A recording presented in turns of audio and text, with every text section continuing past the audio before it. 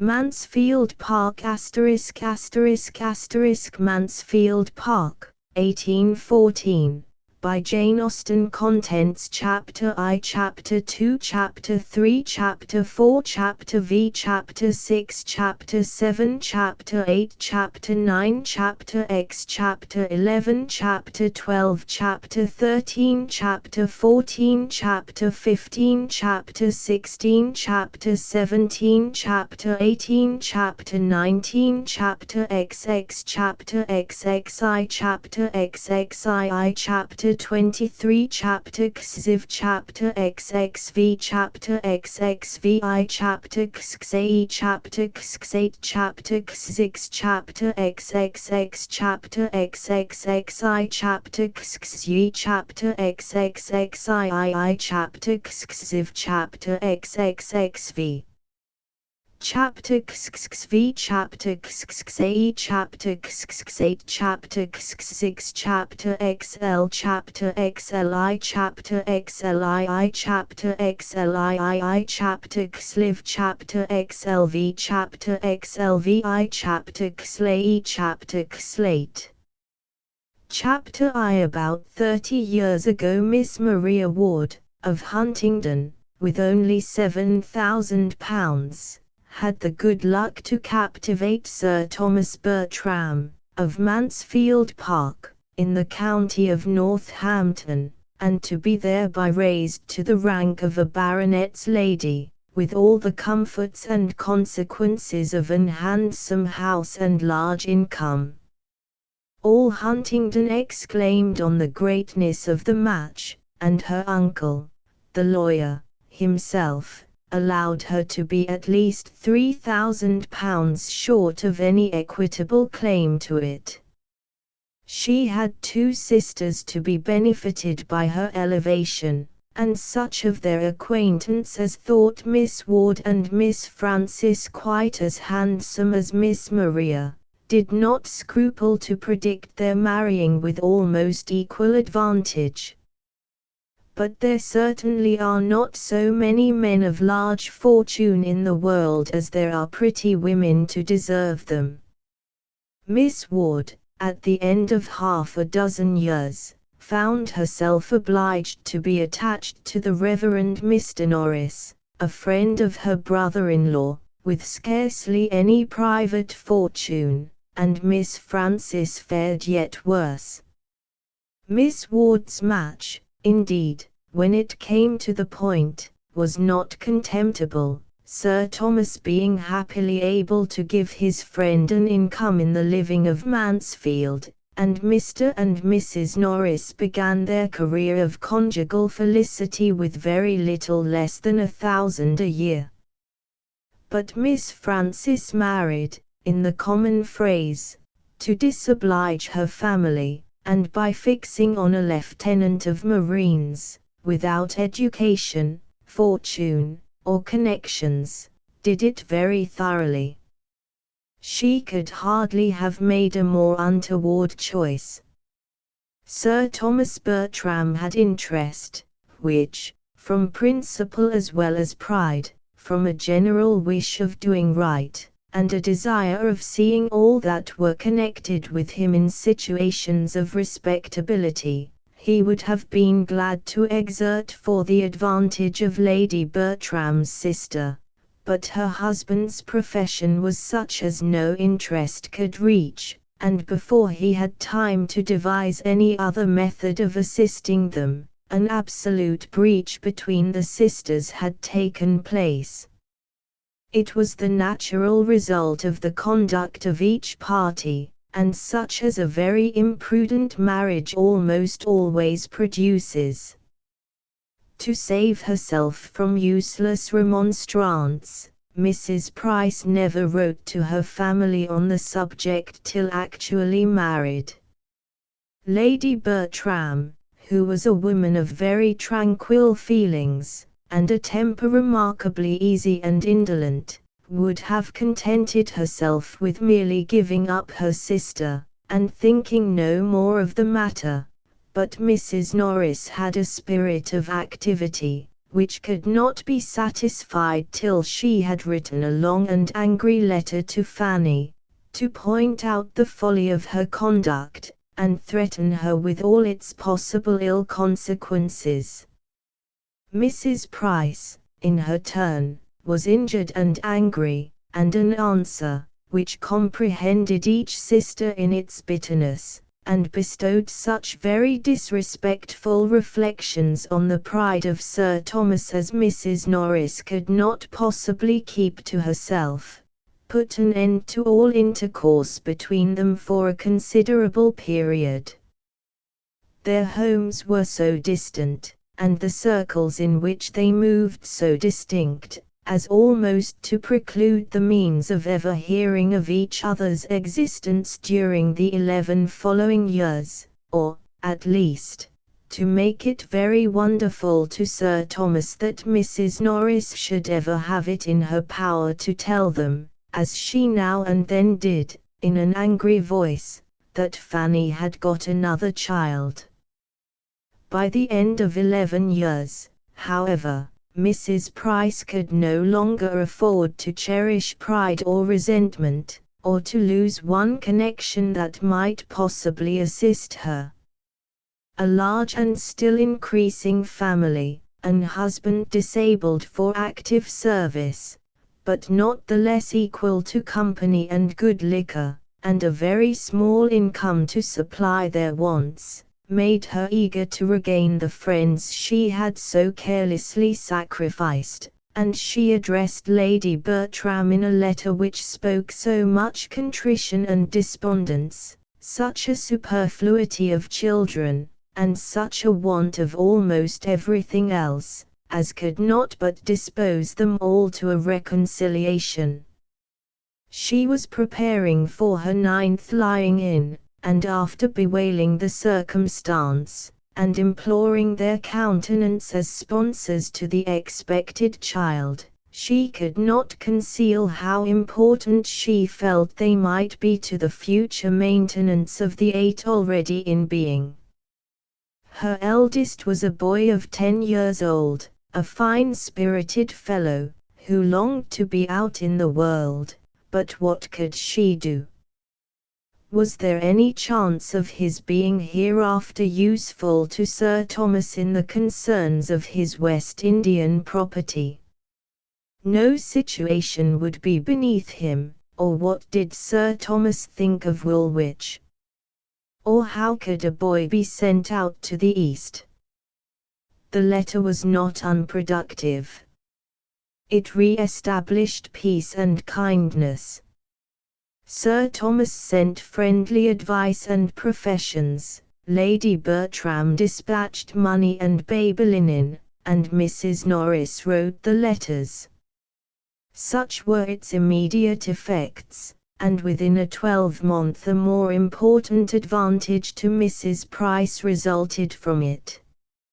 Mrs. Norris was often observing to the others that she could not get her poor sister and her family out of her head, and that, much as they had all done for her, she seemed to be wanting to do more, and at length she could not but own it to be her wish that poor Mrs. Price should be relieved from the charge and expense of one child entirely out of her great number. What if they were among them to undertake the care of her eldest daughter, a girl now 9 years old, of an age to require more attention than her poor mother could possibly give? The trouble and expense of it to them would be nothing, compared with the benevolence of the action. Lady Bertram agreed with her instantly. "I think we cannot do better," said she. "Let us send for the child." Sir Thomas could not give so instantaneous and unqualified a consent. He debated and hesitated. It was a serious charge. A girl so brought up must be adequately provided for, or there would be cruelty instead of kindness in taking her from her family. He thought of his own 4 children, of his 2 sons, of cousins in love, etc. But no sooner had he deliberately begun to state his objections, than Mrs. Norris interrupted him with a reply to them all, whether stated or not.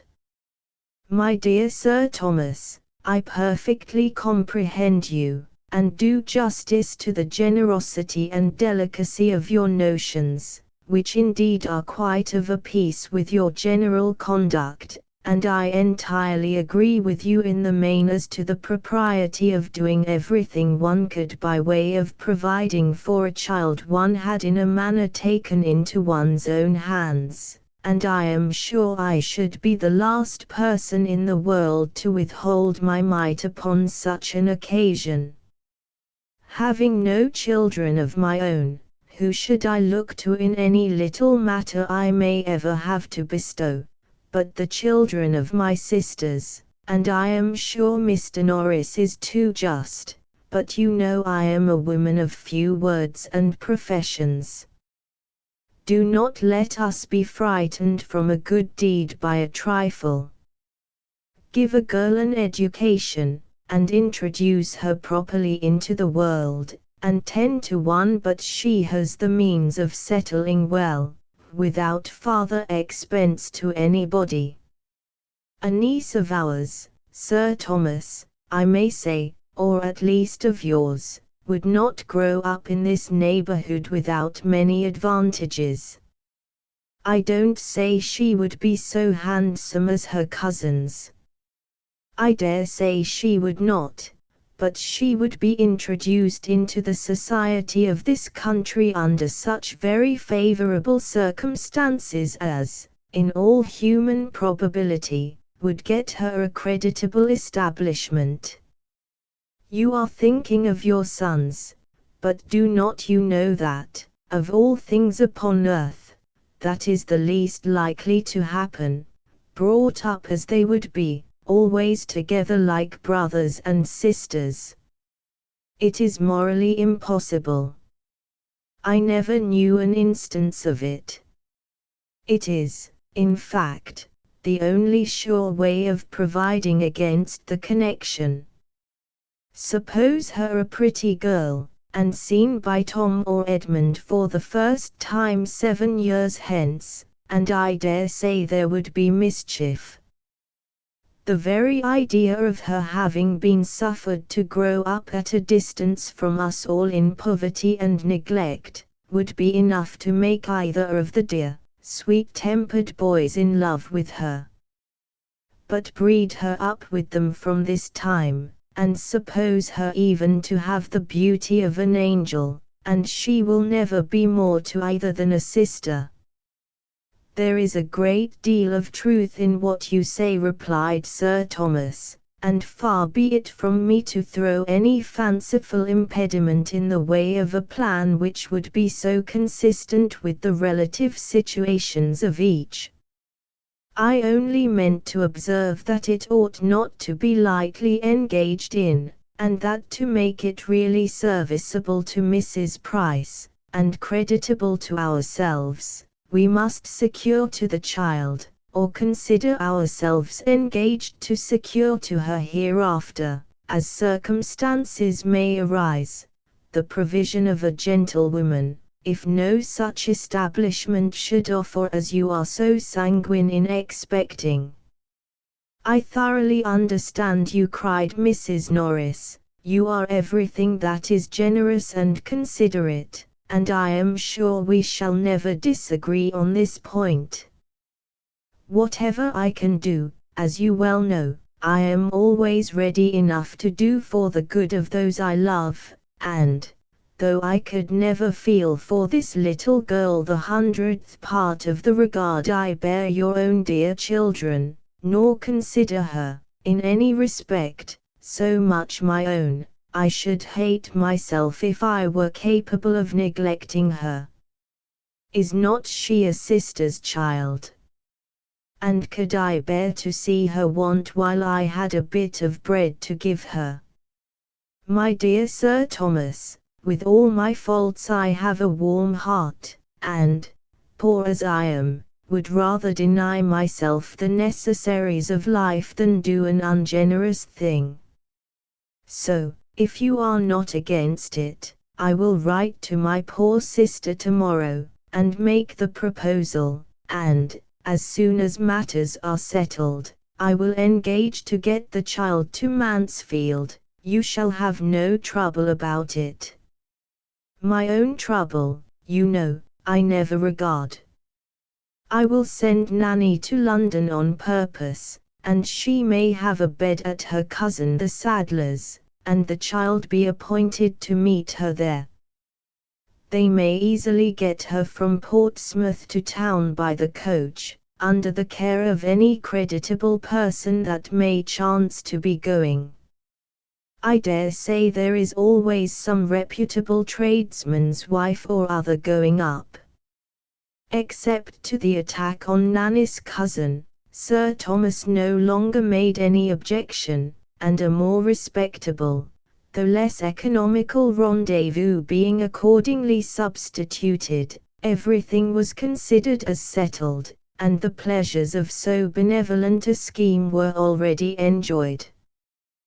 The division of gratifying sensations ought not, in strict justice, to have been equal, for Sir Thomas was fully resolved to be the real and consistent patron of the selected child, and Mrs. Norris had not the least intention of being at any expense whatever in her maintenance.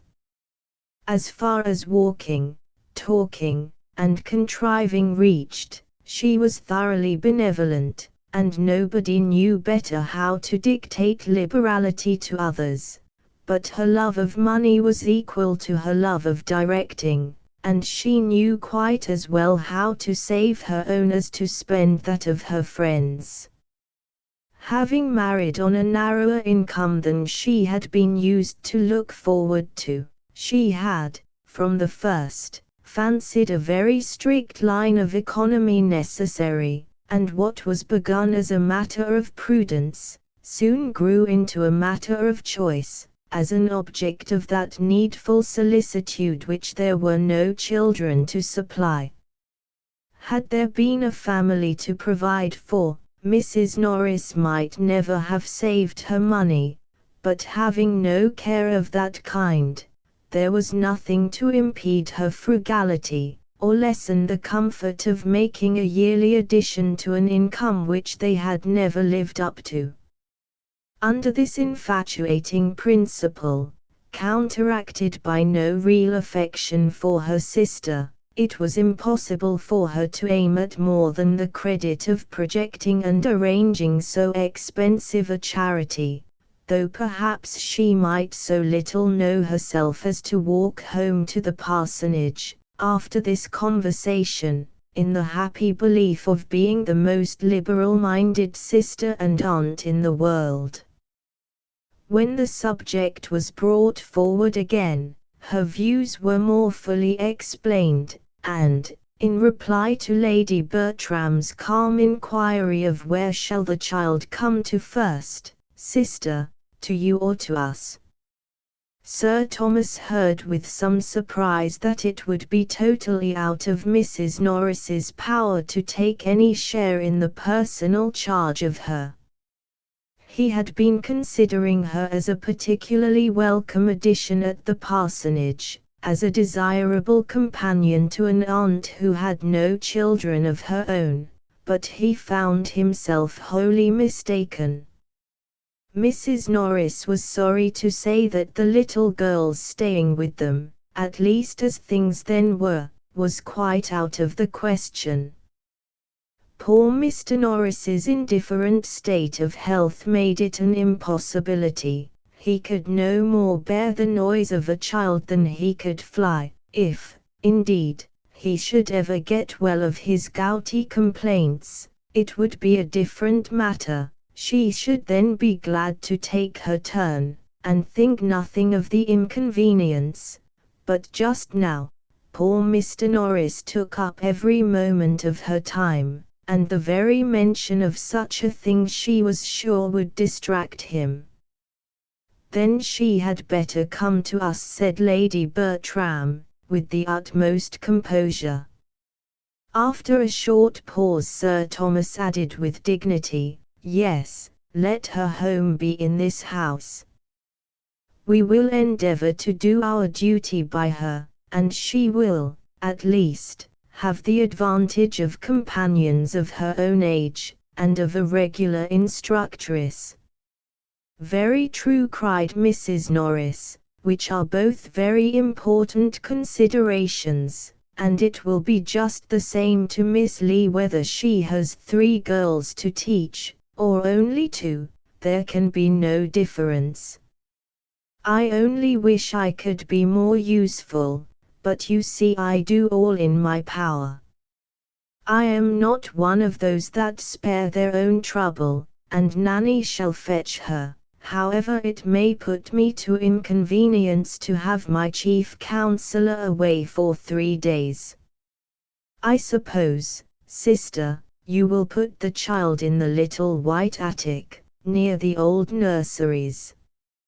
It will be much the best place for her, so near Miss Lee, and not far from the girls, and close by the housemaids, who could either of them help to dress her, you know, and take care of her clothes, for I suppose you would not think it fair to expect Alice to wait on her as well as the others.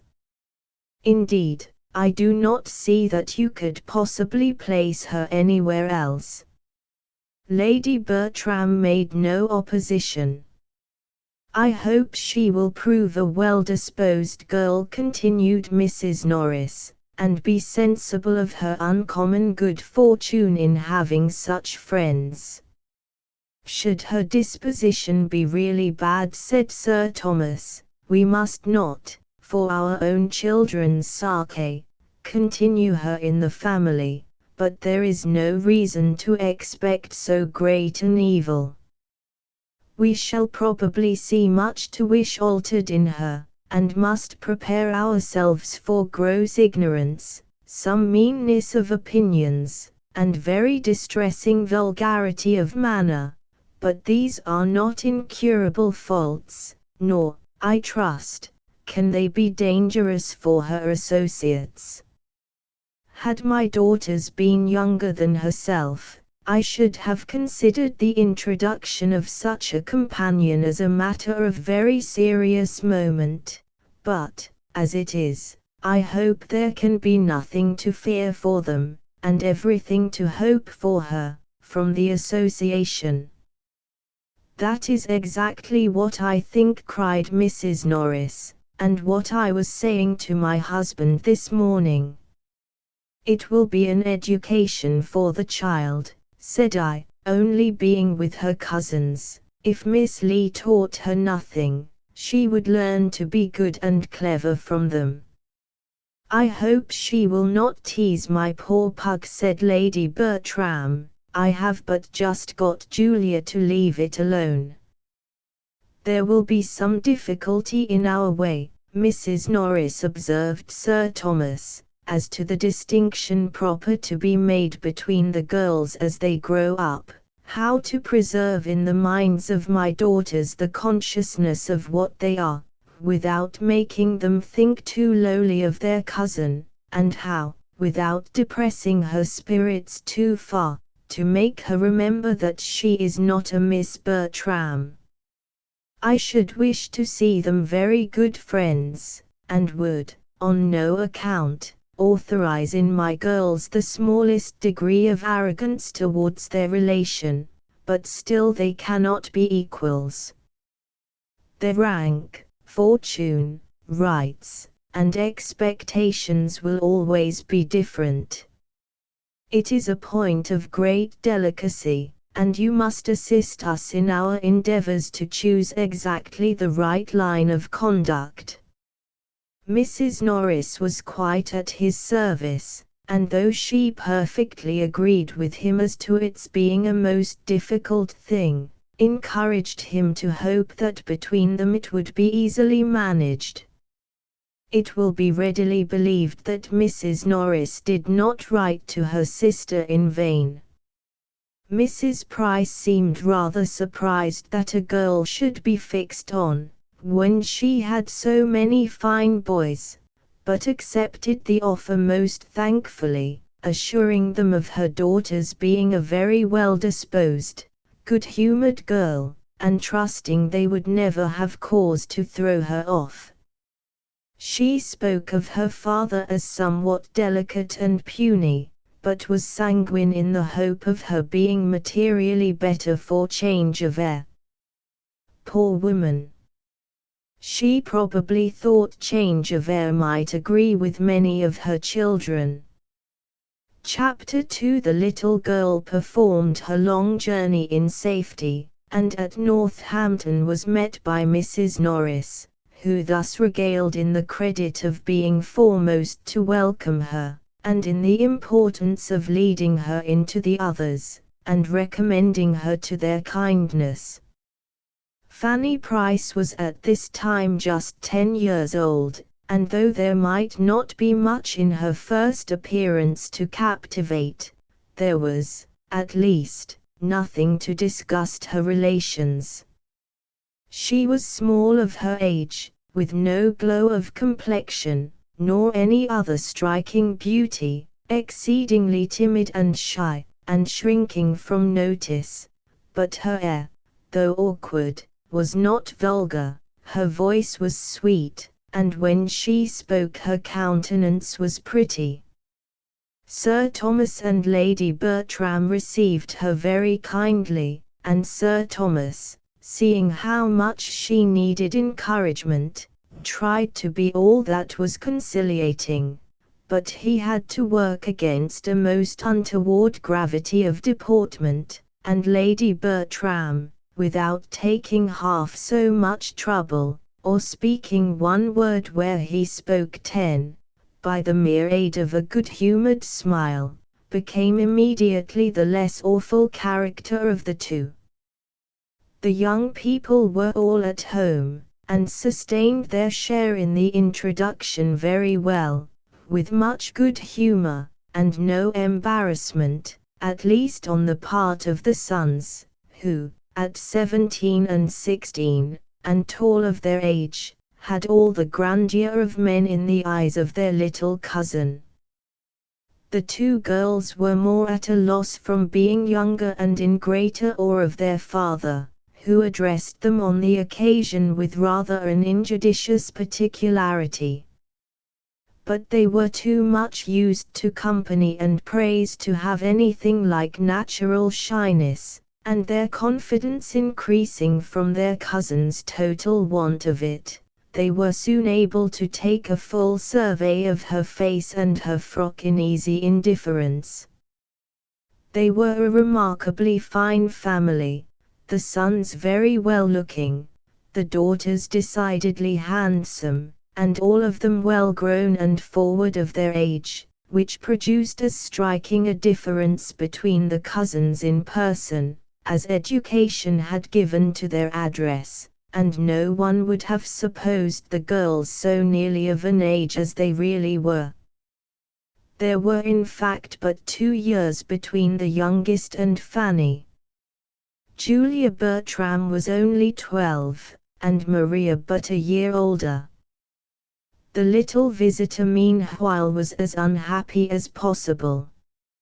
Afraid of everybody, ashamed of herself, and longing for the home she had left, she knew not how to look up, and could scarcely speak to be heard, or without crying. Mrs. Norris had been talking to her the whole way from Northampton of her wonderful good fortune, and the extraordinary degree of gratitude and good behavior which it ought to produce, and her consciousness of misery was therefore increased by the idea of its being a wicked thing for her not to be happy. The fatigue, too, of so long a journey, became soon no trifling evil. In vain were the well-meant condescensions of Sir Thomas, and all the officious prognostications of Mrs. Norris that she would be a good girl, In vain did Lady Bertram smile and make her sit on the sofa with herself and Pug, and vain was even the sight of a gooseberry tart towards giving her comfort. She could scarcely swallow 2 mouthfuls before tears interrupted her, and sleep seeming to be her likeliest friend, she was taken to finish her sorrows in bed. "This is not a very promising beginning," said Mrs. Norris, when Fanny had left the room. "After all that I said to her as we came along, I thought she would have behaved better. I told her how much might depend upon her acquitting herself well at first. I wish there may not be a little sulkiness of temper. Her poor mother had a good deal, but we must make allowances for such a child, and I do not know that her being sorry to leave her home is really against her, for, with all its faults, it was her home, and she cannot as yet understand how much she has changed for the better, but then there is moderation in all things." It required a longer time, however, than Mrs. Norris was inclined to allow, to reconcile Fanny to the novelty of Mansfield Park, and the separation from everybody she had been used to. Her feelings were very acute, and too little understood to be properly attended to. Nobody meant to be unkind, but nobody put themselves out of their way to secure her comfort. The holiday allowed to the Miss Bertrams the next day, on purpose to afford leisure for getting acquainted with, and entertaining their young cousin, produced little union. They could not but hold her cheap on finding that she had but 2 sashes, and had never learned French, and when they perceived her to be little struck with the duet they were so good as to play, they could do no more than make her a generous present of some of their least valued toys, and leave her to herself, while they adjourned to whatever might be the favorite holiday sport of the moment, making artificial flowers or wasting gold paper. Fanny, whether near or from her cousins, whether in the schoolroom, the drawing-room, or the shrubbery, was equally forlorn, finding something to fear in every person and place. She was disheartened by Lady Bertram's silence, awed by Sir Thomas's grave looks, and quite overcome by Mrs. Norris's admonitions.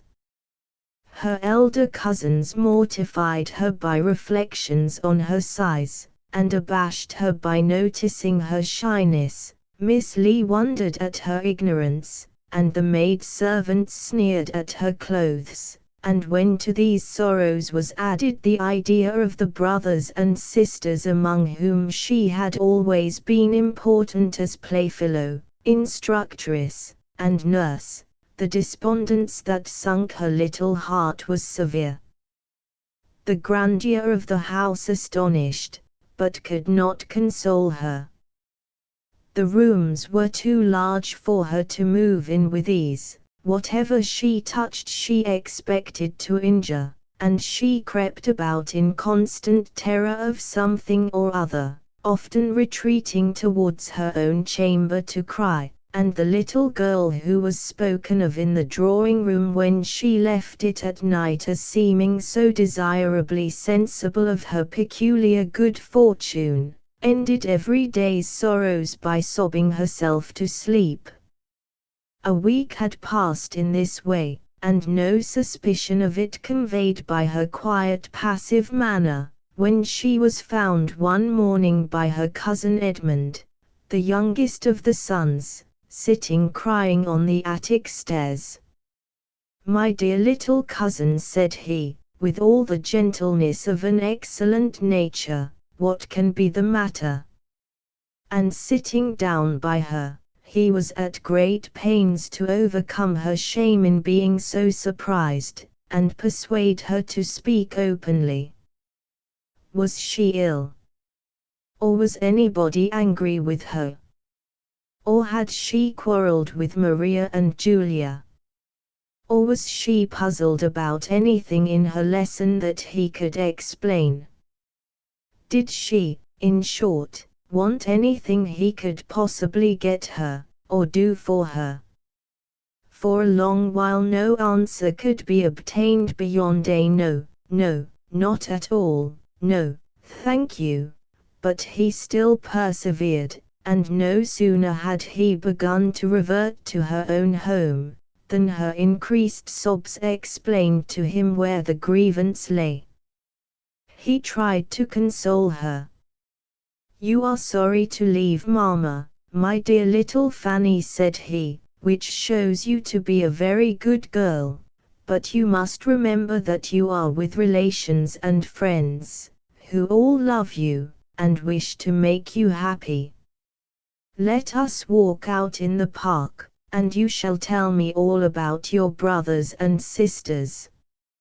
On pursuing the subject, he found that, dear as all these brothers and sisters generally were, there was one among them who ran more in her thoughts than the rest.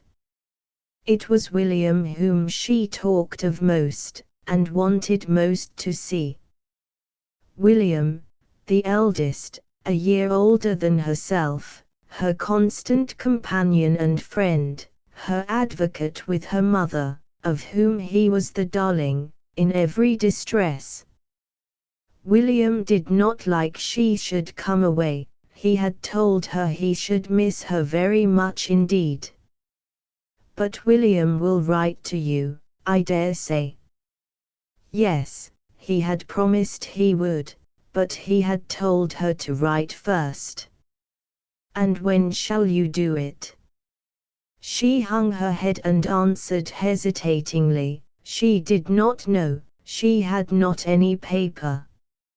"If that be all your difficulty, I will furnish you with paper and every other material, and you may write your letter whenever you choose."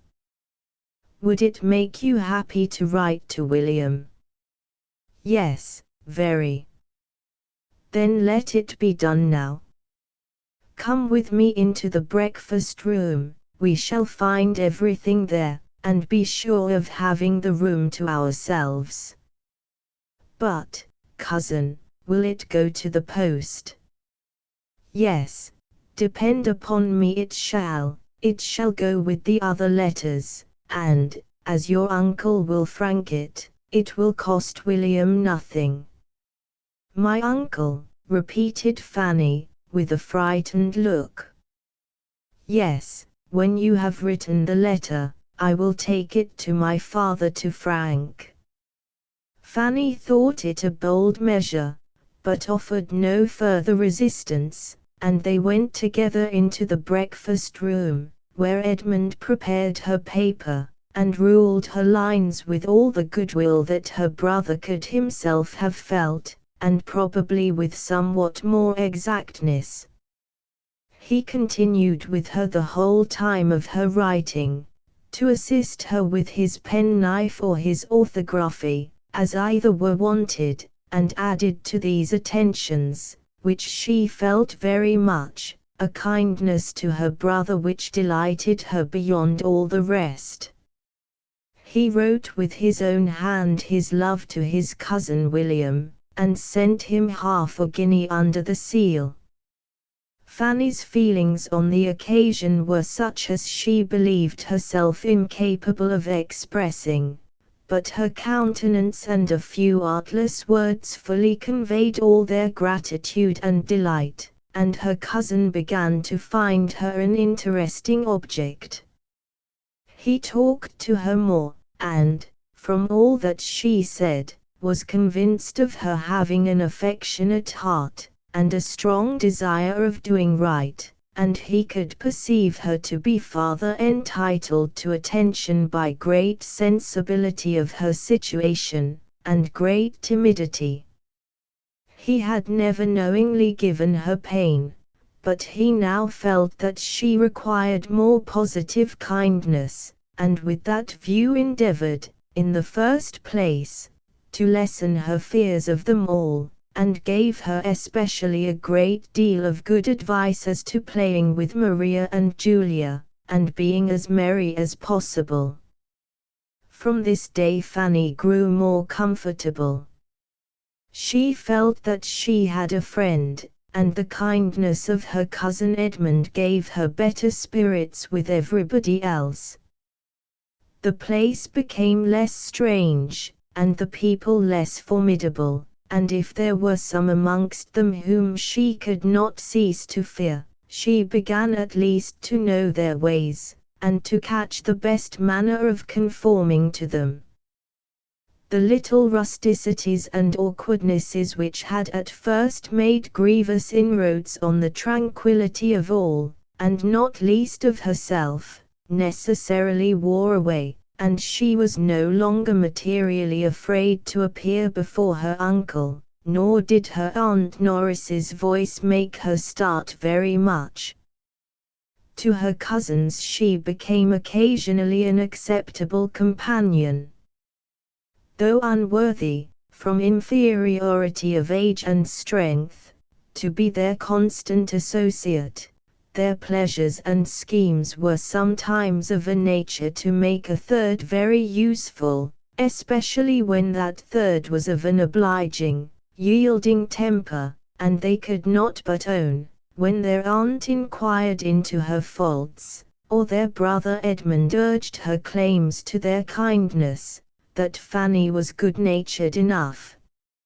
Edmund was uniformly kind himself, and she had nothing worse to endure on the part of Tom than that sort of merriment which a young man of 17 will always think fair with a child of 10.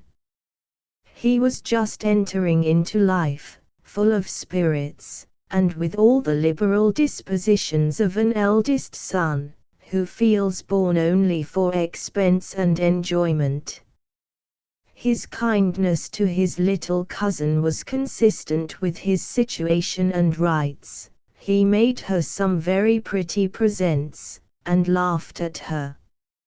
As her appearance and spirits improved, Sir Thomas and Mrs. Norris thought with greater satisfaction of their benevolent plan, and it was pretty soon decided between them that, though far from clever, she showed a tractable disposition, and seemed likely to give them little trouble. A mean opinion of her abilities was not confined to them. Fanny could read, work, and write, but she had been taught nothing more, and as her cousins found her ignorant of many things with which they had been long familiar, they thought her prodigiously stupid, and for the first 2 or 3 weeks were continually bringing some fresh report of it into the drawing-room. "Dear mamma, only think, my cousin cannot put the map of Europe together, or my cousin cannot tell the principal rivers in Russia, or she never heard of Asia Minor, or she does not know the difference between watercolors and crayons. How strange! Did you ever hear anything so stupid?" "My dear," their considerate aunt would reply, "it is very bad, but you must not expect everybody to be as forward and quick at learning as yourself." "But, aunt, she is really so very ignorant. Do you know, we asked her last night which way she would go to get to Ireland, and she said she should cross to the Isle of Wight.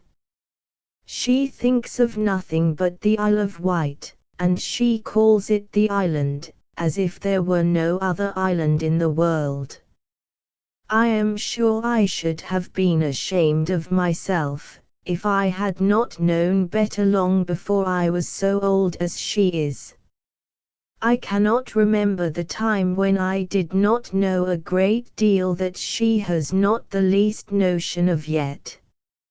How long ago it is, aunt, since we used to repeat the chronological order of the kings of England, with the dates of their accession, and most of the principal events of their reigns." Yes, added the other, and of the Roman emperors as low as Severus, besides a great deal of the heathen mythology, and all the metals, semi-metals, planets, and distinguished philosophers. Very true indeed, my dears, but you are blessed with wonderful memories, and your poor cousin has probably none at all. There is a vast deal of difference in memories, as well as in everything else, and therefore you must make allowance for your cousin, and pity her deficiency. And remember that, if you are ever so forward and clever yourselves, you should always be modest, for, much as you know already, there is a great deal more for you to learn. Yes, I know there is, till I am 17. But I must tell you another thing of Fanny, so odd and so stupid. Do you know, she says she does not want to learn either music or drawing. To be sure, my dear, that is very stupid indeed, and shows a great want of genius and emulation. But, all things considered, I do not know whether it is not as well that it should be so, for, though you know, owing to me, your papa and mamma are so good as to bring her up with you, it is not at all necessary that she should be as accomplished as you are. On the contrary, it is much more desirable that there should be a difference. Such were the counsels by which Mrs. Norris assisted to form her nieces' minds, and it is not very wonderful that, with all their promising talents and early information, they should be entirely deficient in the less common acquirements of self-knowledge, generosity and humility. In everything but disposition they were admirably taught. Sir Thomas did not know what was wanting, because, though a truly anxious father, he was not outwardly affectionate, and the reserve of his manner repressed all the flow of their spirits before him. To the education of her daughters Lady Bertram paid not the smallest attention. She had not time for such cares.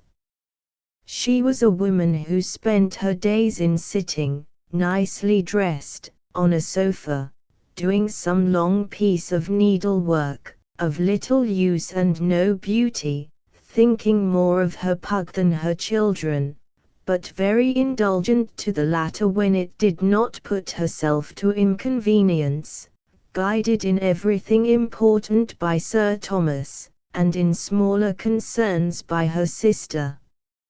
Had she possessed greater leisure for the service of her girls, she would probably have supposed it unnecessary, for they were under the care of a governess, with proper masters, and could want nothing more.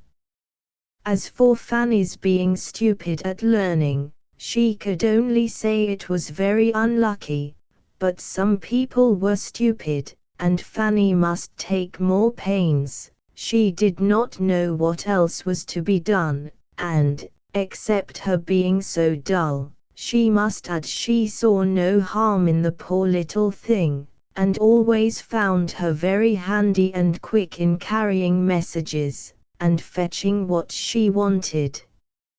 Fanny, with all her faults of ignorance and timidity, was fixed at Mansfield Park, and learning to transfer in its favor much of her attachment to her former home, grew up there not unhappily among her cousins. There was no positive ill nature in Maria or Julia, and though Fanny was often mortified by their treatment of her, she thought too lowly of her own claims to feel injured by it. From about the time of her entering the family, Lady Bertram, in consequence of a little ill health, and a great deal of indolence, gave up the house in town, which she had been used to occupy every spring, and remained wholly in the country, leaving Sir Thomas to attend his duty in Parliament, with whatever increase or diminution of comfort might arise from her absence. In the country, therefore, the Miss Bertrams continued to exercise their memories, practice their duets, and grow tall and womanly, and their father saw them becoming in person, manner, and accomplishments, everything that could satisfy his anxiety. His eldest son was careless and extravagant, and had already given him much uneasiness, but his other children promised him nothing but good. His daughters, he felt, while they retained the name of Bertram, must be giving it new grace, and in quitting it, he trusted, would extend its respectable alliances, and the character of Edmund, his strong good sense and uprightness of mind, bid most fairly for utility, honor, and happiness to himself and all his connections. He was to be a clergyman. Amid the cares and the complacency which his own children suggested, Sir Thomas did not forget to do what he could for the children of Mrs. Price. He assisted her liberally in the education and disposal of her sons as they became old enough for a determinate pursuit, and Fanny, though almost totally separated from her family, was sensible of the truest satisfaction in hearing of any kindness towards them, or of anything at all promising in their situation or conduct. Once, and once only, in the course of many years, had she the happiness of being with William. Of the rest she saw nothing. Nobody seemed to think of her ever going amongst them again, even for a visit. Nobody at home seemed to want her, but William, determining, soon after her removal, to be a sailor, was invited to spend a week with his sister in Northamptonshire before he went to sea. Their eager affection in meeting, their exquisite delight in being together, their hours of happy mirth, and moments of serious conference, may be imagined, as well as the sanguine views and spirits of the boy even to the last, and the misery of the girl when he left her. Luckily the visit happened in the Christmas holidays, when she could directly look for comfort to her cousin Edmund, and he told her such charming things of what William was to do, and be hereafter, in consequence of his profession, as made her gradually admit that the separation might have some use. Edmund's friendship never failed her. His leaving Eton for Oxford made no change in his kind dispositions, and only afforded more frequent opportunities of proving them. Without any display of doing more than the rest, or any fear of doing too much, he was always true to her interests, and considerate of her feelings, trying to make her good qualities understood, and to conquer the diffidence which prevented their being more apparent, giving her advice, consolation, and encouragement. Kept back as she was by everybody else, his single support could not bring her forward, but his attentions were otherwise of the highest importance in assisting the improvement of her mind, and extending its pleasures. He knew her to be clever, to have a quick apprehension as well as good sense, and a fondness for reading, which, properly directed, must be an education in itself. Miss Lee taught her French, and heard her read the daily portion of history, but he recommended the books which charmed her leisure hours. He encouraged her taste, and corrected her judgment. He made reading useful by talking to her of what she read, and heightened its attraction by judicious praise. In return for such services she loved him better than anybody in the world except William. Her heart was divided between the two. Chapter 3. The first event of any importance in the family was the death of Mr. Norris, which happened when Fanny was about 15, and necessarily introduced alterations and novelties. Mrs. Norris, on quitting the parsonage, removed first to the park, and afterwards to a small house of Sir Thomas's in the village, and consoled herself for the loss of her husband by considering that she could do very well without him, and for her reduction of income by the evident necessity of stricter economy.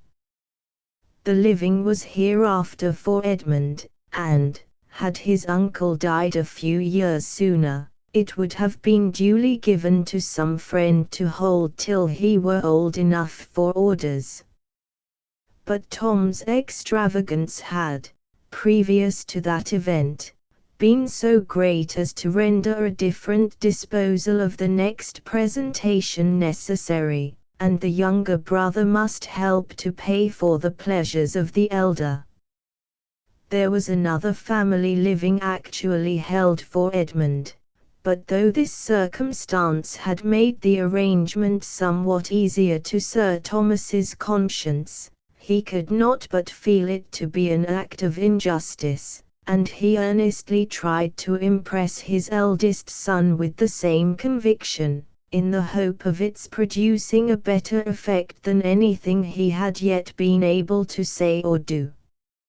"I blush for you, Tom," said he, in his most dignified manner. "I blush for the expedient which I am driven on, and I trust I may pity your feelings as a brother on the occasion.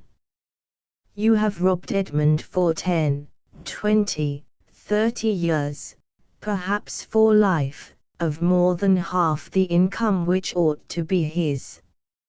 It may hereafter be in my power, or in yours, I hope it will, to procure him better preferment, but it must not be forgotten that no benefit of that sort would have been beyond his natural claims on us, and that nothing can, in fact, be an equivalent for the certain advantage which he is now obliged to forego through the urgency of your debts."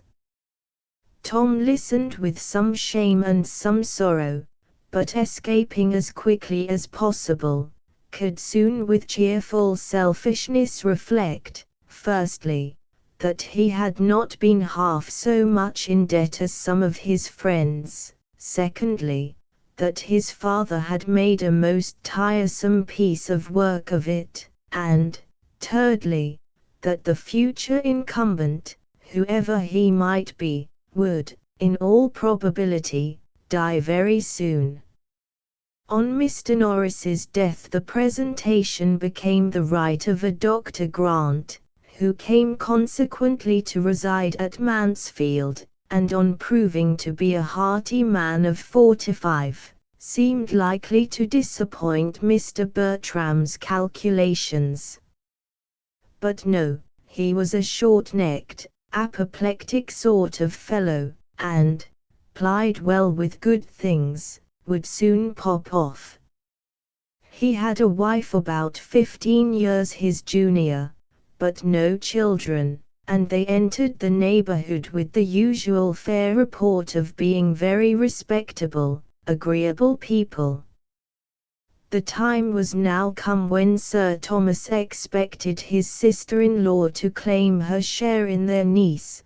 The change in Mrs. Norris's situation, and the improvement in Fanny's age, seeming not merely to do away any former objection to their living together, but even to give it the most decided eligibility, and as his own circumstances were rendered less fair than heretofore, by some recent losses on his West India estate, in addition to his eldest son's extravagance, it became not undesirable to himself to be relieved from the expense of her support, and the obligation of her future provision. In the fullness of his belief that such a thing must be, he mentioned its probability to his wife, and the first time of the subject's occurring to her again happening to be when Fanny was present, she calmly observed to her, "So, Fanny, you are going to leave us, and live with my sister. How shall you like it?" Fanny was too much surprised to do more than repeat her aunt's words. "Going to leave you?" "Yes, my dear, why should you be astonished? You have been 5 years with us, and my sister always meant to take you when Mr. Norris died. But you must come up and tack on my pattens all the same." The news was as disagreeable to Fanny as it had been unexpected. She had never received kindness from her Aunt Norris, and could not love her. "I shall be very sorry to go away," said she, with a faltering voice.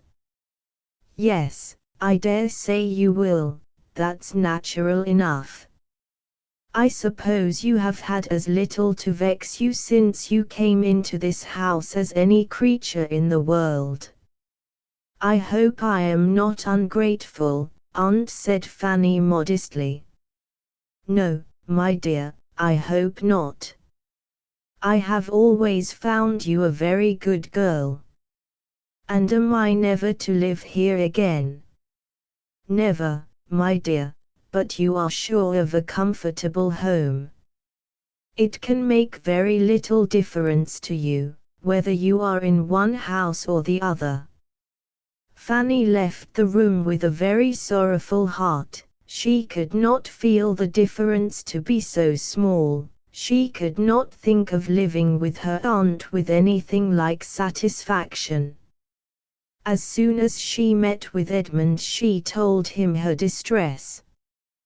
"Cousin," said she, "something is going to happen which I do not like at all, and though you have often persuaded me into being reconciled to things that I disliked at first, you will not be able to do it now.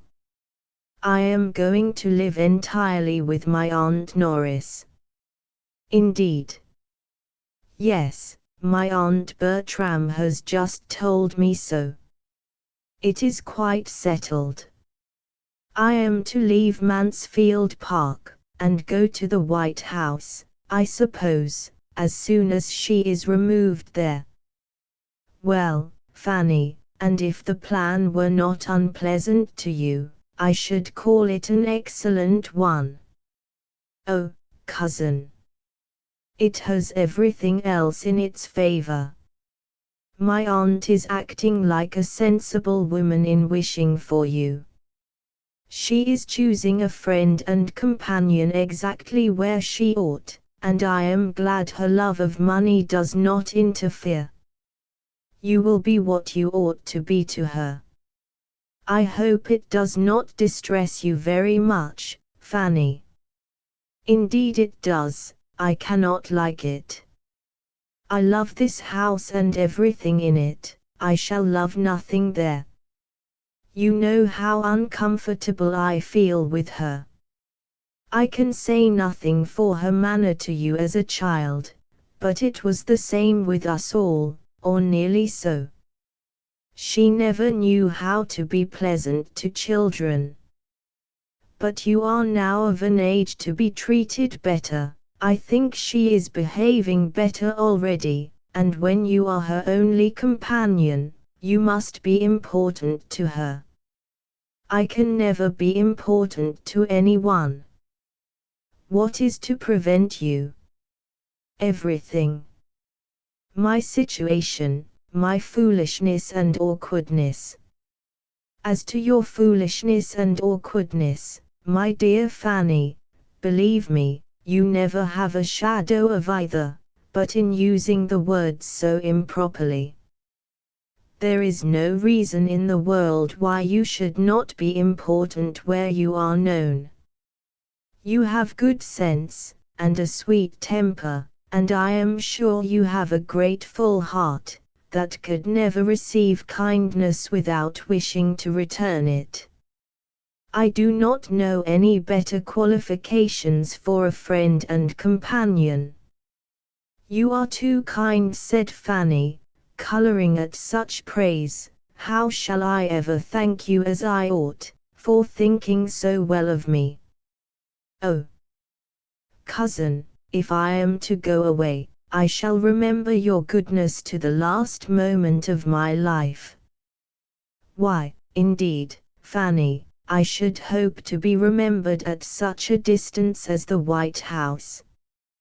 You speak as if you were going 200 miles off instead of only across the park, but you will belong to us almost as much as ever. The two families will be meeting every day in the year. The only difference will be that, living with your aunt, you will necessarily be brought forward as you ought to be. Here there are too many whom you can hide behind, but with her you will be forced to speak for yourself. Oh, do not say so. I must say it, and say it with pleasure. Mrs. Norris is much better fitted than my mother for having the charge of you now. She is of a temper to do a great deal for anybody she really interests herself about, and she will force you to do justice to your natural powers.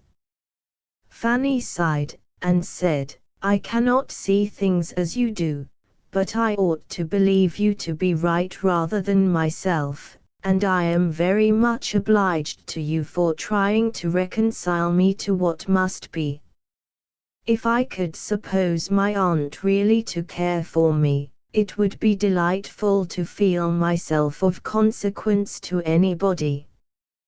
Here, I know, I am of none, and yet I love the place so well.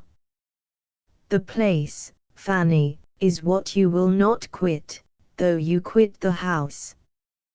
You will have as free a command of the park and gardens as ever. Even your constant little heart need not take fright at such a nominal change. You will have the same walks to frequent, the same library to choose from, the same people to look at, the same horse to ride. Very true. Yes, dear old grey pony. Ah, cousin, when I remember how much I used to dread riding, what terrors it gave me to hear it talked of as likely to do me good, oh, how I have trembled at my uncle's opening his lips if horses were talked of, and then think of the kind pains you took to reason and persuade me out of my fears, and convince me that I should like it after a little while, and feel how right you proved to be. I am inclined to hope you may always prophesy as well. And I am quite convinced that your being with Mrs. Norris will be as good for your mind as riding has been for your health, and as much for your ultimate happiness too.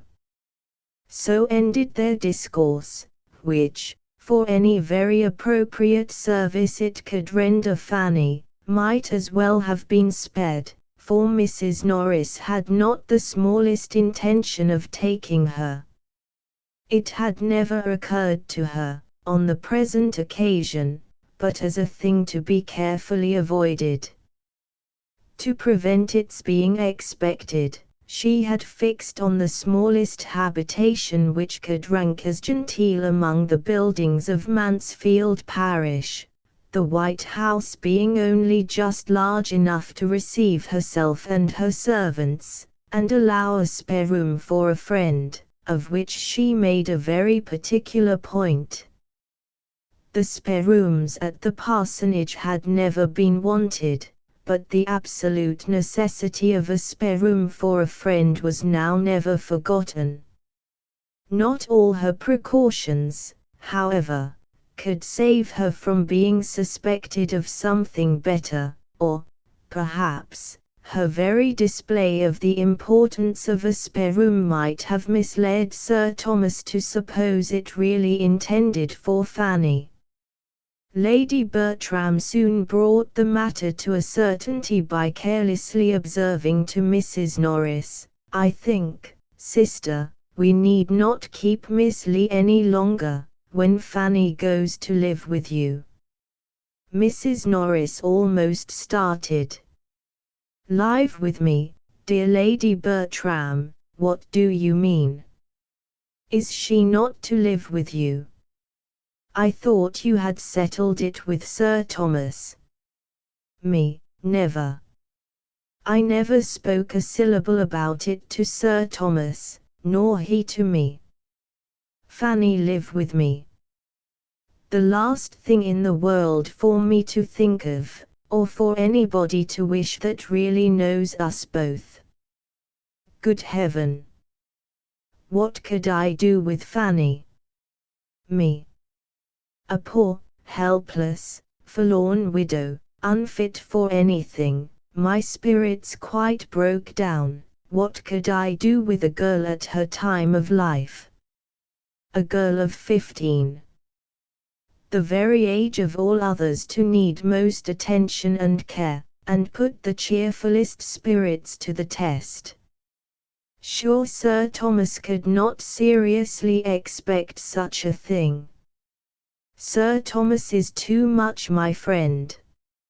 Nobody that wishes me well, I am sure, would propose it. How came Sir Thomas to speak to you about it? Indeed, I do not know. I suppose he thought it best. But what did he say? He could not say he wished me to take Fanny. I am sure in his heart he could not wish me to do it. No, he only said he thought it very likely, and I thought so too. We both thought it would be a comfort to you. But if you do not like it, there is no more to be said. She is no encumbrance here. Dear sister, if you consider my unhappy state, how can she be any comfort to me? Here am I, a poor desolate widow, deprived of the best of husbands, my health gone in attending and nursing him, my spirits still worse, all my peace in this world destroyed, with hardly enough to support me in the rank of a gentlewoman, and enable me to live so as not to disgrace the memory of the dear departed. What possible comfort could I have in taking such a charge upon me as Fanny? If I could wish it for my own sake, I would not do so unjust a thing by the poor girl. She is in good hands, and sure of doing well. I must struggle through my sorrows and difficulties as I can. Then you will not mind living by yourself quite alone. Lady Bertram, I do not complain. I know I cannot live as I have done, but I must retrench where I can, and learn to be a better manager. I have been a liberal housekeeper enough, but I shall not be ashamed to practice economy now. My situation is as much altered as my income. A great many things were due from poor Mr. Norris, as clergyman of the parish, that cannot be expected from me. It is unknown how much was consumed in our kitchen by odd comers and goers. At the White House, matters must be better looked after. I must live within my income, or I shall be miserable, and I own it would give me great satisfaction to be able to do rather more, to lay by a little at the end of the year. I dare say you will. You always do, don't you? My object, Lady Bertram, is to be of use to those that come after me. It is for your children's good that I wish to be richer. I have nobody else to care for, but I should be very glad to think I could leave a little trifle among them worth their having. You are very good, but do not trouble yourself about them. They are sure of being well provided for. Sir Thomas will take care of that. Why, you know, Sir Thomas's means will be rather straitened if the Antigua estate is to make such poor returns. Oh, that will soon be settled. Sir Thomas has been writing about it, I know. Well, Lady Bertram, said Mrs. Norris, moving to go, I can only say that my sole desire is to be of use to your family, and so, if Sir Thomas should ever speak again about my taking Fanny, you will be able to say that my health and spirits put it quite out of the question. Besides that, I really should not have a bed to give her, for I must keep a spare room for a friend. Lady Bertram repeated enough of this conversation to her husband to convince him how much he had mistaken his sister-in-law's views, and she was from that moment perfectly safe from all expectation, or the slightest allusion to it from him. He could not but wonder at her refusing to do anything for a niece whom she had been so forward to adopt, but, as she took early care to make him, as well as Lady Bertram, understand that whatever she possessed was designed for their family, he soon grew reconciled to a distinction which, at the same time that it was advantageous and complimentary to them, would enable him better to provide for Fanny himself. Fanny soon learnt how unnecessary had been her fears of a removal, and her spontaneous, untaught felicity on the discovery, conveyed some consolation to Edmund for his disappointment in what he had expected to be so essentially serviceable to her.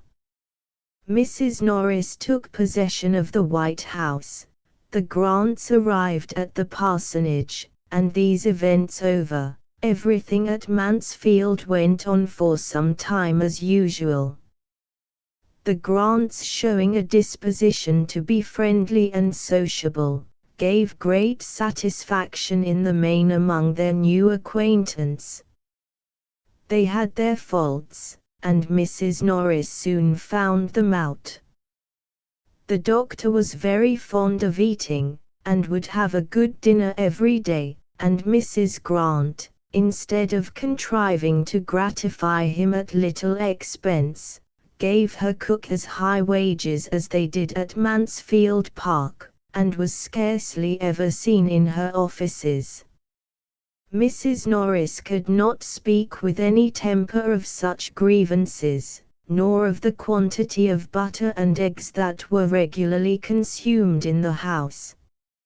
Nobody loved plenty and hospitality more than herself, nobody more hated pitiful doings. The parsonage, she believed, had never been wanting in comforts of any sort, had never borne a bad character in her time, but this was a way of going on that she could not understand. A fine lady in a country parsonage was quite out of place. Her storeroom, she thought, might have been good enough for Mrs. Grant to go into. Inquire where she would, she could not find out that Mrs. Grant had ever had more than £5,000. Lady Bertram listened without much interest to this sort of invective. She could not enter into the wrongs of an economist, but she felt all the injuries of beauty in Mrs. Grant's being so well settled in life without being handsome, and expressed her astonishment on that point almost as often, though not so diffusely, as Mrs. Norris discussed the other. These opinions had been hardly canvassed a year before another event arose of such importance in the family, as might fairly claim some place in the thoughts and conversation of the ladies. Sir Thomas found it expedient to go to Antigua himself, for the better arrangement of his affairs, and he took his eldest son with him, in the hope of detaching him from some bad connections at home. They left England with the probability of being nearly a 12-month absent. The necessity of the measure in a pecuniary light, and the hope of its utility to his son, reconciled Sir Thomas to the effort of quitting the rest of his family, and of leaving his daughters to the direction of others at their present most interesting time of life. He could not think Lady Bertram quite equal to supply his place with them, or rather, to perform what should have been her own, but, in Mrs. Norris's watchful attention, and in Edmund's judgment, he had sufficient confidence to make him go without fears for their conduct.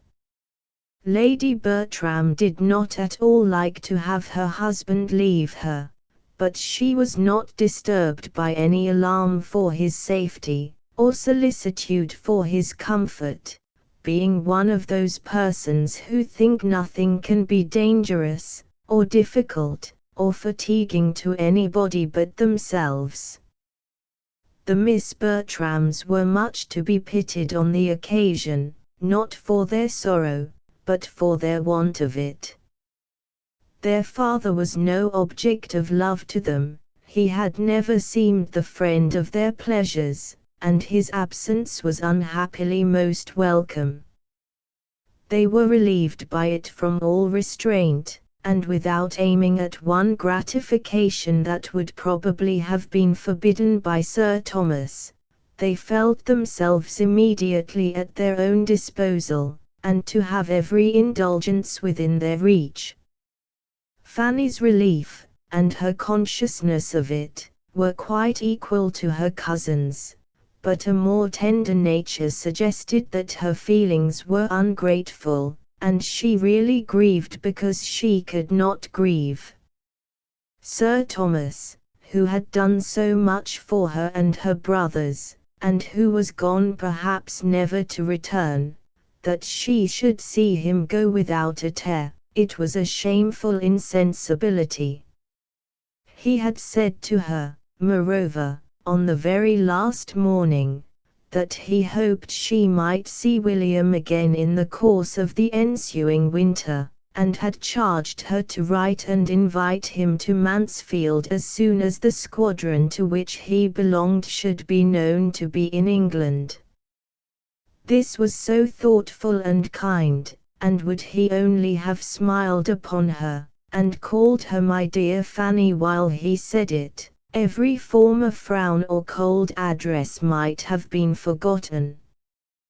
But he had ended his speech in a way to sink her in sad mortification, by adding, "If William does come to Mansfield, I hope you may be able to convince him that the many years which have passed since you parted have not been spent on your side entirely without improvement, though, I fear, he must find his sister at 16 in some respects too much like his sister at 10.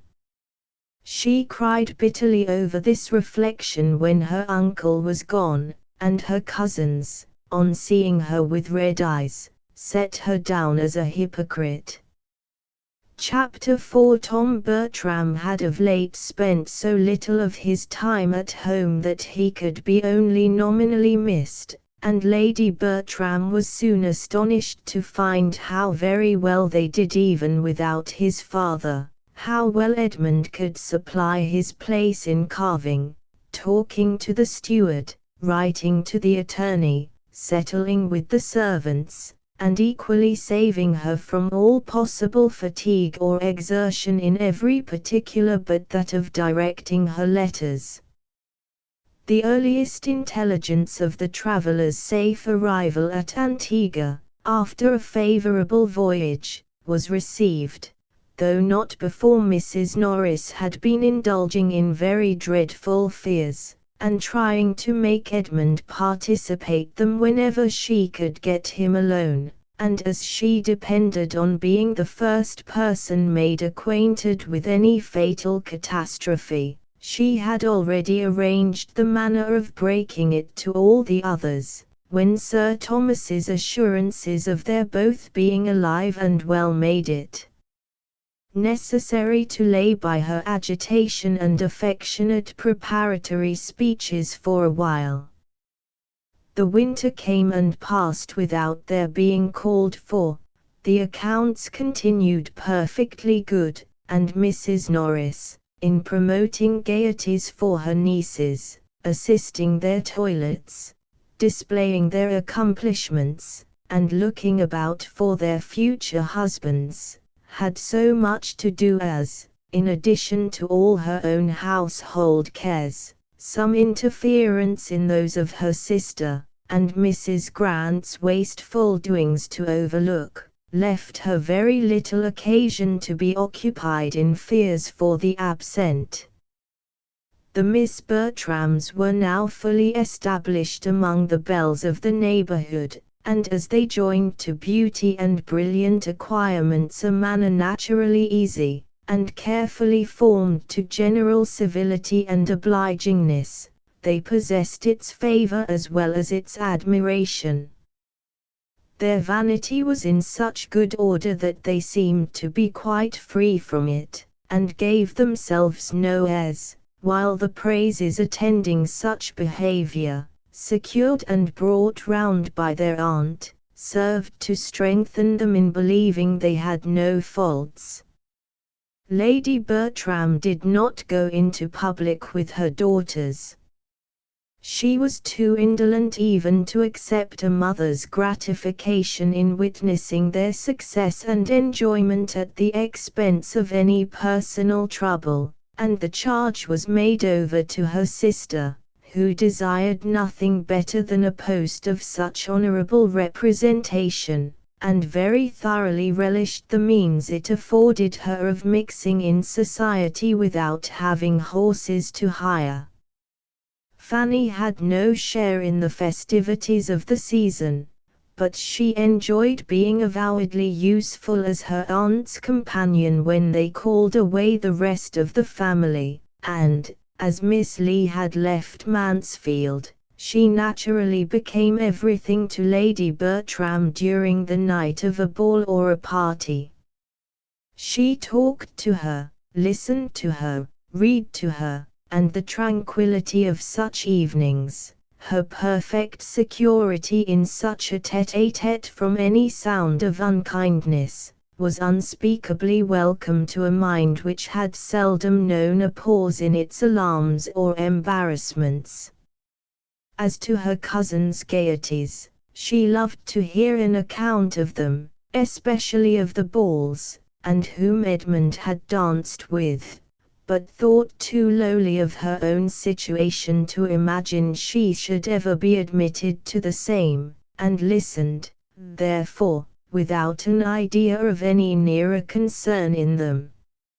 Upon the whole, it was a comfortable winter to her, for though it brought no William to England, the never-failing hope of his arrival was worth much.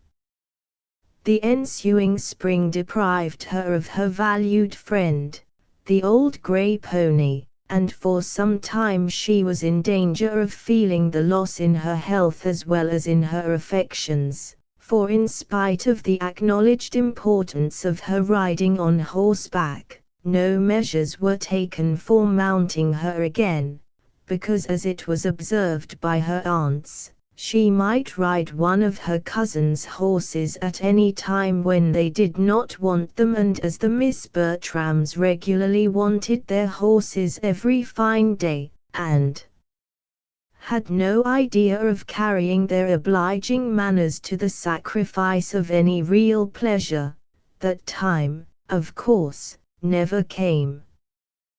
They took their cheerful rides in the fine mornings of April and May, and Fanny either sat at home the whole day with one aunt, or walked beyond her strength at the instigation of the other, Lady Bertram holding exercise to be as unnecessary for everybody as it was unpleasant to herself, and Mrs. Norris, who was walking all day, thinking everybody ought to walk as much.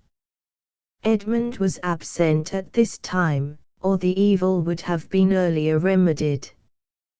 When he returned, to understand how Fanny was situated, and perceived its ill effects, there seemed with him but one thing to be done, and that Fanny must have a horse was the resolute declaration with which he opposed whatever could be urged by the supineness of his mother, or the economy of his aunt, to make it appear unimportant. Mrs. Norris could not help thinking that some steady old thing might be found among the numbers belonging to the park that would do vastly well, or that one might be borrowed of the steward, or that perhaps Dr. Grant might now and then lend them the pony he sent to the post. She could not but consider it as absolutely unnecessary, and even improper, that Fanny should have a regular lady's horse of her own, in the style of her cousins.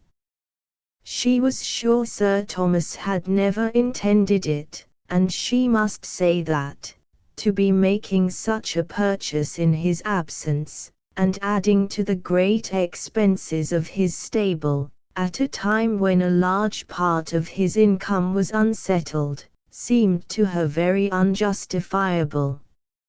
Fanny must have a horse was Edmund's only reply. Mrs. Norris could not see it in the same light.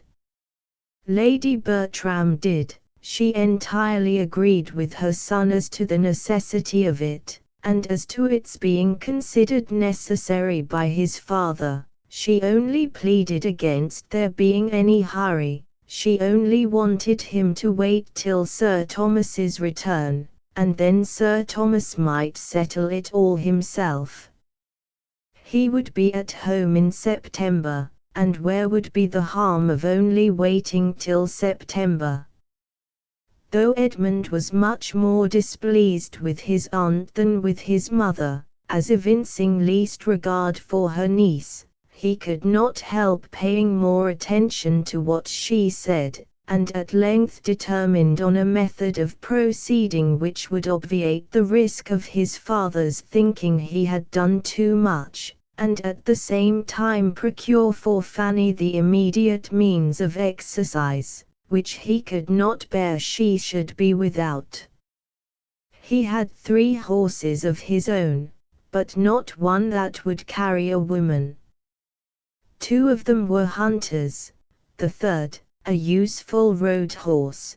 This third he resolved to exchange for one that his cousin might ride. He knew where such a one was to be met with, and having once made up his mind, the whole business was soon completed. The new mare proved a treasure. With a very little trouble she became exactly calculated for the purpose, and Fanny was then put in almost full possession of her. She had not supposed before that anything could ever suit her like the old grey pony, but her delight in Edmund's mare was far beyond any former pleasure of the sort, and the addition it was ever receiving in the consideration of that kindness from which her pleasure sprung, was beyond all her words to express. She regarded her cousin as an example of everything good and great, as possessing worth which no one but herself could ever appreciate, and as entitled to such gratitude from her as no feelings could be strong enough to pay. Her sentiments towards him were compounded of all that was respectful, grateful, confiding, and tender. As the horse continued in name, as well as fact, the property of Edmund, Mrs. Norris could tolerate its being for Fanny's use, and had Lady Bertram ever thought about her own objection again, he might have been excused in her eyes for not waiting till Sir Thomas's return in September, for when September came Sir Thomas was still abroad, and without any near prospect of finishing his business.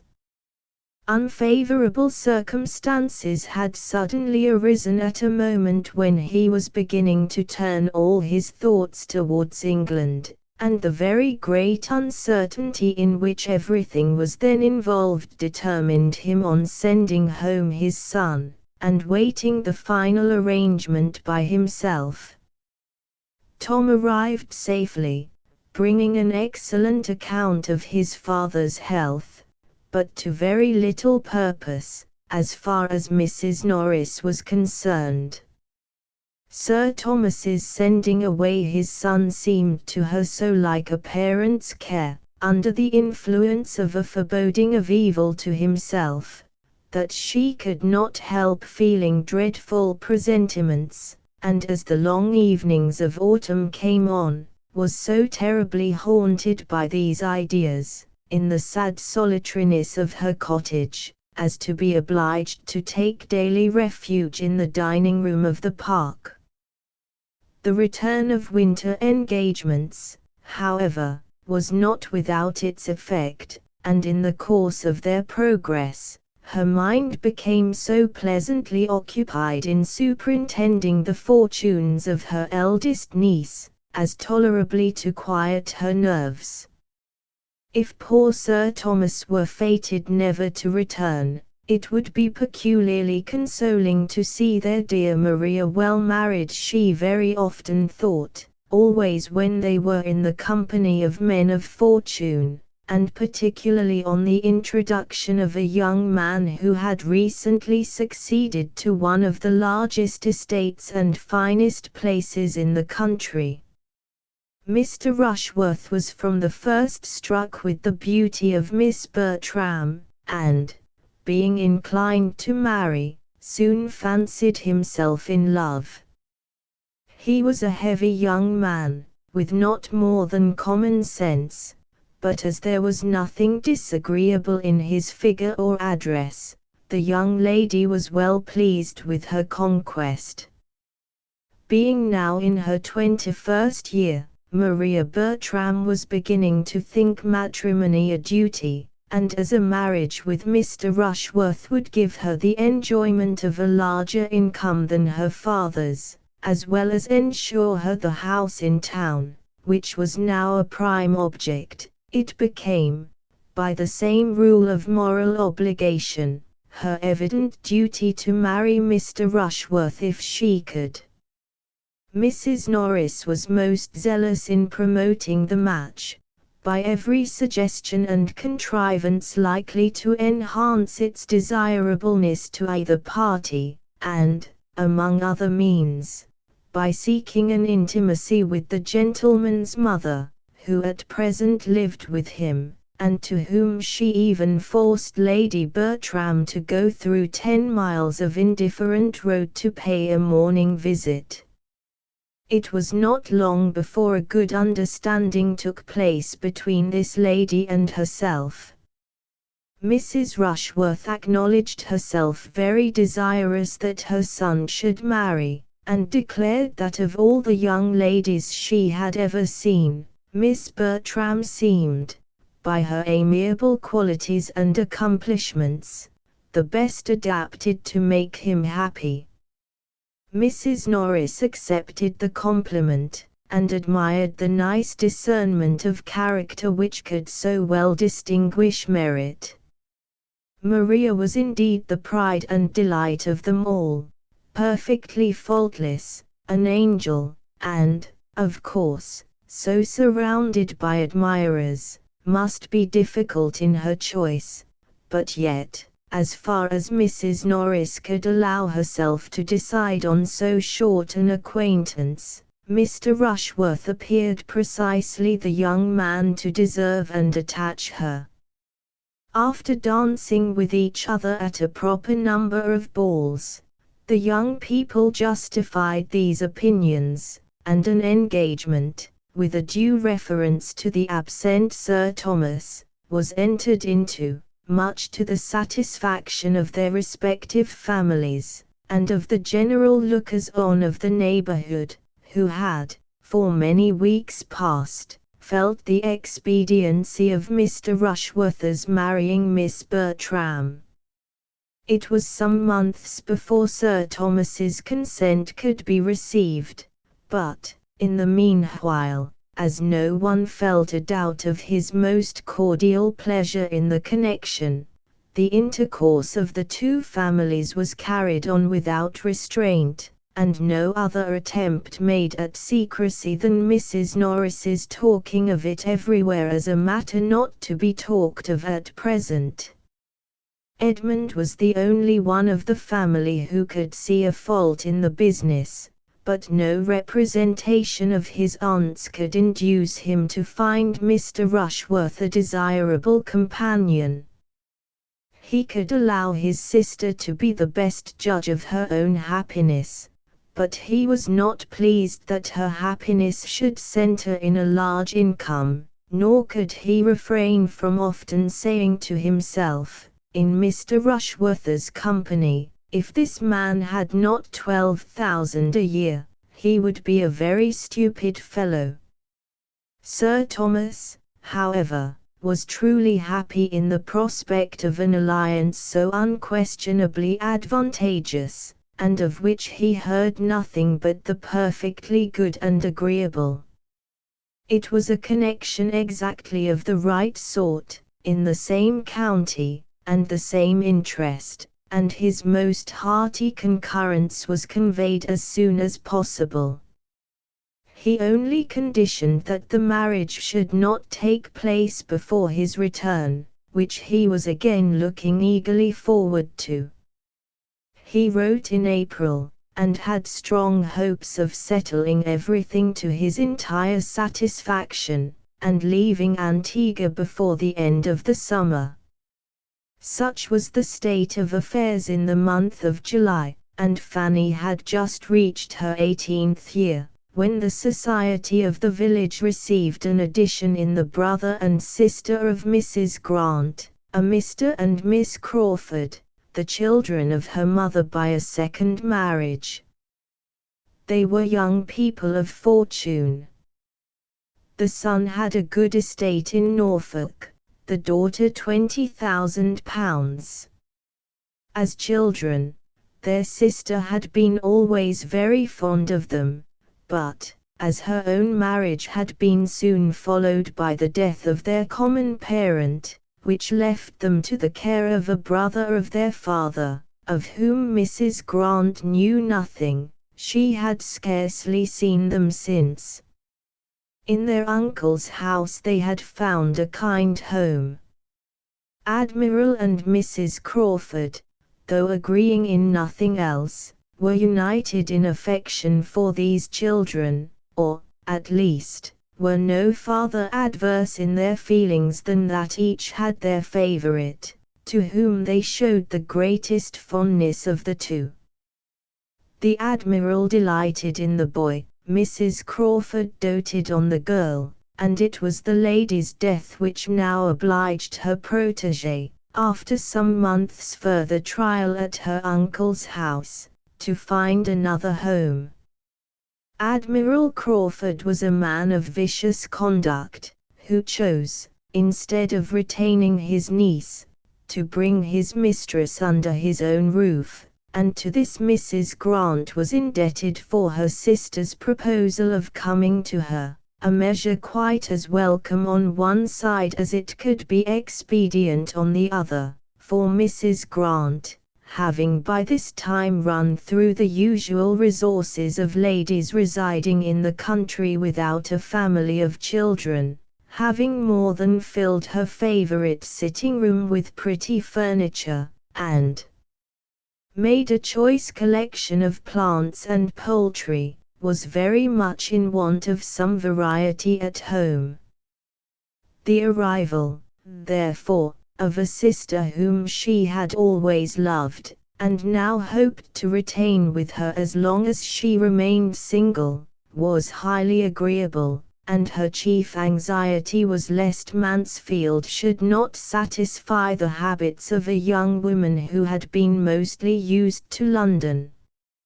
Miss Crawford was not entirely free from similar apprehensions, though they arose principally from doubts of her sister's style of living and tone of society, and it was not till after she had tried in vain to persuade her brother to settle with her at his own country house, that she could resolve to hazard herself among her other relations. To anything like a permanence of abode, or limitation of society, Henry Crawford had, unluckily, a great dislike. He could not accommodate his sister in an article of such importance, but he escorted her, with the utmost kindness, into Northamptonshire, and as readily engaged to fetch her away again, at half an hour's notice, whenever she were weary of the place. The meeting was very satisfactory on each side. Miss Crawford found a sister without preciseness or rusticity, a sister's husband who looked the gentleman, and a house commodious and well fitted up, and Mrs. Grant received in those whom she hoped to love better than ever a young man and woman of very prepossessing appearance. Mary Crawford was remarkably pretty. Henry, though not handsome, had air and countenance. The manners of both were lively and pleasant, and Mrs. Grant immediately gave them credit for everything else. She was delighted with each, but Mary was her dearest object, and having never been able to glory in beauty of her own, she thoroughly enjoyed the power of being proud of her sisters. She had not waited her arrival to look out for a suitable match for her. She had fixed on Tom Bertram. The eldest son of a baronet was not too good for a girl of £20,000, with all the elegance and accomplishments which Mrs. Grant foresaw in her, and being a warm-hearted, unreserved woman, Mary had not been 3 hours in the house before she told her what she had planned. Miss Crawford was glad to find a family of such consequence so very near them, and not at all displeased either at her sister's early care, or the choice it had fallen on. Matrimony was her object, provided she could marry well, and having seen Mr. Bertram in town, she knew that objection could no more be made to his person than to his situation in life. While she treated it as a joke, therefore, she did not forget to think of it seriously. The scheme was soon repeated to Henry. "And now," added Mrs. Grant, "I have thought of something to make it complete. I should dearly love to settle you both in this country, and therefore, Henry, you shall marry the youngest Miss Bertram, a nice, handsome, good-humored, accomplished girl, who will make you very happy." Henry bowed and thanked her. "My dear sister," said Mary, "if you can persuade him into anything of the sort, it will be a fresh matter of delight to me to find myself allied to anybody so clever, and I shall only regret that you have not half a dozen daughters to dispose of. If you can persuade Henry to marry, you must have the address of a French woman. All that English abilities can do has been tried already. I have 3 very particular friends who have been all dying for him in their turn, and the pains which they, their mothers, very clever women, as well as my dear aunt and myself, have taken to reason, coax, or trick him into marrying, is inconceivable. He is the most horrible flirt that can be imagined. If your Miss Bertrams do not like to have their hearts broke, let them avoid Henry. My dear brother, I will not believe this of you. No, I am sure you are too good. You will be kinder than Mary. You will allow for the doubts of youth and inexperience. I am of a cautious temper, and unwilling to risk my happiness in a hurry. Nobody can think more highly of the matrimonial state than myself. I consider the blessing of a wife as most justly described in those discreet lines of the poet, Heaven's last best gift. There, Mrs. Grant, you see how he dwells on one word, and only look at his smile. I assure you he is very detestable. The Admiral's lessons have quite spoiled him. I pay very little regard, said Mrs. Grant, to what any young person says on the subject of marriage. If they profess a disinclination for it, I only set it down that they have not yet seen the right person. Dr. Grant laughingly congratulated Miss Crawford on feeling no disinclination to the state herself. Oh yes. I am not at all ashamed of it. I would have everybody marry if they can do it properly. I do not like to have people throw themselves away, but everybody should marry as soon as they can do it to advantage. Chapter V. The young people were pleased with each other from the first. On each side there was much to attract, and their acquaintance soon promised as early an intimacy as good manners would warrant. Miss Crawford's beauty did her no disservice with the Miss Bertrams. They were too handsome themselves to dislike any woman for being so too, and were almost as much charmed as their brothers with her lively dark eye, clear brown complexion, and general prettiness. Had she been tall, full-formed, and fair, it might have been more of a trial, but as it was, there could be no comparison, and she was most allowably a sweet, pretty girl, while they were the finest young women in the country. Her brother was not handsome, no, when they first saw him he was absolutely plain, black and plain, but still he was the gentleman, with a pleasing address.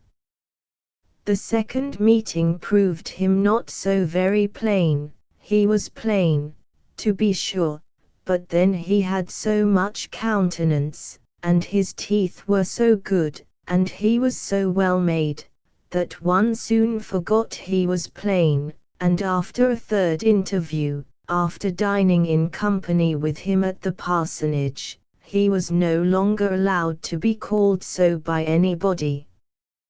He was, in fact, the most agreeable young man the sisters had ever known, and they were equally delighted with him.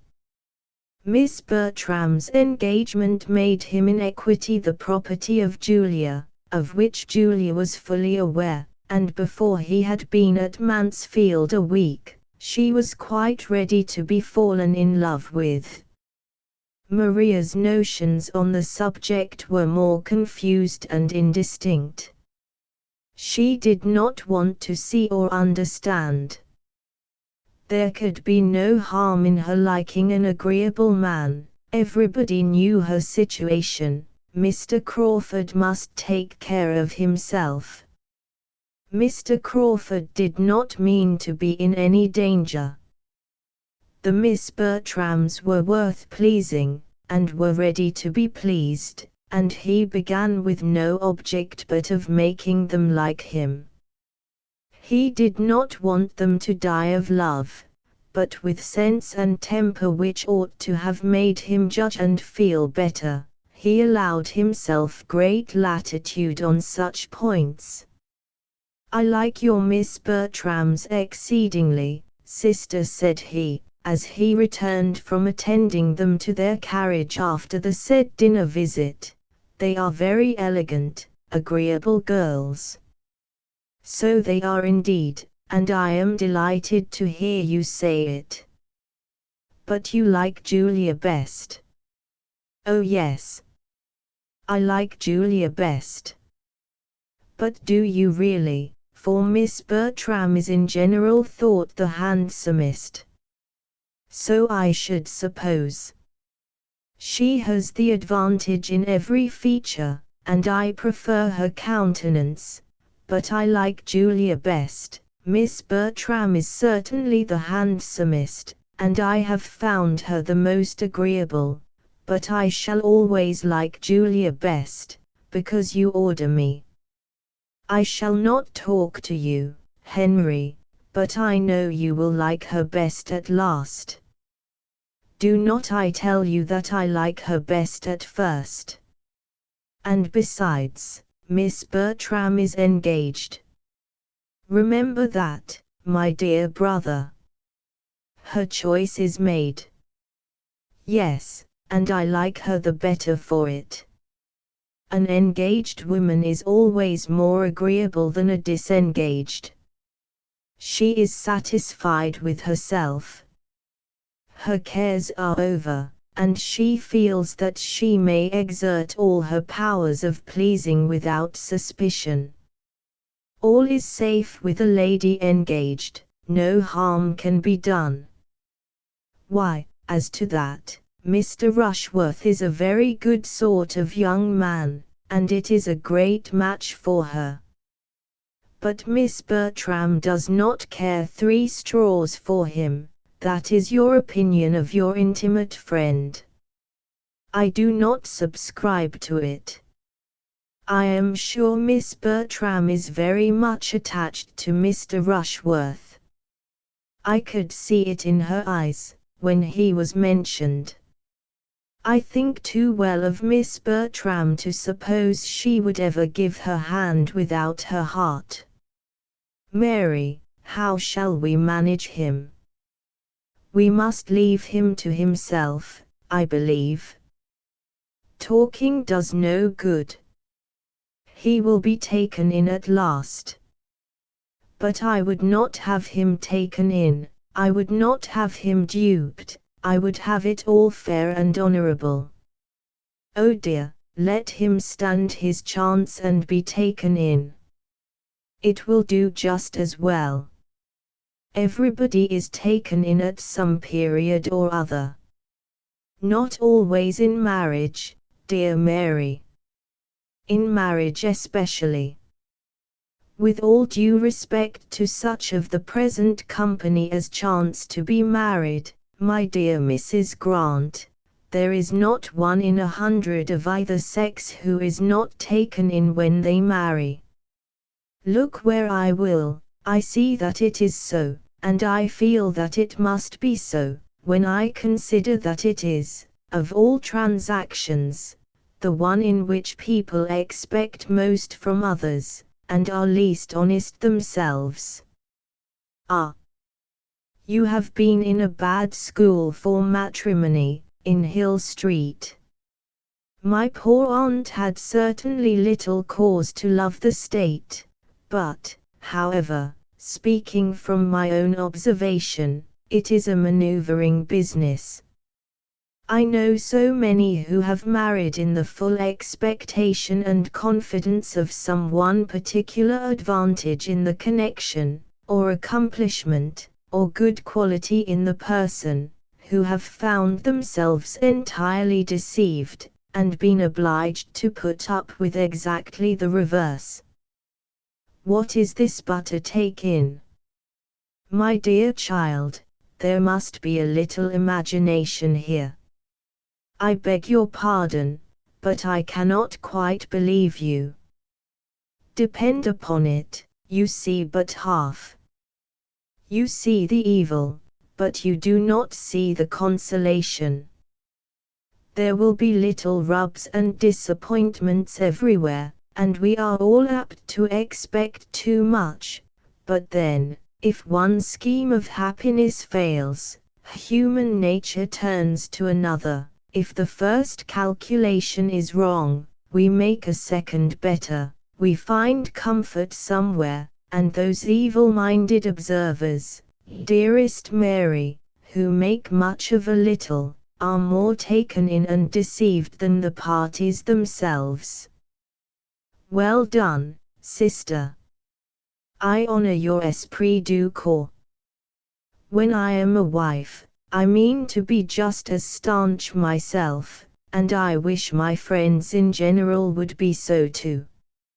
It would save me many a heartache. You are as bad as your brother, Mary, but we will cure you both. Mansfield shall cure you both, and without any taking in. Stay with us, and we will cure you. The Crawfords, without wanting to be cured, were very willing to stay.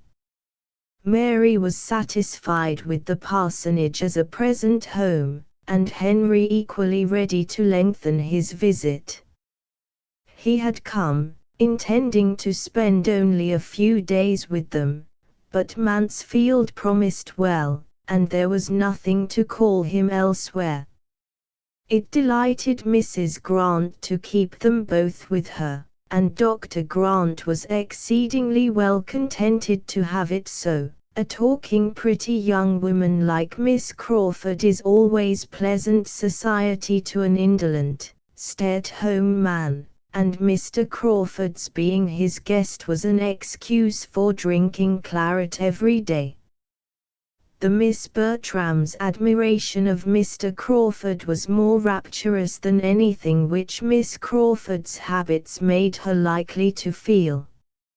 She acknowledged, however, that the Mr. Bertrams were very fine young men, that two such young men were not often seen together even in London, and that their manners, particularly those of the eldest, were very good. He had been much in London, and had more liveliness and gallantry than Edmund, and must, therefore, be preferred, and, indeed, his being the eldest was another strong claim. She had felt an early presentiment that she should like the eldest best. She knew it was her way.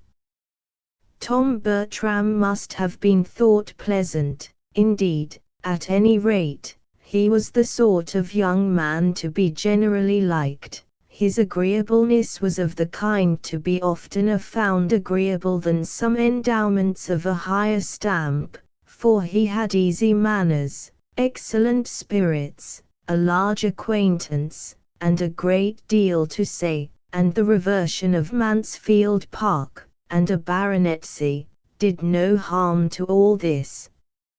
Miss Crawford soon felt that he and his situation might do.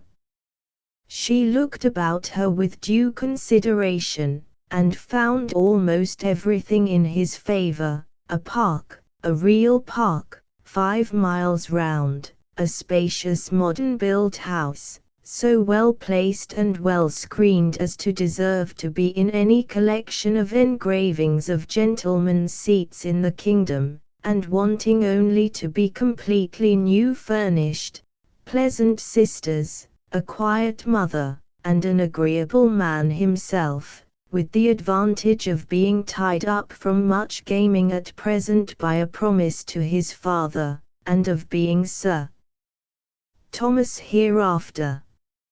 It might do very well, she believed she should accept him, and she began accordingly to interest herself a little about the horse which he had to run at the races. These races were to call him away not long after their acquaintance began, and as it appeared that the family did not, from his usual goings-on, expect him back again for many weeks, it would bring his passion to an early proof. Much was said on his side to induce her to attend the races, and schemes were made for a large party to them, with all the eagerness of inclination, but it would only do to be talked of. And Fanny, what was she doing and thinking all this while? And what was her opinion of the newcomers? Few young ladies of 18 could be less called on to speak their opinion than Fanny. In a quiet way, very little attended to, she paid her tribute of admiration to Miss Crawford's beauty, but as she still continued to think Mr. Crawford very plain, in spite of her two cousins having repeatedly proved the contrary, she never mentioned him.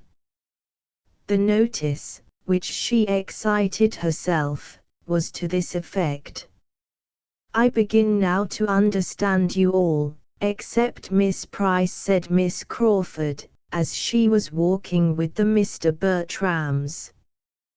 "Pray, is she out, or is she not? I am puzzled.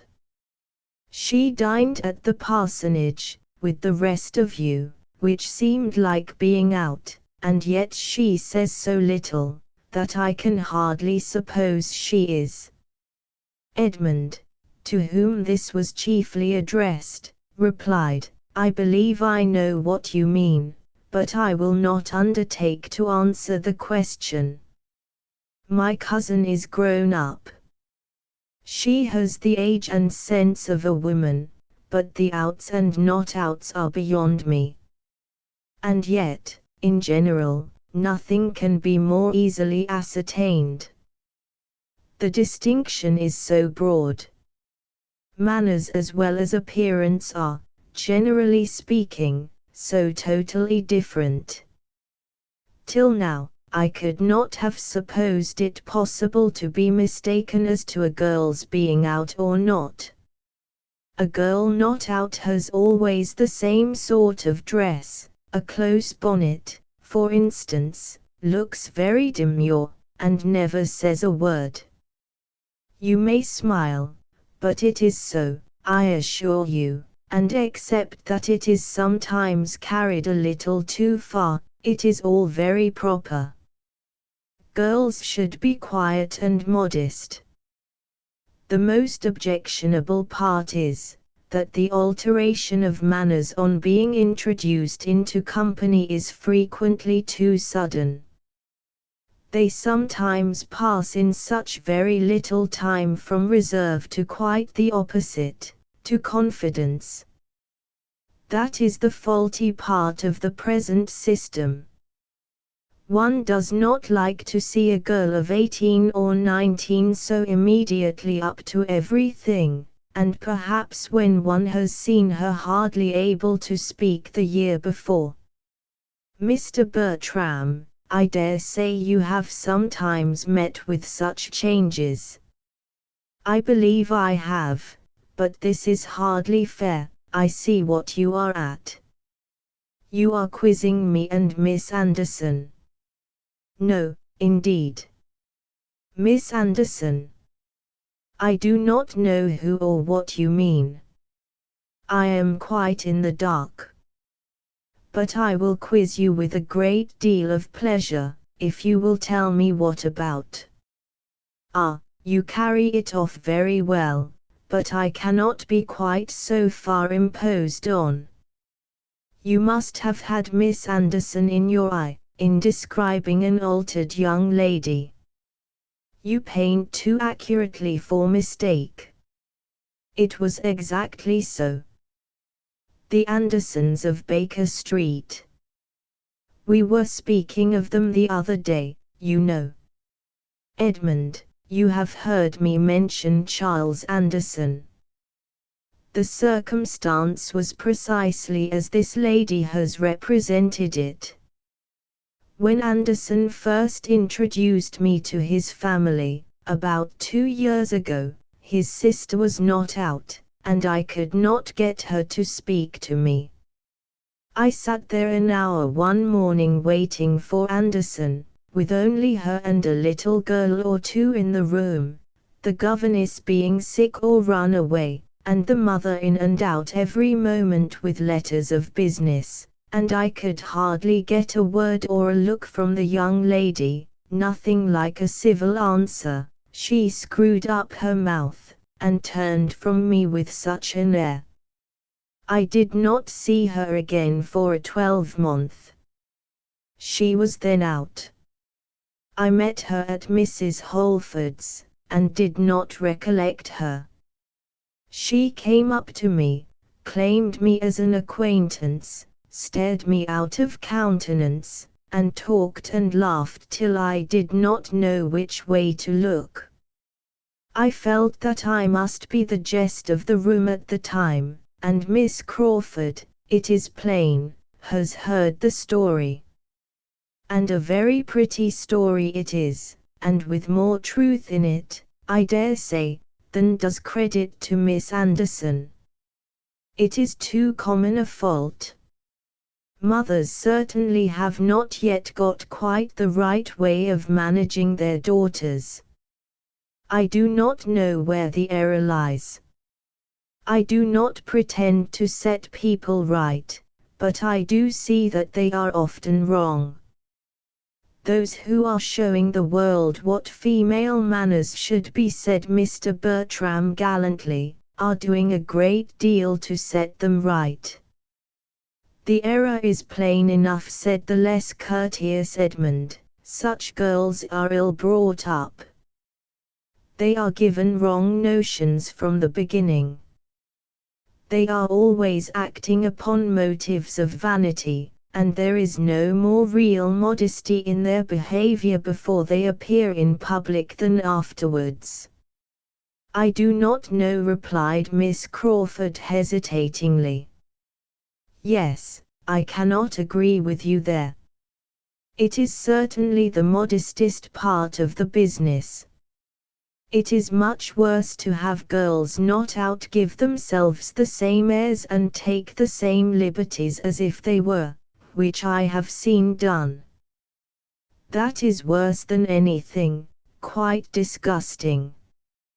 Yes, that is very inconvenient indeed, said Mr. Bertram. It leads one astray, one does not know what to do. The close bonnet and demure air you describe so well, and nothing was ever juster, tell one what is expected, but I got into a dreadful scrape last year from the want of them. I went down to Ramsgate for a week with a friend last September, just after my return from the West Indies. My friend Snid, you have heard me speak of Snid, Edmund, his father, and mother, and sisters, were there, all new to me. When we reached Albion Place they were out, we went after them, and found them on the pier, Mrs. and the two Miss Snids, with others of their acquaintance. I made my bow in form, and as Mrs. Snid was surrounded by men, attached myself to one of her daughters, walked by her side all the way home, and made myself as agreeable as I could, the young lady perfectly easy in her manners, and as ready to talk as to listen. I had not a suspicion that I could be doing anything wrong. They looked just the same, both well dressed, with veils and parasols like other girls, but I afterwards found that I had been giving all my attention to the youngest, who was not out, and had most excessively offended the eldest. Miss Augusta ought not to have been noticed for the next 6 months, and Miss Snid, I believe, has never forgiven me. That was bad indeed. Poor Miss Snid. Though I have no younger sister, I feel for her.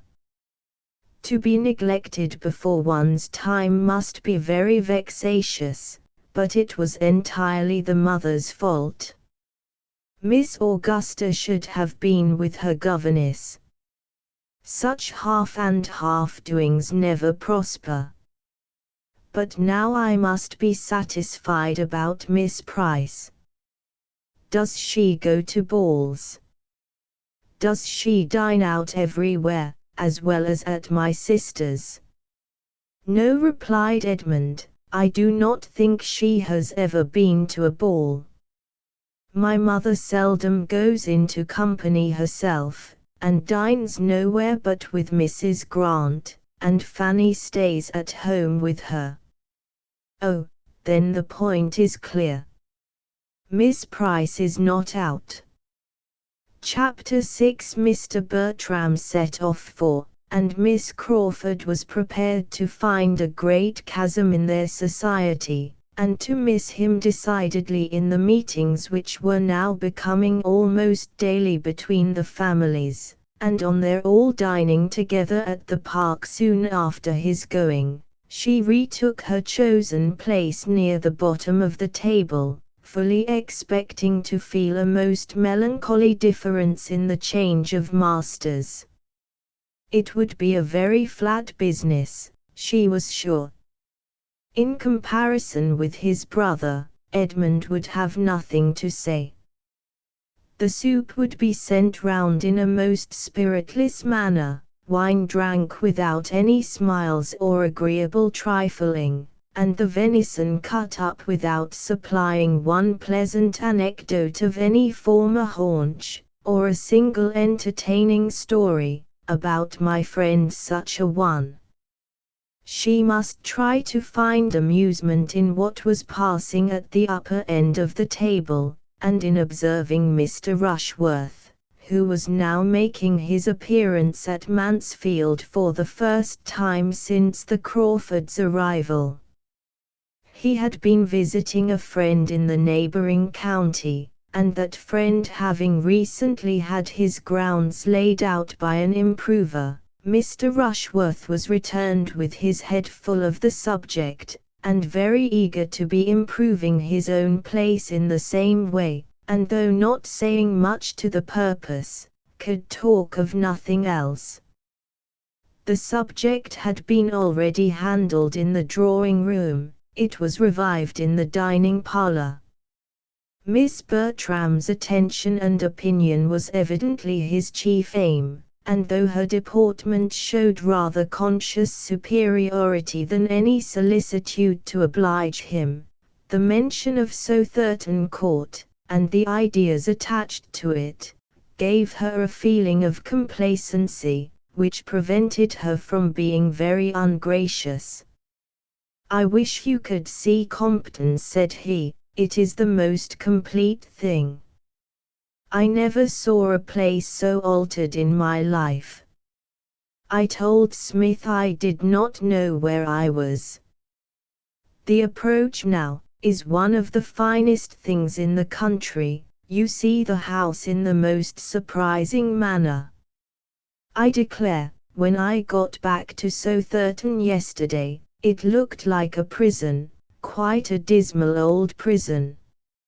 Oh, for shame, cried Mrs. Norris. A prison indeed. Southerton Court is the noblest old place in the world. It wants improvement, beyond anything. I never saw a place that wanted so much improvement in my life, and it is so forlorn that I do not know what can be done with it.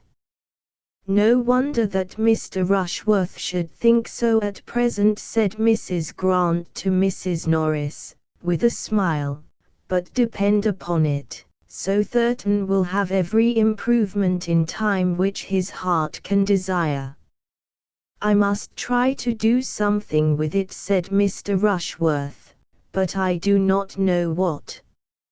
I hope I shall have some good friend to help me. Your best friend upon such an occasion, said Miss Bertram calmly, would be Mr. Repton, I imagine. That is what I was thinking of. As he has done so well by Smith, I think I had better have him at once. His terms are 5 guineas a day. Well, and if they were 10, cried Mrs. Norris, I am sure you need not regard it. The expense need not be any impediment.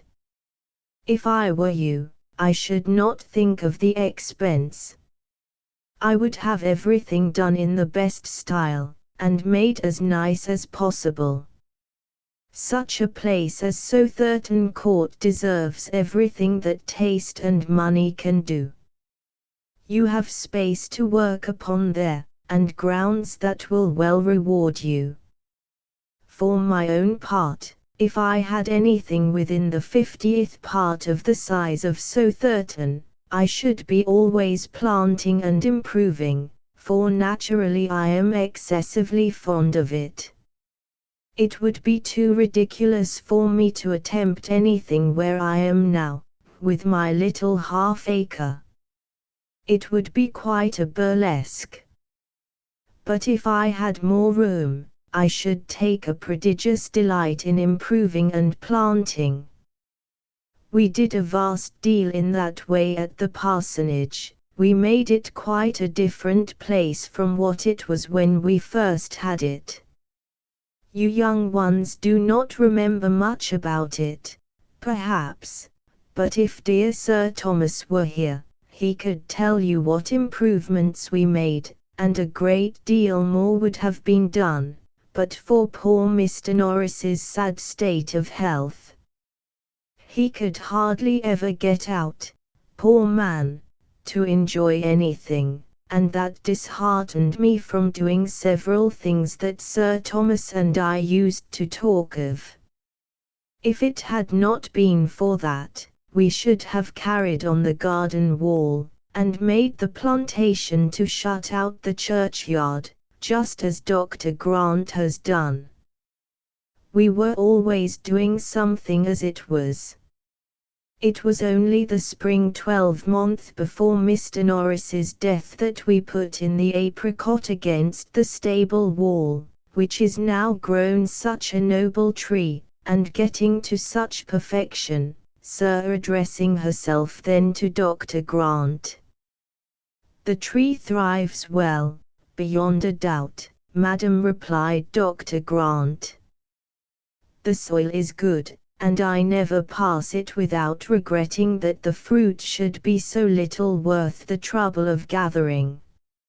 Sir, it is a moor park, we bought it as a moor park, and it cost us, that is, it was a present from Sir Thomas, but I saw the bill, and I know it cost 7 shillings, and was charged as a moor park. You were imposed on, replied Dr. Grant. These potatoes have as much the flavor of a moor park apricot as the fruit from that tree. It is an insipid fruit at the best, but a good apricot is eatable, which none from my garden are. The truth is, said Mrs. Grant, pretending to whisper across the table to Mrs. Norris, that Dr. Grant hardly knows what the natural taste of our apricot is. He is scarcely ever indulged with one, for it is so valuable a fruit, with a little assistance, and ours is such a remarkably large, fair sort, that what with early tarts and preserves, my cook contrives to get them all. Mrs. Norris, who had begun to redden, was appeased, and, for a little while, other subjects took place of the improvements of Southerton. Dr. Grant and Mrs. Norris were seldom good friends. Their acquaintance had begun in dilapidations, and their habits were totally dissimilar. After a short interruption, Mr. Rushworth began again. Smith's Place is the admiration of all the country, and it was a mere nothing before Repton took it in hand. I think I shall have Repton. Mr. Rushworth, said Lady Bertram, if I were you, I would have a very pretty shrubbery. One likes to get out into a shrubbery in fine weather. Mr. Rushworth was eager to assure her ladyship of his acquiescence, and tried to make out something complimentary, but, between his submission to her taste, and his having always intended the same himself, with the superadded objects of professing attention to the comfort of ladies in general, and of insinuating that there was one only whom he was anxious to please, he grew puzzled, and Edmund was glad to put an end to his speech by a proposal of wine. Mr. Rushworth, however, though not usually a great talker, had still more to say on the subject next his heart. Smith has not much above 100 acres altogether in his grounds, which is little enough, and makes it more surprising that the place can have been so improved. Now, at Southerton we have a good 700, without reckoning the water meadows, so that I think, if so much could be done at Compton, we need not despair. There have been 2 or 3 fine old trees cut down, that grew too near the house, and it opens the prospect amazingly, which makes me think that Repton, or anybody of that sort, would certainly have the avenue at Southerton down, the avenue that leads from the west front to the top of the hill, you know, turning to Miss Bertram particularly as he spoke. But Miss Bertram thought it most becoming to reply, "The avenue. Oh, I do not recollect it. I really know very little of Southerton." Fanny, who was sitting on the other side of Edmund, exactly opposite Miss Crawford, and who had been attentively listening, now looked at him, and said in a low voice, "Cut down an avenue? What a pity! Does it not make you think of Cowper? Ye fallen avenues, once more I mourn your fate unmerited." He smiled as he answered, "I am afraid the avenue stands a bad chance, Fanny. I should like to see Southerton before it is cut down, to see the place as it is now, in its old state, but I do not suppose I shall."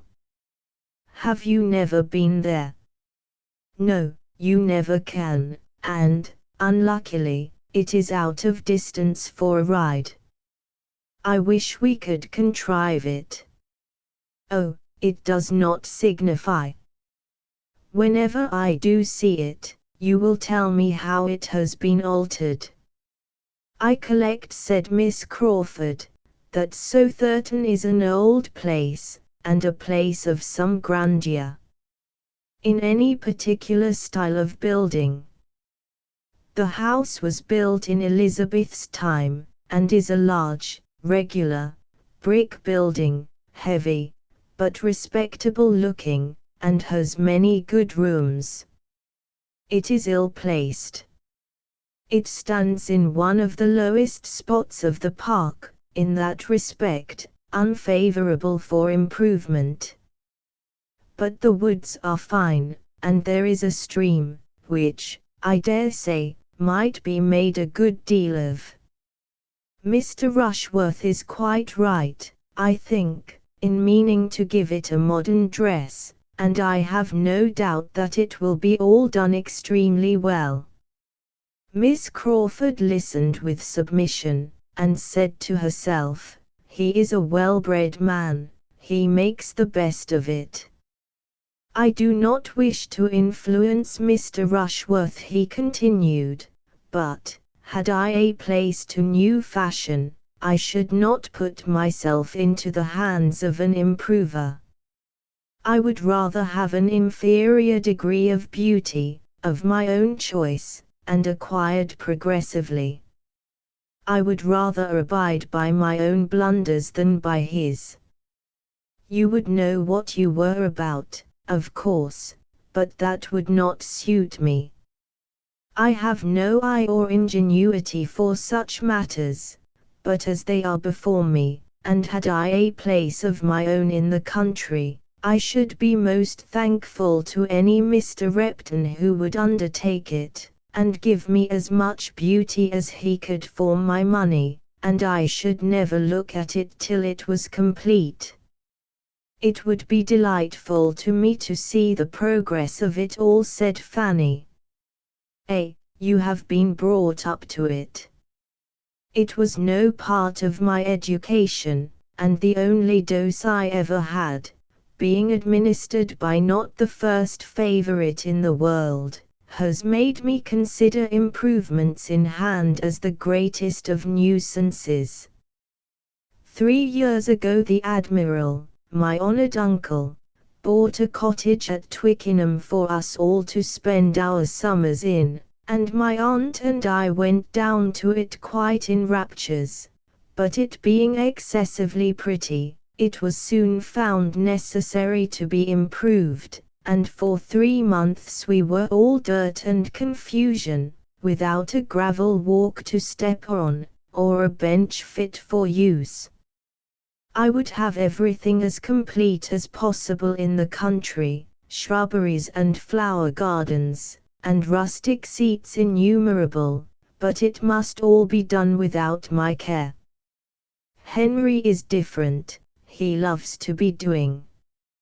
Edmund was sorry to hear Miss Crawford, whom he was much disposed to admire, speak so freely of her uncle. It did not suit his sense of propriety, and he was silenced, till induced by further smiles and liveliness to put the matter by for the present. Mr. Bertram, said she, I have tidings of my harp at last. I am assured that it is safe at Northampton, and there it has probably been these 10 days, in spite of the solemn assurances we have so often received to the contrary. Edmund expressed his pleasure and surprise. The truth is, that our inquiries were too direct. We sent a servant, we went ourselves. This will not do 70 miles from London, but this morning we heard of it in the right way. It was seen by some farmer, and he told the miller, and the miller told the butcher, and the butcher's son-in-law left word at the shop. I am very glad that you have heard of it, by whatever means, and hope there will be no further delay. I am to have it tomorrow, but how do you think it is to be conveyed? Not by a wagon or cart, oh no. Nothing of that kind could be hired in the village. I might as well have asked for porters and a handbarrow. You would find it difficult, I dare say, just now, in the middle of a very late hay harvest, to hire a horse and cart. I was astonished to find what a piece of work was made of it. To want a horse and cart in the country seemed impossible, so I told my maid to speak for one directly, and as I cannot look out of my dressing closet without seeing one farmyard, nor walk in the shrubbery without passing another, I thought it would be only ask and have, and was rather grieved that I could not give the advantage to all. Guess my surprise, when I found that I had been asking the most unreasonable, most impossible thing in the world, had offended all the farmers, all the labourers, all the hay in the parish. As for Dr. Grant's bailiff, I believe I had better keep out of his way, and my brother-in-law himself, who is all kindness in general, looked rather black upon me when he found what I had been at.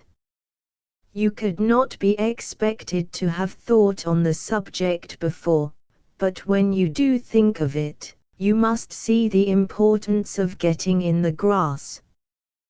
The hire of a cart at any time might not be so easy as you suppose. Our farmers are not in the habit of letting them out, but, in harvest, it must be quite out of their power to spare a horse.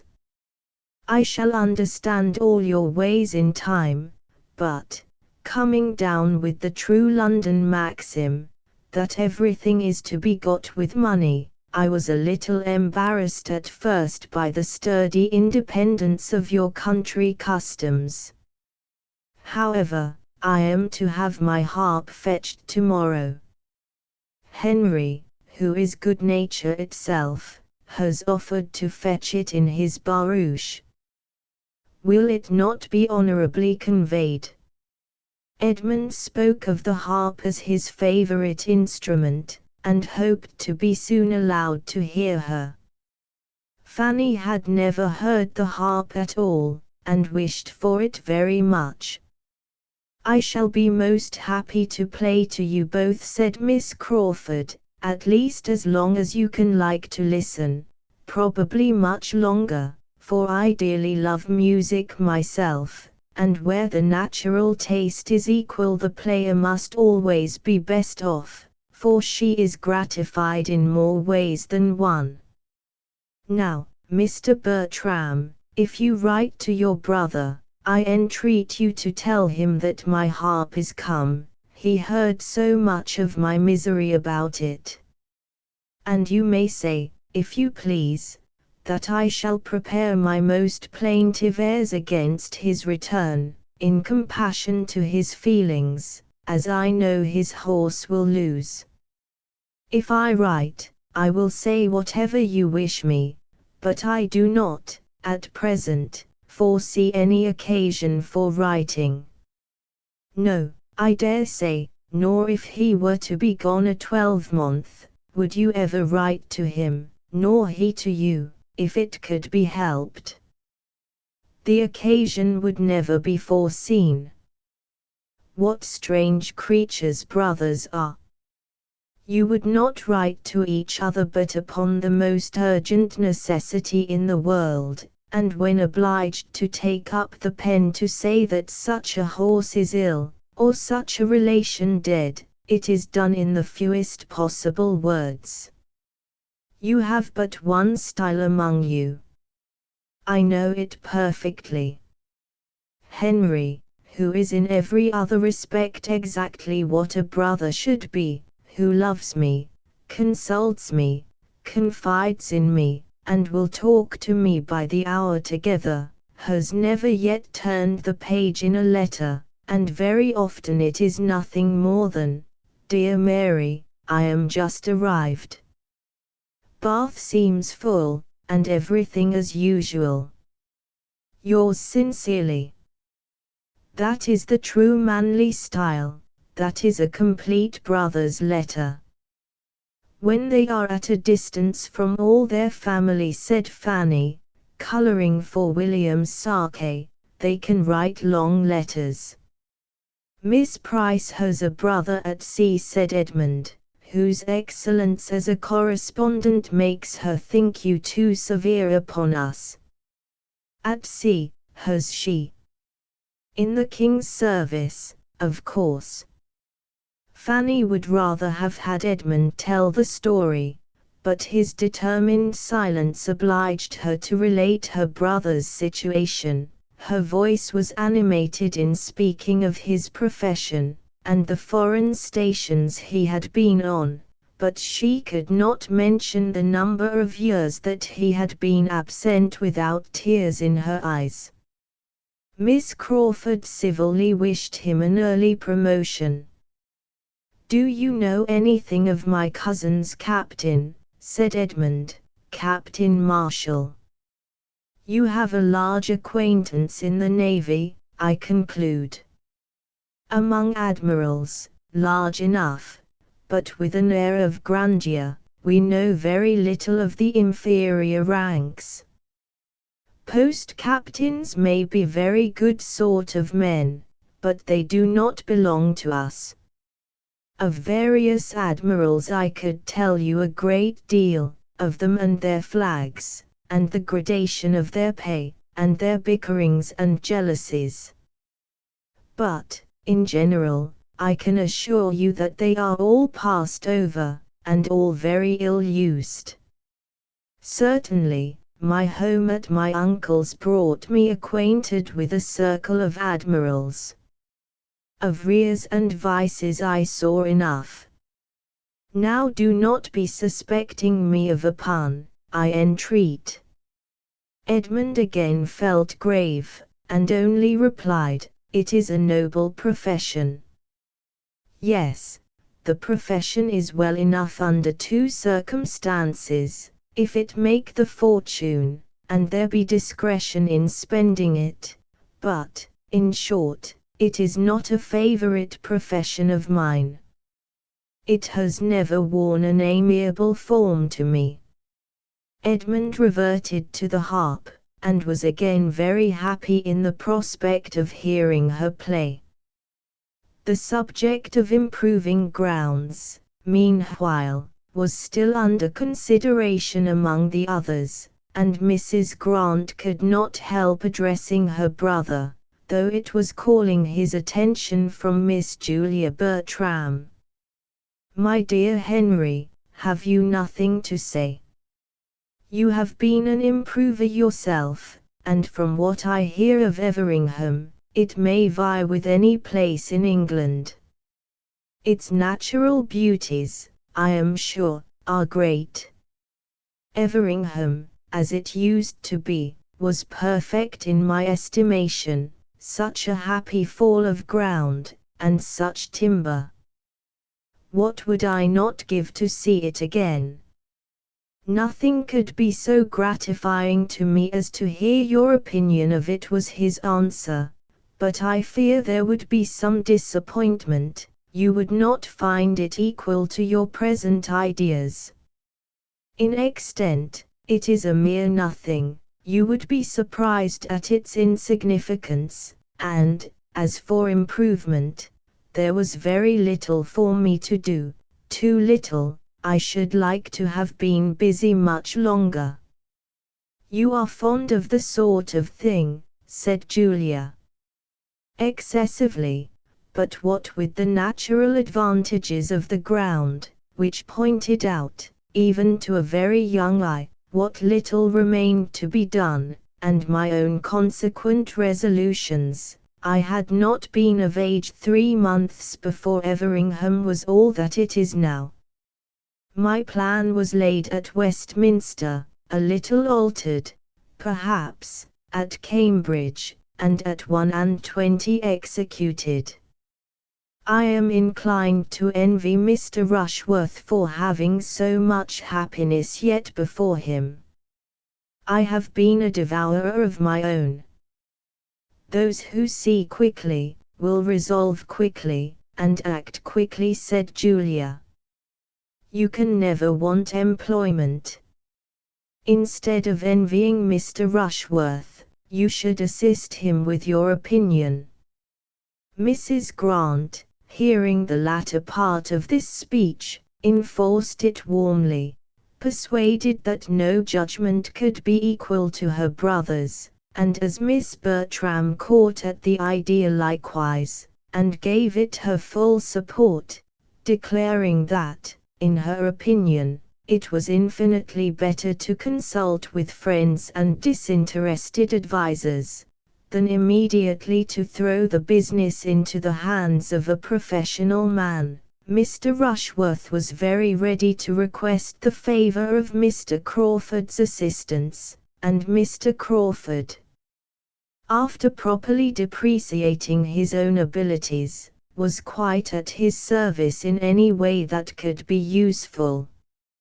Mr. Rushworth then began to propose Mr. Crawford's doing him the honor of coming over to Southerton, and taking a bed there, when Mrs. Norris, as if reading in her two nieces' minds their little approbation of a plan which was to take Mr. Crawford away, interposed with an amendment. "There can be no doubt of Mr. Crawford's willingness, but why should not more of us go? Why should not we make a little party? Here are many that would be interested in your improvements, my dear Mr. Rushworth, and that would like to hear Mr. Crawford's opinion on the spot, and that might be of some small use to you with their opinions, and, for my own part, I have been long wishing to wait upon your good mother again. Nothing but having no horses of my own could have made me so remiss, but now I could go and sit a few hours with Mrs. Rushworth, while the rest of you walked about and settled things, and then we could all return to a late dinner here, or dine at Southerton, just as might be most agreeable to your mother, and have a pleasant drive home by moonlight. I dare say Mr. Crawford would take my two nieces and me in his barouche, and Edmund can go on horseback, you know, sister, and Fanny will stay at home with you. Lady Bertram made no objection, and every one concerned in the going was forward in expressing their ready concurrence, excepting Edmund, who heard it all and said nothing. Chapter 7. Well, Fanny, and how do you like Miss Crawford now? Said Edmund the next day, after thinking some time on the subject himself. How did you like her yesterday? Very well, very much. I like to hear her talk. She entertains me, and she is so extremely pretty, that I have great pleasure in looking at her. It is her countenance that is so attractive. She has a wonderful play of feature.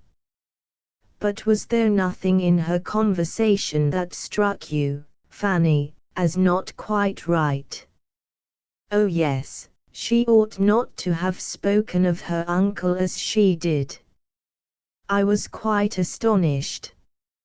An uncle with whom she has been living so many years, and who, whatever his faults may be, is so very fond of her brother, treating him, they say, quite like a son.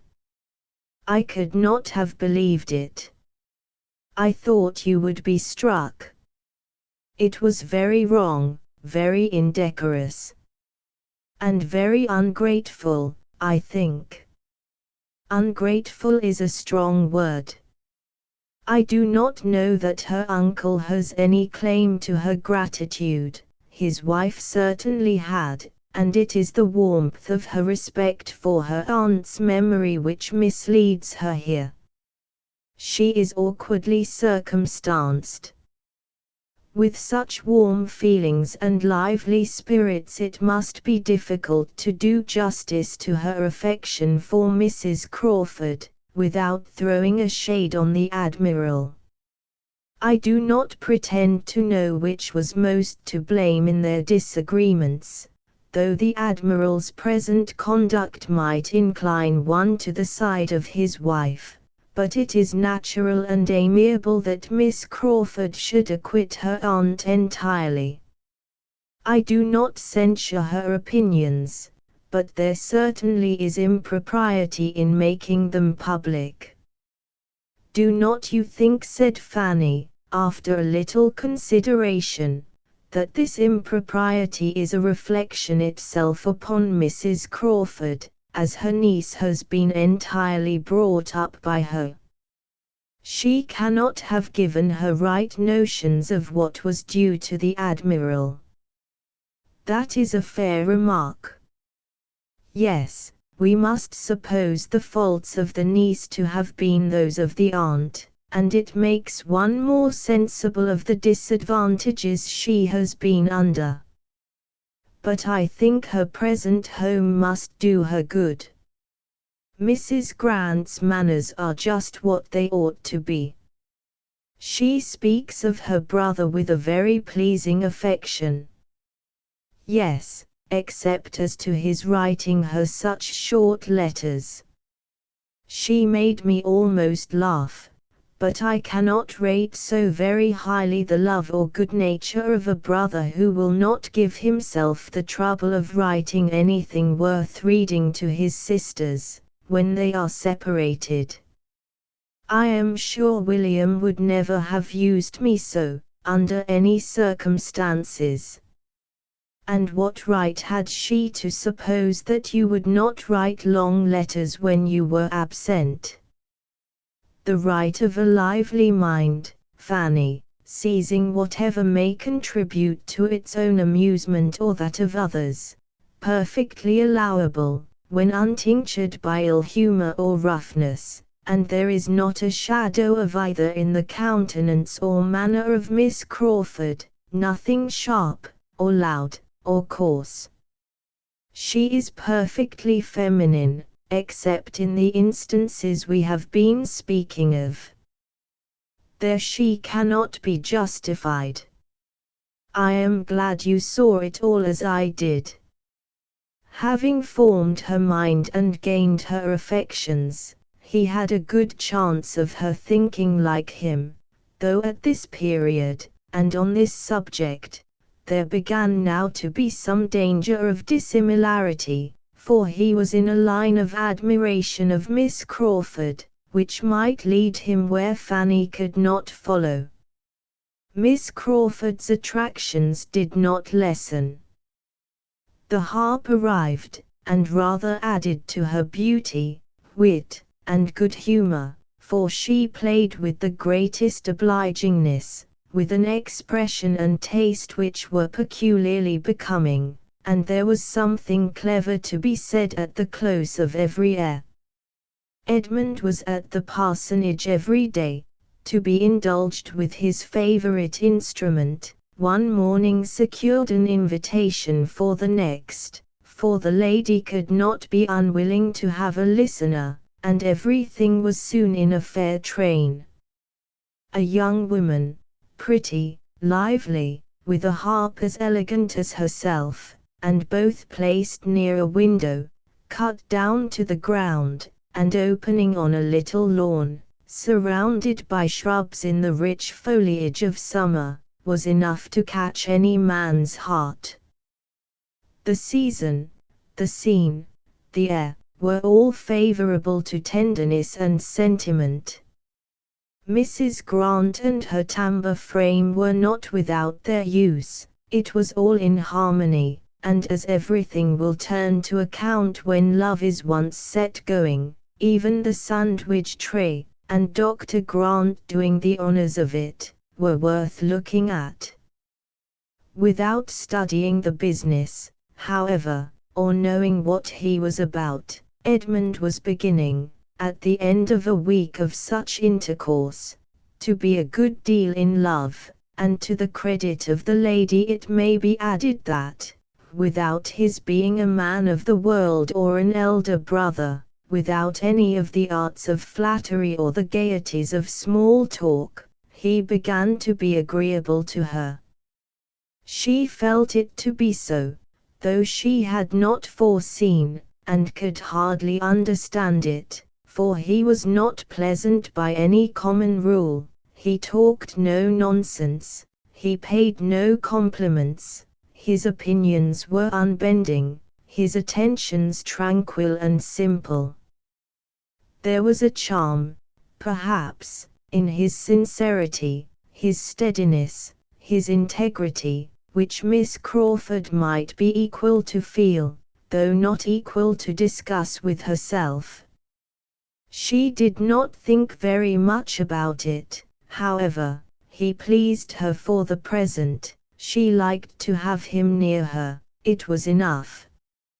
Fanny could not wonder that Edmund was at the parsonage every morning, she would gladly have been there too, might she have gone in uninvited and unnoticed, to hear the harp, neither could she wonder that, when the evening stroll was over, and the two families parted again, he should think it right to attend Mrs. Grant and her sister to their home, while Mr. Crawford was devoted to the ladies of the park, but she thought it a very bad exchange, and if Edmund were not there to mix the wine and water for her, would rather go without it than not. She was a little surprised that he could spend so many hours with Miss Crawford, and not see more of the sort of fault which he had already observed, and of which she was almost always reminded by a something of the same nature whenever she was in her company, but so it was. Edmund was fond of speaking to her of Miss Crawford, but he seemed to think it enough that the Admiral had since been spared, and she scrupled to point out her own remarks to him, lest it should appear like ill nature. The first actual pain which Miss Crawford occasioned her was the consequence of an inclination to learn to ride, which the former caught, soon after her being settled at Mansfield, from the example of the young ladies at the park, and which, when Edmund's acquaintance with her increased, led to his encouraging the wish, and the offer of his own quiet mare for the purpose of her first attempts, as the best fitted for a beginner that either stable could furnish. No pain, no injury, however, was designed by him to his cousin in this offer. She was not to lose a day's exercise by it. The mare was only to be taken down to the parsonage half an hour before her ride were to begin, and Fanny, on its being first proposed, so far from feeling slighted, was almost overpowered with gratitude that he should be asking her leave for it. Miss Crawford made her first essay with great credit to herself, and no inconvenience to Fanny.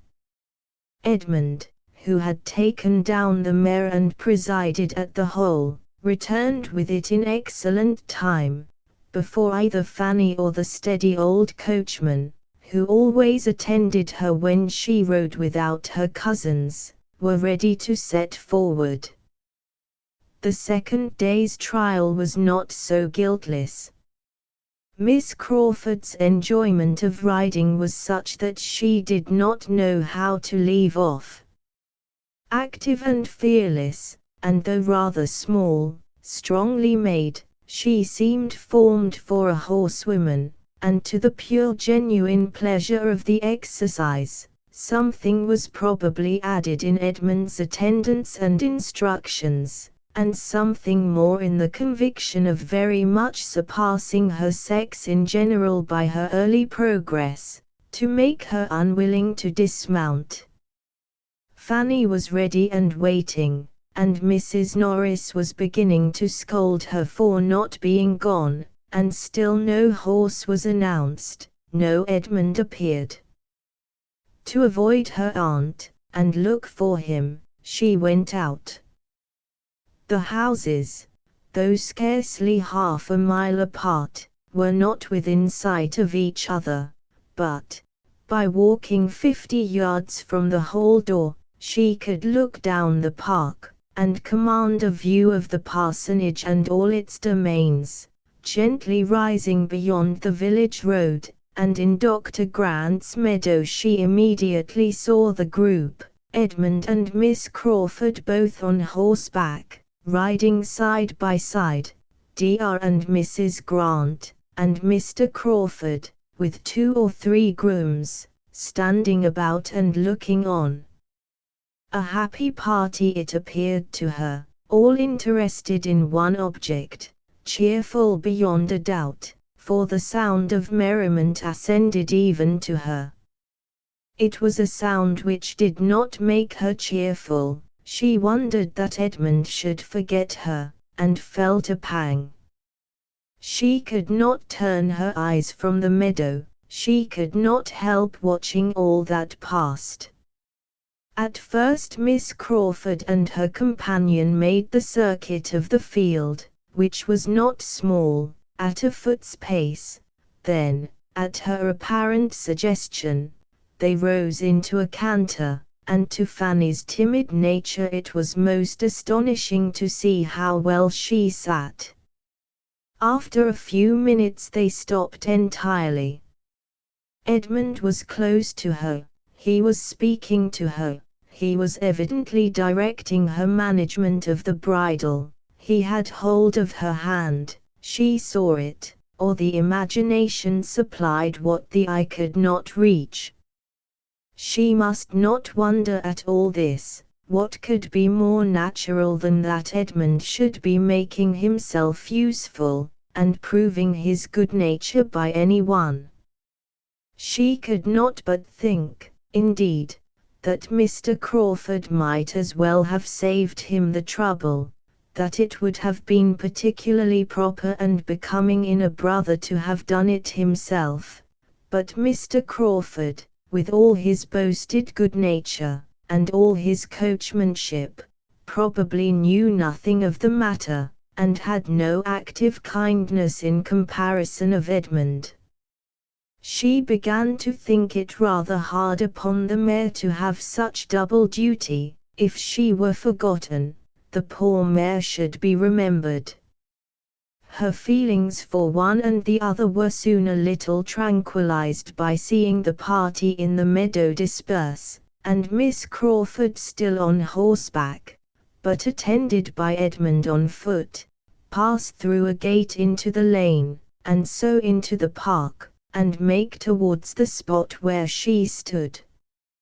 She began then to be afraid of appearing rude and impatient, and walked to meet them with a great anxiety to avoid the suspicion. "My dear Miss Price," said Miss Crawford, as soon as she was at all within hearing, "I am come to make my own apologies for keeping you waiting. But I have nothing in the world to say for myself. I knew it was very late, and that I was behaving extremely ill, and therefore, if you please, you must forgive me. Selfishness must always be forgiven, you know, because there is no hope of a cure." Fanny's answer was extremely civil, and Edmund added his conviction that she could be in no hurry. "For there is more than time enough for my cousin to ride twice as far as she ever goes," said he, "and you have been promoting her comfort by preventing her from setting off half an hour sooner. Clouds are now coming up, and she will not suffer from the heat as she would have done then. I wish you may not be fatigued by so much exercise. I wish you had saved yourself this walk home. No part of it fatigues me but getting off this horse, I assure you," said she, as she sprang down with his help. "I am very strong. Nothing ever fatigues me but doing what I do not like. Miss Price, I give way to you with a very bad grace, but I sincerely hope you will have a pleasant ride, and that I may have nothing but good to hear of this dear, delightful, beautiful animal." The old coachman, who had been waiting about with his own horse, now joining them, Fanny was lifted on hers, and they set off across another part of the park, her feelings of discomfort not lightened by seeing, as she looked back, that the others were walking down the hill together to the village, nor did her attendant do her much good by his comments on Miss Crawford's great cleverness as a horsewoman, which he had been watching with an interest almost equal to her own. "It is a pleasure to see a lady with such a good heart for riding," said he. "I never see one sit a horse better. She did not seem to have a thought of fear. Very different from you, miss, when you first began, 6 years ago come next Easter. Lord bless you! How you did tremble when Sir Thomas first had you put on." In the drawing-room Miss Crawford was also celebrated. Her merit in being gifted by nature with strength and courage was fully appreciated by the Miss Bertrams. Her delight in riding was like their own, her early excellence in it was like their own, and they had great pleasure in praising it. "I was sure she would ride well," said Julia, "she has the make for it. Her figure is as neat as her brother's." "Yes," added Maria, and her spirits are as good, and she has the same energy of character. I cannot but think that good horsemanship has a great deal to do with the mind. When they parted at night, Edmund asked Fanny whether she meant to ride the next day. "No, I do not know, not if you want the mare," was her answer. "I do not want her at all for myself," said he, "but whenever you are next inclined to stay at home, I think Miss Crawford would be glad to have her a longer time, for a whole morning, in short. She has a great desire to get as far as Mansfield Common. Mrs. Grant has been telling her of its fine views, and I have no doubt of her being perfectly equal to it. But any morning will do for this.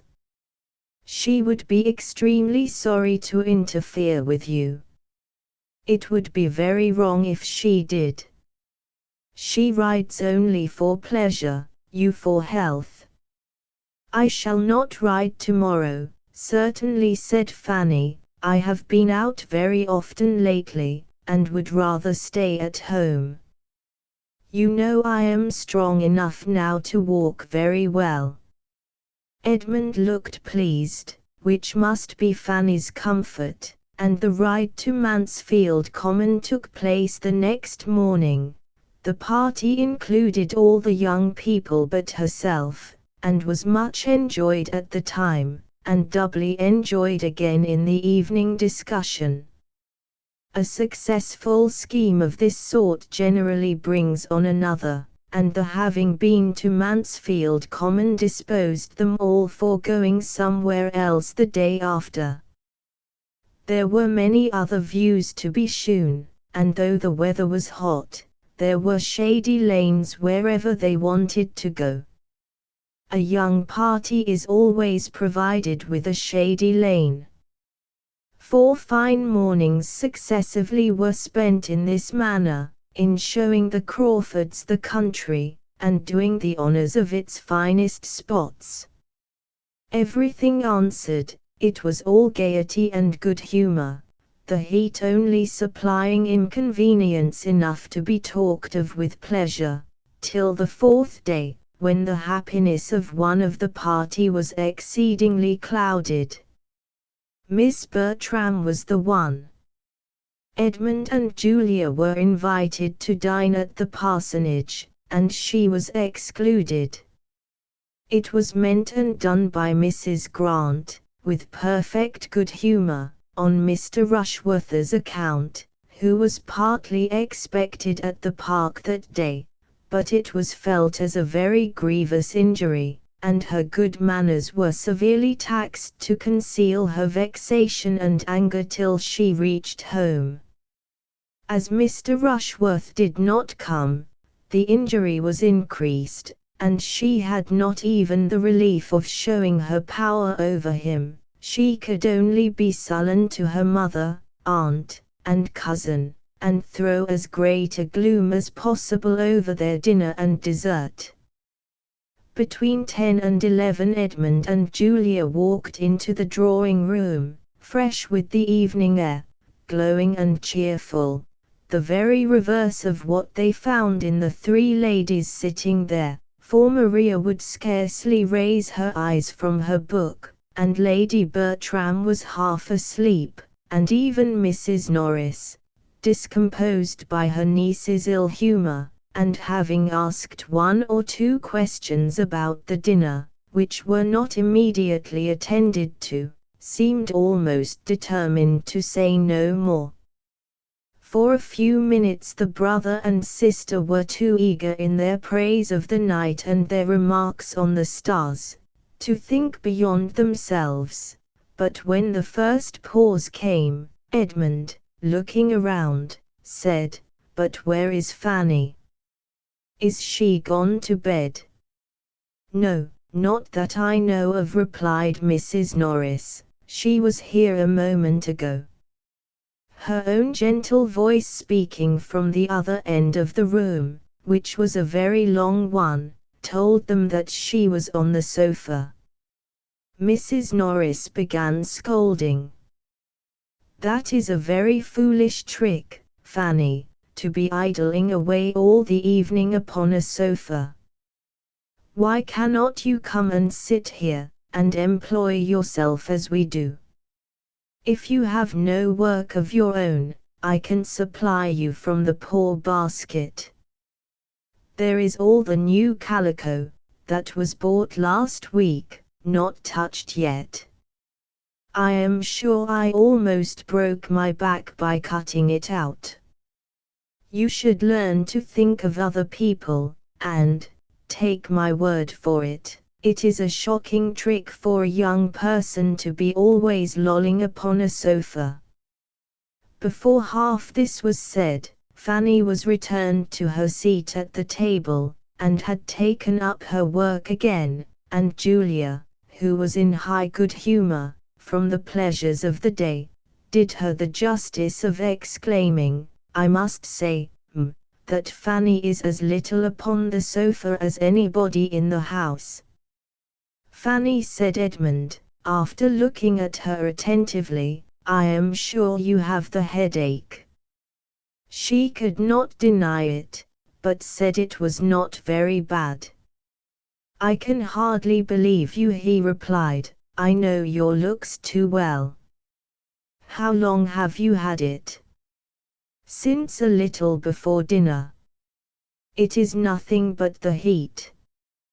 "Did you go out in the heat?" "Go out? To be sure she did," said Mrs. Norris. "Would you have her stay within such a fine day as this? Were not we all out? Even your mother was out today for above an hour." "Yes, indeed," Edmund added. Her ladyship, who had been thoroughly awakened by Mrs. Norris's sharp reprimand to Fanny, "I was out above an hour.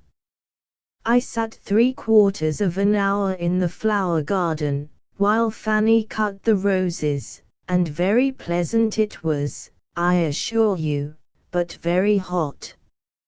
It was shady enough in the alcove, but I declare I quite dreaded the coming home again." "Fanny has been cutting roses, has she?" "Yes, and I am afraid they will be the last this year." "Poor thing! She found it hot enough, but they were so full-blown that one could not wait." "There was no help for it, certainly," rejoined Mrs. Norris, in a rather softened voice, "but I question whether her headache might not be caught then, sister. There is nothing so likely to give it as standing and stooping in a hot sun, but I dare say it will be well tomorrow. Suppose you let her have your aromatic vinegar, I always forget to have mine filled." "She has got it," said Lady Bertram. "She has had it ever since she came back from your house the second time." "What?" cried Edmund, "has she been walking as well as cutting roses, walking across the hot park to your house, and doing it twice? No wonder her head aches." Mrs. Norris was talking to Julia, and did not hear. "I was afraid it would be too much for her," said Lady Bertram, "but when the roses were gathered, your aunt wished to have them, and then you know they must be taken home." "But were there roses enough to oblige her to go twice?" "No, but they were to be put into the spare room to dry, and, unluckily, Fanny forgot to lock the door of the room and bring away the key, so she was obliged to go again." Edmund got up and walked about the room, saying, "And could nobody be employed on such an errand but Fanny? Upon my word, it has been a very ill-managed business. I am sure I do not know how it was to have been done better," cried Mrs. Norris, unable to be longer deaf, "unless I had gone myself, indeed, but I cannot be in two places at once, and I was talking to Mr. Green at that very time about your mother's dare by her desire, and had promised John Groom to write to Mrs. Jeffreys about his son, and the poor fellow was waiting for me half an hour. I think nobody can justly accuse me of sparing myself upon any occasion, but really I cannot do everything at once. And as for Fanny's just stepping down to my house for me, it is not much above a quarter of a mile. I cannot think I was unreasonable to ask it. How often do I pace it 3 times a day, early and late, and in all weathers too, and say nothing about it. I wish Fanny had half your strength. If Fanny would be more regular in her exercise, she would not be knocked up so soon. She has not been out on horseback now this long while, and I am persuaded that, when she does not ride, she ought to walk. If she had been riding before, I should not have asked it of her. But I thought it would rather do her good after being stooping among the roses, for there is nothing so refreshing as a walk after a fatigue of that kind, and though the sun was strong, it was not so very hot. Between ourselves, Edmund nodding significantly at his mother, it was cutting the roses, and dawdling about in the flower garden, that did the mischief. I am afraid it was, indeed, said the more candid Lady Bertram, who had overheard her. I am very much afraid she caught the headache there, for the heat was enough to kill anybody. It was as much as I could bear myself. Sitting and calling to Pug, and trying to keep him from the flower beds, was almost too much for me. Edmund said no more to either lady, but going quietly to another table, on which the supper tray yet remained, brought a glass of Madeira to Fanny, and obliged her to drink the greater part. She wished to be able to decline it, but the tears, which a variety of feelings created, made it easier to swallow than to speak. Vexed as Edmund was with his mother and aunt, he was still more angry with himself. His own forgetfulness of her was worse than anything which they had done. Nothing of this would have happened had she been properly considered, but she had been left 4 days together without any choice of companions or exercise, and without any excuse for avoiding whatever her unreasonable aunts might require. He was ashamed to think that for 4 days together she had not had the power of riding, and very seriously resolved, however unwilling he must be to check a pleasure of Miss Crawford's, that it should never happen again. Fanny went to bed with her heart as full as on the first evening of her arrival at the park. The state of her spirits had probably had its share in her indisposition, for she had been feeling neglected, and been struggling against discontent and envy for some days past. As she leant on the sofa, to which she had retreated that she might not be seen, the pain of her mind had been much beyond that in her head, and the sudden change which Edmund's kindness had then occasioned, made her hardly know how to support herself. Chapter 8. Fanny's rides recommenced the very next day, and as it was a pleasant fresh-feeling morning, less hot than the weather had lately been, Edmund trusted that her losses, both of health and pleasure, would be soon made good. While she was gone, Mr. Rushworth arrived, escorting his mother, who came to be civil and to show her civility especially, in urging the execution of the plan for visiting Southerton, which had been started a fortnight before, and which, in consequence of her subsequent absence from home, had since lain dormant. Mrs. Norris and her nieces were all well pleased with its revival, and an early day was named and agreed to, provided Mr. Crawford should be disengaged.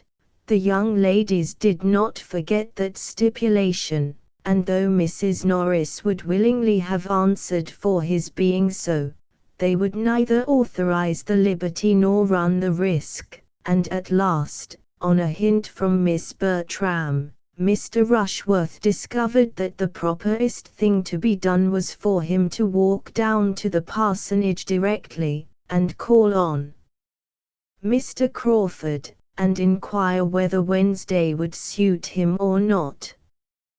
Before his return Mrs. Grant and Miss Crawford came in.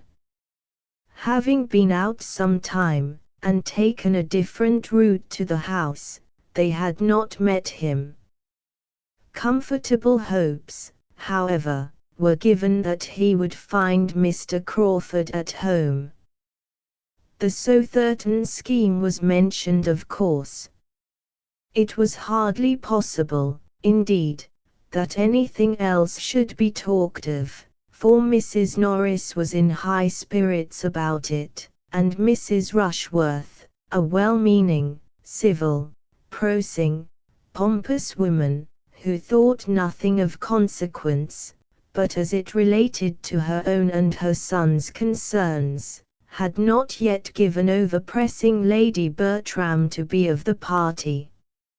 Lady Bertram constantly declined it, but her placid manner of refusal made Mrs. Rushworth still think she wished to come, till Mrs. Norris's more numerous words and louder tone convinced her of the truth.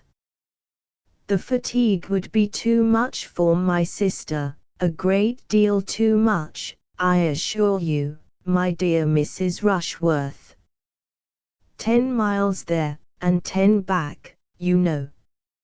You must excuse my sister on this occasion, and accept of our 2 dear girls and myself without her. Southerton is the only place that could give her a wish to go so far, but it cannot be, indeed. She will have a companion in Fanny Price, you know, so it will all do very well, and as for Edmund, as he is not here to speak for himself, I will answer for his being most happy to join the party. He can go on horseback, you know." Mrs. Rushworth, being obliged to yield to Lady Bertram's staying at home, could only be sorry. The loss of her ladyship's company would be a great drawback, and she should have been extremely happy to have seen the young lady too, Miss Price, who had never been at Southerton yet, and it was a pity she should not see the place. "You are very kind, you are all kindness, my dear madam," cried Mrs. Norris, "but as to Fanny, she will have opportunities in plenty of seeing Southerton. She has time enough before her, and her going now is quite out of the question. Lady Bertram could not possibly spare her. Oh no. I cannot do without Fanny." Mrs. Rushworth proceeded next, under the conviction that everybody must be wanting to see Southerton, to include Miss Crawford in the invitation, and though Mrs. Grant, who had not been at the trouble of visiting Mrs. Rushworth, on her coming into the neighborhood, civilly declined it on her own account, she was glad to secure any pleasure for her sister, and Mary, properly pressed and persuaded, was not long in accepting her share of the civility.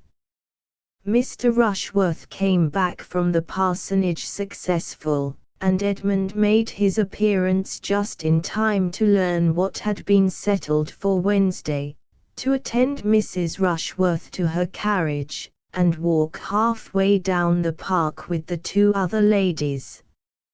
On his return to the breakfast room, he found Mrs. Norris trying to make up her mind as to whether Miss Crawford's being of the party were desirable or not, or whether her brother's barouche would not be full without her. The Miss Bertrams laughed at the idea, assuring her that the barouche would hold 4 perfectly well, independent of the box, on which one might go with him. "But why is it necessary," said Edmund, "that Crawford's carriage, or his only, should be employed? Why is no use to be made of my mother's chaise? I could not, when the scheme was first mentioned the other day, understand why a visit from the family were not to be made in the carriage of the family." "What," cried Julia, "go boxed up 3 in a post chaise in this weather, when we may have seats in a barouche? No, my dear Edmund, that will not quite do." "Besides," said Maria, "I know that Mr. Crawford depends upon taking us. After what passed at first, he would claim it as a promise. And, my dear Edmund," added Mrs. Norris, "taking out 2 carriages when one will do, would be trouble for nothing, and, between ourselves, coachman is not very fond of the roads between this and Southerton. He always complains bitterly of the narrow lanes scratching his carriage, and you know one should not like to have dear Sir Thomas, when he comes home, find all the varnish scratched off." "That would not be a very handsome reason for using Mr. Crawford," said Maria, "but the truth is, that Wilcox is a stupid old fellow, and does not know how to drive. I will answer for it that we shall find no inconvenience from narrow roads on Wednesday." "There is no hardship, I suppose, nothing unpleasant," said Edmund, "in going on the barouche box?" "Unpleasant!" cried Maria, "oh dear! I believe it would be generally thought the favorite seat. There can be no comparison as to one's view of the country. Probably Miss Crawford will choose the barouche box herself. There can be no objection, then, to Fanny's going with you. There can be no doubt of your having room for her." "Fanny," repeated Mrs. Norris, "my dear Edmund, there is no idea of her going with us. She stays with her aunt. I told Mrs. Rushworth so. She is not expected. You can have no reason, I imagine, madam," said he, addressing his mother, "for wishing Fanny not to be of the party, but as it relates to yourself, to your own comfort. If you could do without her, you would not wish to keep her at home." "To be sure not, but I cannot do without her." "You can, if I stay at home with you, as I mean to do." There was a general cry out at this. "Yes," he continued, "there is no necessity for my going, and I mean to stay at home. Fanny has a great desire to see Southerton. I know she wishes it very much. She has not often a gratification of the kind, and I am sure, you would be glad to give her the pleasure now." "Oh yes, very glad, if your aunt sees no objection." Mrs. Norris was very ready with the only objection which could remain, their having positively assured Mrs. Rushworth that Fanny could not go, and the very strange appearance there would consequently be in taking her, which seemed to her a difficulty quite impossible to be got over. It must have the strangest appearance. It would be something so very unceremonious, so bordering on disrespect for Mrs. Rushworth, whose own manners were such a pattern of good breeding and attention, that she really did not feel equal to it. Mrs. Norris had no affection for Fanny, and no wish of procuring her pleasure at any time, but her opposition to Edmund now arose more from partiality for her own scheme, because it was her own, than from anything else. She felt that she had arranged everything extremely well, and that any alteration must be for the worse. When Edmund, therefore, told her in reply, as he did when she would give him the hearing, that she need not distress herself on Mrs. Rushworth's account, because he had taken the opportunity, as he walked with her through the hall, of mentioning Miss Price as one who would probably be of the party, and had directly received a very sufficient invitation for his cousin, Mrs. Norris was too much vexed to submit with a very good grace, and would only say, very well, just as you choose. Settle it your own way, I am sure I do not care about it. It seems very odd, said Maria, that you should be staying at home instead of Fanny. I am sure she ought to be very much obliged to you, added Julia, hastily leaving the room as she spoke, from a consciousness that she ought to offer to stay at home herself. Fanny will feel quite as grateful as the occasion requires, was Edmund's only reply, and the subject dropped. Fanny's gratitude, when she heard the plan, was, in fact, much greater than her pleasure. She felt Edmund's kindness withal, and more than all, the sensibility which he, unsuspicious of her fond attachment, could be aware of, but that he should forego any enjoyment on her account gave her pain, and her own satisfaction in seeing so certain would be nothing without him. The next meeting of the two Mansfield families produced another alteration in the plan, and one that was admitted with general approbation. Mrs. Grant offered herself as companion for the day to Lady Bertram in lieu of her son, and Dr. Grant was to join them at dinner. Lady Bertram was very well pleased to have it so, and the young ladies were in spirits again. Even Edmund was very thankful for an arrangement which restored him to his share of the party, and Mrs. Norris thought it an excellent plan, and had it at her tongue's end, and was on the point of proposing it, when Mrs. Grant spoke. Wednesday was fine, and soon after breakfast the barouche arrived, Mr. Crawford driving his sisters, and as everybody was ready, there was nothing to be done but for Mrs. Grant to alight and the others to take their places. The place of all places, the envied seat, the post of honor, was unappropriated. To whose happy lot was it to fall?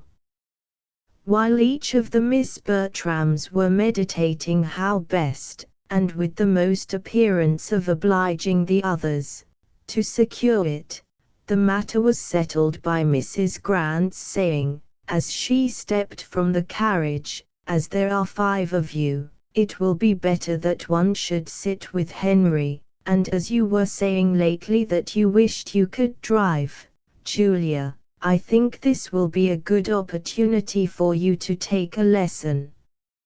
Happy Julia. Unhappy Maria. The former was on the barouche box in a moment, the latter took her seat within, in gloom and mortification, and the carriage drove off amid the good wishes of the 2 remaining ladies, and the barking of Pug in his mistress's arms. Their road was through a pleasant country, and Fanny, whose rides had never been extensive, was soon beyond her knowledge, and was very happy in observing all that was new, and admiring all that was pretty. She was not often invited to join in the conversation of the others, nor did she desire it.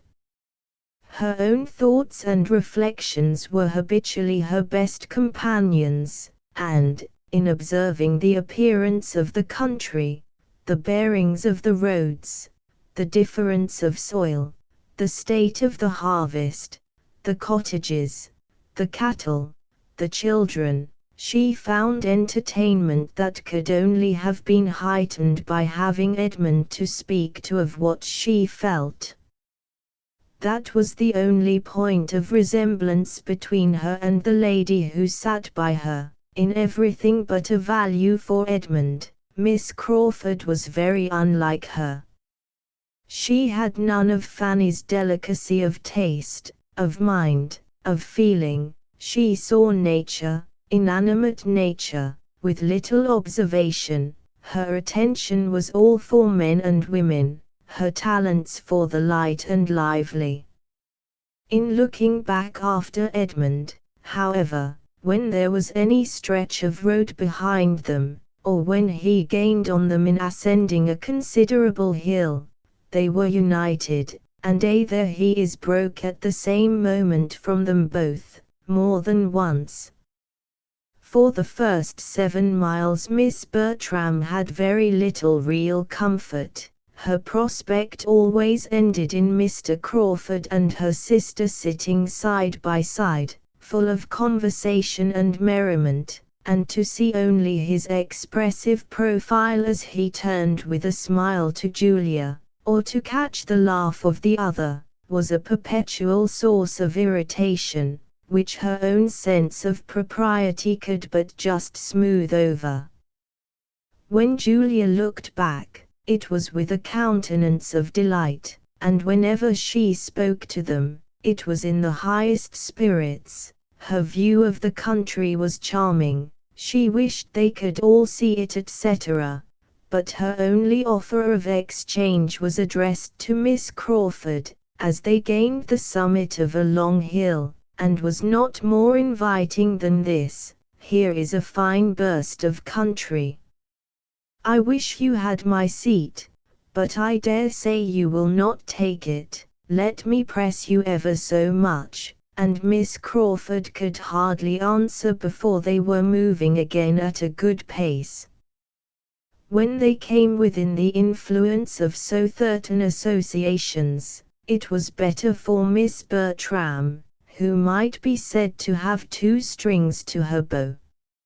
She had Rushworth feelings, and Crawford feelings, and in the vicinity of so certain the former had considerable effect. Mr. Rushworth's consequence was hers. She could not tell Miss Crawford that those woods belonged to so certain. She could not carelessly observe that she believed that it was now all Mr. Rushworth's property on each side of the road without elation of heart, and it was a pleasure to increase with their approach to the capital freehold mansion, and ancient manorial residence of the family, with all its rights of court-leet and court-baron. "Now we shall have no more rough road, Miss Crawford, our difficulties are over. The rest of the way is such as it ought to be. Mr. Rushworth has made it since he succeeded to the estate.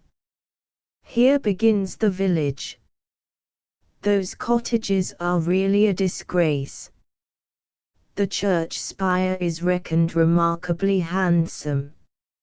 I am glad the church is not so close to the great house as often happens in old places. The annoyance of the bells must be terrible. There is the parsonage, a tidy-looking house, and I understand the clergyman and his wife are very decent people. Those are almshouses, built by some of the family. To the right is the steward's house. He is a very respectable man. Now we are coming to the lodge gates, but we have nearly a mile through the park still. It is not ugly, you see, at this end. There is some fine timber, but the situation of the house is dreadful. We go downhill to it for half a mile, and it is a pity, for it would not be an ill-looking place if it had a better approach. Miss Crawford was not slow to admire. She pretty well guessed Miss Bertram's feelings, and made it a point of honor to promote her enjoyment to the utmost. Mrs. Norris was all delight and volubility, and even Fanny had something to say in admiration, and might be heard with complacency. Her eye was eagerly taking in everything within her reach, and after being at some pains to get a view of the house, and observing that it was a sort of building which she could not look at but with respect, she added, "Now, where is the avenue?" "The house fronts the east, I perceive." "The avenue, therefore, must be at the back of it." Mr. Rushworth talked of the west front. "Yes, it is exactly behind the house, begins at a little distance, and ascends for half a mile to the extremity of the grounds. You may see something of it here, something of the more distant trees. It is oak entirely." Miss Bertram could now speak with decided information of what she had known nothing about when Mr. Rushworth had asked her opinion, and her spirits were in as happy a flutter as vanity and pride could furnish, when they drove up to the spacious stone steps before the principal entrance. Chapter 9. Mr. Rushworth was at the door to receive his fair lady, and the whole party were welcomed by him with due attention. In the drawing-room they were met with equal cordiality by the mother, and Miss Bertram had all the distinction with each that she could wish. After the business of arriving was over, it was first necessary to eat, and the doors were thrown open to admit them through one or two intermediate rooms into the appointed dining parlour, where a collation was prepared with abundance and elegance. Much was said, and much was ate, and all went well. The particular object of the day was then considered. How would Mr. Crawford like, in what manner would he choose, to take a survey of the grounds? Mr. Rushworth mentioned his curricle. Mr. Crawford suggested the greater desirableness of some carriage which might convey more than two. To be depriving themselves of the advantage of other eyes and other judgments, might be an evil even beyond the loss of present pleasure. Mrs. Rushworth proposed that the chaise should be taken also, but this was scarcely received as an amendment. The young ladies neither smiled nor spoke. Her next proposition, of showing the house to such of them as had not been there before, was more acceptable, for Miss Bertram was pleased to have its size displayed, and all were glad to be doing something. The whole party rose accordingly, and under Mrs. Rushworth's guidance were shewn through a number of rooms, all lofty, and many large, and amply furnished in the taste of 50 years back, with shining floors, solid mahogany, rich damask, marble, gilding, and carving, each handsome in its way.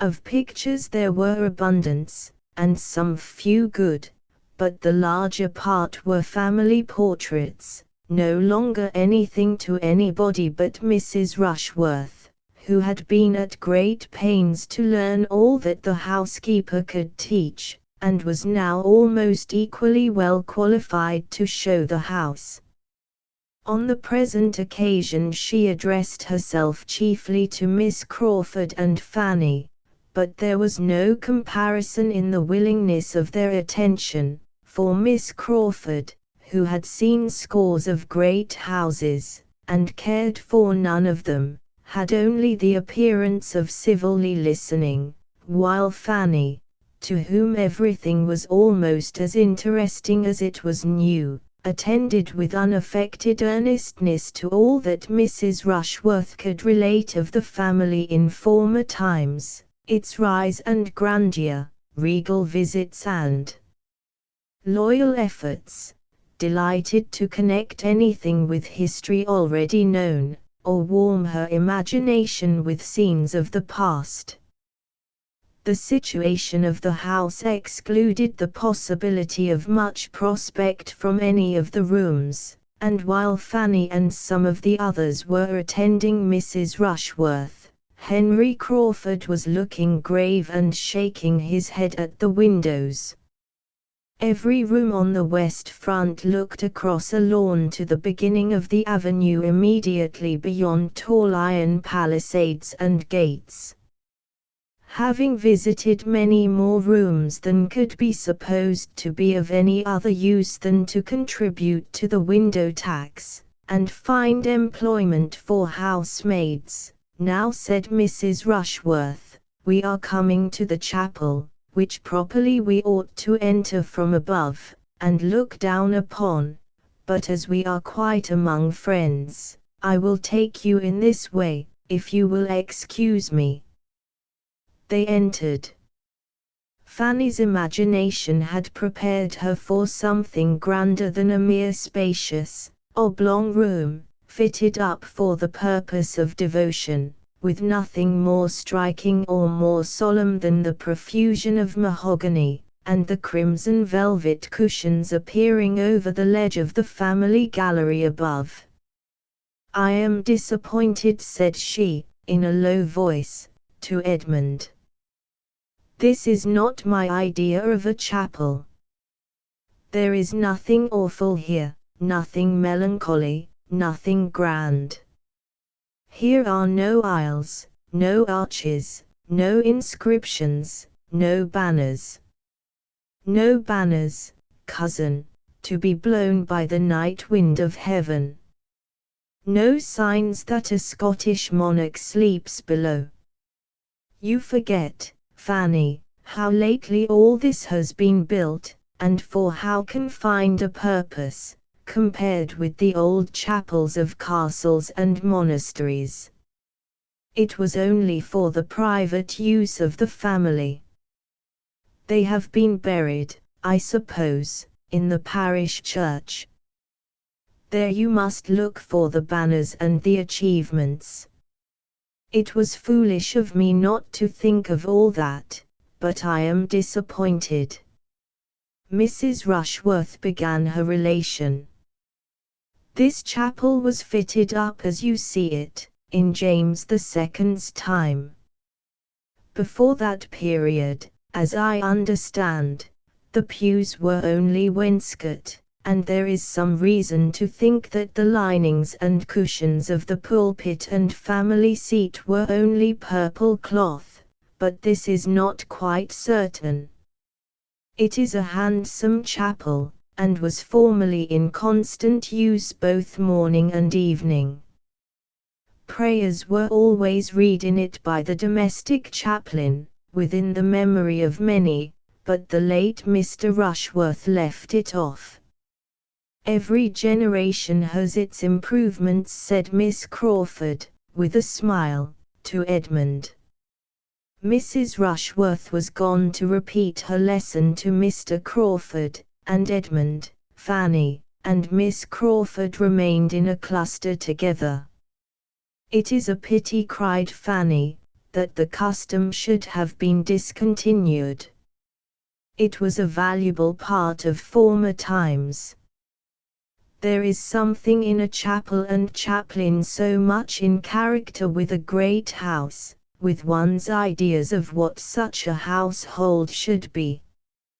A whole family assembling regularly for the purpose of prayer is fine. Very fine indeed, said Miss Crawford, laughing. It must do the heads of the family a great deal of good to force all the poor housemaids and footmen to leave business and pleasure, and say their prayers here twice a day, while they are inventing excuses themselves for staying away. That is hardly Fanny's idea of a family assembling, said Edmund. If the master and mistress do not attend themselves, there must be more harm than good in the custom. At any rate, it is safer to leave people to their own devices on such subjects. Everybody likes to go their own way, to choose their own time and manner of devotion. The obligation of attendance, the formality, the restraint, the length of time, altogether it is a formidable thing, and what nobody likes, and if the good people who used to kneel and gape in that gallery could have foreseen that the time would ever come when men and women might lie another 10 minutes in bed, when they woke with a headache, without danger of reprobation, because chapel was missed, they would have jumped with joy and envy. Cannot you imagine with what unwilling feelings the former belles of the house of Rushworth did many a time repair to this chapel? The young Mrs. Eleanors and Mrs. Bridgets, starched up into seeming piety, but with heads full of something very different, especially if the poor chaplain were not worth looking at, and, in those days, I fancy parsons were very inferior even to what they are now. For a few moments she was unanswered. Fanny coloured and looked at Edmund, but felt too angry for speech, and he needed a little recollection before he could say, "Your lively mind can hardly be serious even on serious subjects. You have given us an amusing sketch, and human nature cannot say it was not so. We must all feel at times the difficulty of fixing our thoughts as we could wish, but if you are supposing it a frequent thing, that is to say, a weakness grown into a habit from neglect, what could be expected from the private devotions of such persons? Do you think the minds which are suffered, which are indulged in wanderings in a chapel, would be more collected in a closet? Yes, very likely. They would have 2 chances at least in their favor. There would be less to distract the attention from without, and it would not be tried so long. The mind which does not struggle against itself under one circumstance, would find objects to distract it in the other, I believe, and the influence of the place and of example may often rouse better feelings than are begun with. The greater length of the service, however, I admit to be sometimes too hard a stretch upon the mind. One wishes it were not so, but I have not yet left Oxford long enough to forget what chapel prayers are. While this was passing, the rest of the party being scattered about the chapel, Julia called Mr. Crawford's attention to her sister, by saying, "Do look at Mr. Rushworth and Maria, standing side by side, exactly as if the ceremony were going to be performed. Have not they completely the air of it?" Mr. Crawford smiled his acquiescence, and stepping forward to Maria, said, in a voice which she only could hear, "I do not like to see Miss Bertram so near the altar." Starting, the lady instinctively moved a step or two, but recovering herself in a moment, affected to laugh, and asked him, in a tone not much louder, if he would give her away. "I am afraid I should do it very awkwardly," was his reply, with a look of meaning. Julia, joining them at the moment, carried on the joke. "Upon my word, it is really a pity that it should not take place directly, if we had but a proper license, for here we are all together, and nothing in the world could be more snug and pleasant." And she talked and laughed about it with so little caution as to catch the comprehension of Mr. Rushworth and his mother, and expose her sister to the whispered gallantries of her lover, while Mrs. Rushworth spoke with proper smiles and dignity of its being a most happy event to her whenever it took place. "If Edmund were but in orders," cried Julia, and running to where he stood with Miss Crawford and Fanny, "My dear Edmund, if you were but in orders now, you might perform the ceremony directly. How unlucky that you are not ordained. Mr. Rushworth and Maria are quite ready." Miss Crawford's countenance, as Julia spoke, might have amused a disinterested observer. She looked almost aghast under the new idea she was receiving. Fanny pitied her. How distressed she will be at what she said just now passed across her mind. "Ordained," said Miss Crawford. "What, are you to be a clergyman?" "Yes, I shall take orders soon after my father's return, probably at Christmas." Miss Crawford, rallying her spirits, and recovering her complexion, replied only, "If I had known this before, I would have spoken of the cloth with more respect and turned the subject." The chapel was soon afterwards left to the silence and stillness which reigned in it, with few interruptions, throughout the year. Miss Bertram, displeased with her sister, led the way, and all seemed to feel that they had been there long enough. The lower part of the house had been now entirely shewn, and Mrs. Rushworth, never weary in the cause, would have proceeded towards the principal staircase, and taken them through all the rooms above, if her son had not interposed with a doubt of there being time enough. "For if," said he, with the sort of self-evident proposition which many a clearer head does not always avoid, "we are too long going over the house, we shall not have time for what is to be done out of doors. It is past 2, and we are to dine at 5. Mrs. Rushworth submitted, and the question of surveying the grounds, with the who and the how, was likely to be more fully agitated, and Mrs. Norris was beginning to arrange by what junction of carriages and horses most could be done, when the young people, meeting with an outward door, temptingly open on a flight of steps which led immediately to turf and shrubs, and all the suites of pleasure grounds, as by one impulse, one wish for air and liberty, all walked out. "Suppose we turn down here for the present," said Mrs. Rushworth, civilly taking the hint and following them. "Here are the greatest number of our plants, and here are the curious pheasants." "Query," said Mr. Crawford, looking round him, "whether we may not find something to employ us here before we go farther. I see walls of great promise. Mr. Rushworth, shall we summon a council on this lawn?" "James," said Mrs. Rushworth to her son, "I believe the wilderness will be new to all the party. The Miss Bertrams have never seen the wilderness yet."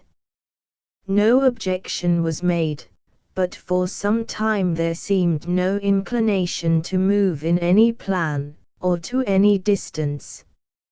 All were attracted at first by the plants or the pheasants, and all dispersed about in happy independence.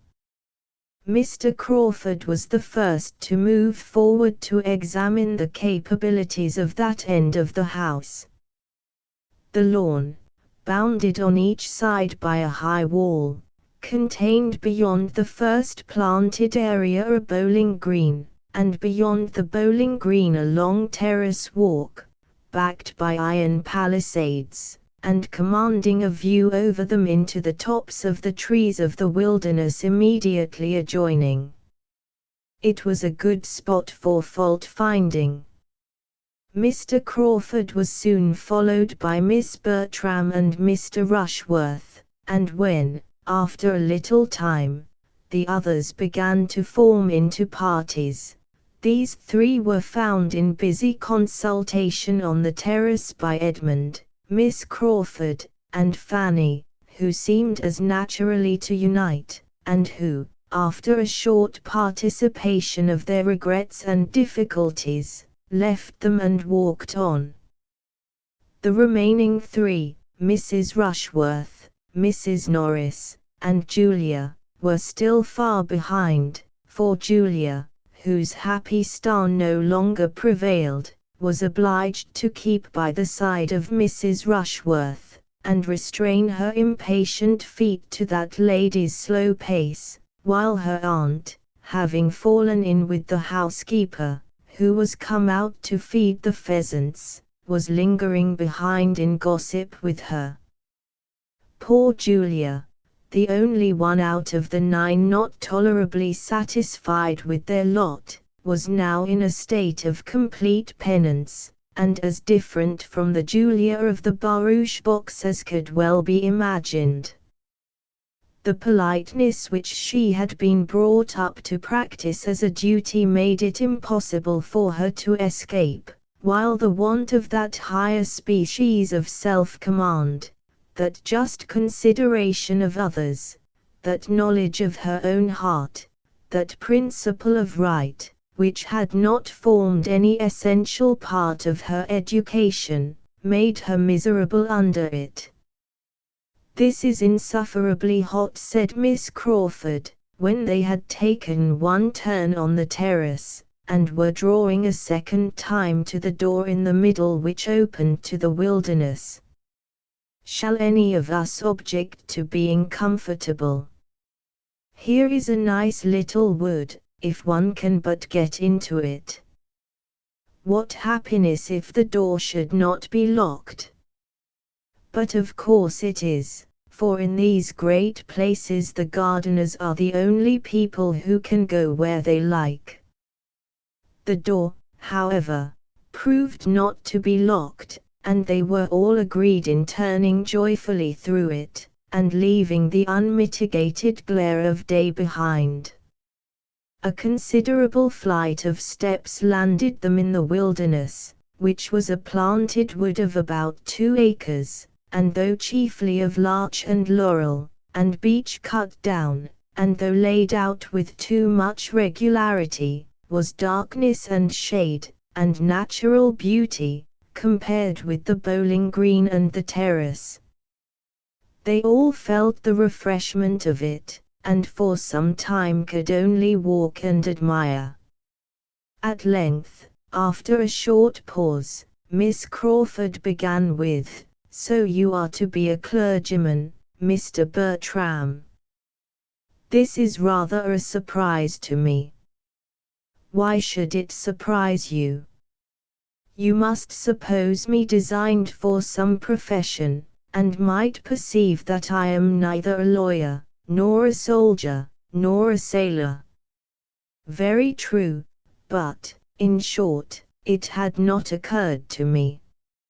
And you know there is generally an uncle or a grandfather to leave a fortune to the second son." "A very praiseworthy practice," said Edmund, "but not quite universal. I am one of the exceptions, and being one, must do something for myself." "But why are you to be a clergyman? I thought that was always the lot of the youngest, where there were many to choose before him." Do you think the Church itself never chosen, then? Never is a black word. But yes, in the never of conversation, which means not very often, I do think it. For what is to be done in the Church? Men love to distinguish themselves, and in either of the other lines distinction may be gained, but not in the Church. A clergyman is nothing. The nothing of conversation has its gradations, I hope, as well as the never. A clergyman cannot be high in state or fashion. He must not head mobs, or set the ton in dress.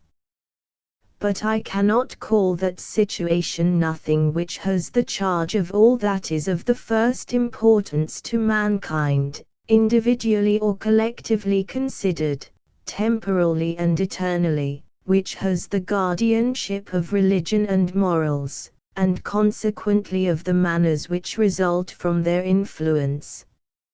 No one here can call the office nothing. If the man who holds it is so, it is by the neglect of his duty, by foregoing its just importance, and stepping out of his place to appear what he ought not to appear. You assign greater consequence to the clergyman than one has been used to hear given, or than I can quite comprehend. One does not see much of this influence and importance in society, and how can it be acquired where they are so seldom seen themselves? How can 2 sermons a week, even supposing them worth hearing, supposing the preacher to have the sense to prefer Blair's to his own, do all that you speak of? Govern the conduct and fashion the manners of a large congregation for the rest of the week. One scarcely sees a clergyman out of his pulpit. You are speaking of London, I am speaking of the nation at large. The metropolis, I imagine, is a pretty fair sample of the rest. Not, I should hope, of the proportion of virtue to vice throughout the kingdom. We do not look in great cities for our best morality. It is not there that respectable people of any denomination can do most good, and it certainly is not there that the influence of the clergy can be most felt. A fine preacher is followed and admired, but it is not in fine preaching only that a good clergyman will be useful in his parish and his neighborhood, where the parish and neighborhood are of a size capable of knowing his private character, and observing his general conduct, which in London can rarely be the case. The clergy are lost there in the crowds of their parishioners. They are known to the largest part only as preachers.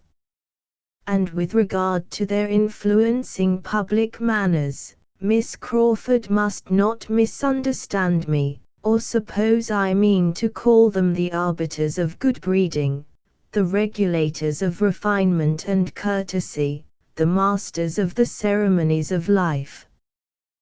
The manners I speak of might rather be called conduct, perhaps, the result of good principles, the effect, in short, of those doctrines which it is their duty to teach and recommend, and it will, I believe, be everywhere found, that as the clergy are, or are not what they ought to be, so are the rest of the nation.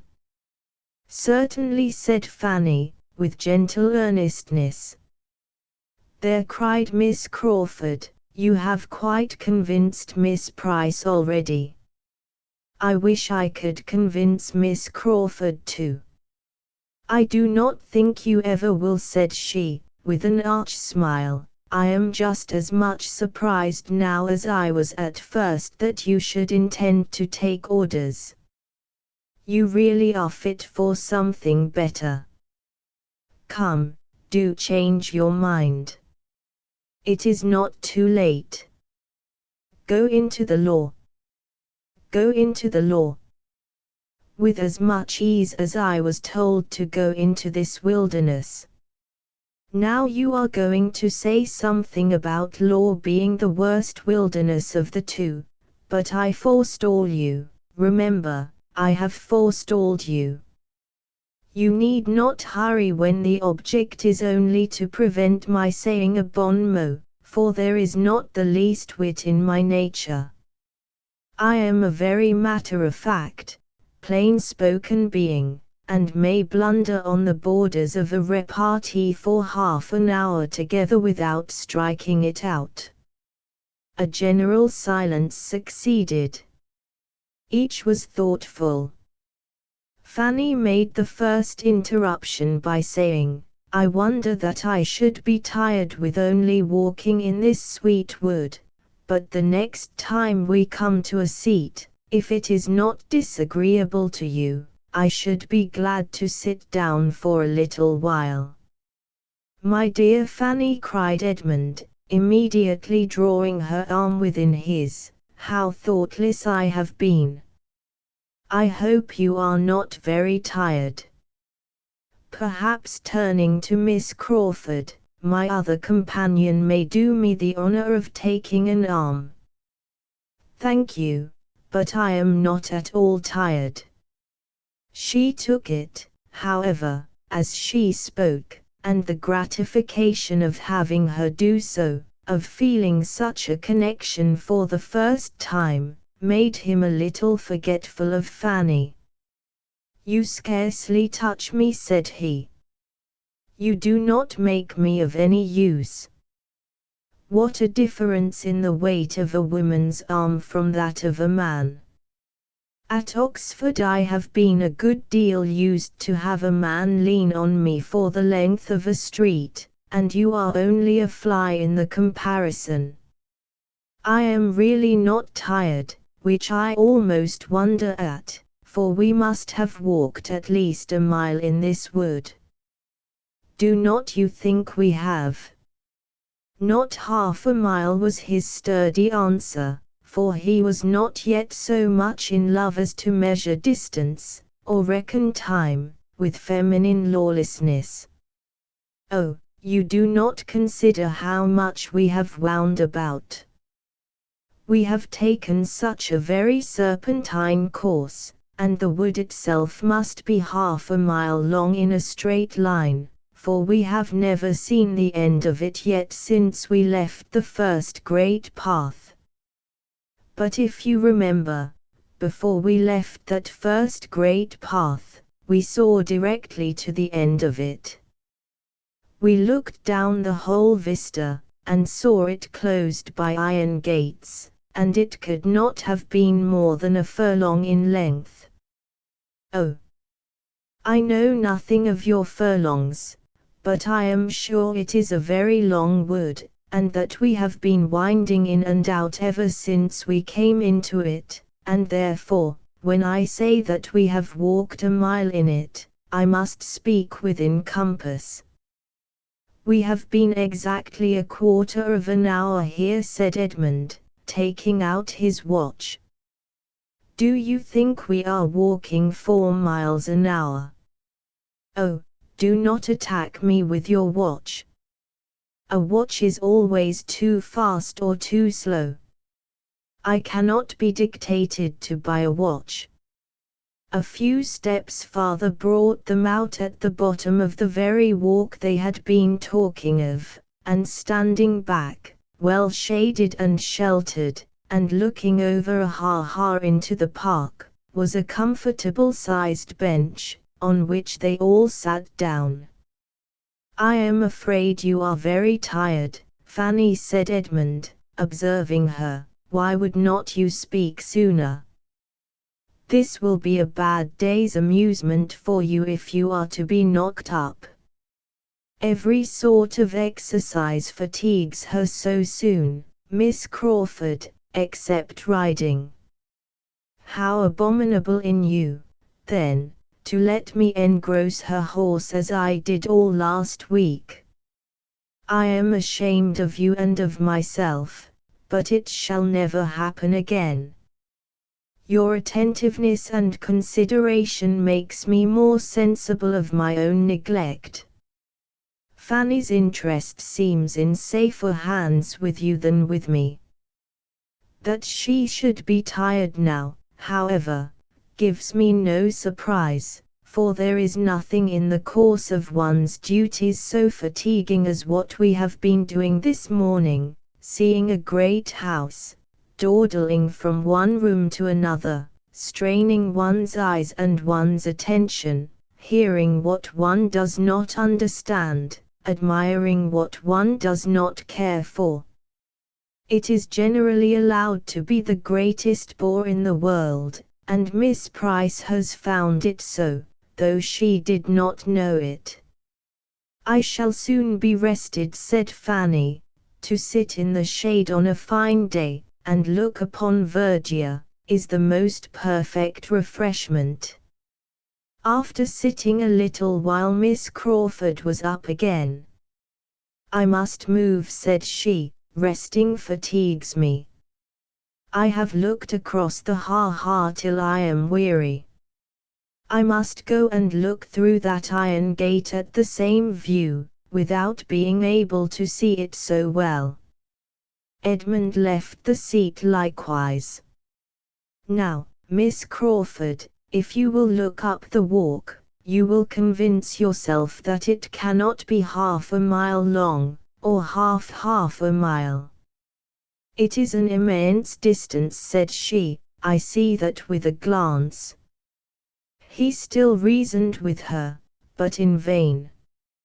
She would not calculate, she would not compare. She would only smile and assert. The greatest degree of rational consistency could not have been more engaging, and they talked with mutual satisfaction.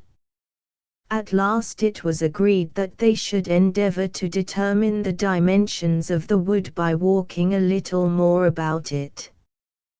They would go to one end of it, in the line they were then in, for there was a straight green walk along the bottom by the side of the ha-ha, and perhaps turn a little way in some other direction, if it seemed likely to assist them, and be back in a few minutes. Fanny said she was rested, and would have moved too, but this was not suffered. Edmund urged her remaining where she was with an earnestness which she could not resist, and she was left on the bench to think with pleasure of her cousin's care, but with great regret that she was not stronger. She watched them till they had turned the corner, and listened till all sound of them had ceased. Chapter X. A quarter of an hour, 20 minutes, passed away, and Fanny was still thinking of Edmund, Miss Crawford, and herself, without interruption from any one. She began to be surprised at being left so long, and to listen with an anxious desire of hearing their steps and their voices again.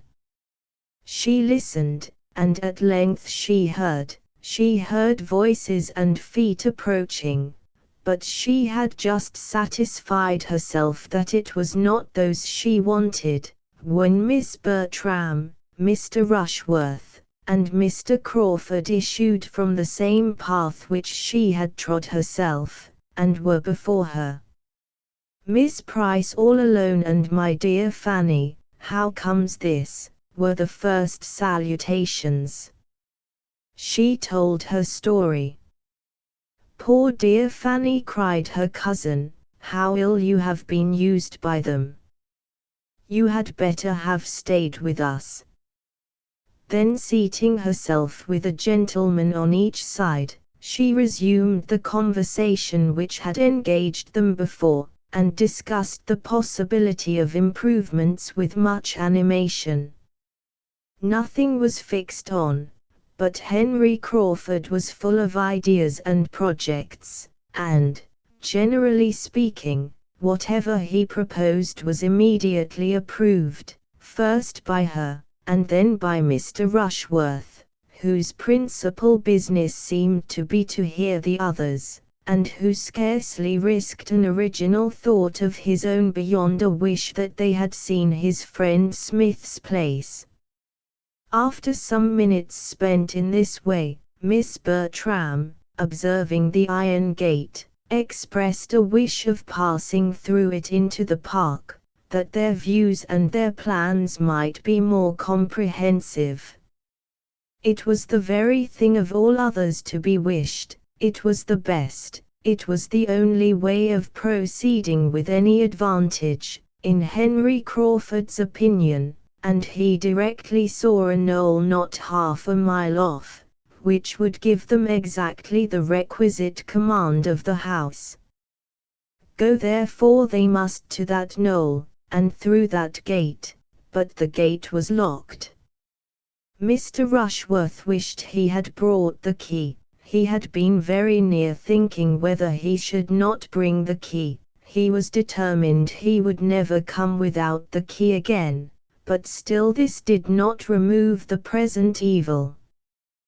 They could not get through, and as Miss Bertram's inclination for so doing did by no means lessen, it ended in Mr. Rushworth's declaring outright that he would go and fetch the key. He set off accordingly. It is undoubtedly the best thing we can do now, as we are so far from the house already, said Mr. Crawford, when he was gone. Yes, there is nothing else to be done. But now, sincerely, do not you find the place altogether worse than you expected? No, indeed, far otherwise.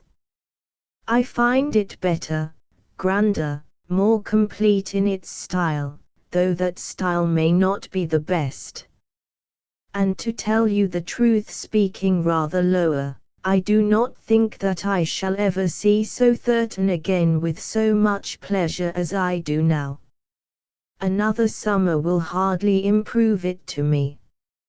After a moment's embarrassment the lady replied, You are too much a man of the world not to see with the eyes of the world. If other people think so certain improved, I have no doubt that you will.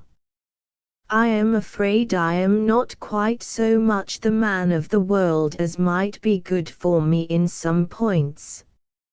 My feelings are not quite so evanescent, nor my memory of the past under such easy dominion as one finds to be the case with men of the world. This was followed by a short silence. Miss Bertram began again. You seemed to enjoy your drive here very much this morning. I was glad to see you so well entertained. You and Julia were laughing the whole way. Were we?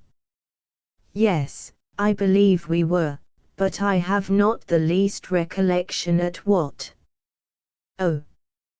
I believe I was relating to her some ridiculous stories of an old Irish groom of my uncle's. Your sister loves to laugh. You think her more light-hearted than I am. More easily amused, he replied, consequently, you know, smiling, better company. I could not have hoped to entertain you with Irish anecdotes during a 10 miles drive. Naturally, I believe, I am as lively as Julia, but I have more to think of now. You have, undoubtedly, and there are situations in which very high spirits would denote insensibility. Your prospects, however, are too fair to justify want of spirits. You have a very smiling scene before you. Do you mean literally or figuratively? Literally, I conclude. Yes, certainly, the sun shines, and the park looks very cheerful. But unluckily that iron gate, that ha-ha, give me a feeling of restraint and hardship. I cannot get out, as the starling said. As she spoke, and it was with expression, she walked to the gate. He followed her. Mr. Rushworth is so long fetching this key. And for the world you would not get out without the key and without Mr. Rushworth's authority and protection, or I think you might with little difficulty pass round the edge of the gate. Here, with my assistance, I think it might be done, if you really wished to be more at large, and could allow yourself to think it not prohibited. Prohibited, nonsense. I certainly can get out that way, and I will. Mr. Rushworth will be here in a moment, you know, we shall not be out of sight. Or if we are, Miss Price will be so good as to tell him that he will find us near that knoll, the grove of oak on the knoll. Fanny, feeling all this to be wrong, could not help making an effort to prevent it. You will hurt yourself, Miss Bertram, she cried. You will certainly hurt yourself against those spikes. You will tear your gown. You will be in danger of slipping into the ha-ha. You had better not go. Her cousin was safe on the other side while these words were spoken, and, smiling with all the good humor of success, she said, "Thank you, my dear Fanny, but I and my gown are alive and well, and so goodbye." Fanny was again left to her solitude, and with no increase of pleasant feelings, for she was sorry for almost all that she had seen and heard, astonished at Miss Bertram, and angry with Mr. Crawford. By taking a circuitous, and, as it appeared to her, very unreasonable direction to the knoll, they were soon beyond her eye, and for some minutes longer she remained without sight or sound of any companion. She seemed to have the little wood all to herself. She could almost have thought that Edmund and Miss Crawford had left it, but that it was impossible for Edmund to forget her so entirely. She was again roused from disagreeable musings by sudden footsteps. Somebody was coming at a quick pace down the principal walk. She expected Mr. Rushworth, but it was Julia, who, hot and out of breath, and with a look of disappointment, cried out on seeing her, "Heyday! Where are the others? I thought Maria and Mr. Crawford were with you." Fanny explained. "A pretty trick, upon my word. I cannot see them anywhere looking eagerly into the park. But they cannot be very far off, and I think I am equal to as much as Maria, even without help. But, Julia, Mr. Rushworth will be here in a moment with the key. Do wait for Mr. Rushworth." "Not I, indeed. I have had enough of the family for one morning." "Why, child, I have but this moment escaped from his horrible mother. Such a penance as I have been enduring, while you were sitting here so composed and so happy. It might have been as well, perhaps, if you had been in my place, but you always contrive to keep out of these scrapes." This was a most unjust reflection, but Fanny could allow for it, and let it pass. Julia was vexed, and her temper was hasty, but she felt that it would not last, and therefore, taking no notice, only asked her if she had not seen Mr. Rushworth.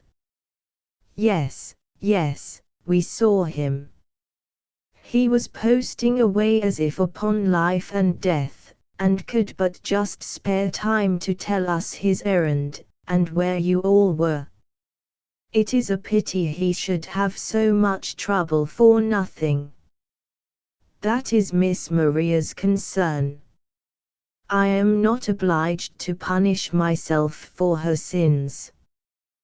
The mother I could not avoid, as long as my tiresome aunt was dancing about with the housekeeper, but the son I can get away from.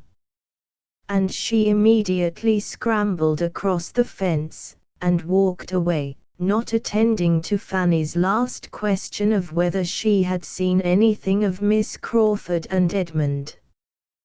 The sort of dread in which Fanny now sat of seeing Mr. Rushworth prevented her thinking so much of their continued absence, however, as she might have done.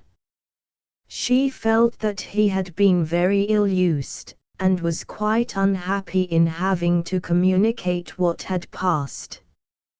He joined her within 5 minutes after Julia's exit, and though she made the best of the story, he was evidently mortified and displeased in no common degree. At first he scarcely said anything, his looks only expressed his extreme surprise and vexation, and he walked to the gate and stood there, without seeming to know what to do. They desired me to stay. My cousin Maria charged me to say that you would find them at that knoll, or thereabouts. I do not believe I shall go any farther, said he sullenly. I see nothing of them. By the time I get to the knoll they may be gone somewhere else. I have had walking enough.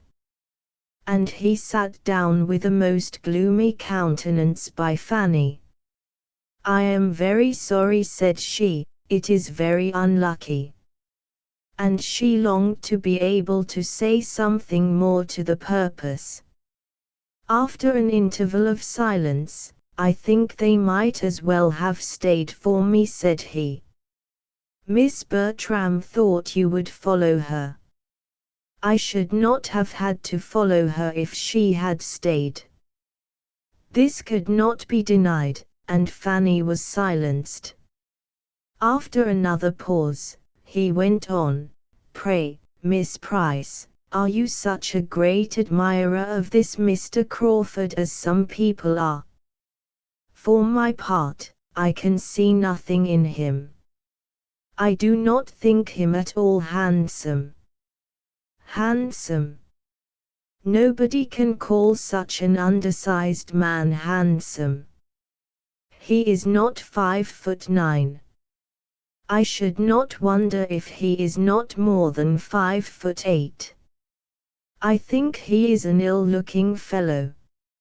In my opinion, these Crawfords are no addition at all. We did very well without them.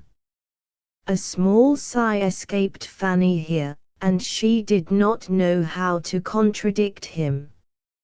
If I had made any difficulty about fetching the key, there might have been some excuse, but I went the very moment she said she wanted it. Nothing could be more obliging than your manner, I am sure, and I dare say you walked as fast as you could, but still it is some distance, you know, from this spot to the house, quite into the house. And when people are waiting, they are bad judges of time, and every half-minute seems like 5. He got up and walked to the gate again, and wished he had had the key about him at the time. Fanny thought she discerned in his standing there an indication of relenting, which encouraged her to another attempt, and she said, therefore, it is a pity you should not join them. They expected to have a better view of the house from that part of the park, and will be thinking how it may be improved, and nothing of that sort, you know, can be settled without you. She found herself more successful in sending away than in retaining a companion. Mr. Rushworth was worked on. Well, said he, if you really think I had better go, it would be foolish to bring the key for nothing." And letting himself out, he walked off without farther ceremony. Fanny's thoughts were now all engrossed by the two who had left her so long ago, and getting quite impatient, she resolved to go in search of them. She followed their steps along the bottom walk, and had just turned up into another, when the voice and the laugh of Miss Crawford once more caught her ear. The sound approached, and a few more windings brought them before her. They were just returned into the wilderness from the park, to which a cider gate, not fastened, had tempted them very soon after their leaving her, and they had been across a portion of the park into the very avenue which Fanny had been hoping the whole morning to reach at last, and had been sitting down under one of the trees. This was their history. It was evident that they had been spending their time pleasantly, and were not aware of the length of their absence. Fanny's best consolation was in being assured that Edmund had wished for her very much, and that he should certainly have come back for her, had she not been tired already. But this was not quite sufficient to do away with the pain of having been left a whole hour, when he had talked of only a few minutes, nor to banish the sort of curiosity she felt to know what they had been conversing about all that time, and the result of the whole was to her disappointment and depression, as they prepared, by general agreement, to return to the house. On reaching the bottom of the steps to the terrace, Mrs. Rushworth and Mrs. Norris presented themselves at the top, just ready for the wilderness, at the end of an hour and a half from their leaving the house. Mrs. Norris had been too well employed to move faster. Whatever cross accidents had occurred to intercept the pleasures of her nieces, she had found a morning of complete enjoyment, for the housekeeper, after a great many courtesies on the subject of pheasants, had taken her to the dairy, told her all about their cows, and given her the receipt for a famous cream cheese, and since Julia's leaving them they had been met by the gardener, with whom she had made a most satisfactory acquaintance, for she had set him right as to his grandson's illness, convinced him that it was an ague, and promised him a charm for it, and he, in return, had shewn her all his choicest nursery of plants, and actually presented her with a very curious specimen of heath. On this rencontre they all returned to the house together, there to lounge away the time as they could with sofas, and chit-chat, and quarterly reviews, till the return of the others, and the arrival of dinner. It was late before the Miss Bertrams and the two gentlemen came in, and their ramble did not appear to have been more than partially agreeable, or at all productive of anything useful with regard to the object of the day. By their own accounts they had been all walking after each other, and the junction which had taken place at last seemed, to Fanny's observation, to have been as much too late for re-establishing harmony, as it confessedly had been for determining on any alteration. She felt, as she looked at Julia and Mr. Rushworth, that hers was not the only dissatisfied bosom amongst them, there was gloom on the face of each. Mr. Crawford and Miss Bertram were much more gay, and she thought that he was taking particular pains, during dinner, to do away any little resentment of the other two, and restore general good humour.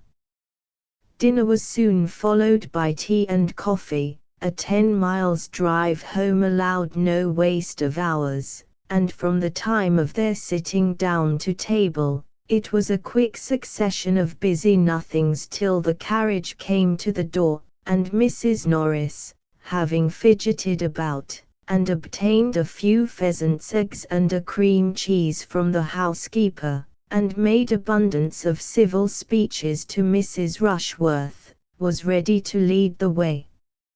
At the same moment Mr. Crawford, approaching Julia, said, "I hope I am not to lose my companion, unless she is afraid of the evening air in so exposed a seat." The request had not been foreseen, but was very graciously received, and Julia's day was likely to end almost as well as it began. Miss Bertram had made up her mind to something different, and was a little disappointed, but her conviction of being really the one preferred comforted her under it, and enabled her to receive Mr. Rushworth's parting attentions as she ought. He was certainly better pleased to hand her into the barouche than to assist her in ascending the box, and his complacency seemed confirmed by the arrangement. "Well, Fanny, this has been a fine day for you, upon my word," said Mrs. Norris, as they drove through the park. "Nothing but pleasure from beginning to end. I am sure you ought to be very much obliged to your Aunt Bertram and me for contriving to let you go. A pretty good day's amusement you have had." Maria was just discontented enough to say directly, "I think you have done pretty well yourself, m. Your lap seems full of good things, and here is a basket of something between us which has been knocking my elbow unmercifully. My dear, it is only a beautiful little heath, which that nice old gardener would make me take, but if it is in your way, I will have it in my lap directly. There, Fanny, you shall carry that parcel for me. Take great care of it, do not let it fall. It is a cream cheese, just like the excellent one we had at dinner. Nothing would satisfy that good old Mrs. Whittaker, but my taking one of the cheeses." I stood out as long as I could, till the tears almost came into her eyes, and I knew it was just the sort that my sister would be delighted with. That Mrs. Whittaker is a treasure. She was quite shocked when I asked her whether wine was allowed at the second table, and she has turned away 2 housemaids for wearing white gowns. Take care of the cheese, Fanny. Now I can manage the other parcel and the basket very well. What else have you been sponging? Said Maria, half pleased that so certain should be so complimented. Sponging, my dear. It is nothing but 4 of those beautiful pheasants' eggs, which Mrs. Whittaker would quite force upon me. She would not take a denial. She said it must be such an amusement to me, as she understood I lived quite alone, to have a few living creatures of that sort, and so to be sure it will. I shall get the dairy maid to set them under the first spare hen, and if they come to good I can have them moved to my own house and borrow a coop, and it will be a great delight to me in my lonely hours to attend to them. And if I have good luck, your mother shall have some." It was a beautiful evening, mild and still, and the drive was as pleasant as the serenity of nature could make it, but when Mrs. Norris ceased speaking, it was altogether a silent drive to those within. Their spirits were in general exhausted, and to determine whether the day had afforded most pleasure or pain, might occupy the meditations of almost all. Chapter 11. The day at Southerton, with all its imperfections, afforded the Miss Bertrams much more agreeable feelings than were derived from the letters from Antigua, which soon afterwards reached Mansfield. It was much pleasanter to think of Henry Crawford than of their father, and to think of their father in England again within a certain period, which these letters obliged them to do, was a most unwelcome exercise. November was the black month fixed for his return. Sir Thomas wrote of it with as much decision as experience and anxiety could authorize. His business was so nearly concluded as to justify him in proposing to take his passage in the September packet, and he consequently looked forward with the hope of being with his beloved family again early in November. Maria was more to be pitied than Julia, for to her the father brought a husband, and the return of the friend most solicitous for her happiness would unite her to the lover, on whom she had chosen that happiness should depend. It was a gloomy prospect, and all she could do was to throw a mist over it, and hope when the mist cleared away she should see something else. It would hardly be early in November. There were generally delays, a bad passage or something, that favoring something which everybody who shuts their eyes while they look, or their understandings while they reason, feels the comfort of. It would probably be the middle of November at least. The middle of November was 3 months off. 3 months comprised 13 weeks. Much might happen in 13 weeks. Sir Thomas would have been deeply mortified by a suspicion of half that his daughters felt on the subject of his return, and would hardly have found consolation in a knowledge of the interest it excited in the breast of another young lady. Miss Crawford, on walking up with her brother to spend the evening at Mansfield Park, heard the good news, and though seeming to have no concern in the affair beyond politeness, and to have vented all her feelings in a quiet congratulation, heard it with an attention not so easily satisfied. Mrs. Norris gave the particulars of the letters, and the subject was dropped, but after tea, as Miss Crawford was standing at an open window with Edmund and Fanny looking out on a twilight scene, while the Miss Bertrams, Mr. Rushworth, and Henry Crawford were all busy with candles at the pianoforte, she suddenly revived it by turning round towards the group, and saying, "How happy Mr. Rushworth looks! He is thinking of November." Edmund looked round at Mr. Rushworth too, but had nothing to say. "Your father's return will be a very interesting event." "It will, indeed, after such an absence not only long, but including so many dangers. It will be the forerunner also of other interesting events, your sister's marriage, and your taking orders." "Yes. Don't be affronted," said she, laughing, "but it does put me in mind of some of the old heathen heroes, who, after performing great exploits in a foreign land, offered sacrifices to the gods on their safe return."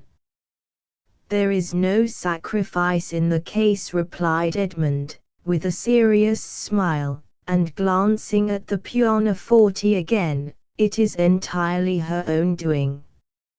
"Oh yes, I know it is. I was merely joking. She has done no more than what every young woman would do, and I have no doubt of her being extremely happy. My other sacrifice, of course, you do not understand. My taking orders, I assure you, is quite as voluntary as Maria's marrying." It is fortunate that your inclination and your father's convenience should accord so well. There is a very good living kept for you, I understand, hereabouts, which you suppose has biased me. But that I am sure it has not, cried Fanny. Thank you for your good word, Fanny, but it is more than I would affirm myself. On the contrary, the knowing that there was such a provision for me probably did bias me. Nor can I think it wrong that it should. There was no natural disinclination to be overcome, and I see no reason why a man should make a worse clergyman for knowing that he will have a competence early in life. I was in safe hands. I hope I should not have been influenced myself in a wrong way, and I am sure my father was too conscientious to have allowed it. I have no doubt that I was biased, but I think it was blamelessly. It is the same sort of thing, said Fanny, after a short pause, as for the son of an admiral to go into the navy, or the son of a general to be in the army, and nobody sees anything wrong in that. Nobody wonders that they should prefer the line where their friends can serve them best, or suspects them to be less in earnest in it than they appear. No, my dear Miss Price, and for reasons good. The profession, either navy or army, is its own justification. It has everything in its favor: heroism, danger, bustle, fashion. Soldiers and sailors are always acceptable in society. Nobody can wonder that men are soldiers and sailors. But the motives of a man who takes orders with the certainty of preferment may be fairly suspected, you think, said Edmund. To be justified in your eyes, he must do it in the most complete uncertainty of any provision. What, take orders without a living? No, that is madness indeed, absolute madness. Shall I ask you how the church is to be filled, if a man is neither to take orders with a living nor without? No, for you certainly would not know what to say. But I must beg some advantage to the clergyman from your own argument. As he cannot be influenced by those feelings which you rank highly as temptation and reward to the soldier and sailor in their choice of a profession, as heroism, and noise, and fashion, are all against him, he ought to be less liable to the suspicion of wanting sincerity or good intentions in the choice of his. Oh, no doubt he is very sincere in preferring an income ready-made, to the trouble of working for one, and has the best intentions of doing nothing all the rest of his days but eat, drink, and grow fat. It is indolence, Mr. Bertram, indeed. Indolence and love of ease, a want of all laudable ambition, of taste for good company, or of inclination to take the trouble of being agreeable, which make men clergymen. A clergyman has nothing to do but be slovenly and selfish, read the newspaper, watch the weather, and quarrel with his wife.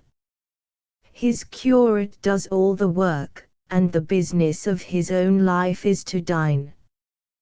There are such clergymen, no doubt, but I think they are not so common as to justify Miss Crawford in esteeming it their general character.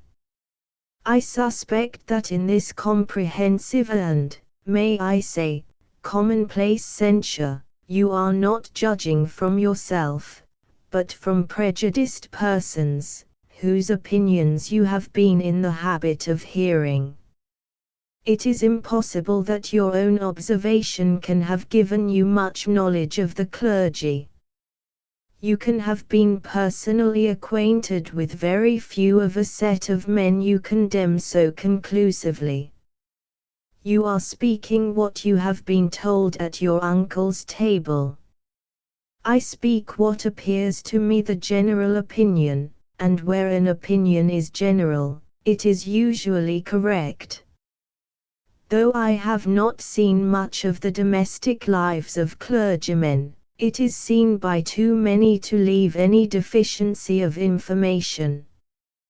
Where any one body of educated men, of whatever denomination, are condemned indiscriminately, there must be a deficiency of information, or, smiling, of something else. Your uncle, and his brother admirals, perhaps knew little of clergymen beyond the chaplains whom, good or bad, they were always wishing away. Poor William!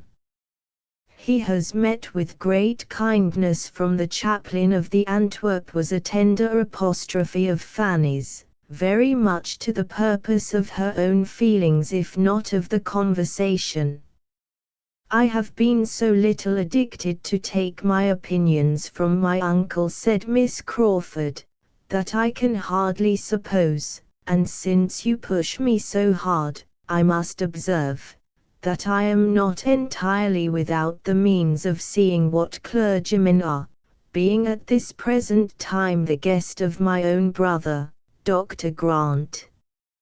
And though Dr. Grant is most kind and obliging to me, and though he is really a gentleman, and, I dare say, a good scholar and clever, and often preaches good sermons, and is very respectable, I see him to be an indolent, selfish bon vivant, who must have his palate consulted in everything, who will not stir a finger for the convenience of any one, and who, moreover, if the cook makes a blunder, is out of humor with his excellent wife.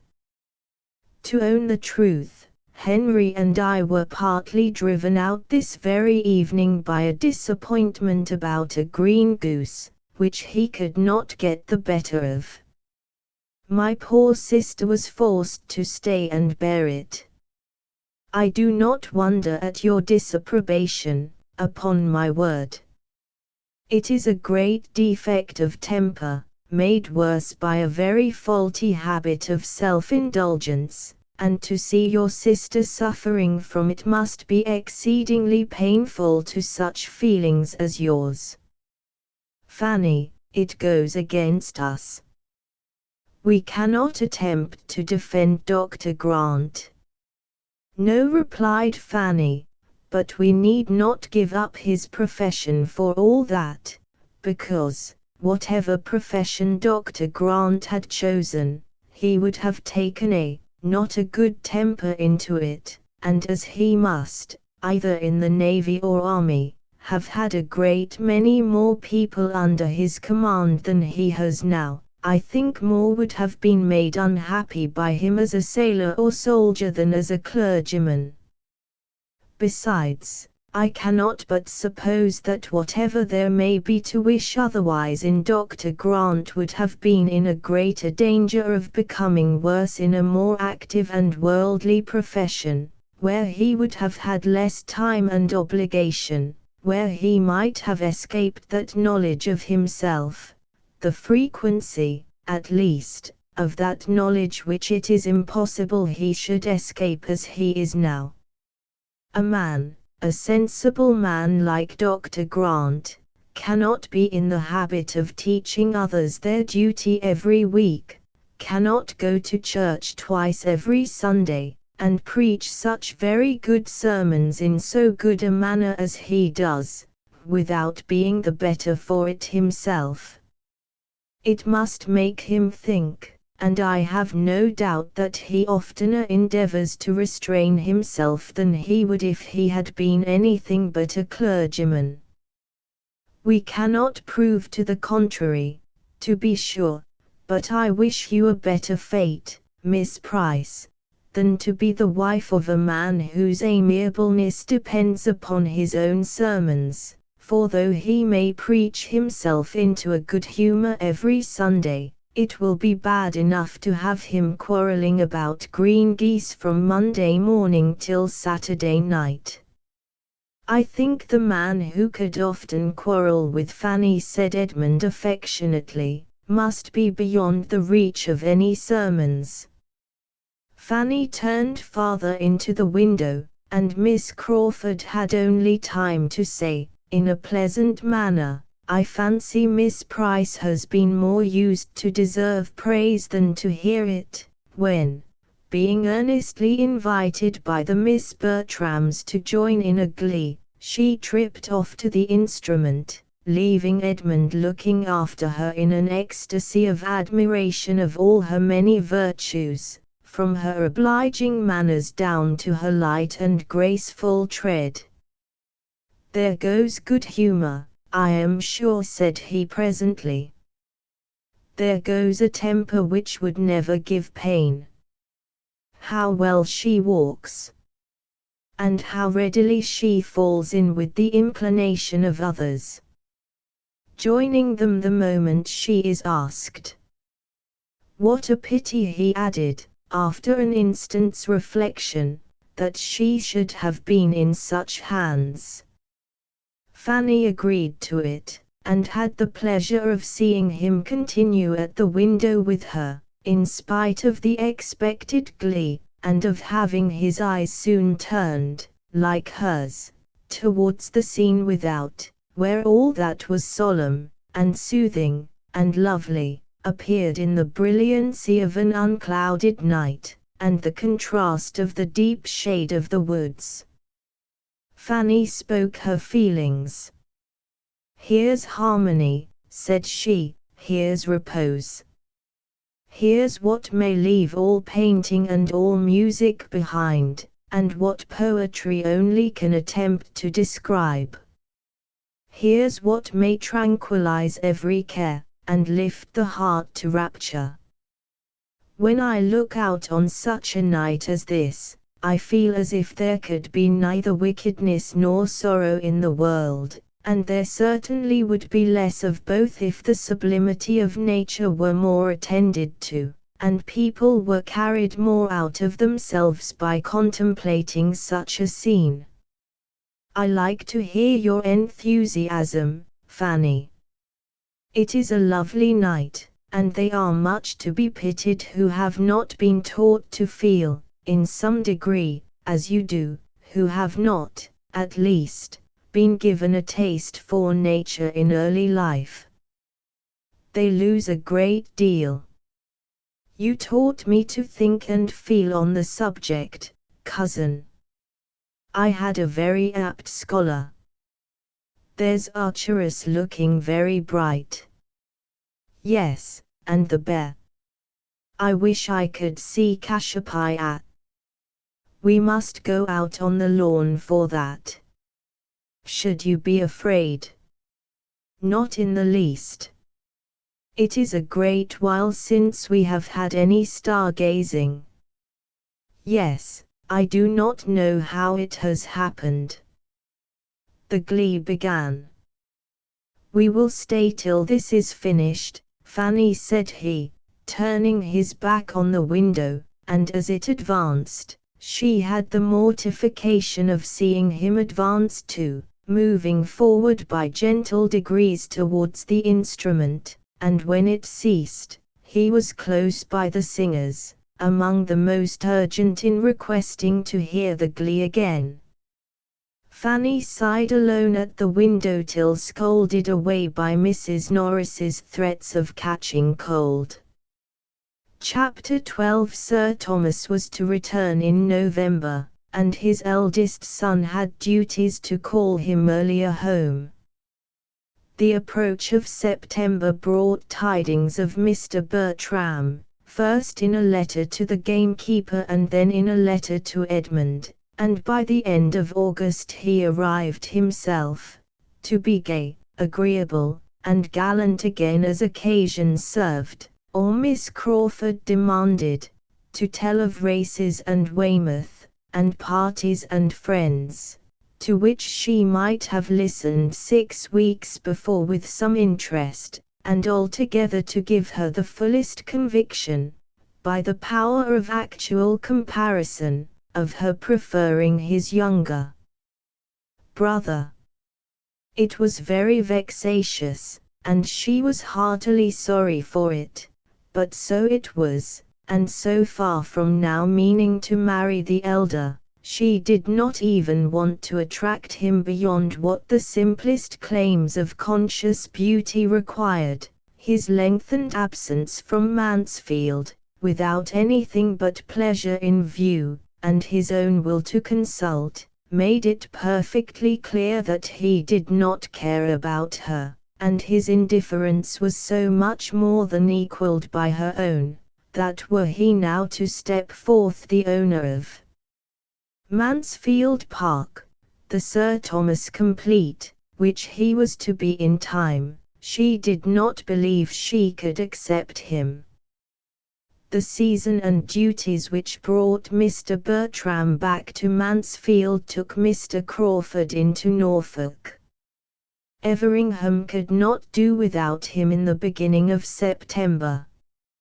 He went for a fortnight of such dullness to the Miss Bertrams as ought to have put them both on their guard, and made even Julia admit, in her jealousy of her sister, the absolute necessity of distrusting his attentions, and wishing him not to return, and a fortnight of sufficient leisure, in the intervals of shooting and sleeping, to have convinced the gentleman that he ought to keep longer away, had he been more in the habit of examining his own motives, and of reflecting to what the indulgence of his idle vanity was tending, but, thoughtless and selfish from prosperity and bad example, he would not look beyond the present moment.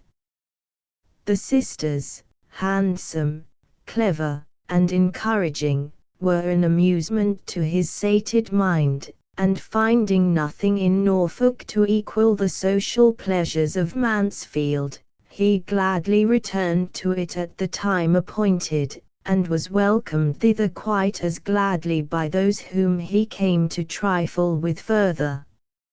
Maria, with only Mr. Rushworth to attend to her, and doomed to the repeated details of his day's sport, good or bad, his boast of his dogs, his jealousy of his neighbors, his doubts of their qualifications, and his zeal after poachers, subjects which will not find their way to female feelings without some talent on one side or some attachment on the other, had missed Mr. Crawford grievously, and Julia, unengaged and unemployed, felt all the right of missing him much more. Each sister believed herself the favorite. Julia might be justified in so doing by the hints of Mrs. Grant, inclined to credit what she wished, and Maria by the hints of Mr. Crawford himself.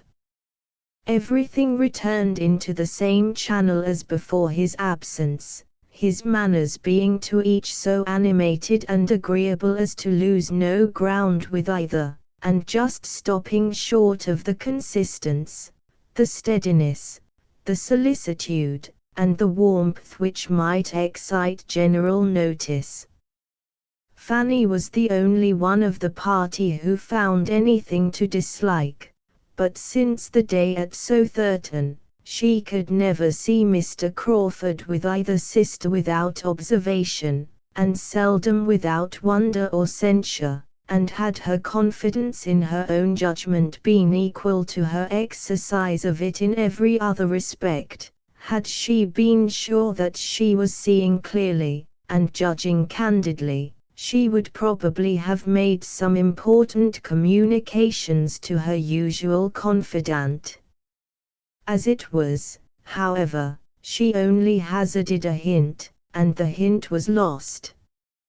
"I am rather surprised," said she, "that Mr. Crawford should come back again so soon, after being here so long before, full 7 weeks, for I had understood he was so very fond of change and moving about, that I thought something would certainly occur, when he was once gone, to take him elsewhere. He is used to much gayer places than Mansfield. It is to his credit, was Edmund's answer, and I dare say it gives his sister pleasure. She does not like his unsettled habits. What a favourite he is with my cousins. Yes, his manners to women are such as must please. Mrs. Grant, I believe, suspects him of a preference for Julia. I have never seen much symptom of it, but I wish it may be so. He has no faults but what a serious attachment would remove. If Miss Bertram were not engaged, said Fanny cautiously, I could sometimes almost think that he admired her more than Julia. Which is, perhaps, more in favour of his liking Julia best, than you, Fanny, may be aware, for I believe it often happens that a man, before he has quite made up his own mind, will distinguish the sister or intimate friend of the woman he is really thinking of more than the woman herself.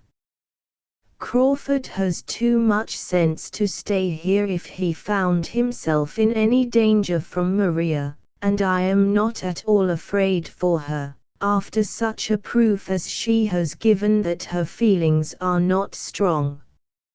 Fanny supposed she must have been mistaken, and meant to think differently in future, but with all that submission to Edmund could do, and all the help of the coinciding looks and hints which she occasionally noticed in some of the others, and which seemed to say that Julia was Mr. Crawford's choice, she knew not always what to think. She was privy, one evening, to the hopes of her Aunt Norris on the subject, as well as to her feelings, and the feelings of Mrs. Rushworth, on a point of some similarity, and could not help wondering as she listened, and glad would she have been not to be obliged to listen, for it was while all the other young people were dancing, and she sitting, most unwillingly, among the chaperons at the fire, longing for the re-entrance of her elder cousin, on whom all her own hopes of a partner then depended. It was Fanny's first ball, though without the preparation or splendour of many a young lady's first ball, being the thought only of the afternoon, built on the late acquisition of a violin player in the servants' hall, and the possibility of raising 5 couple with the help of Mrs. Grant and a new intimate friend of Mr. Bertram's just arrived on a visit. It had, however, been a very happy one to Fanny through 4 dances, and she was quite grieved to be losing even a quarter of an hour. While waiting and wishing, looking now at the dancers and now at the door, this dialogue between the 2 above-mentioned ladies was forced on her. I think, said Mrs. Norris, her eyes directed towards Mr. Rushworth and Maria, who were partners for the second time, we shall see some happy faces again now. Yes, indeed, replied the other, with a stately simper, there will be some satisfaction in looking on now, and I think it was rather a pity they should have been obliged to part. Young folks in their situation should be excused complying with the common forms. I wonder my son did not propose it. I dare say he did. Mr. Rushworth is never amiss. But dear Maria has such a strict sense of propriety, so much of that true delicacy which one seldom meets with nowadays, Mrs. Rushworth, that wish of avoiding particularity. dear, only look at her face at this moment, how different from what it was the 2 last dances. Miss Bertram did indeed look happy, her eyes were sparkling with pleasure, and she was speaking with great animation, for Julia and her partner, Mr. Crawford, were close to her, they were all in a cluster together. How she had looked before, Fanny could not recollect, for she had been dancing with Edmund herself, and had not thought about her. Mrs. Norris continued, "It is quite delightful, to see young people so properly happy, so well suited, and so much the thing. I cannot but think of dear Sir Thomas's delight. And what do you say, to the chance of another match? Mr. Rushworth has set a good example, and such things are very catching." Mrs. Rushworth, who saw nothing but her son, was quite at a loss. "The couple above, do you see no symptoms there? Oh dear! Miss Julia and Mr. Crawford. Yes, indeed, a very pretty match. What is his property? 4,000 a year. Very well. Those who have not more must be satisfied with what they have. 4,000 a year is a pretty estate, and he seems a very genteel, steady young man, so I hope Miss Julia will be very happy. It is not a settled thing, yet. We only speak of it among friends. But I have very little doubt it will be. He is growing extremely particular in his attentions." Fanny could listen no farther. Listening and wondering were all suspended for a time, for Mr. Bertram was in the room again, and though feeling it would be a great honor to be asked by him, she thought it must happen. He came towards their little circle, but instead of asking her to dance, drew a chair near her, and gave her an account of the present state of a sick horse, and the opinion of the groom, from whom he had just parted. Fanny found that it was not to be, and in the modesty of her nature immediately felt that she had been unreasonable in expecting it. When he had told of his horse, he took a newspaper from the table, and looking over it, said in a languid way, "If you want to dance, Fanny, I will stand up with you." With more than equal civility the offer was declined, she did not wish to dance. "I am glad of it," said he, in a much brisker tone, and throwing down the newspaper again, "for I am tired to death. I only wonder how the good people can keep it up so long. They had need be all in love, to find any amusement in such folly, and so they are, I fancy. If you look at them you may see they are so many couple of lovers, all but Yates and Mrs. Grant, and, between ourselves, she, poor woman, must want a lover as much as any one of them. A desperate dull life hers must be," with the doctor making a sly face as he spoke towards the chair of the latter, who proving, however, to be close at his elbow, made so instantaneous a change of expression and subject necessary, as Fanny, in spite of everything, could hardly help laughing at. "A strange business this in America, Dr. Grant. What is your opinion? I always come to you to know what I am to think of public matters." "My dear Tom," cried his aunt soon afterwards, "as you are not dancing, I dare say you will have no objection to join us in a rubber, shall you?" Then leaving her seat, and coming to him to enforce the proposal, added in a whisper, "We want to make a table for Mrs. Rushworth, you know. Your mother is quite anxious about it, but cannot very well spare time to sit down herself, because of her fringe. Now, you and I and Dr. Grant will just do, and though we play but half-crowns, you know, you may bet half-guineas with him." "I should be most happy," replied he aloud, and jumping up with alacrity, "it would give me the greatest pleasure, but that I am this moment going to dance. Come, Fanny," taking her hand, "do not be dawdling any longer, or the dance will be over."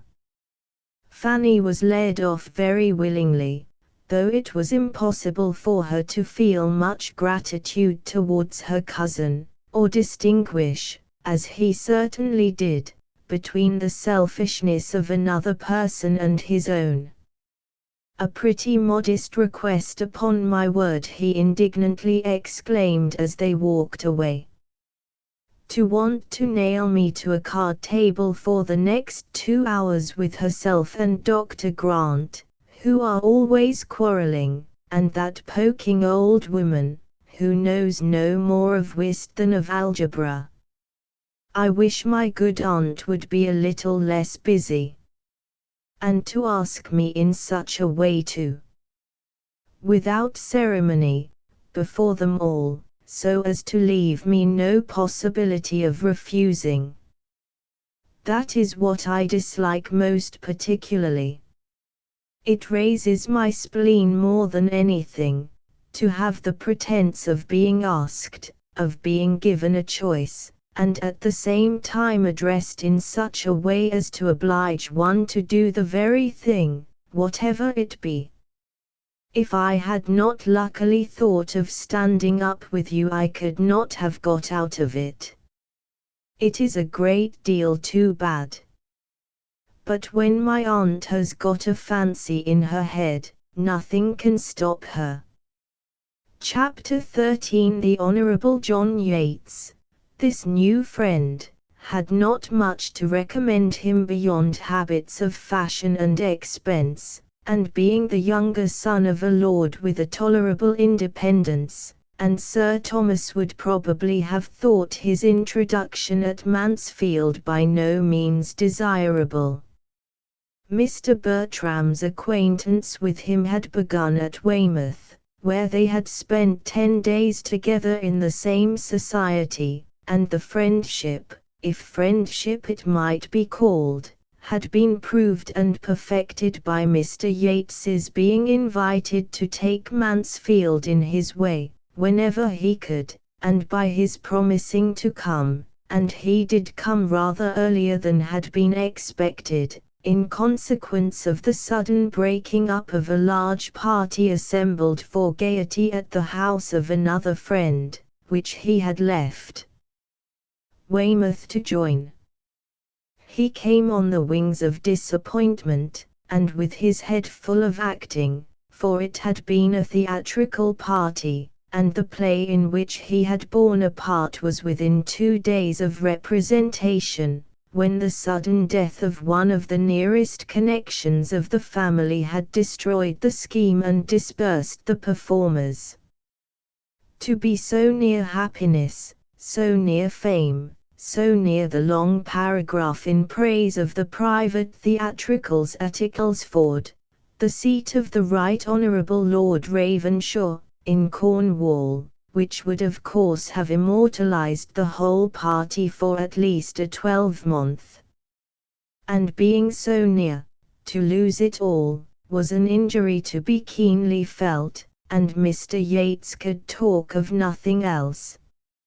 Ecclesford and its theatre, with its arrangements and dresses, rehearsals and jokes, was his never-failing subject, and to boast of the past his only consolation. Happily for him, a love of the theatre is so general, an itch for acting so strong among young people, that he could hardly outtalk the interest of his hearers. From the first casting of the parts to the epilogue it was all bewitching, and there were few who did not wish to have been a party concerned, or would have hesitated to try their skill. The play had been Lovers' Vows, and Mr. Yates was to have been Count Castle. "A trifling part," said he, "and not at all to my taste, and such a one as I certainly would not accept again, but I was determined to make no difficulties." Lord Ravenshaw and the Duke had appropriated the only two characters worth playing before I reached Icklesford, and though Lord Ravenshaw offered to resign his to me, it was impossible to take it, you know. I was sorry for him that he should have so mistaken his powers, for he was no more equal to the Baron, a little man with a weak voice, always hoarse after the first 10 minutes. It must have injured the piece materially, but I was resolved to make no difficulties. Sir Henry thought the Duke not equal to Frederick, but that was because Sir Henry wanted the part himself, whereas it was certainly in the best hands of the two. I was surprised to see Sir Henry such a stick. Luckily the strength of the piece did not depend upon him. Our Agatha was inimitable, and the Duke was thought very great by many. And upon the whole, it would certainly have gone off wonderfully. It was a hard case, upon my word, and "I do think you were very much to be pitied," were the kind responses of listening sympathy. "It is not worth complaining about, but to be sure the poor old dowager could not have died at a worse time, and it is impossible to help wishing that the news could have been suppressed for just the 3 days we wanted." It was but 3 days, and being only a grandmother, and all happening 200 miles off, I think there would have been no great harm, and it was suggested, I know, but Lord Ravenshaw, who I suppose is one of the most correct men in England, would not hear of it. "An after-piece instead of a comedy," said Mr. Bertram. Lovers' Vows were at an end, and Lord and Lady Ravenshaw left to act My Grandmother by themselves. Well, the jointure may comfort him, and perhaps, between friends, he began to tremble for his credit and his lungs in the Baron, and was not sorry to withdraw, and to make you amends, Yates. I think we must raise a little theatre at Mansfield, and ask you to be our manager. This, though the thought of the moment, did not end with the moment, for the inclination to act was awakened, and in no one more strongly than in him who was now master of the house, and who, having so much leisure as to make almost any novelty a certain good, had likewise such a degree of lively talents and comic taste, as were exactly adapted to the novelty of acting. The thought returned again and again. Oh, for the Icklesford Theatre and scenery to try something with! Each sister could echo the wish, and Henry Crawford, to whom, in all the riot of his gratifications it was yet an untasted pleasure, was quite alive at the idea. "I really believe," said he, "I could be fool enough at this moment to undertake any character that ever was written, from Shylock or Richard III down to the singing hero of a farce in his scarlet coat and cocked hat. I feel as if I could be anything or everything, as if I could rant and storm, or sigh or cut capers, in any tragedy or comedy in the English language. Let us be doing something." Be it only half a play, an act, a scene, what should prevent us? Not these countenances, I am sure, looking towards the Miss Bertrams, and for a theatre, what signifies a theatre? We shall be only amusing ourselves. Any room in this house might suffice. We must have a curtain, said Tom Bertram, a few yards of green baize for a curtain, and perhaps that may be enough. Oh, quite enough, cried Mr. Yates, with only just a side wing or two run up, doors in flat, and 3 or 4 scenes to be let down. Nothing more would be necessary on such a plan as this. For mere amusement among ourselves we should want nothing more. I believe we must be satisfied with less, said Maria. There would not be time, and other difficulties would arise. We must rather adopt Mr. Crawford's views, and make the performance, not the theatre, our object. Many parts of our best plays are independent of scenery. Nay, said Edmund, who began to listen with alarm.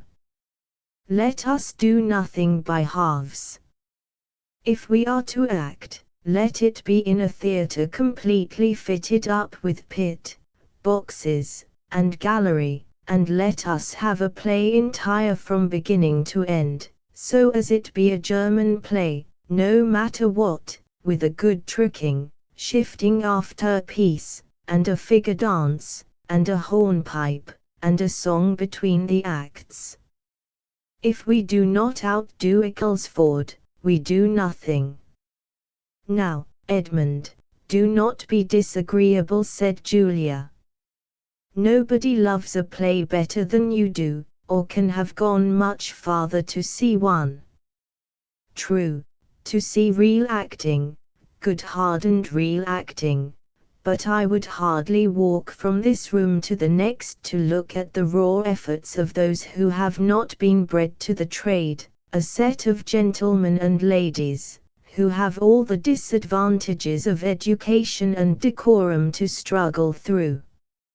After a short pause, however, the subject still continued, and was discussed with unabated eagerness, every one's inclination increasing by the discussion, and a knowledge of the inclination of the rest, and though nothing was settled but that Tom Bertram would prefer a comedy, and his sisters and Henry Crawford a tragedy, and that nothing in the world could be easier than to find a piece which would please them all, the resolution to act something or other seemed so decided as to make Edmund quite uncomfortable.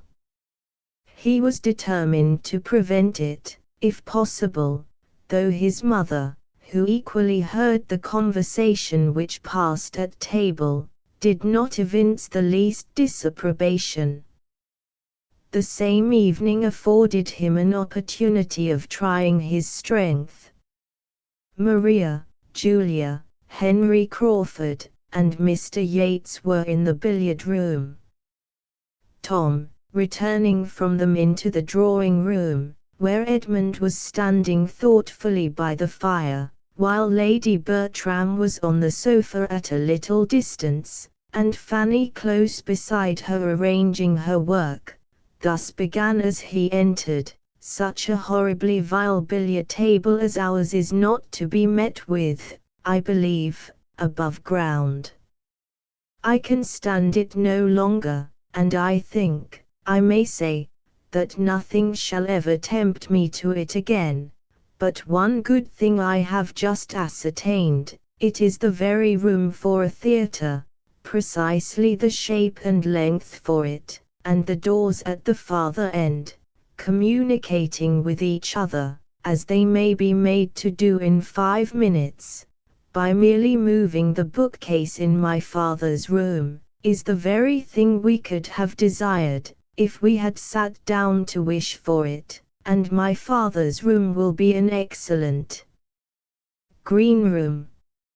It seems to join the billiard room on purpose. You are not serious, Tom, in meaning to act, said Edmund, in a low voice, as his brother approached the fire. Not serious, never more so, I assure you. What is there to surprise you in it?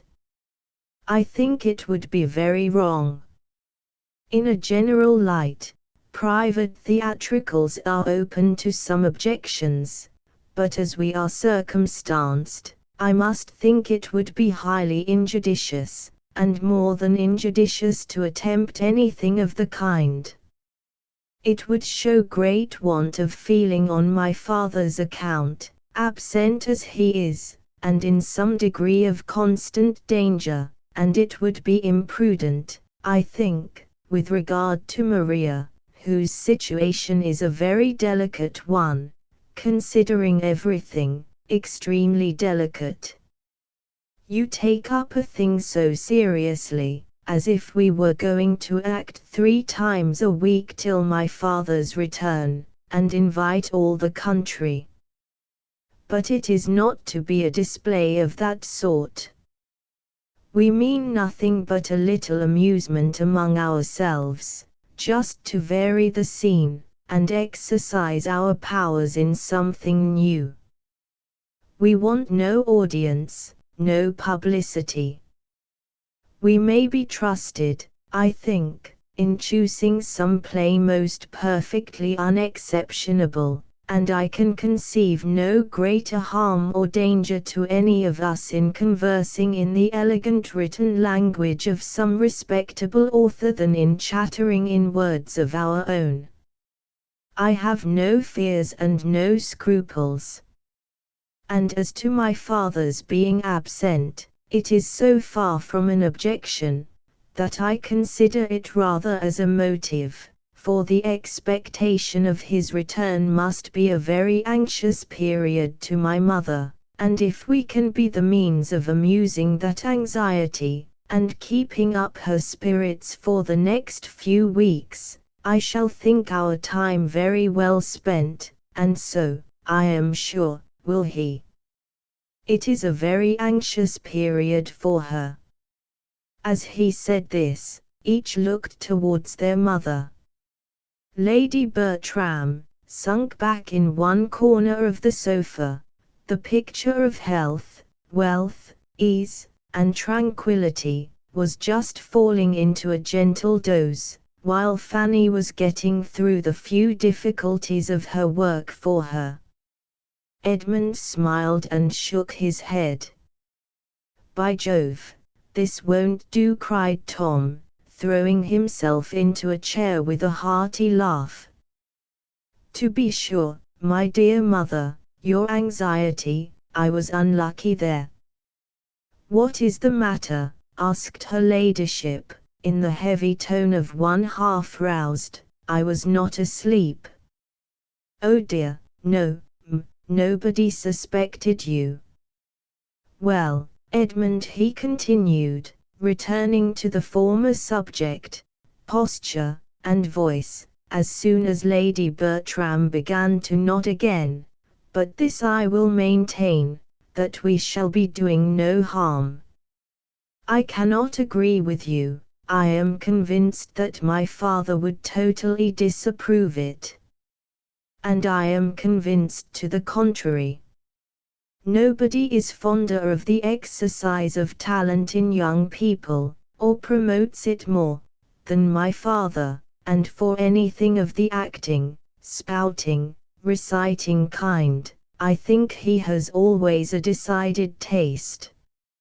I am sure he encouraged it in us as boys. How many a time have we mourned over the dead body of Julius Caesar, and to biddy and not to biddy, in this very room, for his amusement. And I am sure, my name was Norfolk, every evening of my life through one Christmas holidays. It was a very different thing. You must see the difference yourself. My father wished us, as schoolboys, to speak well, but he would never wish his grown-up daughters to be acting plays. His sense of decorum is strict. "I know all that," said Tom, displeased. "I know my father as well as you do, and I'll take care that his daughters do nothing to distress him. Manage your own concerns, Edmund, and I'll take care of the rest of the family." "If you are resolved on acting," replied the persevering Edmund, "I must hope it will be in a very small and quiet way, and I think a theatre ought not to be attempted. It would be taking liberties with my father's house in his absence which could not be justified." "For everything of that nature I will be answerable," said Tom, in a decided tone. "His house shall not be hurt. I have quite as great an interest in being careful of his house as you can have, and as to such alterations as I was suggesting just now, such as moving a bookcase, or unlocking a door, or even as using the billiard room for the space of a week without playing at billiards in it, you might just as well suppose he would object to our sitting more in this room, and less in the breakfast room, than we did before he went away, or to my sister's pianoforte being moved from one side of the room to the other. Absolute nonsense. The innovation, if not wrong as an innovation, will be wrong as an expense. Yes, the expense of such an undertaking would be prodigious. Perhaps it might cost a whole £20. Something of a theatre we must have undoubtedly, but it will be on the simplest plan, a green curtain and a little carpenter's work, and that's all. And as the carpenter's work may be all done at home by Christopher Jackson himself, it will be too absurd to talk of expense, and as long as Jackson is employed, everything will be right with Sir Thomas.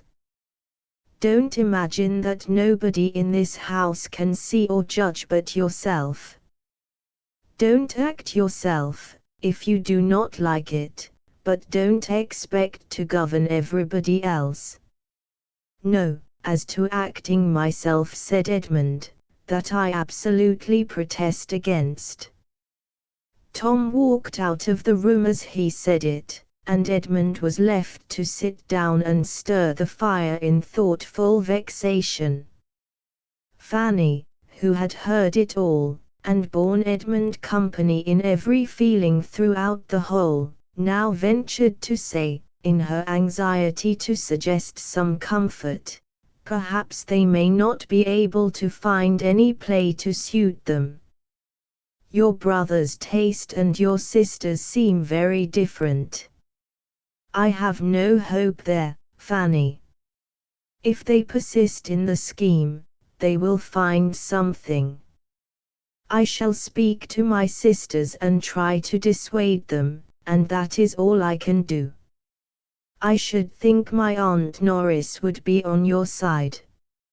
"I dare say she would, but she has no influence with either Tom or my sisters that could be of any use, and if I cannot convince them myself, I shall let things take their course, without attempting it through her. Family squabbling is the greatest evil of all, and we had better do anything than be altogether by the ears." His sisters, to whom he had an opportunity of speaking the next morning, were quite as impatient of his advice, quite as unyielding to his representation, quite as determined in the cause of pleasure, as Tom.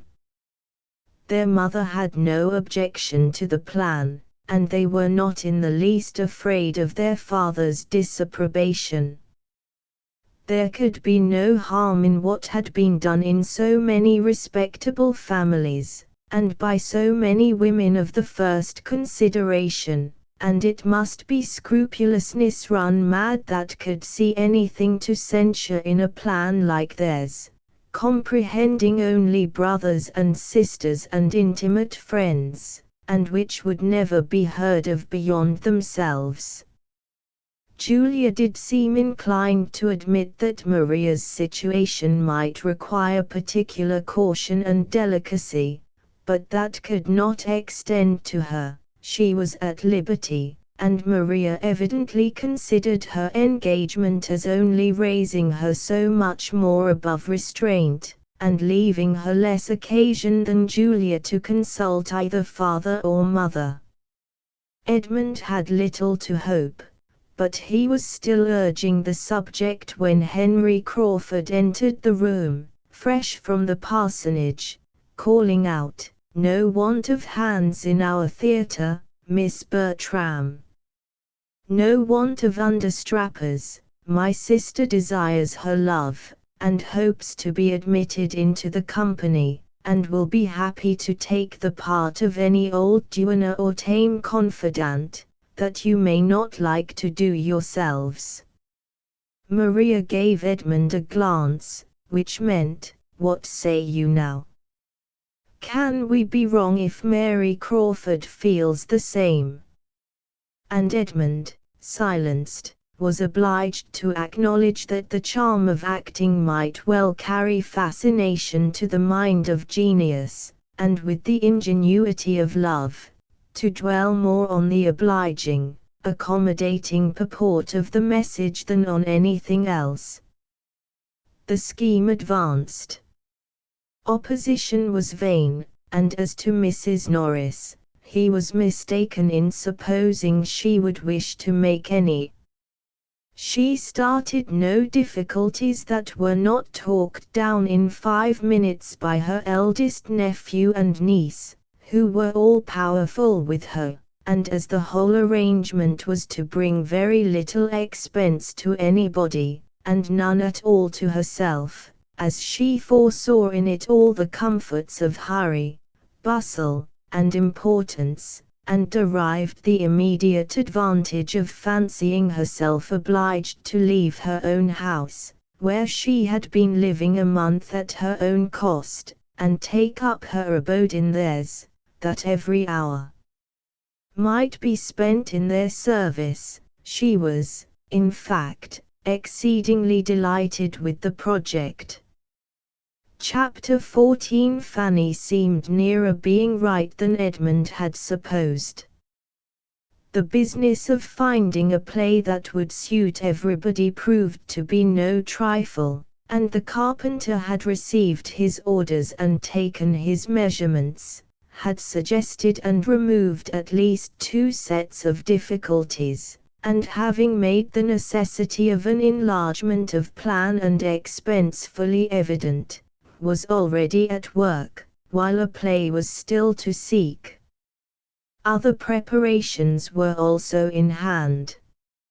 An enormous roll of green baize had arrived from Northampton, and been cut out by Mrs. Norris, with a saving by her good management of full 3/4 of a yard, and was actually forming into a curtain by the housemaids, and still the play was wanting. And as 2 or 3 days passed away in this manner, Edmund began almost to hope that none might ever be found. There were, in fact, so many things to be attended to, so many people to be pleased, so many best characters required, and, above all, such a need that the play should be at once both tragedy and comedy, that there did seem as little chance of a decision as anything pursued by youth and zeal could hold out. On the tragic side were the Miss Bertrams, Henry Crawford, and Mr. Yates; on the comic, Tom Bertram, not quite alone, because it was evident that Mary Crawford's wishes, though politely kept back, inclined the same way. But his determinateness and his power seemed to make allies unnecessary, and, independent of this great irreconcilable difference, They wanted a piece containing very few characters in the whole, but every character first-rate, and 3 principal women. All the best plays were run over in vain. Neither Hamlet, nor Macbeth, nor Othello, nor Douglas, nor the gamester, presented anything that could satisfy even the tragedians, and the rivals, the School for Scandal, Wheel of Fortune, Heir at Law, and along etc., were successively dismissed with yet warmer objections. No piece could be proposed that did not supply somebody with a difficulty, and on one side or the other it was a continual repetition of, "Oh no, that will never do. Let us have no ranting tragedies. Too many characters. Not a tolerable woman's part in the play. Anything but that, my dear Tom. It would be impossible to fill it up. One could not expect anybody to take such a part. Nothing but buffoonery from beginning to end. That might do, perhaps, but for the low parts.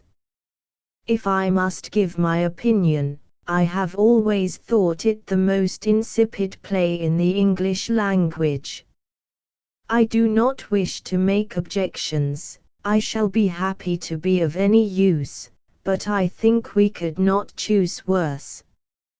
Fanny looked on and listened, not unamused to observe the selfishness which, more or less disguised, seemed to govern them all, and wondering how it would end. For her own gratification she could have wished that something might be acted, for she had never seen even half a play, but everything of higher consequence was against it. "This will never do," said Tom Bertram at last. "We are wasting time most abominably. Something must be fixed on. No matter what, so that something is chosen. We must not be so nice. A few characters too many must not frighten us. We must double them. We must descend a little. If a part is insignificant, the greater our credit in making anything of it. From this moment I make no difficulties. I take any part you choose to give me, so as it be comic.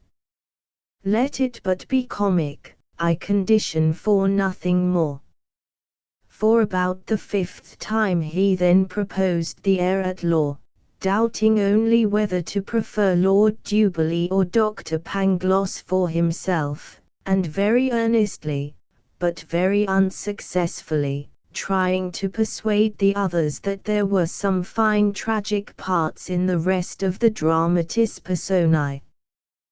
The pause which followed this fruitless effort was ended by the same speaker, who, taking up one of the many volumes of plays that lay on the table, and turning it over, suddenly exclaimed, "Lovers' Vows!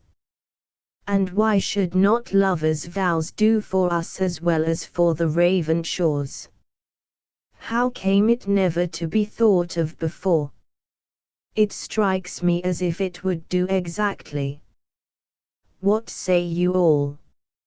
Here are 2 capital tragic parts for Yeats and Crawford, and here is the rhyming butler for me, if nobody else wants it, a trifling part, but the sort of thing I should not dislike, and, as I said before, I am determined to take anything and do my best. And as for the rest, they may be filled up by anybody. It is only Count Cassel and Anne Holt." The suggestion was generally welcome. Everybody was growing weary of indecision, and the first idea with everybody was, that nothing had been proposed before so likely to suit them all. Mr. Yates was particularly pleased. He had been sighing and longing to do the Baron at Ecclesford, had grudged every rant of Lord Ravenshaw's, and been forced to re-rant it all in his own room. The storm through Baron Wildenheim was the height of his theatrical ambition, and with the advantage of knowing half the scenes by heart already, he did now, with the greatest alacrity, offer his services for the part. To do him justice, however, he did not resolve to appropriate it, for remembering that there was some very good ranting ground in Frederick, he professed an equal willingness for that. Henry Crawford was ready to take either. Whichever Mr. Yates did not choose would perfectly satisfy him, and a short parley of compliment ensued. Miss Bertram, feeling all the interest of an Agatha in the question, took on her to decide it, by observing to Mr. Yates that this was a point in which height and figure ought to be considered, and that his being the tallest, seemed to fit him peculiarly for the Baron. She was acknowledged to be quite right, and the two parts being accepted accordingly, she was certain of the proper Frederick. 3 of the characters were now cast, besides Mr. Rushworth, who was always answered for by Maria as willing to do anything, when Julia, meaning, like her sister, to be Agatha, began to be scrupulous on Miss Crawford's account. "This is not behaving well by the absent," said she. "Here are not women enough. Amelia and Agatha may do for Maria and me, but here is nothing for your sister, Mr. Crawford." Mr. Crawford desired that might not be thought of. He was very sure his sister had no wish of acting but as she might be useful, and that she would not allow herself to be considered in the present case. But this was immediately opposed by Tom Bertram, who asserted the part of Amelia to be in every respect the property of Miss Crawford, if she would accept it. "It falls as naturally, as necessarily to her," said he, "as Agatha does to one or other of my sisters. It can be no sacrifice on their side, for it is highly comic." A short silence followed. Each sister looked anxious, for each felt the best claim to Agatha, and was hoping to have it pressed on her by the rest. Henry Crawford, who meanwhile had taken up the play, and with seeming carelessness was turning over the first act, soon settled the business. "I must entreat Miss Julia Bertram," said he, "not to engage in the part of Agatha, or it will be the ruin of all my solemnity. You must not, indeed you must not," turning to her. "I could not stand your countenance dressed up in woe and paleness. The many laughs we have had together would infallibly come across me, and Frederick and his knapsack would be obliged to run away." Pleasantly, courteously, it was spoken, but the manner was lost in the matter to Julia's feelings. She saw a glance at Maria which confirmed the injury to herself. It was a scheme, a trick. She was slighted, Maria was preferred.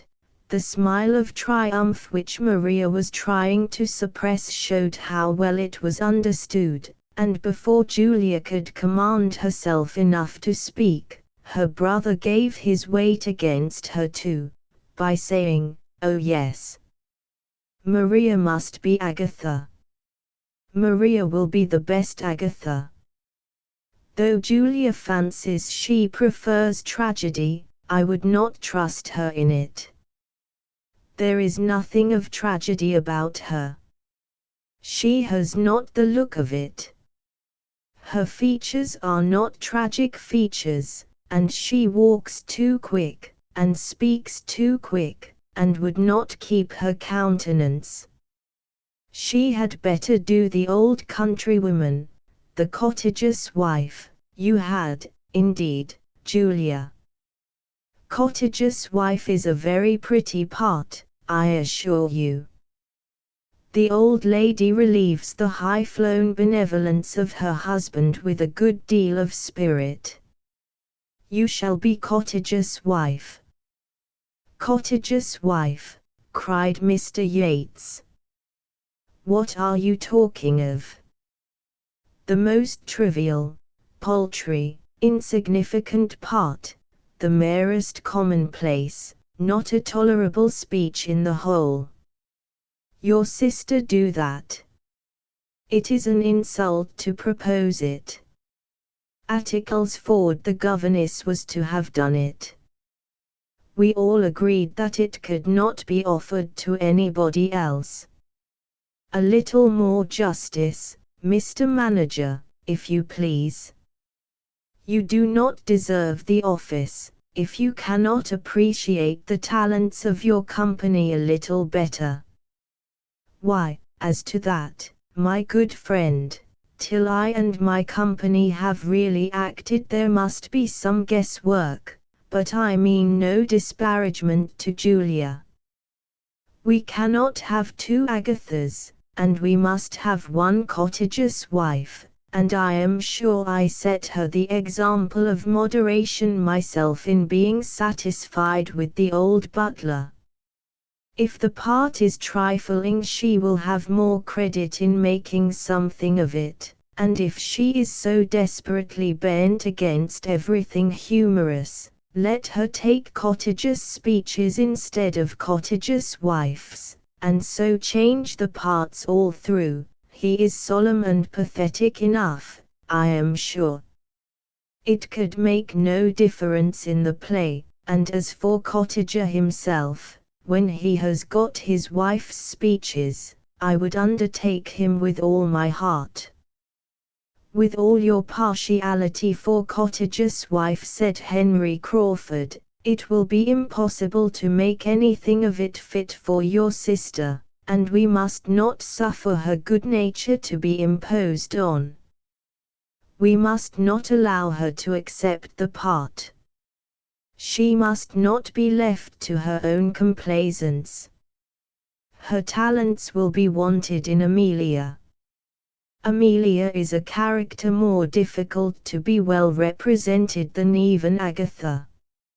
I consider Amelia is the most difficult character in the whole piece.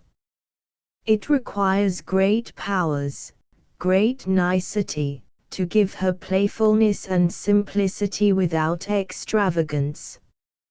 I have seen good actresses fail in the part. Simplicity, indeed, is beyond the reach of almost every actress by profession. It requires a delicacy of feeling which they have not. It requires a gentlewoman, a Julia Bertram. You will undertake it, I hope, turning to her with a look of anxious entreaty, which softened her a little, but while she hesitated what to say, her brother again interposed with Miss Crawford's better claim. No, no, Julia must not be Amelia. It is not at all the part for her. She would not like it. She would not do well. She is too tall and robust. Amelia should be a small, light, girlish, skipping figure. It is fit for Miss Crawford, and Miss Crawford only. She looks the part, and I am persuaded will do it admirably. Without attending to this, Henry Crawford continued his supplication. You must oblige us, said he, indeed you must. When you have studied the character, I am sure you will feel it suit you. Tragedy may be your choice, but it will certainly appear that comedy chooses you. You will be to visit me in prison with a basket of provisions. You will not refuse to visit me in prison. I think I see you coming in with your basket." The influence of his voice was felt. Julia wavered, but was he only trying to soothe and pacify her, and make her overlook the previous affront? She distrusted him. The slight had been most determined. He was, perhaps, but at treacherous play with her. She looked suspiciously at her sister. Maria's countenance was to decide it, if she were vexed and alarmed, but Maria looked all serenity and satisfaction, and Julia well knew that on this ground Maria could not be happy but at her expense. With hasty indignation, therefore, and a tremulous voice, she said to him, "You do not seem afraid of not keeping your countenance when I come in with a basket of provisions, though one might have supposed, but it is only as Agatha that I was to be so overpowering." She stopped. Henry Crawford looked rather foolish, and as if he did not know what to say. Tom Bertram began again, "Miss Crawford must be Amelia. She will be an excellent Amelia." "Do not be afraid of my wanting the character," cried Julia, with angry quickness. "I am not to be Agatha, and I am sure I will do nothing else, and as to Amelia, it is of all parts in the world the most disgusting to me. I quite detest her. An odious, little, pert, unnatural, impudent girl. I have always protested against comedy, and this is comedy in its worst form." And so saying, she walked hastily out of the room, leaving awkward feelings to more than one, but exciting small compassion in any except Fanny, who had been a quiet auditor of the whole, and who could not think of her as under the agitations of jealousy without great pity. A short silence succeeded her leaving them, but her brother soon returned to business and lovers' vows, and was eagerly looking over the play, with Mr. Yates's help, to ascertain what scenery would be necessary, while Maria and Henry Crawford conversed together in an under-voice, and the declaration with which she began of, "I am sure I would give up the part to Julia most willingly, but that though I shall probably do it very ill, I feel persuaded she would do it worse," was doubtless receiving all the compliments it called for. When this had lasted some time, the division of the party was completed by Tom Bertram and Mr. Yates walking off together to consult farther in the room now beginning to be called the theatre, and Miss Bertram's resolving to go down to the parsonage herself with the offer of Amelia to Miss Crawford, and Fanny remained alone. The first use she made of her solitude was to take up the volume which had been left on the table, and begin to acquaint herself with the play of which she had heard so much. Her curiosity was all awake, and she ran through it with an eagerness which was suspended only by intervals of astonishment, that it could be chosen in the present instance, that it could be proposed and accepted in a private theatre. Agatha and Amelia appeared to her in their different ways so totally improper for home representation, the situation of one, and the language of the other, so unfit to be expressed by any woman of modesty, that she could hardly suppose her cousins could be aware of what they were engaging in, and longed to have them roused as soon as possible by the remonstrance which Edmund would certainly make. Chapter 15. Miss Crawford accepted the part very readily, and soon after Miss Bertram's return from the parsonage, Mr. Rushworth arrived, and another character was consequently cast. He had the offer of Count Cassel and Anne Holt, and at first did not know which to choose, and wanted Miss Bertram to direct him. But upon being made to understand the different style of the characters, and which was which, and recollecting that he had once seen the play in London, and had thought Anne Holt a very stupid fellow, he soon decided for the Count.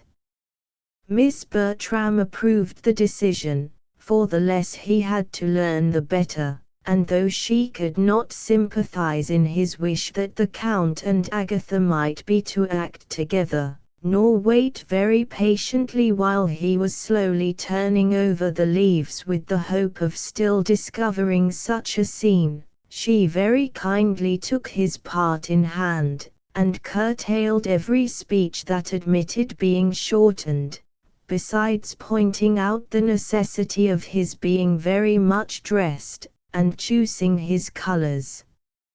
Mr. Rushworth liked the idea of his finery very well, though affecting to despise it, and was too much engaged with what his own appearance would be to think of the others, or draw any of those conclusions, or feel any of that displeasure which Maria had been half prepared for.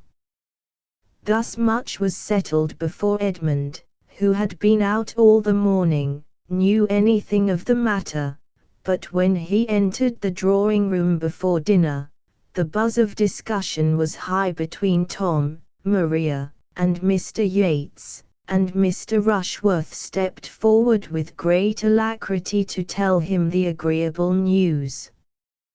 "We have got a play," said he. "It is to be Lovers' Vows, and I am to be Count Cassel, and am to come in first with a blue dress and a pink satin cloak, and afterwards am to have another fine fancy suit, by way of a shooting dress. I do not know how I shall like it."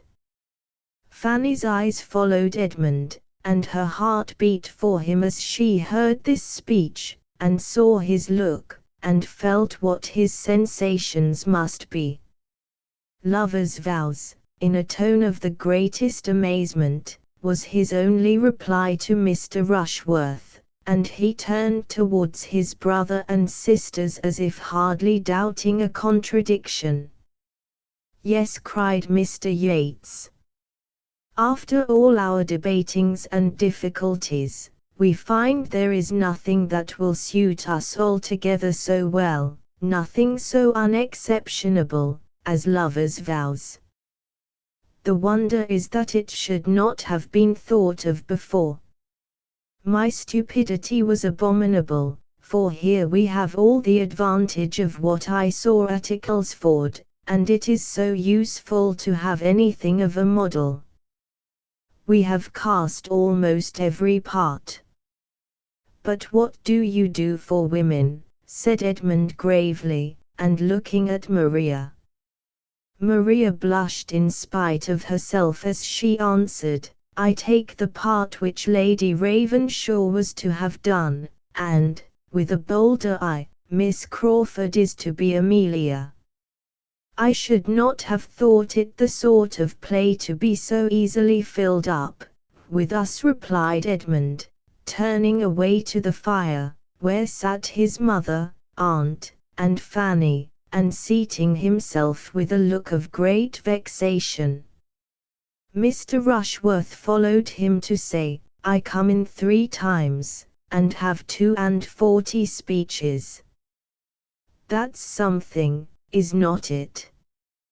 But I do not much like the idea of being so fine. I shall hardly know myself in a blue dress and a pink satin cloak." Edmund could not answer him. In a few minutes Mr. Bertram was called out of the room to satisfy some doubts of the carpenter, and being accompanied by Mr. Yates, and followed soon afterwards by Mr. Rushworth, Edmund almost immediately took the opportunity of saying, "I cannot, before Mr. Yates, speak what I feel as to this play, without reflecting on his friends at Ecclesford, but I must now, my dear Maria, tell you, that I think it exceedingly unfit for private representation, and that I hope you will give it up. I cannot but suppose you will when you have read it carefully over. Read only the first act aloud to either your mother or aunt, and see how you can approve it. It will not be necessary to send you to your father's judgment, I am convinced." "We see things very differently," cried Maria. "I am perfectly acquainted with the play, I assure you, and with a very few omissions, and so forth, which will be made. Of course, I can see nothing objectionable in it, and I am not the only young woman you find who thinks it very fit for private representation." "I am sorry, for it was his answer, but in this matter it is you who are to lead. You must set the example. If others have blundered, it is your place to put them right, and show them what true delicacy is. In all points of decorum your conduct must be law to the rest of the party." This picture of her consequence had some effect, for no one loved better to lead than Maria, and with far more good humour she answered, "I am much obliged to you, Edmund, you mean very well, I am sure, but I still think you see things too strongly, and I really cannot undertake to harangue all the rest upon a subject of this kind. There would be the greatest indecorum, I think.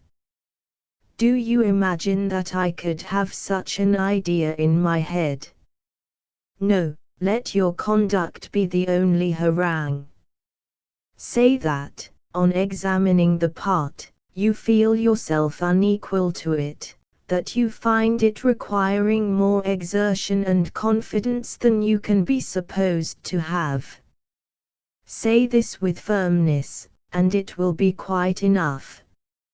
All who can distinguish will understand your motive. The play will be given up, and your delicacy honored as it ought. Do not act anything improper, my dear," said Lady Bertram. "Sir Thomas would not like it. Fanny, ring the bell, I must have my dinner. To be sure, Julia is dressed by this time." "I am convinced, madam," said Edmund, preventing Fanny, "that Sir Thomas would not like it." "There, my dear, do you hear what Edmund says?" "If I were to decline the part," said Maria, with renewed zeal, "Julia would certainly take it." "What?" cried Edmund, "if she knew your reasons?" "Oh, she might think the difference between us, the difference in our situations, that she need not be so scrupulous as I might feel necessary. I am sure she would argue so. No, you must excuse me, I cannot retract my consent, it is too far settled, everybody would be so disappointed, Tom would be quite angry, and if we are so very nice, we shall never act anything." "I was just going to say the very same thing," said Mrs. Norris. "If every play is to be objected to, you will act nothing, and the preparations will be all so much money thrown away, and I am sure that would be a discredit to us all. I do not know the play, but, as Maria says, if there is anything a little too warm, and it is so with most of them, it can be easily left out. We must not be over-precise, Edmund. As Mr. Rushworth is to act too, there can be no harm. I only wish Tom had known his own mind when the carpenters began, for there was the loss of half a day's work about those side doors. The curtain will be a good job, however. The maids do their work very well, and I think we shall be able to send back some dozens of the rings. There is no occasion to put them so very close together. I am of some use, I hope, in preventing waste and making the most of things. There should always be one steady head to superintend so many young ones. I forgot to tell Tom of something that happened to me this very day. I had been looking about me in the poultry yard, and was just coming out, when who should I see but Dick Jackson making up to the servants' hall door with 2 bits of deal board in his hand, bringing them to father. You may be sure, mother had chanced to send him of a message to father, and then father had bid him bring up them 2 bits of board, for he could not know how do without them. I knew what all this meant, for the servants' dinner bell was ringing at the very moment over our heads, and as I hate such encroaching people, the Jacksons are very encroaching, I have always said so, just the sort of people to get all they can, I said to the boy directly, a great lubberly fellow of 10 years old, you know, who ought to be ashamed of himself. I'll take the boards to your father, Dick, so get you home again as fast as you can. The boy looked very silly, and turned away without offering a word, for I believe I might speak pretty sharp, and I dare say it will cure him of coming marauding about the house for one while. I hate such greediness, so good as your father is to the family, employing the man all the year round. Nobody was at the trouble of an answer, the others soon returned, and Edmund found that to have endeavored to set them right must be his only satisfaction. Dinner passed heavily. Mrs. Norris related again her triumph over Dick Jackson, but neither play nor preparation were otherwise much talked of, for Edmund's disapprobation was felt even by his brother, though he would not have owned it. Maria, wanting Henry Crawford's animating support, thought the subject better avoided. Mr. Yates, who was trying to make himself agreeable to Julia, found her gloom less impenetrable on any topic than that of his regret at her secession from their company, and Mr. Rushworth, having only his own part and his own dress in his head, had soon talked away all that could be said of either. But the concerns of the theatre were suspended only for an hour or two. There was still a great deal to be settled, and the spirits of evening giving fresh courage, Tom, Maria, and Mr. Yates, soon after their being reassembled in the drawing-room, seated themselves in committee at a separate table, with the play open before them, and were just getting deep in the subject when a most welcome interruption was given by the entrance of Mr. and Miss Crawford, who, late and dark and dirty as it was, could not help coming, and were received with the most grateful joy. "Well, how do you go on, and what have you settled, and oh, we can do nothing without you," followed the first salutations, and Henry Crawford was soon seated with the other 3 at the table, while his sister made her way to Lady Bertram, and with pleasant attention was complimenting her. "I must really congratulate your ladyship," said she, "on the play being chosen, for though you have borne it with exemplary patience, I am sure you must be sick of all our noise and difficulties." The actors may be glad, but the bystanders must be infinitely more thankful for a decision, and I do sincerely give you joy, madam, as well as Mrs. Norris, and everybody else who is in the same predicament, glancing half fearfully, half slyly, beyond Fanny to Edmund. She was very civilly answered by Lady Bertram, but Edmund said nothing. His being only a bystander was not disclaimed. After continuing in chat with the party round the fire a few minutes, Miss Crawford returned to the party round the table, and standing by them, seemed to interest herself in their arrangements till, as if struck by a sudden recollection, she exclaimed, "My good friends, you are most composedly at work upon these cottages and alehouses, inside and out, but pray let me know my fate in the meanwhile. Who is to be Anne Holt?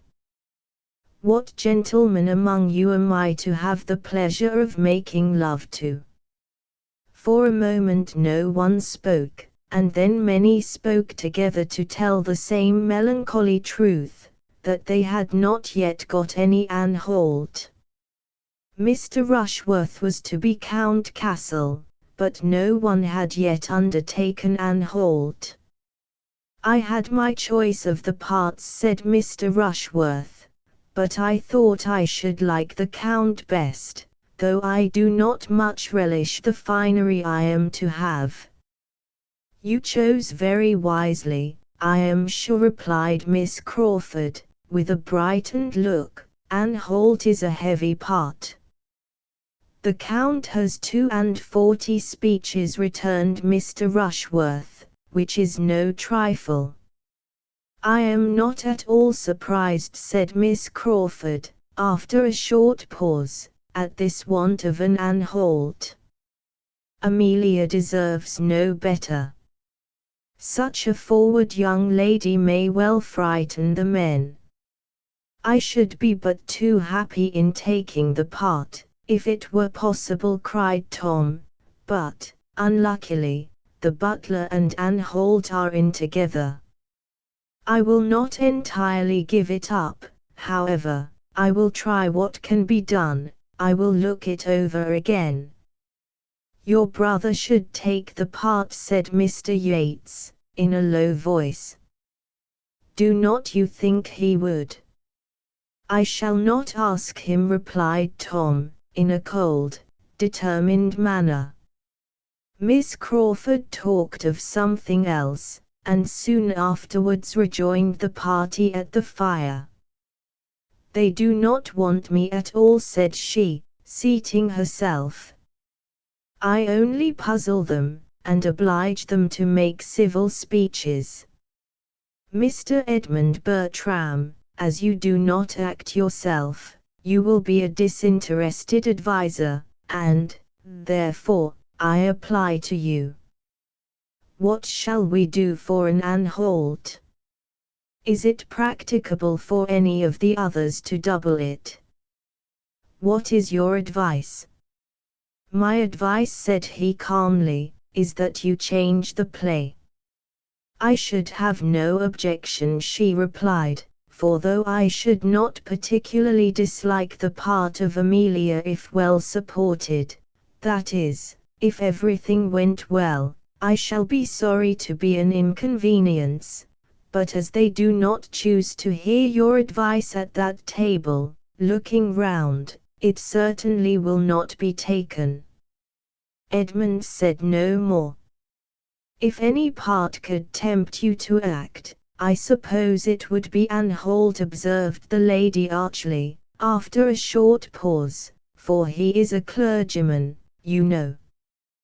"That circumstance would by no means tempt me," he replied, "for I should be sorry to make the character ridiculous by bad acting. It must be very difficult to keep Anne Holt from appearing a formal, solemn lecturer, and the man who chooses the profession itself is, perhaps, one of the last who would wish to represent it on the stage. Miss Crawford was silenced, and with some feelings of resentment and mortification, moved her chair considerably nearer the tea-table, and gave all her attention to Mrs. Norris, who was presiding there. "Fanny!" cried Tom Bertram, from the other table, where the conference was eagerly carrying on, and the conversation incessant. "We want your services." Fanny was up in a moment, expecting some errand, for the habit of employing her in that way was not yet overcome, in spite of all that Edmund could do. "Oh, we do not want to disturb you from your seat. We do not want your present services. We shall only want you in our play. You must be cottager's wife." "Me!" cried Fanny, sitting down again with a most frightened look. "Indeed you must excuse me. I could not act anything if you were to give me the world. No, indeed, I cannot act. Indeed, but you must, for we cannot excuse you. It need not frighten you, it is a nothing of a part, a mere nothing, not above half a dozen speeches altogether, and it will not much signify if nobody hears a word you say, so you may be as creep-mouse as you like, but we must have you to look at." "If you are afraid of half a dozen speeches," cried Mr. Rushworth, "what would you do with such a part as mine?" "I have fortitude to learn." "It is not that I am afraid of learning by heart," said Fanny, shocked to find herself at that moment the only speaker in the room, and to feel that almost every eye was upon her, "but I really cannot act." "Yes, yes, you can act well enough for us. Learn your part, and we will teach you all the rest. You have only 2 scenes, and as I shall be cottager, I'll put you in and push you about, and you will do it very well, I'll answer for it." "No, indeed, Mr. Bertram, you must excuse me. You cannot have an idea. It would be absolutely impossible for me. If I were to undertake it, I should only disappoint you." "Phoo! Phoo! Do not be so shamefaced. You'll do it very well. Every allowance will be made for you. We do not expect perfection. You must get a brown gown, and a white apron, and a mob cap, and we must make you a few wrinkles, and a little of the crow's foot at the corner of your eyes, and you will be a very proper, little old woman." "You must excuse me, indeed you must excuse me," cried Fanny, growing more and more red from excessive agitation, and looking distressfully at Edmund, who was kindly observing her, but unwilling to exasperate his brother by interference, gave her only an encouraging smile. Her entreaty had no effect on Tom. He only said again what he had said before, and it was not merely Tom, for the requisition was now backed by Maria, and Mr. Crawford, and Mr. Yates, with an urgency which differed from his but in being more gentle or more ceremonious, and which altogether was quite overpowering to Fanny, and before she could breathe after it, Mrs. Norris completed the whole by thus addressing her in a whisper at once angry and audible: "What a piece of work here is about! Nothing, I am quite ashamed of you, Fanny, to make such a difficulty of obliging your cousins in a trifle of this sort, so kind as they are to you.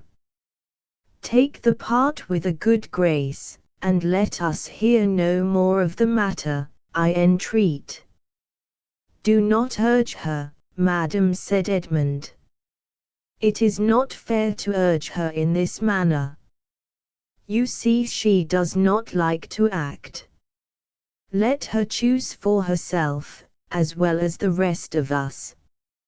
Her judgment may be quite as safely trusted. Do not urge her any more.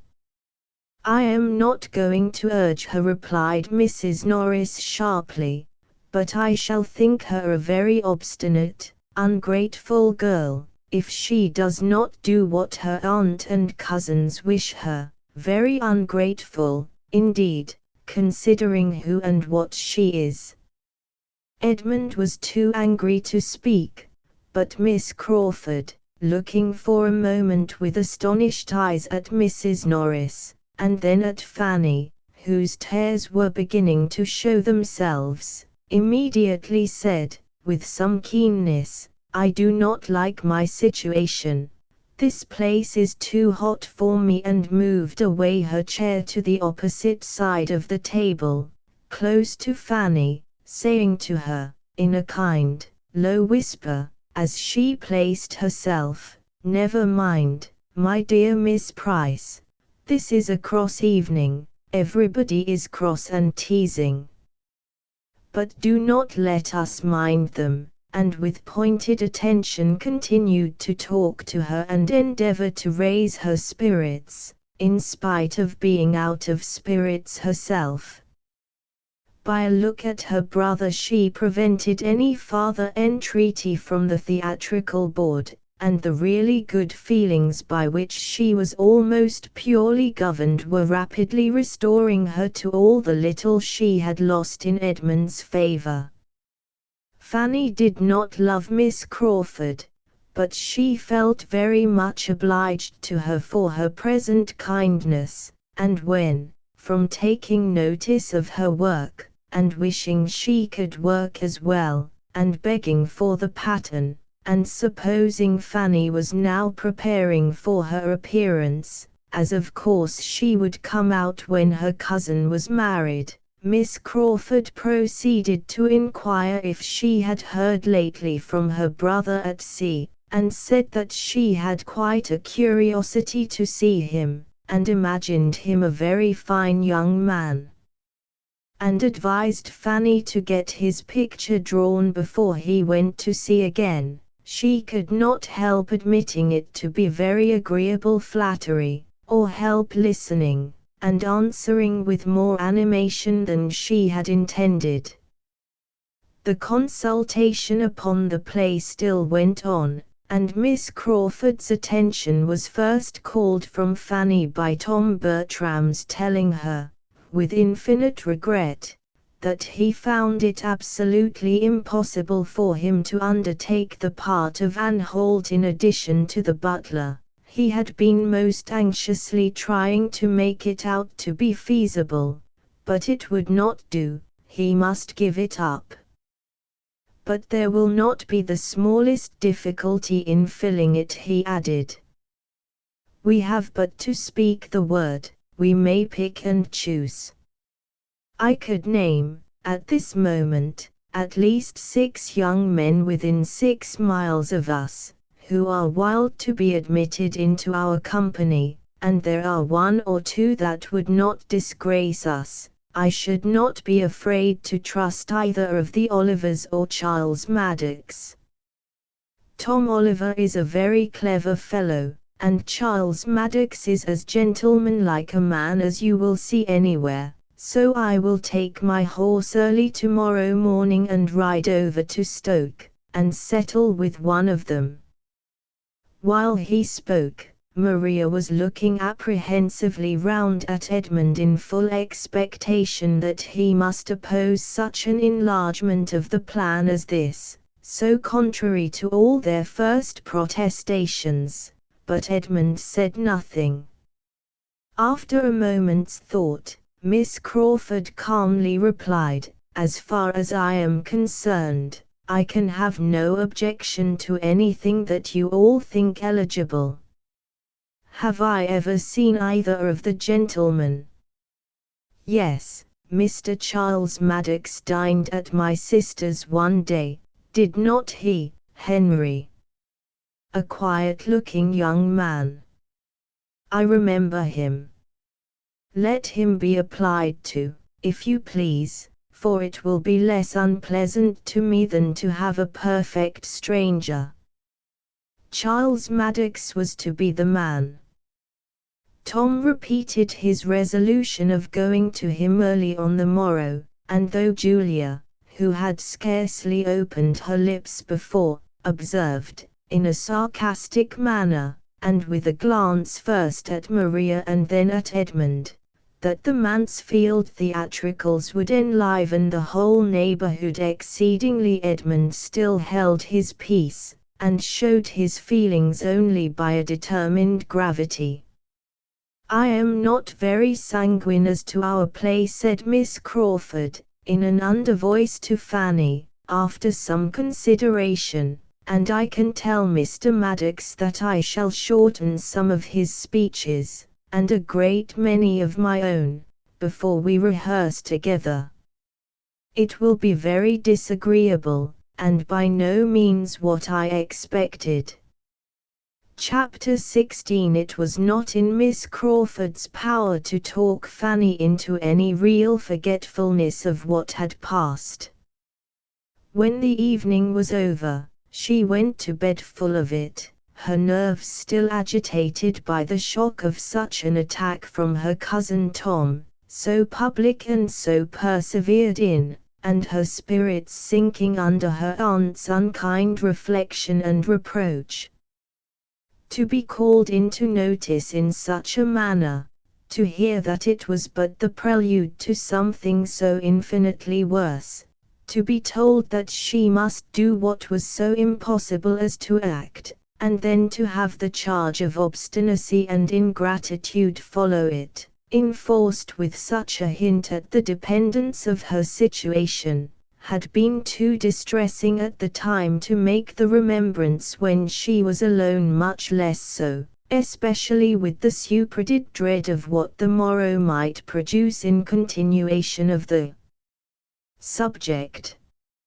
Miss Crawford had protected her only for the time, and if she were applied to again among themselves with all the authoritative urgency that Tom and Maria were capable of, and Edmund perhaps away, what should she do?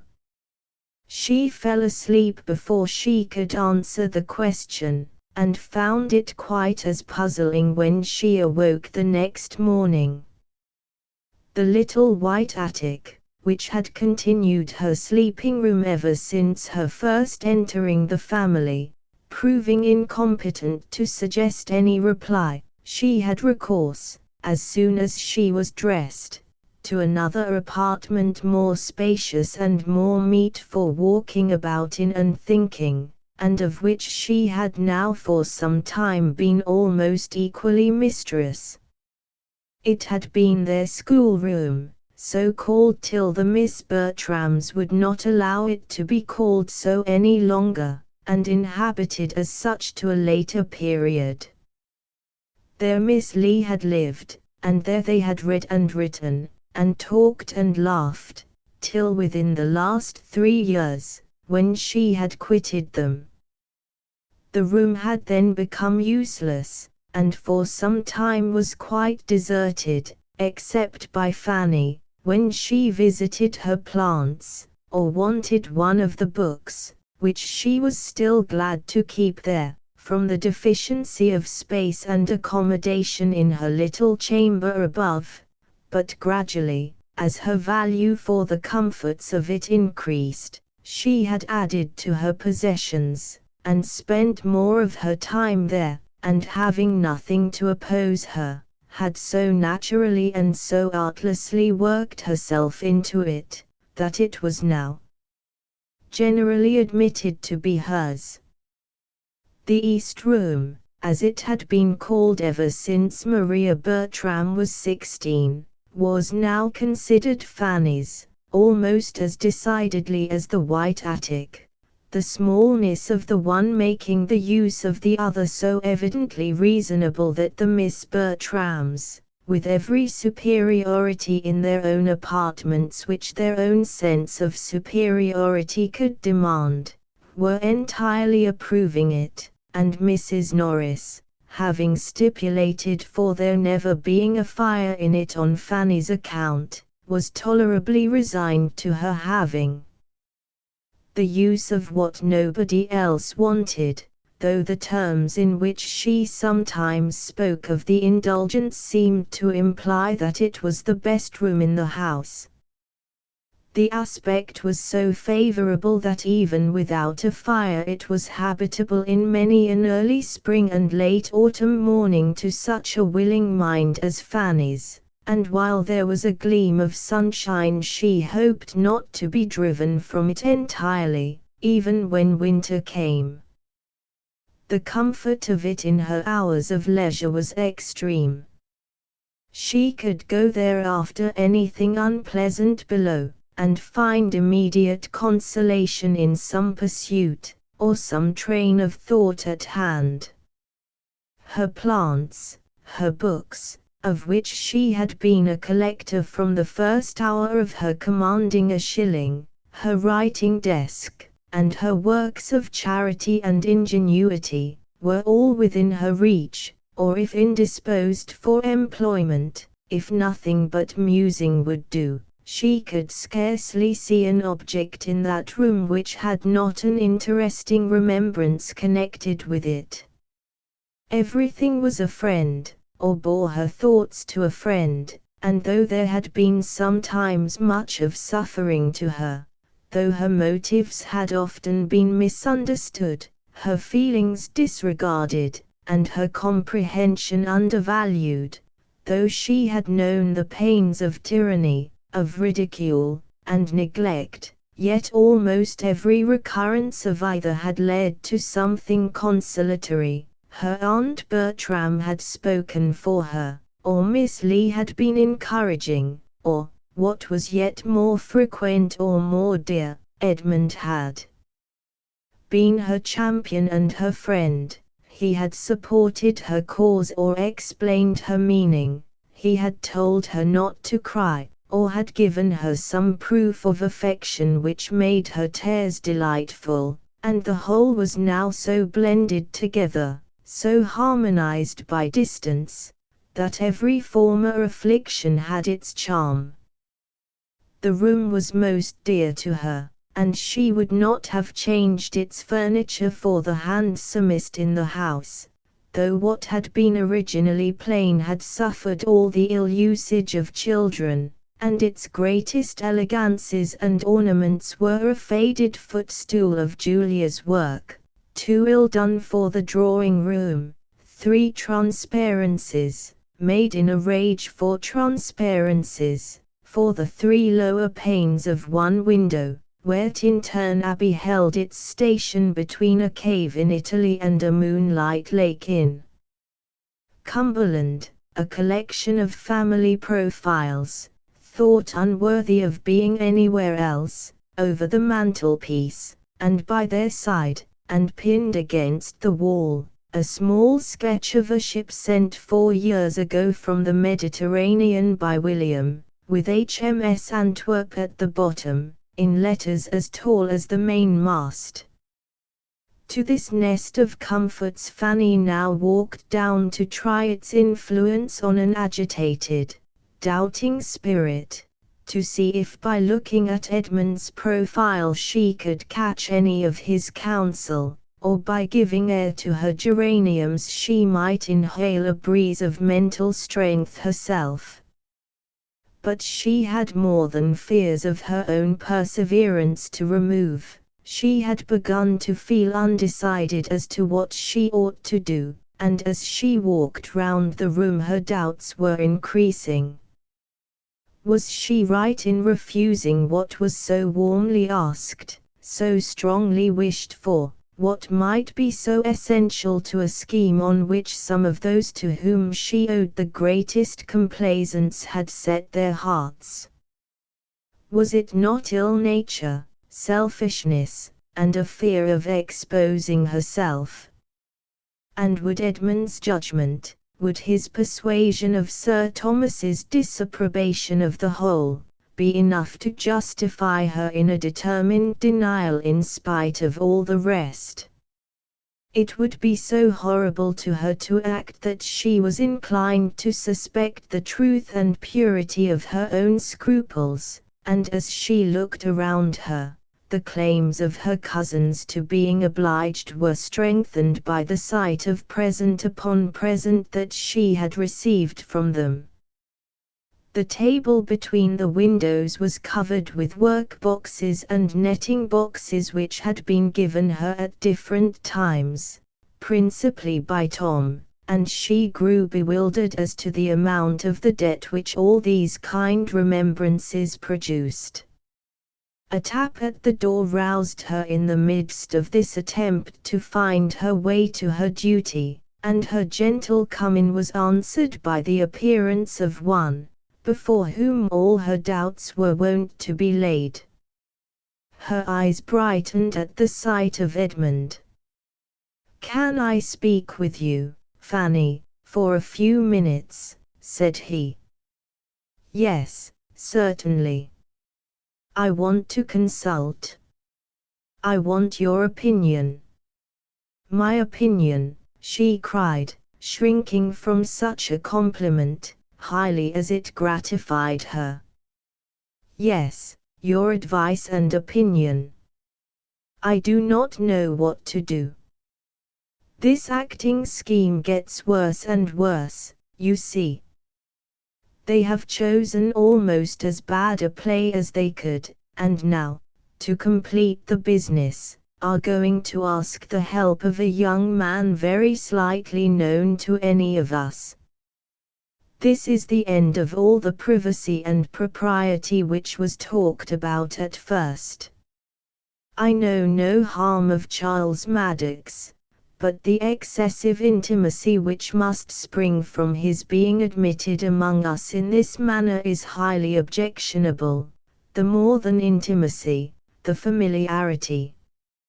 I cannot think of it with any patience, and it does appear to me an evil of such magnitude as must, if possible, be prevented. Do not you see it in the same light?" "Yes, but what can be done?" "Your brother is so determined." "There is but one thing to be done, Fanny. I must take an hold myself. I am well aware that nothing else will quiet Tom." Fanny could not answer him. "It is not at all what I like," he continued. "No man can like being driven into the appearance of such inconsistency. After being known to oppose the scheme from the beginning, there is absurdity in the face of my joining them now, when they are exceeding their first plan in every respect, but I can think of no other alternative." "Can you, Fanny?" "No," said Fanny slowly, "not immediately, but what? I see your judgment is not with me. Think it a little over. Perhaps you are not so much aware as I am of the mischief that may, of the unpleasantness that must arise from a young man's being received in this manner, domesticated among us, authorized to come at all hours, and placed suddenly on a footing which must do away all restraints. To think only of the license which every rehearsal must tend to create. It is all very bad. Put yourself in Miss Crawford's place, Fanny. Consider what it would be to act Amelia with a stranger. She has a right to be felt for, because she evidently feels for herself.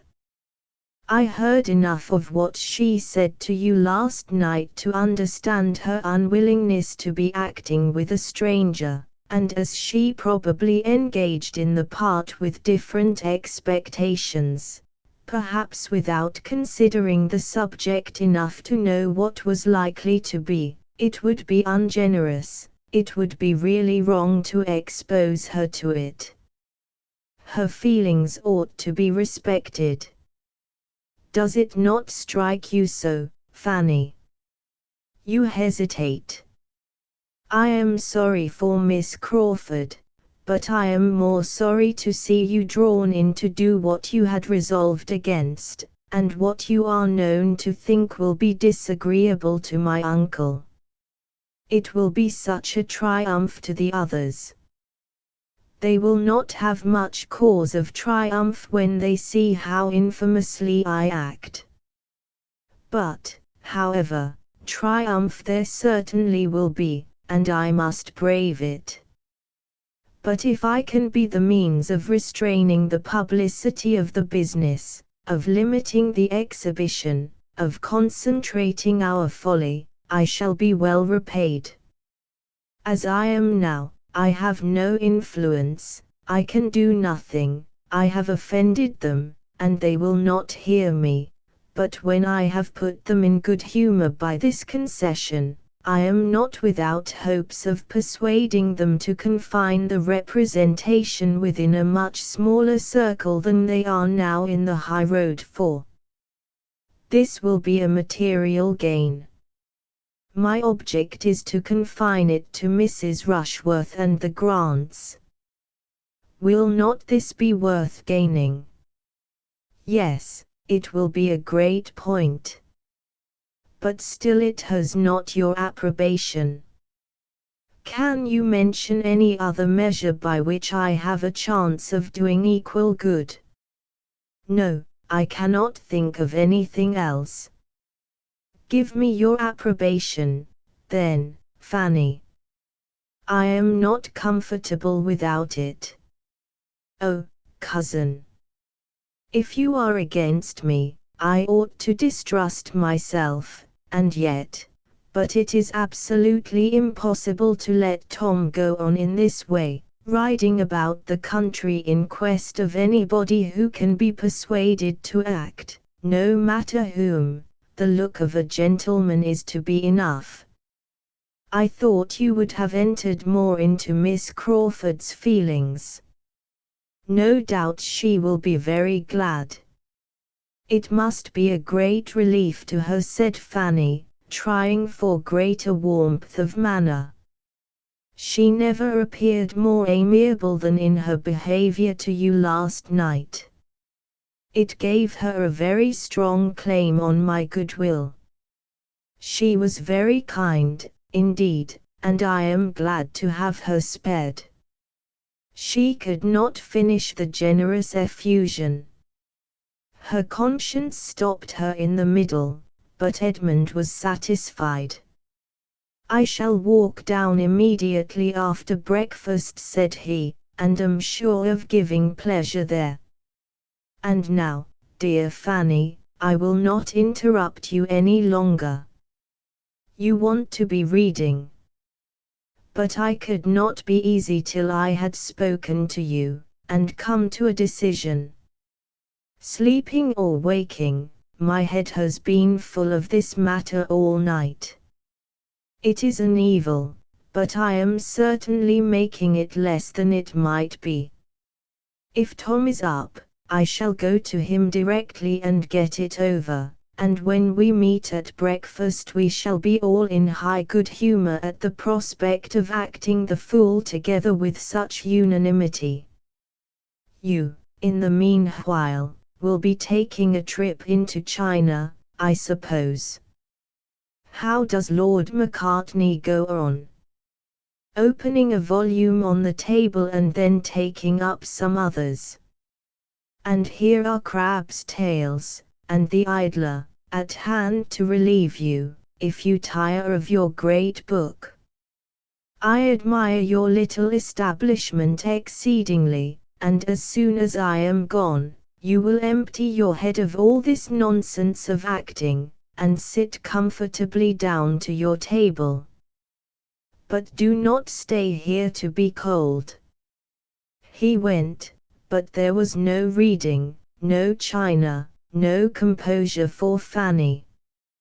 He had told her the most extraordinary, the most inconceivable, the most unwelcome news, and she could think of nothing else. To be acting. After all his objections, objections so just and so public.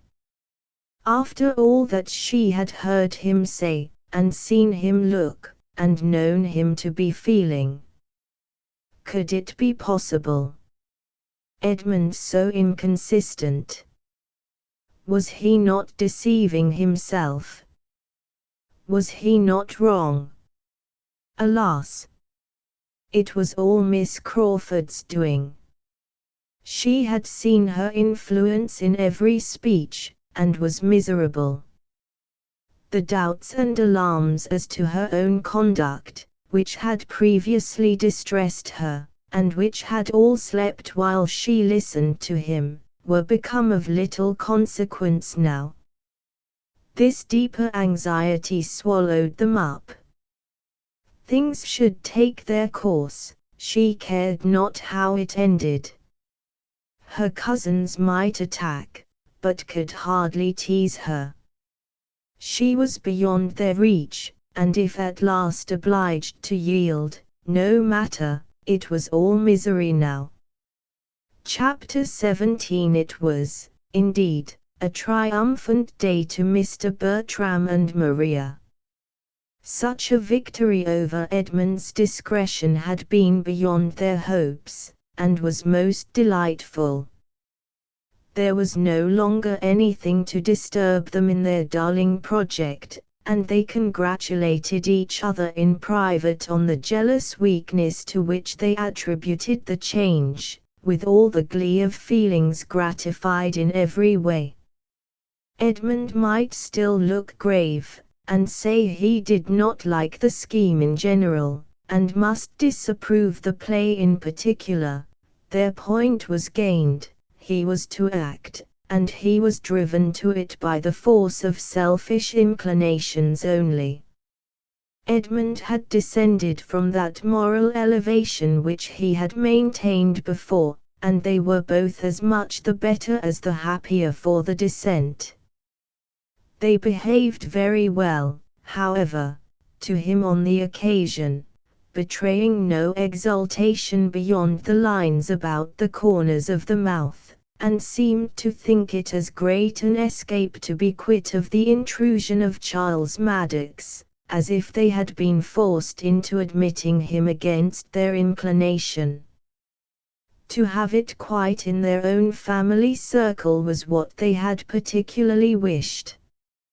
A stranger among them would have been the destruction of all their comfort, and when Edmund, pursuing that idea, gave a hint of his hope as to the limitation of the audience, they were ready, in the complaisance of the moment, to promise anything.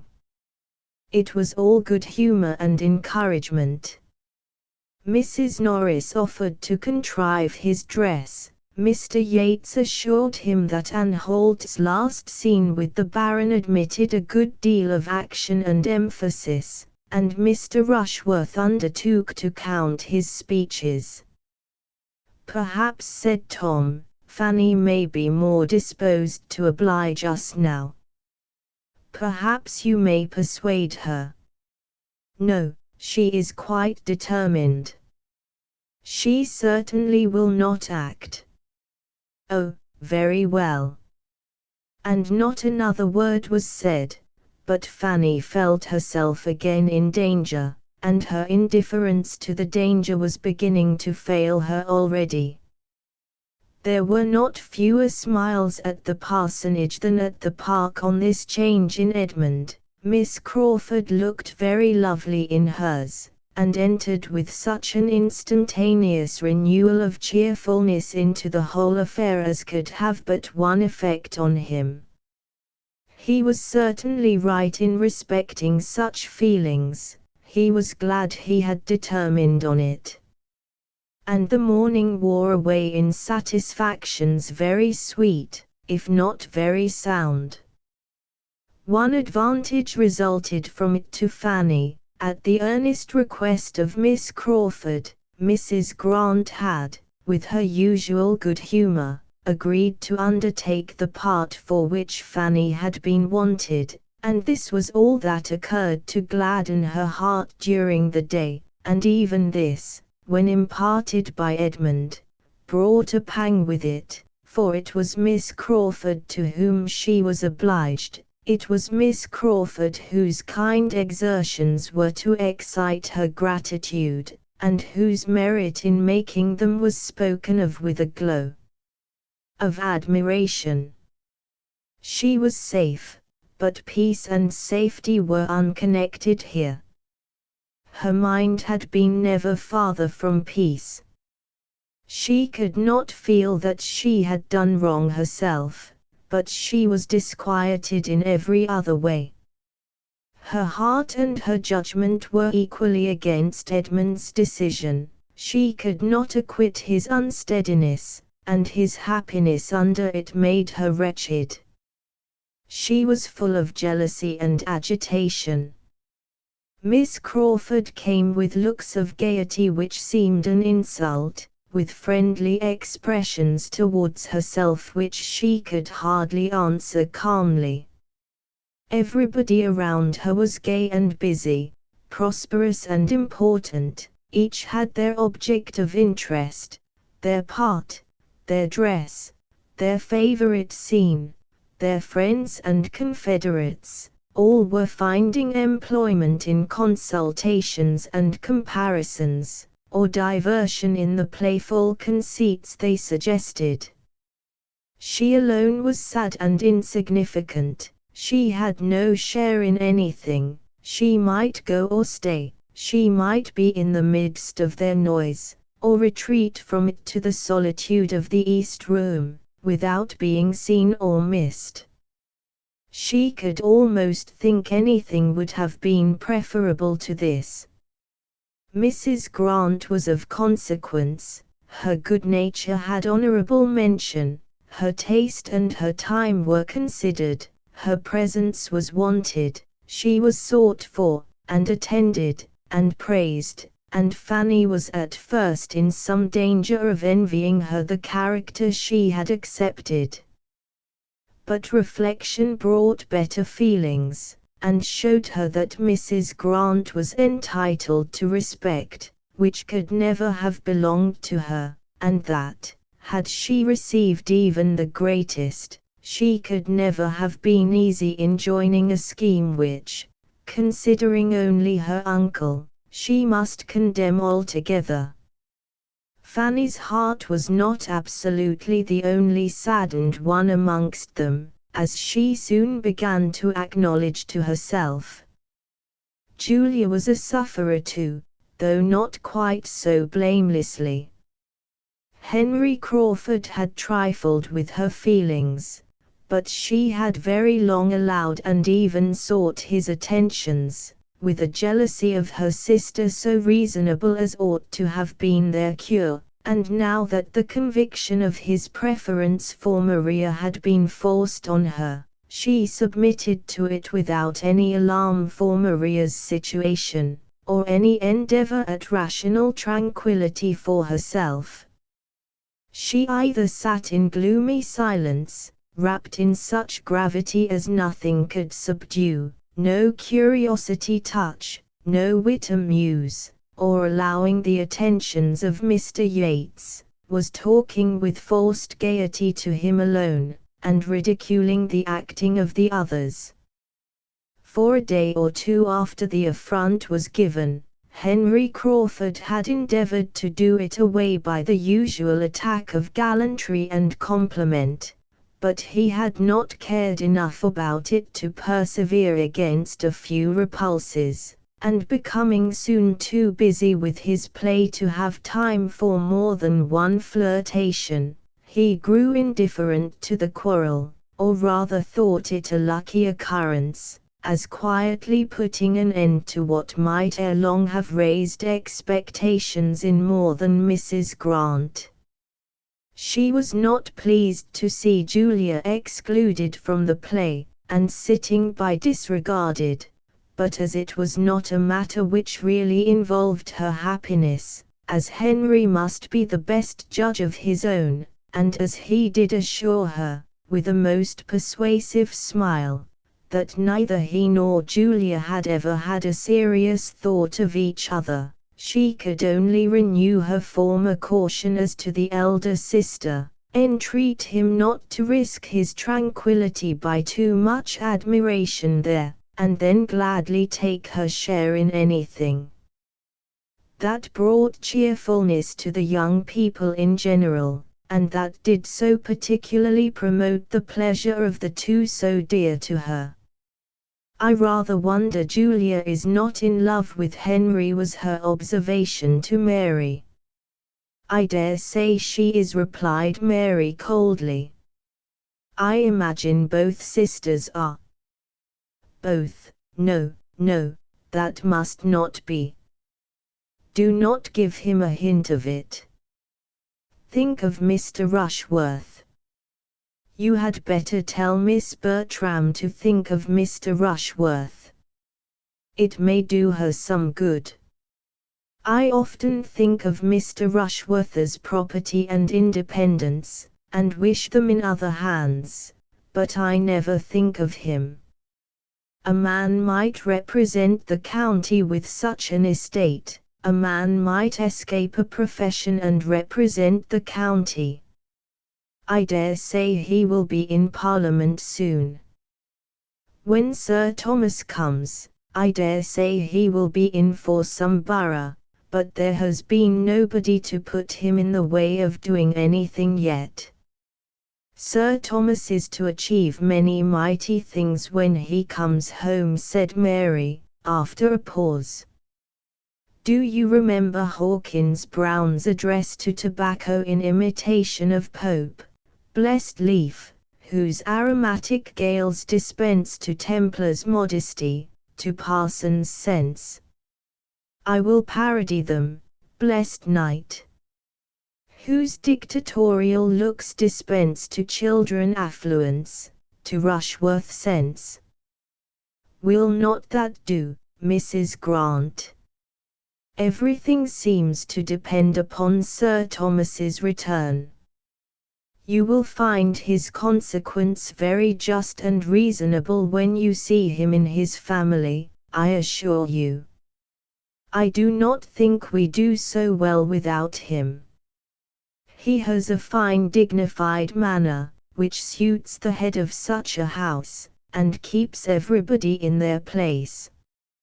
Lady Bertram seems more of a cipher now than when he is at home, and nobody else can keep Mrs. Norris in order.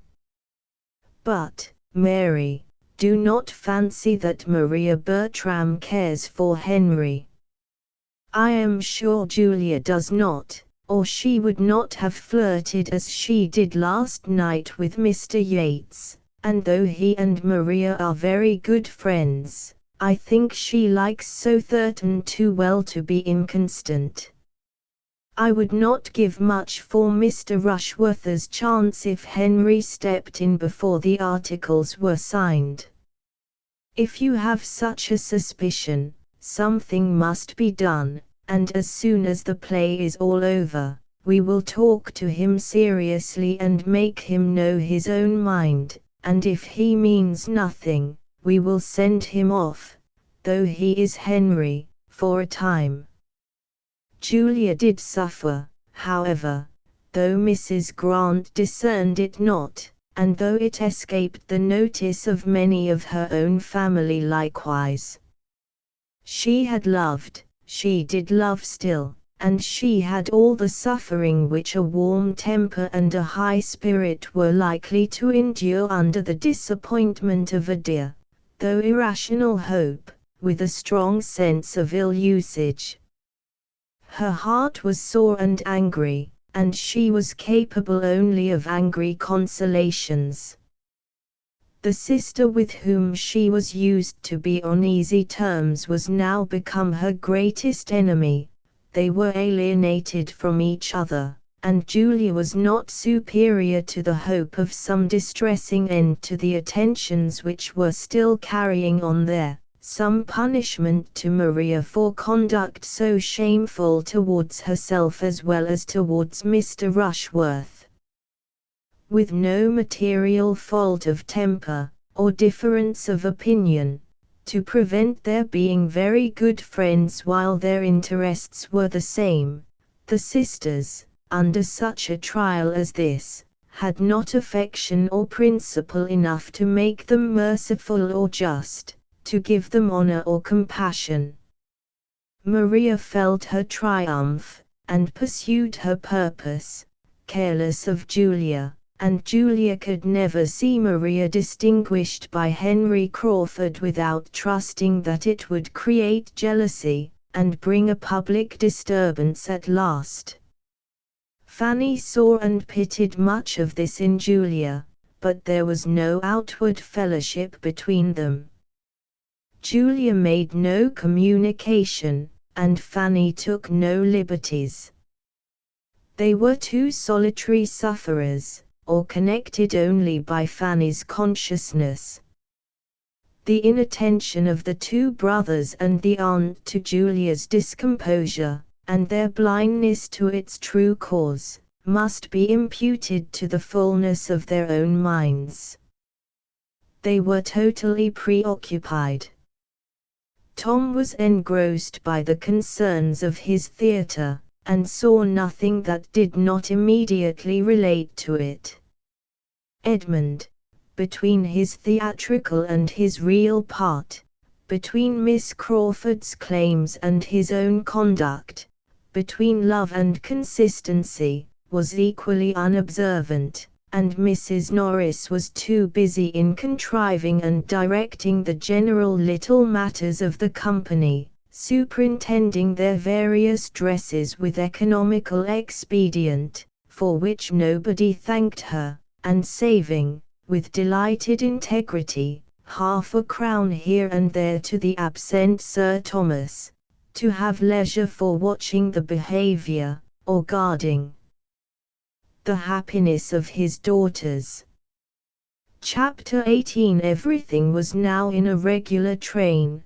Theatre, actors, actresses, and dresses, were all getting forward, but though no other great impediments arose, Fanny found, before many days were past, that it was not all uninterrupted enjoyment to the party themselves, and that she had not to witness the continuance of such unanimity and delight as had been almost too much for her at first. Everybody began to have their vexation. Edmund had many. Entirely against his judgment, a scene painter arrived from town, and was at work, much to the increase of the expenses, and, what was worse, of the éclat of their proceedings, and his brother, instead of being really guided by him as to the privacy of the representation, was giving an invitation to every family who came in his way. Tom himself began to fret over the scene painter's slow progress, and to feel the miseries of waiting. He had learned his part, all his parts, for he took every trifling one that could be united with the butler, and began to be impatient to be acting, and every day thus unemployed was tending to increase his sense of the insignificance of all his parts together, and make him more ready to regret that some other play had not been chosen. Fanny, being always a very courteous listener, and often the only listener at hand, came in for the complaints and the distresses of most of them. She knew that Mr. Yates was in general thought to rant dreadfully, that Mr. Yates was disappointed in Henry Crawford, that Tom Bertram spoke so quick he would be unintelligible, that Mrs. Grant spoiled everything by laughing, that Edmund was behindhand with his part, and that it was misery to have anything to do with Mr. Rushworth, who was wanting a prompter through every speech. She knew, also, that poor Mr. Rushworth could seldom get anybody to rehearse with him. His complaint came before her as well as the rest, and so decided to her eye was her cousin Maria's avoidance of him, and so needlessly often the rehearsal of the first scene between her and Mr. Crawford, that she had soon all the terror of other complaints from him. So far from being all satisfied and all enjoying, she found everybody requiring something they had not, and giving occasion of discontent to the others. Everybody had a part either too long or too short, nobody would attend as they ought, nobody would remember on which side they were to come in, nobody but the complainer would observe any directions. Fanny believed herself to derive as much innocent enjoyment from the play as any of them. Henry Crawford acted well, and it was a pleasure to her to creep into the theatre, and attend the rehearsal of the first act, in spite of the feelings it excited in some speeches for Maria. Maria, she also thought, acted well, too well, and after the first rehearsal or two, Fanny began to be their only audience, and sometimes as prompter, sometimes as spectator, was often very useful. As far as she could judge, Mr. Crawford was considerably the best actor of all. He had more confidence than Edmund, more judgment than Tom, more talent and taste than Mr. Yates. She did not like him as a man, but she must admit him to be the best actor, and on this point there were not many who differed from her.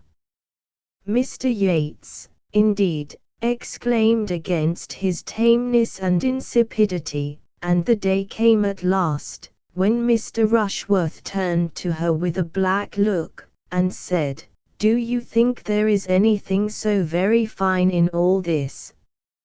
For the life and soul of me, I cannot admire him, and, between ourselves, to see such an undersized, little, mean-looking man, set up for a fine actor, is very ridiculous in my opinion." From this moment there was a return of his former jealousy, which Maria, from increasing hopes of Crawford, was at little pains to remove, and the chances of Mr. Rushworth's ever attaining to the knowledge of his 42 speeches became much less. As to his ever making anything tolerable of them, nobody had the smallest idea of that except his mother. She, indeed, regretted that his part was not more considerable, and deferred coming over to Mansfield till they were forward enough in their rehearsal to comprehend all his scenes. But the others aspired at nothing beyond his remembering the catchword, and the first line of his speech, and being able to follow the prompter through the rest. Fanny, in her pity and kind-heartedness, was at great pains to teach him how to learn, giving him all the helps and directions in her power, trying to make an artificial memory for him, and learning every word of his part herself, but without his being much the forwarder. Many uncomfortable, anxious, apprehensive feelings she certainly had, but with all these, and other claims on her time and attention, she was as far from finding herself without employment or utility amongst them, as without a companion in uneasiness, quite as far from having no demand on her leisure as on her compassion. The gloom of her first anticipations was proved to have been unfounded. She was occasionally useful to all, she was perhaps as much at peace as any. There was a great deal of needlework to be done, moreover, in which her help was wanted, and that Mrs. Norris thought her quite as well off as the rest, was evident by the manner in which she claimed it.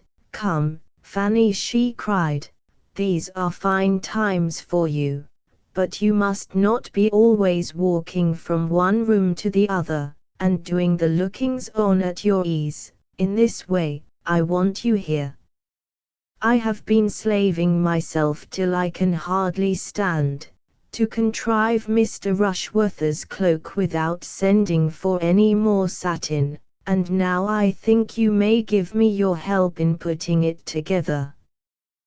There are but 3 seams, you may do them in a trice. It would be lucky for me if I had nothing but the executive part to do. You are best off, I can tell you, but if nobody did more than you, we should not get on very fast. Fanny took the work very quietly, without attempting any defense, but her kinder Aunt Bertram observed on her behalf, one cannot wonder, sister, that Fanny should be delighted, it is all new to her, you know. You and I used to be very fond of a play ourselves, and so am I still, and as soon as I am a little more at leisure, I mean to look in at their rehearsals too. What is the play about, Fanny? You have never told me. Oh, sister, pray do not ask her now, for Fanny is not one of those who can talk and work at the same time. It is about lovers' vows. I believe, said Fanny to her Aunt Bertram, there will be 3 acts rehearsed tomorrow evening, and that will give you an opportunity of seeing all the actors at once. You had better stay till the curtain is hung, interposed Mrs. Norris. The curtain will be hung in a day or 2. There is very little sense in a play without a curtain, and I am much mistaken if you do not find it draw up into very handsome festoons. Lady Bertram seemed quite resigned to waiting. Fanny did not share her aunt's composure. She thought of the morrow a great deal, for if the 3 acts were rehearsed, Edmund and Miss Crawford would then be acting together for the first time. The 3rd act would bring a scene between them which interested her most particularly, and which she was longing and dreading to see how they would perform. The whole subject of it was love. A marriage of love was to be described by the gentleman, and very little short of a declaration of love be made by the lady. She had read and read the scene again with many painful, many wondering emotions, and looked forward to their representation of it as a circumstance almost too interesting. She did not believe they had yet rehearsed it, even in private. The morrow came, the plan for the evening continued, and Fanny's consideration of it did not become less agitated. She worked very diligently under her aunt's directions, but her diligence and her silence concealed a very absent, anxious mind, and about noon she made her escape with her work to the east room, that she might have no concern in another, and, as she deemed it, most unnecessary rehearsal of the 1st act, which Henry Crawford was just proposing, desirous at once of having her time to herself, and of avoiding the sight of Mr. Rushworth. A glimpse, as she passed through the hall, of the 2 ladies walking up from the parsonage made no change in her wish of retreat, and she worked and meditated in the east room, undisturbed, for a quarter of an hour, when a gentle tap at the door was followed by the entrance of Miss Crawford. Am I right? Yes, this is the east room. My dear Miss Price, I beg your pardon, but I have made my way to you on purpose to entreat your help. Fanny, quite surprised, endeavored to show herself mistress of the room by her civilities, and looked at the bright bars of her empty grate with concern. "Thank you, I am quite warm, very warm. Allow me to stay here a little while, and do have the goodness to hear me my third act. I have brought my book, and if you would but rehearse it with me, I should be so obliged. I came here today intending to rehearse it with Edmund, by ourselves, against the evening, but he is not in the way, and if he were, I do not think I could go through it with him, till I have hardened myself a little, for really there is a speech or two. You will be so good, won't you?" Fanny was most civil in her assurances, though she could not give them in a very steady voice. "Have you ever happened to look at the part I mean?" continued Miss Crawford, opening her book. "Here it is. I did not think much of it at first, but, upon my word. There, look at that speech, and that, and that. How am I ever to look him in the face and say such things? Could you do it? But then he is your cousin, which makes all the difference. You must rehearse it with me, that I may fancy you him, and get on by degrees. You have a look of his sometimes." "Have I? I will do my best with the greatest readiness, but I must read the part, for I can say very little of it." "None of it, I suppose. You are to have the book, of course. Now for it. We must have 2 chairs at hand for you to bring forward to the front of the stage. There, very good schoolroom chairs, not made for a theatre, I dare say, much more fitted for little girls to sit and kick their feet against when they are learning a lesson. What would your governess and your uncle say to see them used for such a purpose? Could Sir Thomas look in upon us just now, he would bless himself, for we are rehearsing all over the house. Yates is storming away in the dining room. I heard him as I came upstairs, and the theatre is engaged of course by those indefatigable rehearsers, Agatha and Frederick. If they are not perfect, I shall be surprised. By the by, I looked in upon them 5 minutes ago, and it happened to be exactly at one of the times when they were trying not to embrace, and Mr. Rushworth was with me. I thought he began to look a little queer, so I turned it off as well as I could, by whispering to him, 'We shall have an excellent Agatha. There is something so maternal in her manner, so completely maternal in her voice and countenance.' Was not that well done of me?" He brightened up directly. "Now for my soliloquy," she began, and Fanny joined in with all the modest feeling which the idea of representing Edmund was so strongly calculated to inspire, but with looks and voice so truly feminine as to be no very good picture of a man. With such an Anhold, however, Miss Crawford had courage enough, and they had got through half the scene, when a tap at the door brought a pause, and the entrance of Edmund, the next moment, suspended it all. Surprise, consciousness, and pleasure appeared in each of the 3 on this unexpected meeting, and as Edmund was come on the very same business that had brought Miss Crawford, consciousness and pleasure were likely to be more than momentary in them. He too had his book, and was seeking Fanny, to ask her to rehearse with him, and help him to prepare for the evening, without knowing Miss Crawford to be in the house, and great was the joy and animation of being thus thrown together, of comparing schemes, and sympathizing in praise of Fanny's kind offices. She could not equal them in their warmth.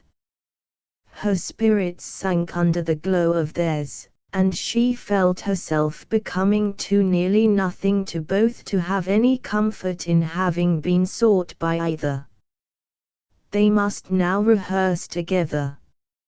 Edmund proposed, urged, entreated it, till the lady, not very unwilling at first, could refuse no longer, and Fanny was wanted only to prompt and observe them.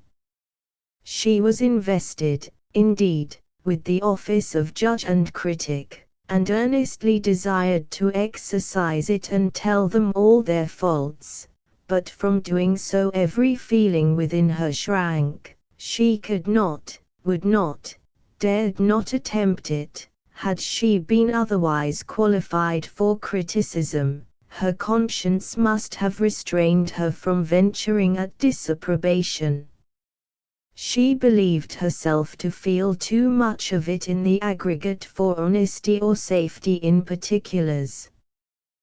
To prompt them must be enough for her, and it was sometimes more than enough, for she could not always pay attention to the book.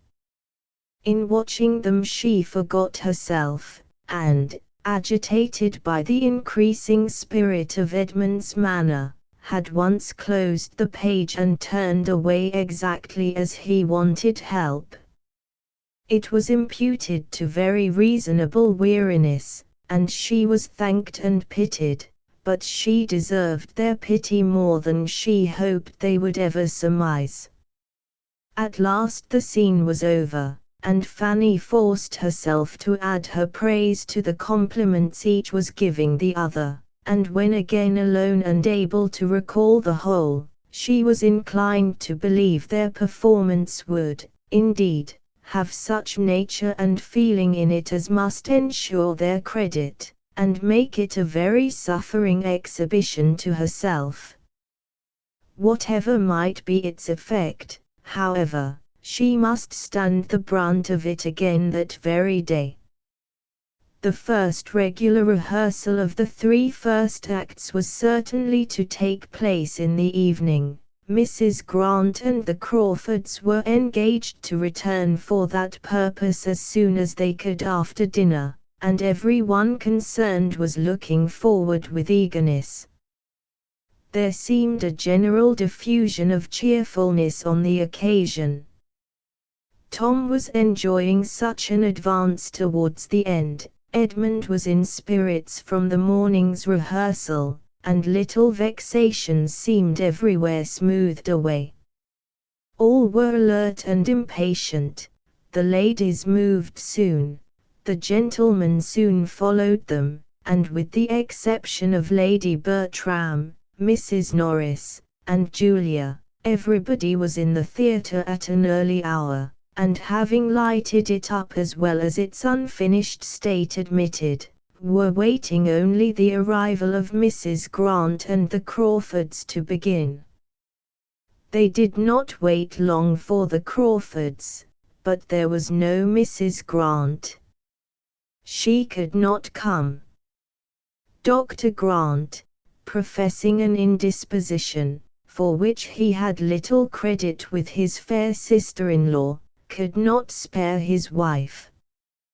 "Dr. Grant is ill," said she, with mock solemnity. "He has been ill ever since he did not eat any of the pheasant today. He fancied it tough, sent away his plate, and has been suffering ever since." Here was disappointment. Mrs. Grant's non-attendance was sad indeed. Her pleasant manners and cheerful conformity made her always valuable amongst them, but now she was absolutely necessary. They could not act, they could not rehearse with any satisfaction without her. The comfort of the whole evening was destroyed. What was to be done? Tom, as cottager, was in despair. After a pause of perplexity, some eyes began to be turned towards Fanny, and a voice or two to say, if Miss Price would be so good as to read the part. She was immediately surrounded by supplications. Everybody asked it. Even Edmund said, "Do, Fanny, if it is not very disagreeable to you." But Fanny still hung back. She could not endure the idea of it. Why was not Miss Crawford to be applied to as well? Or why had not she rather gone to her own room, as she had felt to be safest, instead of attending the rehearsal at all? She had known it would irritate and distress her, she had known it her duty to keep away. She was properly punished. "You have only to read the part," said Henry Crawford, with renewed entreaty. "And I do believe she can say every word of it," added Maria, "for she could put Mrs. Grant right the other day in 20 places. Fanny, I am sure you know the part."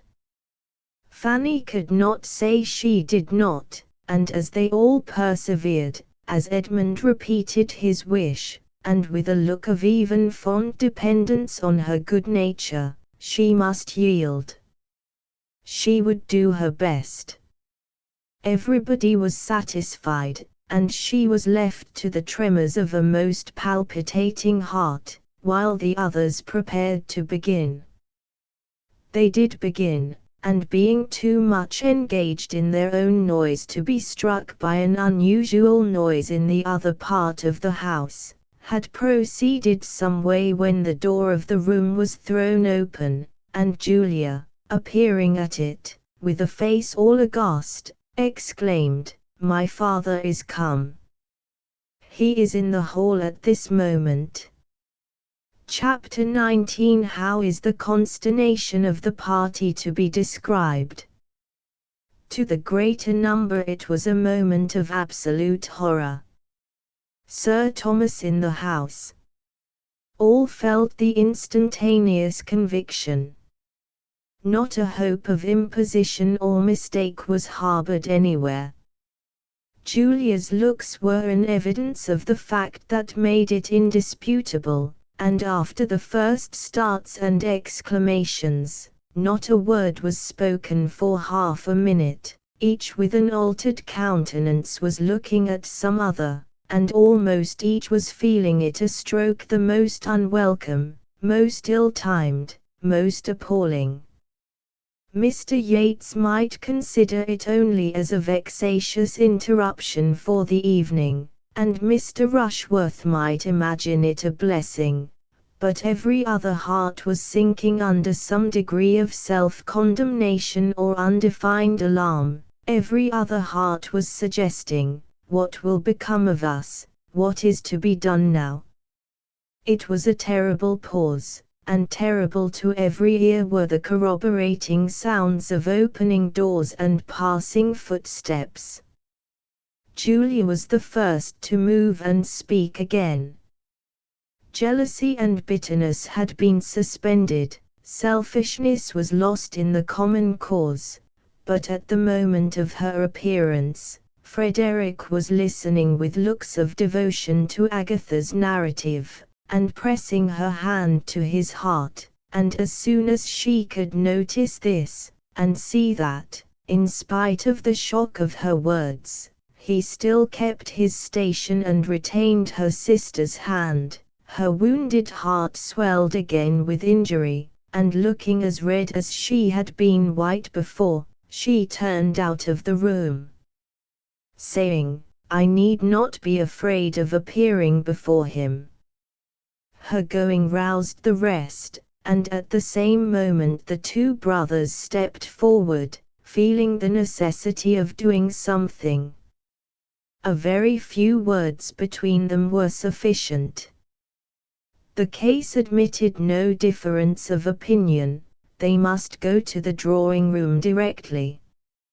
Maria joined them with the same intent, just then the stoutest of the three, for the very circumstance which had driven Julia away was to her the sweetest support. Henry Crawford's retaining her hand at such a moment of such peculiar proof and importance, was worth ages of doubt and anxiety. She hailed it as an earnest of the most serious determination, and was equal even to encounter her father.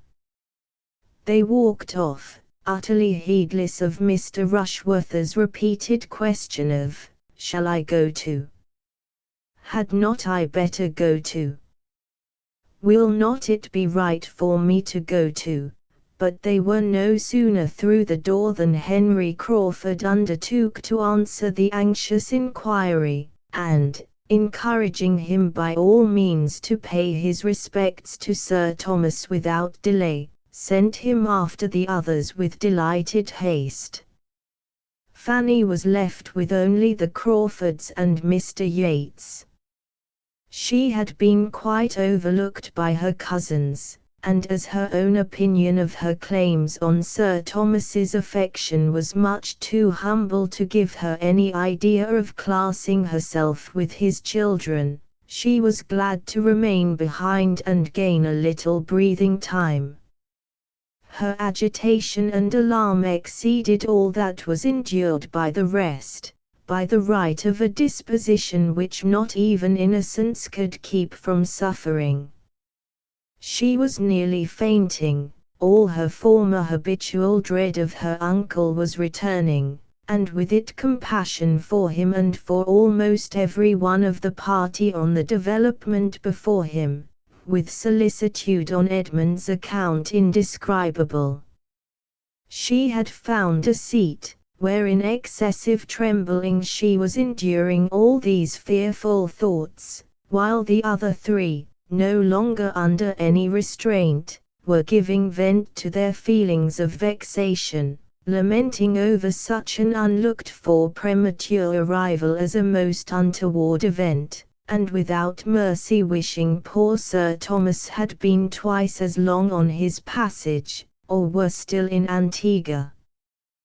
The Crawfords were more warm on the subject than Mr. Yates, from better understanding the family, and judging more clearly of the mischief that must ensue. The ruin of the play was to them a certainty. They felt the total destruction of the scheme to be inevitably at hand, while Mr. Yates considered it only as a temporary interruption, a disaster for the evening, and could even suggest the possibility of the rehearsal being renewed after tea, when the bustle of receiving Sir Thomas were over, and he might be at leisure to be amused by it. The Crawfords laughed at the idea, and having soon agreed on the propriety of their walking quietly home and leaving the family to themselves, proposed Mr. Yates's accompanying them and spending the evening at the parsonage. But Mr. Yates, having never been with those who thought much of parental claims, or family confidence, could not perceive that anything of the kind was necessary, and therefore, thanking them, said, he preferred remaining where he was, that he might pay his respects to the old gentleman handsomely since he was come, and besides, he did not think it would be fair by the others to have everybody run away. Fanny was just beginning to collect herself, and to feel that if she stayed longer behind it might seem disrespectful, when this point was settled, and being commissioned with the brother and sister's apology, saw them preparing to go as she quitted the room herself to perform the dreadful duty of appearing before her uncle. Too soon did she find herself at the drawing-room door, and after pausing a moment for what she knew would not come, for a courage which the outside of no door had ever supplied to her, she turned the lock in desperation, and the lights of the drawing-room, and all the collected family, were before her. As she entered, her own name caught her ear. Sir Thomas was at that moment looking round him, and saying, "But where is Fanny? Why do not I see my little Fanny?" And on perceiving her, came forward with a kindness which astonished and penetrated her, calling her his dear Fanny, kissing her affectionately, and observing with decided pleasure how much she was grown. Fanny knew not how to feel, nor where to look. She was quite oppressed. He had never been so kind, so very kind to her in his life. His manner seemed changed, his voice was quick from the agitation of joy, and all that had been awful in his dignity seemed lost in tenderness. He led her nearer the light and looked at her again, inquired particularly after her health, and then, correcting himself, observed that he need not inquire, for her appearance spoke sufficiently on that point. A fine blush having succeeded the previous paleness of her face, he was justified in his belief of her equal improvement in health and beauty. He inquired next after her family, especially William, and his kindness altogether was such as made her reproach herself for loving him so little, and thinking his return a misfortune, and when, on having courage to lift her eyes to his face, she saw that he was grown thinner, and had the burnt, fagged, worn look of fatigue and a hot climate, every tender feeling was increased, and she was miserable in considering how much unsuspected vexation was probably ready to burst on him. Sir Thomas was indeed the life of the party, who at his suggestion now seated themselves round the fire. He had the best right to be the talker, and the delight of his sensations in being again in his own house, in the centre of his family, after such a separation, made him communicative and chatty in a very unusual degree, and he was ready to give every information as to his voyage, and answer every question of his two sons almost before it was put. His business in Antigua had latterly been prosperously rapid, and he came directly from Liverpool, having had an opportunity of making his passage thither in a private vessel, instead of waiting for the packet, and all the little particulars of his proceedings and events, his arrivals and departures, were most promptly delivered, as he sat by Lady Bertram and looked with heartfelt satisfaction on the faces around him, interrupting himself more than once, however, to remark on his good fortune in finding them all at home, coming unexpectedly as he did, all collected together exactly as he could have wished, but dared not depend on. Mr. Rushworth was not forgotten. A most friendly reception and warmth of hand-shaking had already met him, and with pointed attention he was now included in the objects most intimately connected with Mansfield. There was nothing disagreeable in Mr. Rushworth's appearance, and Sir Thomas was liking him already.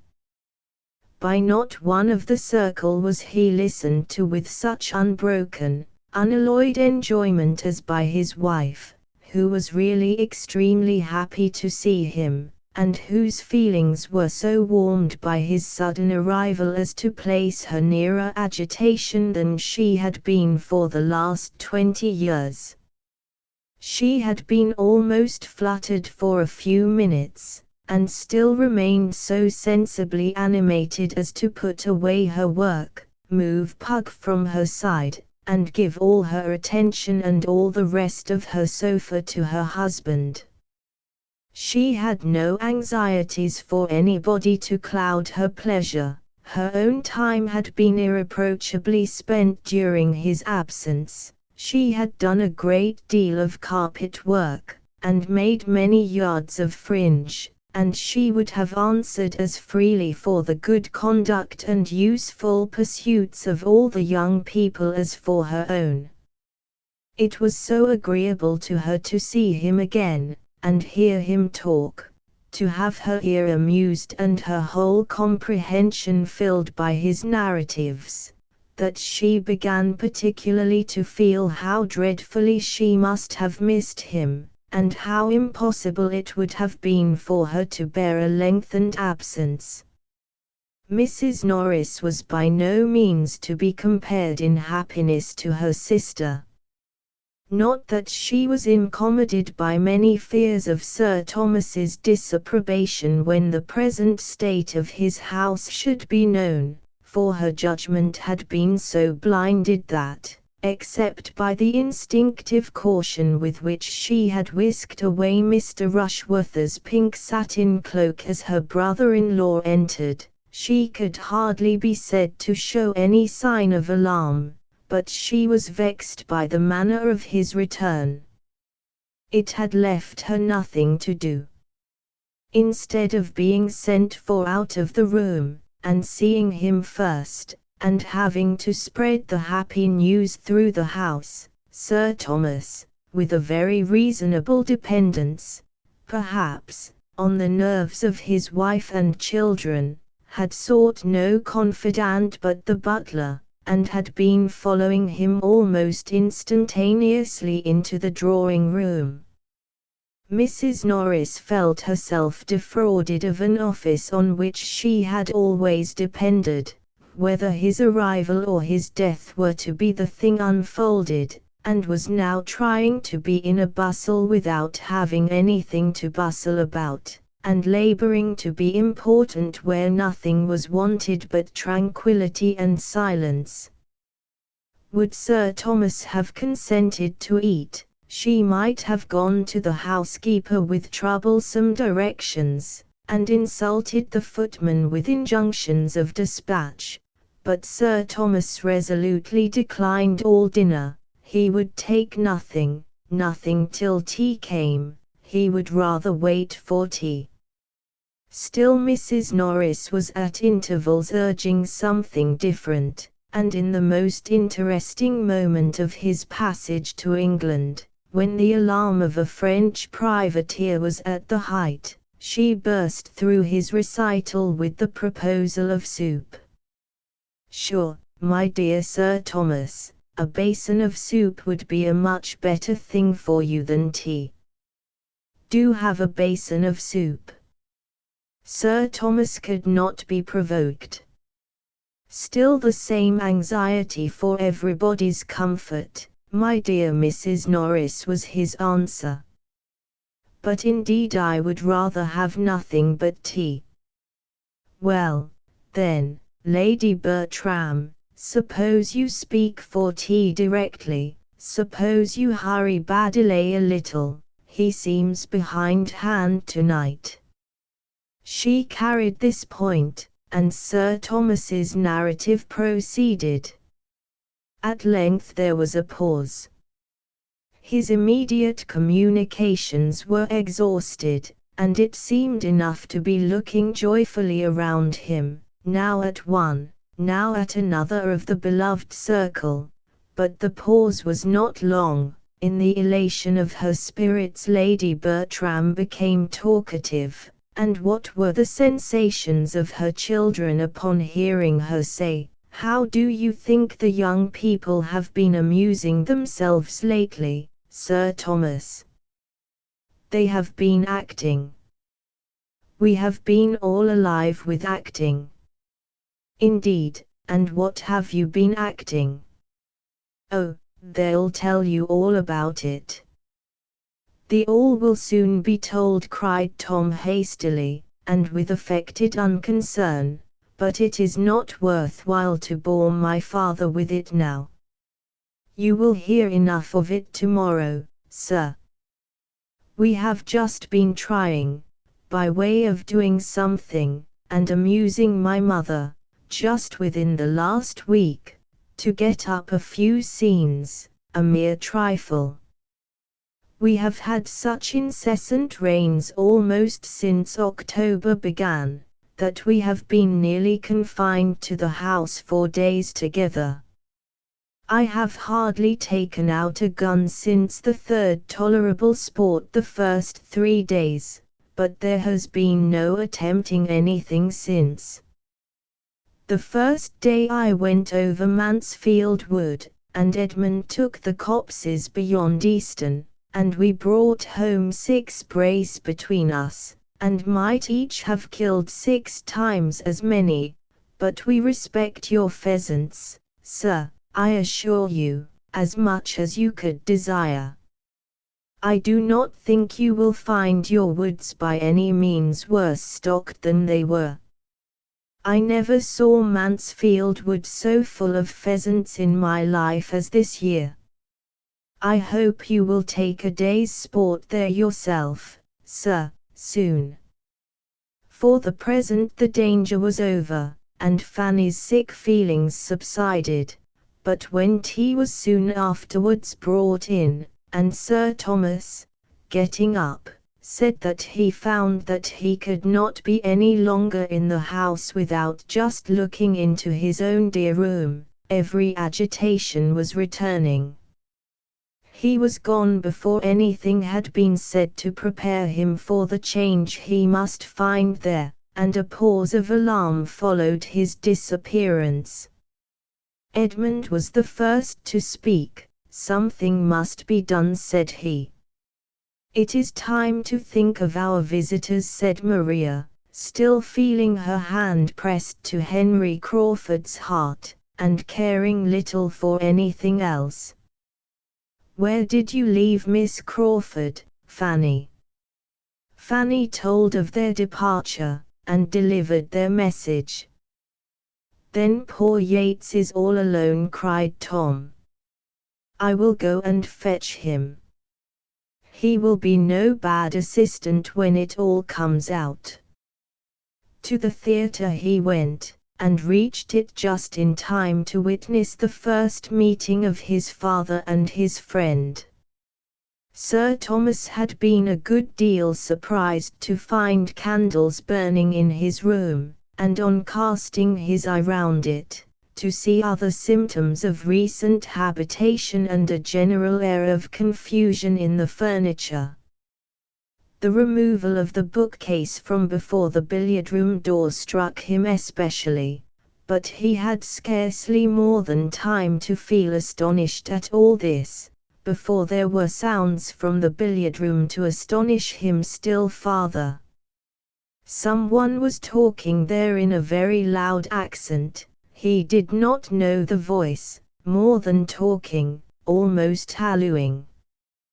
He stepped to the door, rejoicing at that moment in having the means of immediate communication, and, opening it, found himself on the stage of a theatre, and opposed to a ranting young man, who appeared likely to knock him down backwards.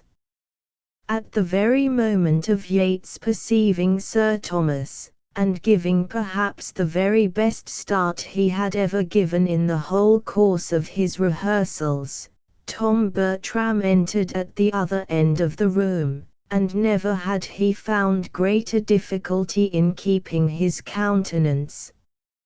His father's looks of solemnity and amazement on this his first appearance on any stage, and the gradual metamorphosis of the impassioned Baron Wildenheim into the well-bred and easy Mr. Yates, making his bow and apology to Sir Thomas Bertram, was such an exhibition, such a piece of true acting, as he would not have lost upon any account. It would be the last, in all probability, the last scene on that stage, but he was sure there could not be a finer. The house would close with the greatest eclat. There was little time, however, for the indulgence of any images of merriment. It was necessary for him to step forward, too, and assist the introduction, and with many awkward sensations he did his best. Sir Thomas received Mr. Yates with all the appearance of cordiality which was due to his own character, but was really as far from pleased with the necessity of the acquaintance as with the manner of its commencement. Mr. Yates's family and connections were sufficiently known to him to render his introduction as the particular friend another of the 100 particular friends of his son, exceedingly unwelcome, and it needed all the felicity of being again at home, and all the forbearance it could supply, to save Sir Thomas from anger on finding himself thus bewildered in his own house, making part of a ridiculous exhibition in the midst of theatrical nonsense, and forced in so untoward a moment to admit the acquaintance of a young man whom he felt sure of disapproving, and whose easy indifference and volubility in the course of the first 5 minutes seemed to mark him the most at home of the two. Tom understood his father's thoughts, and heartily wishing he might be always as well disposed to give them but partial expression, began to see, more clearly than he had ever done before, that there might be some ground of offense, that there might be some reason for the glance his father gave towards the ceiling and stucco of the room, and that when he inquired with mild gravity after the fate of the billiard table, he was not proceeding beyond a very allowable curiosity. A few minutes were enough for such unsatisfactory sensations on each side, and Sir Thomas, having exerted himself so far as to speak a few words of calm approbation in reply to an eager appeal of Mr. Yates, as to the happiness of the arrangement, the three gentlemen returned to the drawing-room together, Sir Thomas with an increase of gravity which was not lost on all. "I come from your theatre," said he composedly, as he sat down. "I found myself in it rather unexpectedly. Its vicinity to my own room, but in every respect, indeed, it took me by surprise, as I had not the smallest suspicion of your acting having assumed so serious a character. It appears a neat job, however, as far as I could judge by candlelight, and does my friend Christopher Jackson credit." And then he would have changed the subject, and sipped his coffee in peace over domestic matters of a calmer hue, but Mr. Yates, without discernment to catch Sir Thomas's meaning, or diffidence, or delicacy, or discretion enough to allow him to lead the discourse while he mingled among the others with the least obtrusiveness himself, would keep him on the topic of the theatre, would torment him with questions and remarks relative to it, and finally would make him hear the whole history of his disappointment at Ecclesford.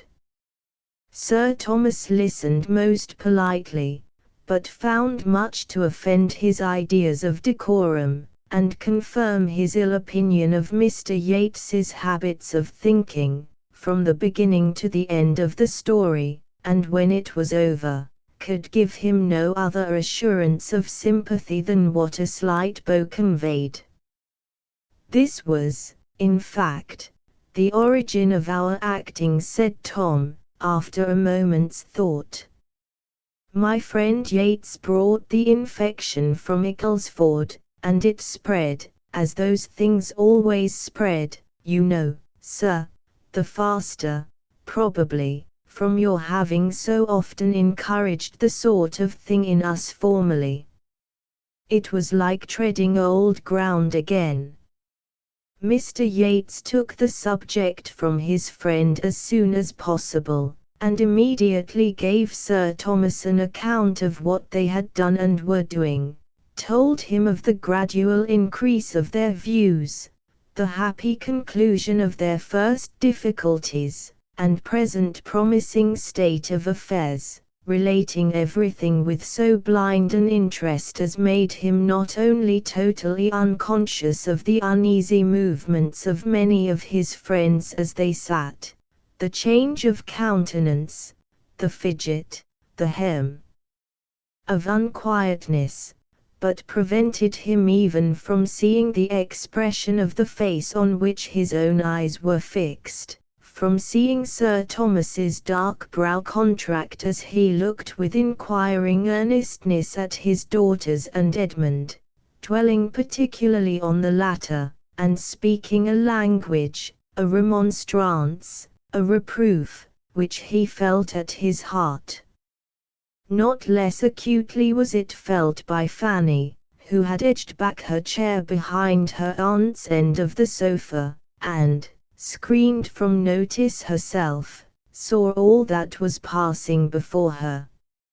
Such a look of reproach at Edmund from his father she could never have expected to witness, and to feel that it was in any degree deserved was an aggravation indeed. Sir Thomas's look implied, "On your judgment, Edmund, I depended. What have you been about?"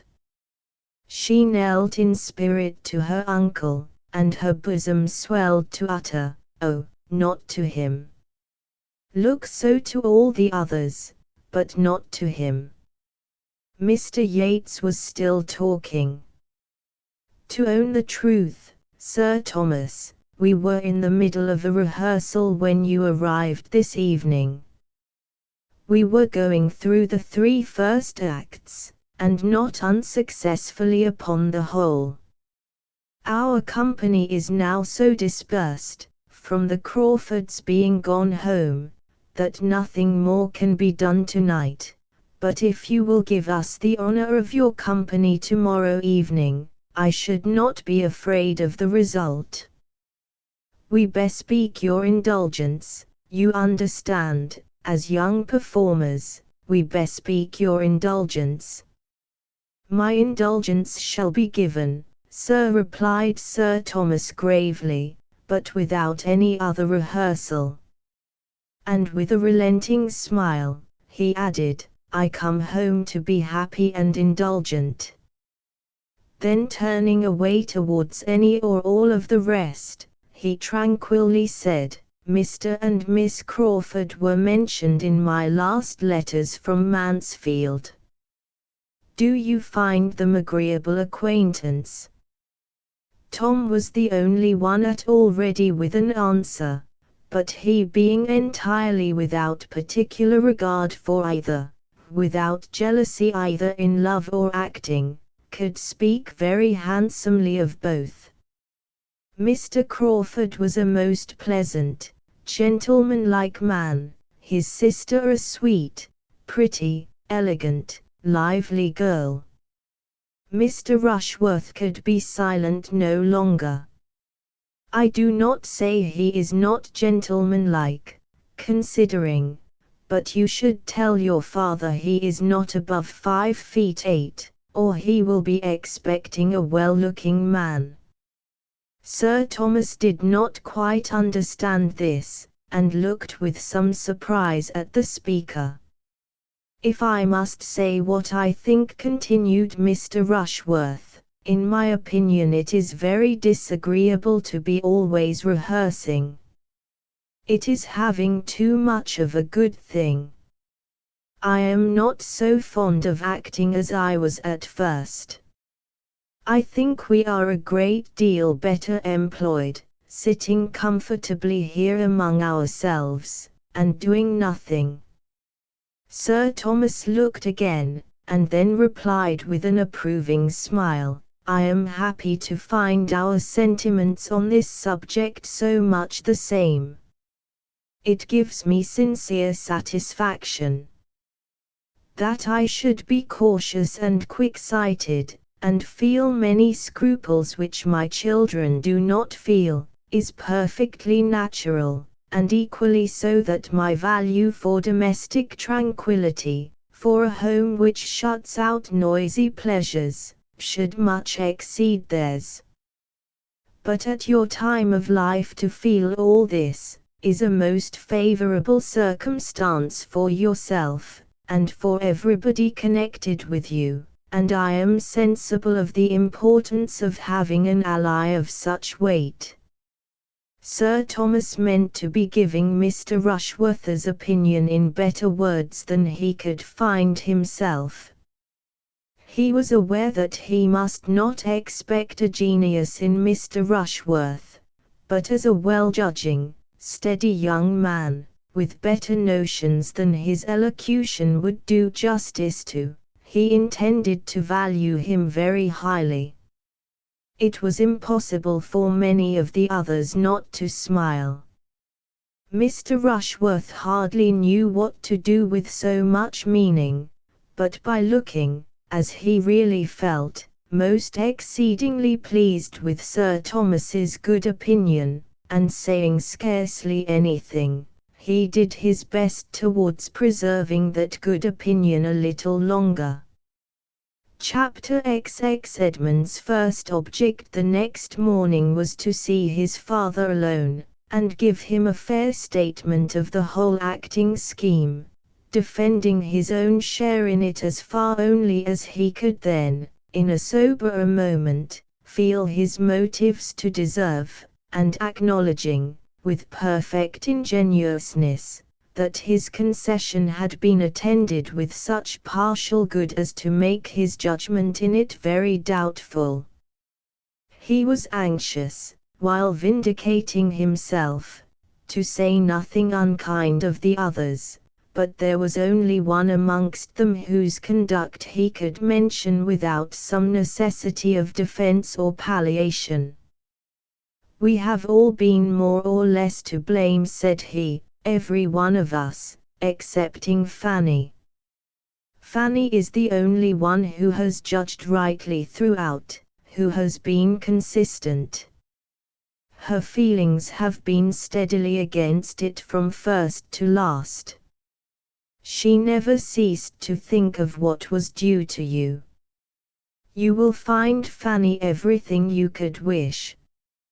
Sir Thomas saw all the impropriety of such a scheme among such a party, and at such a time, as strongly as his son had ever supposed he must. He felt it too much, indeed, for many words, and having shaken hands with Edmund, meant to try to lose the disagreeable impression, and forget how much he had been forgotten himself as soon as he could, after the house had been cleared of every object enforcing the remembrance, and restored to its proper state. He did not enter into any remonstrance with his other children. He was more willing to believe they felt their error than to run the risk of investigation. The reproof of an immediate conclusion of everything, the sweep of every preparation, would be sufficient. There was one person, however, in the house, whom he could not leave to learn his sentiments merely through his conduct. He could not help giving Mrs. Norris a hint of his having hoped that her advice might have been interposed to prevent what her judgment must certainly have disapproved. The young people had been very inconsiderate in forming the plan. They ought to have been capable of a better decision themselves, but they were young, and, excepting Edmund, he believed, of unsteady characters, and with greater surprise, therefore, he must regard her acquiescence in their wrong measures, her countenance of their unsafe amusements, than that such measures and such amusements should have been suggested. Mrs. Norris was a little confounded and as nearly being silenced as ever she had been in her life, for she was ashamed to confess having never seen any of the impropriety which was so glaring to Sir Thomas, and would not have admitted that her influence was insufficient, that she might have talked in vain. Her only resource was to get out of the subject as fast as possible, and turn the current of Sir Thomas's ideas into a happier channel. She had a great deal to insinuate in her own praise as to general attention to the interest and comfort of his family, much exertion and many sacrifices to glance at in the form of hurried walks and sudden removals from her own fireside, and many excellent hints of distrust and economy to Lady Bertram and Edmund to detail, whereby a most considerable saving had always arisen, and more than one bad servant been detected. But her chief strength lay in Southerton. Her greatest support and glory was in having formed the connection with the Rushworths. There she was impregnable. She took to herself all the credit of bringing Mr. Rushworth's admiration of Maria to any effect. "If I had not been active," said she, "and made a point of being introduced to his mother, and then prevailed on my sister to pay the first visit, I am as certain as I sit here that nothing would have come of it. For Mr. Rushworth is the sort of amiable modest young man who wants a great deal of encouragement, and there were girls enough on the catch for him if we had been idle. But I left no stone unturned. I was ready to move heaven and earth to persuade my sister, and at last I did persuade her. You know the distance to Southerton. It was in the middle of winter, and the roads almost impassable, but I did persuade her. I know how great, how justly great, your influence is with Lady Bertram and her children, and am the more concerned that it should not have been, my dear Sir Thomas, if you had seen the state of the roads that day. I thought we should never have got through them, though we had the 4 horses of course, and poor old coachman would attend us, out of his great love and kindness, though he was hardly able to sit the box on account of the rheumatism which I had been doctoring him for ever since Michaelmas.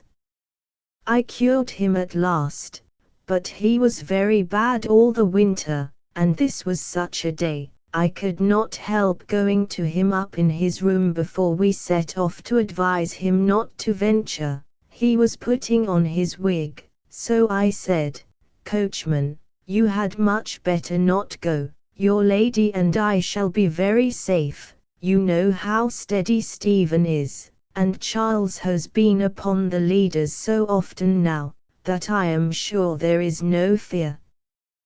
But, however, I soon found it would not do. He was bent upon going, and as I hate to be worrying and officious, I said no more, but my heart quite ached for him at every jolt, and when we got into the rough lanes about Stoke, where, what with frost and snow upon beds of stones, it was worse than anything you can imagine, I was quite in an agony about him.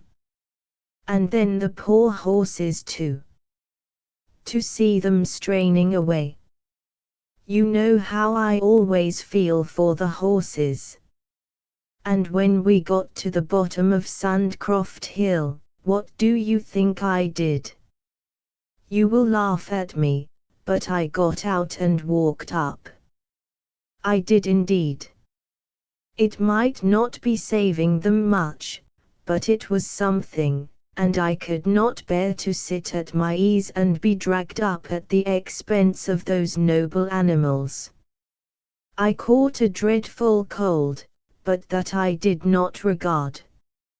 My object was accomplished in the visit. I hope we shall always think the acquaintance worth any trouble that might be taken to establish it. There is nothing very striking in Mr. Rushworth's manners, but I was pleased last night with what appeared to be his opinion on one subject, his decided preference of a quiet family party to the bustle and confusion of acting.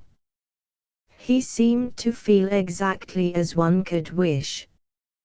Yes, indeed, and the more you know of him the better you will like him. He is not a shining character, but he has 1,000 good qualities, and is so disposed to look up to you, that I am quite laughed at about it, for everybody considers it as my doing. Upon my word, Mrs. Norris said Mrs. Grant the other day, if Mr. Rushworth were a son of your own, he could not hold Sir Thomas in greater respect. Sir Thomas gave up the point, foiled by her evasions, disarmed by her flattery, and was obliged to rest satisfied with the conviction that where the present pleasure of those she loved was at stake, her kindness did sometimes overpower her judgment. It was a busy morning with him. Conversation with any of them occupied but a small part of it. He had to reinstate himself in all the wonted concerns of his Mansfield life, to see his steward and his bailiff, to examine and compute, and, in the intervals of business, to walk into his stables and his gardens, and nearest plantations, but active and methodical. He had not only done all this before he resumed his seat as master of the house at dinner, he had also set the carpenter to work in pulling down what had been so lately put up in the billiard room, and given the scene painter his dismissal long enough to justify the pleasing belief of his being then at least as far off as Northampton.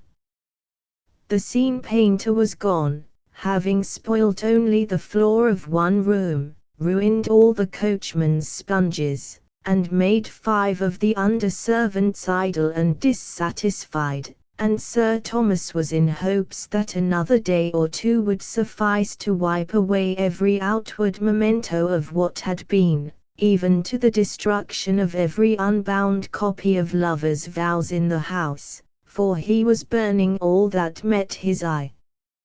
Mr. Yates was beginning now to understand Sir Thomas's intentions, though as far as ever from understanding their source. He and his friend had been out with their guns the chief of the morning, and Tom had taken the opportunity of explaining, with proper apologies for his father's particularity, what was to be expected. Mr. Yates felt it as acutely as might be supposed. To be a second time disappointed in the same way was an instance of very severe ill luck, and his indignation was such, that had it not been for delicacy towards his friend, and his friend's youngest sister, he believed he should certainly attack the baronet on the absurdity of his proceedings, and argue him into a little more rationality. He believed this very stoutly while he was in Mansfield Wood, and all the way home, but there was a something in Sir Thomas, when they sat round the same table, which made Mr. Yates think it wiser to let him pursue his own way, and feel the folly of it without opposition. He had known many disagreeable fathers before, and often been struck with the inconveniences they occasioned, but never, in the whole course of his life, had he seen one of that class so unintelligibly moral, so infamously tyrannical as Sir Thomas. He was not a man to be endured but for his children's sake, and he might be thankful to his fair daughter Julia that Mr. Yates did yet mean to stay a few days longer under his roof. The evening passed with external smoothness, though almost every mind was ruffled, and the music which Sir Thomas called for from his daughters helped to conceal the want of real harmony. Maria was in a good deal of agitation. It was of the utmost consequence to her that Crawford should now lose no time in declaring himself, and she was disturbed that even a day should be gone by without seeming to advance that point. She had been expecting to see him the whole morning, and all the evening, too, was still expecting him. Mr. Rushworth had set off early with the great news for Southerton, and she had fondly hoped for such an immediate eclaircissement as might save him the trouble of ever coming back again. But they had seen no one from the parsonage, not a creature, and had heard no tidings beyond a friendly note of congratulation and inquiry from Mrs. Grant to Lady Bertram. It was the first day for many, many weeks, in which the families had been wholly divided. 24 hours had never passed before, since August began, without bringing them together in some way or other. It was a sad, anxious day, and the morrow, though differing in the sort of evil, did by no means bring less. A few moments of feverish enjoyment were followed by hours of acute suffering. Henry Crawford was again in the house. He walked up with Dr. Grant, who was anxious to pay his respects to Sir Thomas, and at rather an early hour they were ushered into the breakfast room, where were most of the family.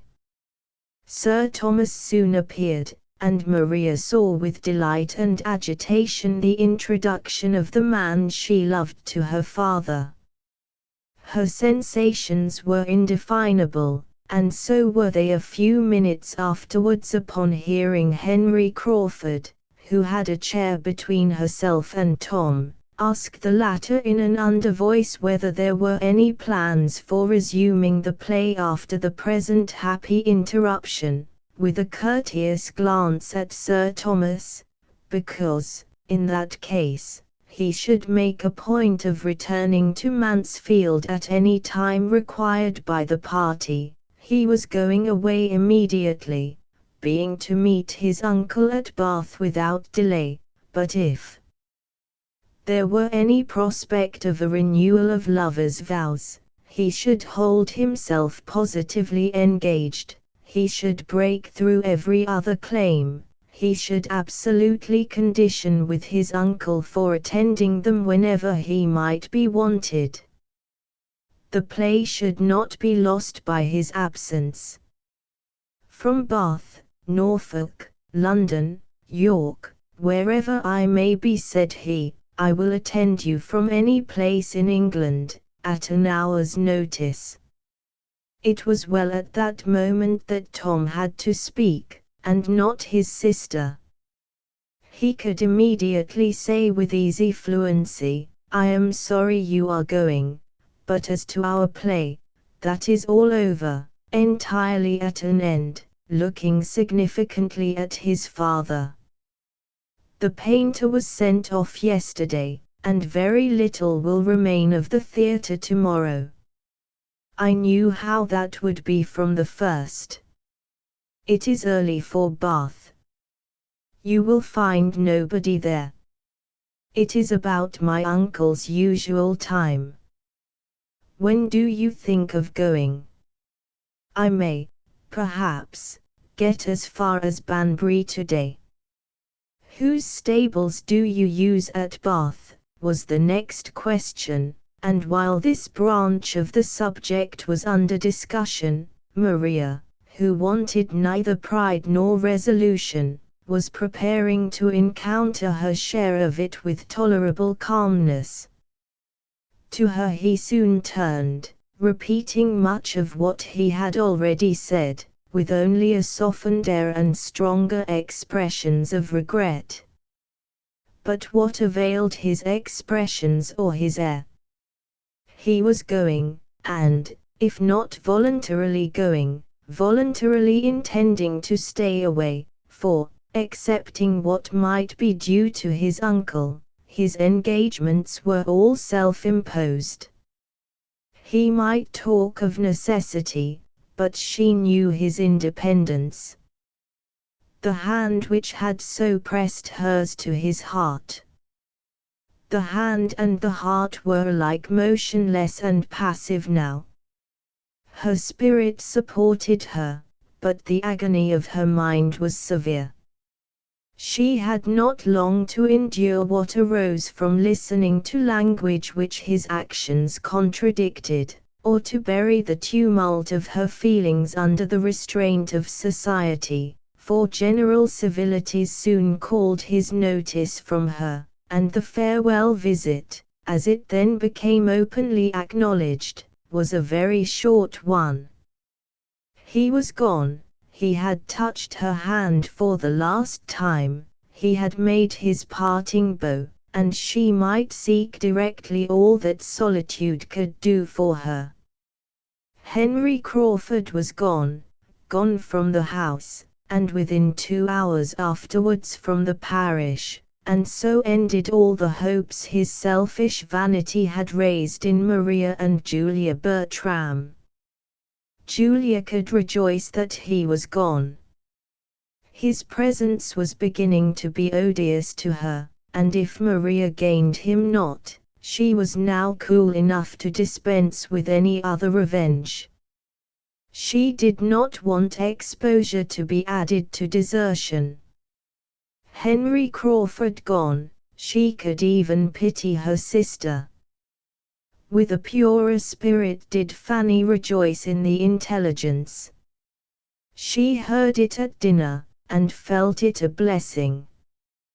By all the others it was mentioned with regret, and his merits honoured with due gradation of feeling, from the sincerity of Edmund's too partial regard, to the unconcern of his mother speaking entirely by rote.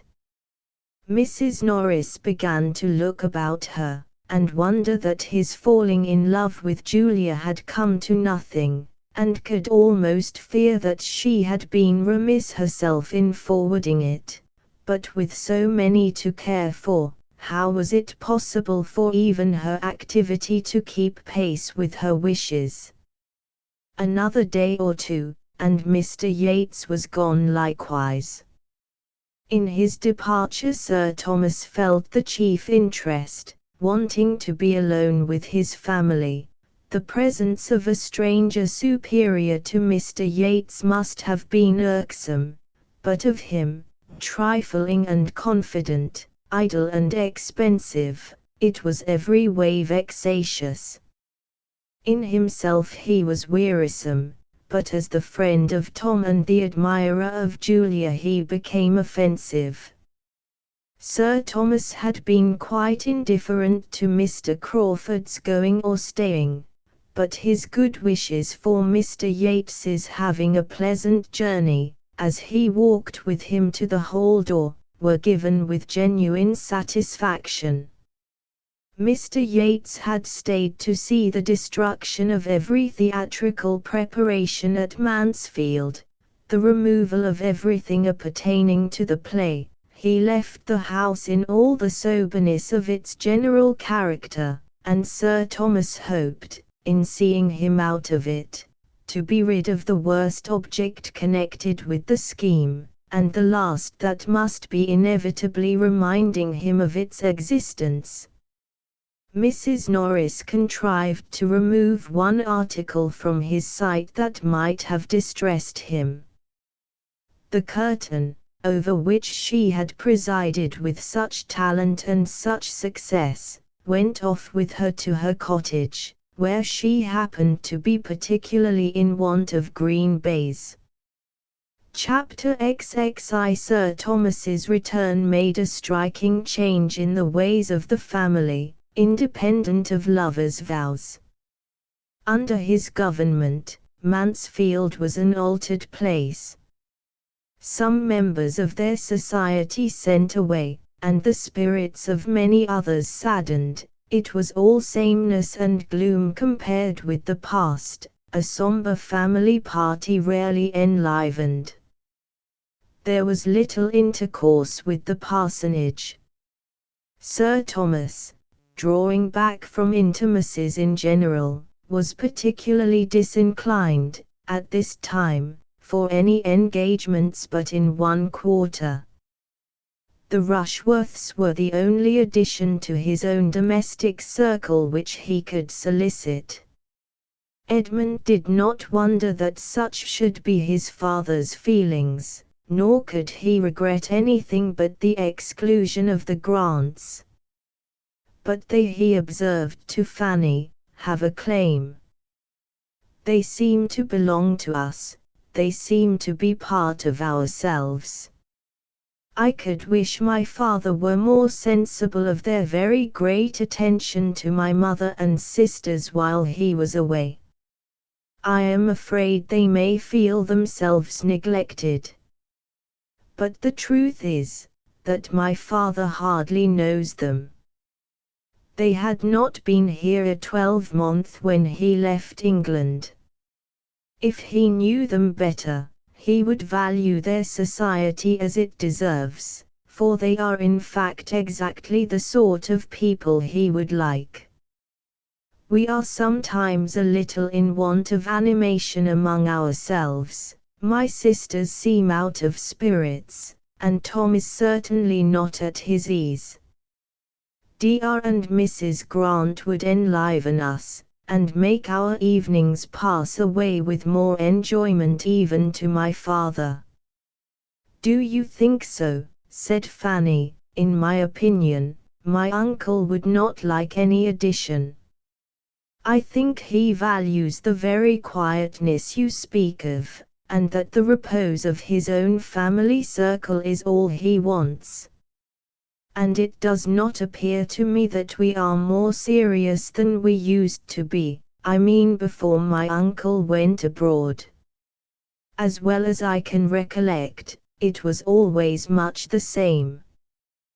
There was never much laughing in his presence, or, if there is any difference, it is not more, I think, than such an absence has a tendency to produce at first. There must be a sort of shyness, but I cannot recollect that our evenings formerly were ever merry, except when my uncle was in town. No young people's are, I suppose, when those they look up to are at home. I believe you are right, Fanny, was his reply, after a short consideration. I believe our evenings are rather returned to what they were, than assuming a new character. The novelty was in their being lively. Yet, how strong the impression that only a few weeks will give!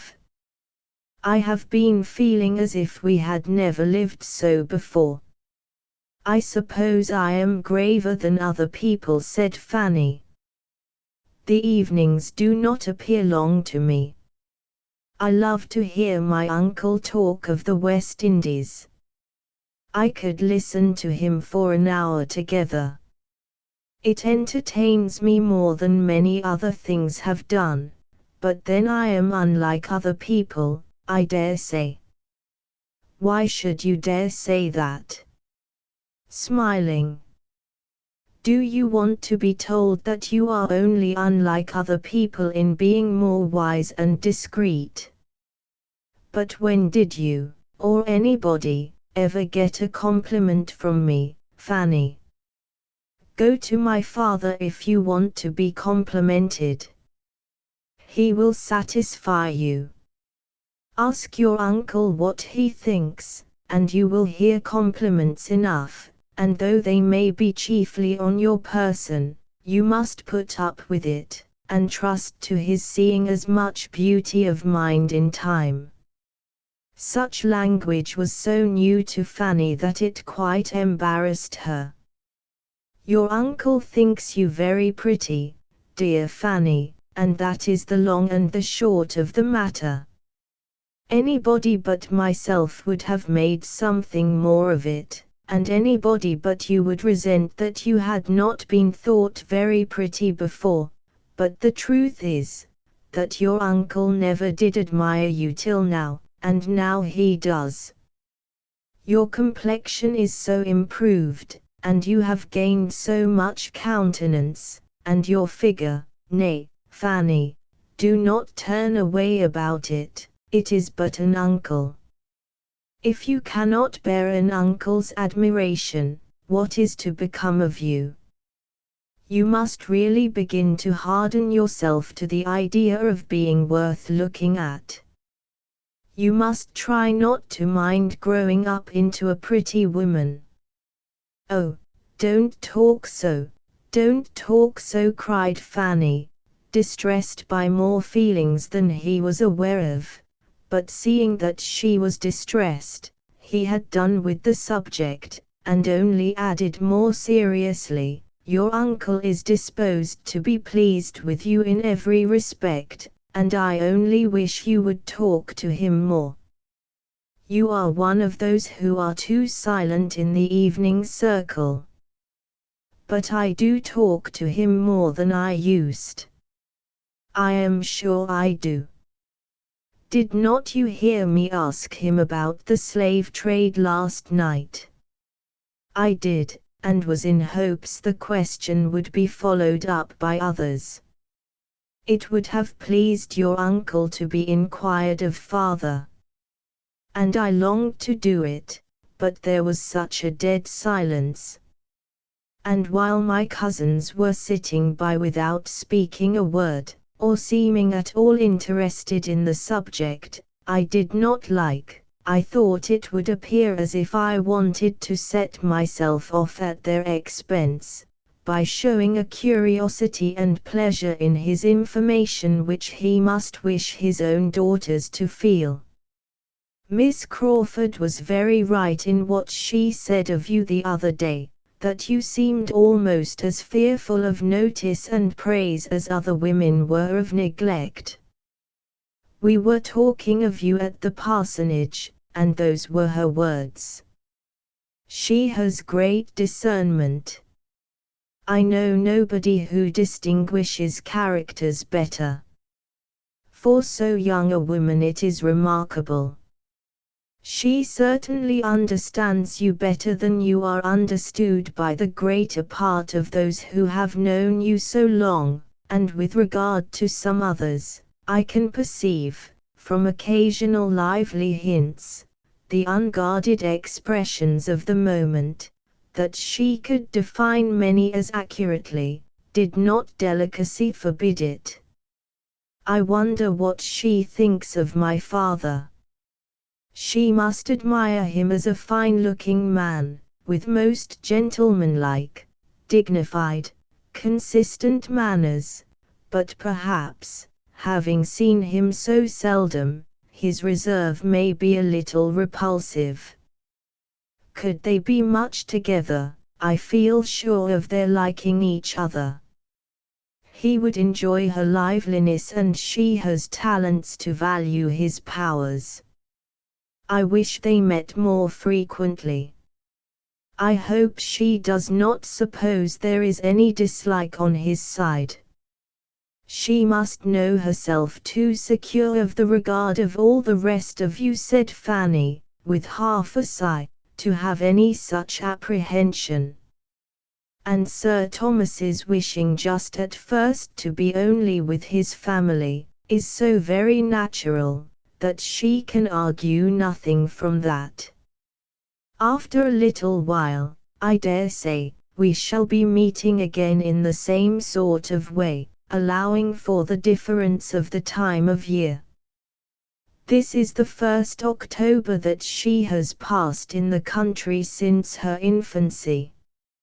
I do not call Tunbridge or Cheltenham the country, and November is a still more serious month, and I can see that Mrs. Grant is very anxious for her not finding Mansfield dull as winter comes on. Fanny could have said a great deal, but it was safer to say nothing, and leave untouched all Miss Crawford's resources, her accomplishments, her spirits, her importance, her friends, lest it should betray her into any observations seemingly unhandsome. Miss Crawford's kind opinion of herself deserved at least a grateful forbearance, and she began to talk of something else. "Tomorrow, I think, my uncle dines at Southerton, and you and Mr. Bertram too. We shall be quite a small party at home. I hope my uncle may continue to like Mr. Rushworth." "That is impossible, Fanny. He must like him less after tomorrow's visit, for we shall be 5 hours in his company. I should dread the stupidity of the day, if there were not a much greater evil to follow, the impression it must leave on Sir Thomas. He cannot much longer deceive himself. I am sorry for them all, and would give something that Rushworth and Maria had never met." In this quarter, indeed, disappointment was impending over Sir Thomas. Not all his goodwill for Mr. Rushworth, not all Mr. Rushworth's deference for him, could prevent him from soon discerning some part of the truth, that Mr. Rushworth was an inferior young man, as ignorant in business as in books, with opinions in general unfixed, and without seeming much aware of it himself.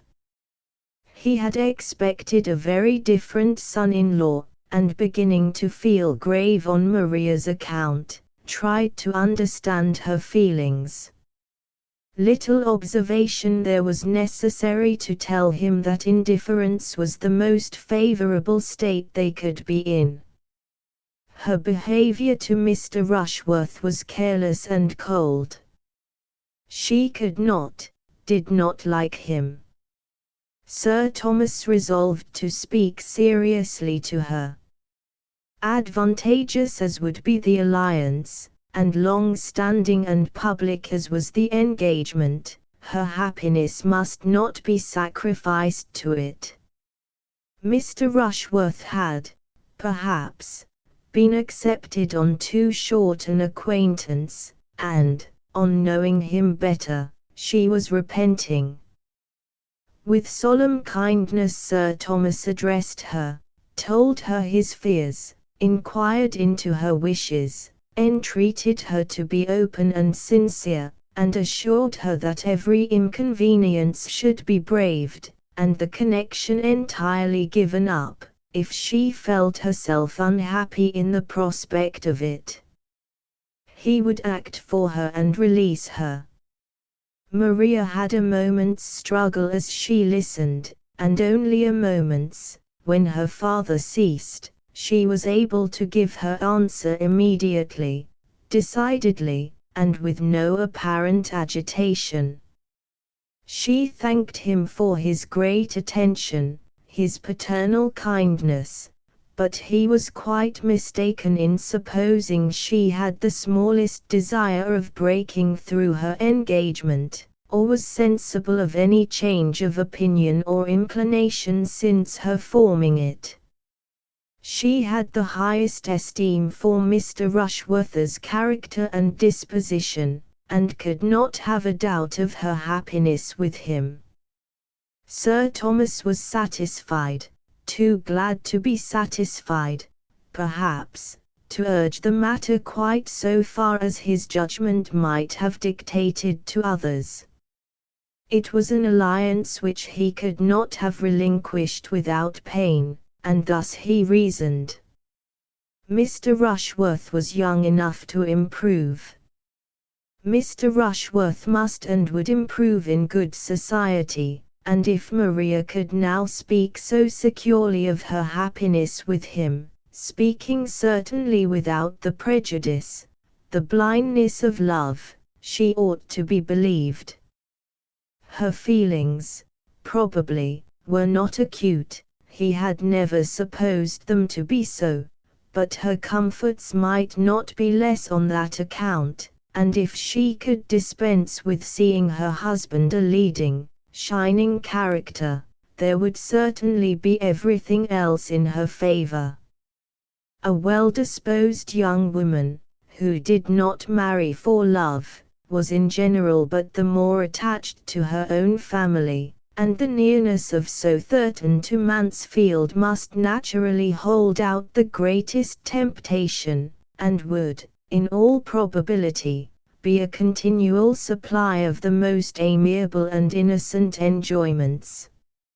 Such and such like were the reasonings of Sir Thomas, happy to escape the embarrassing evils of a rupture, the wonder, the reflections, the reproach that must attend it, happy to secure a marriage which would bring him such an addition of respectability and influence, and very happy to think anything of his daughter's disposition that was most favorable for the purpose.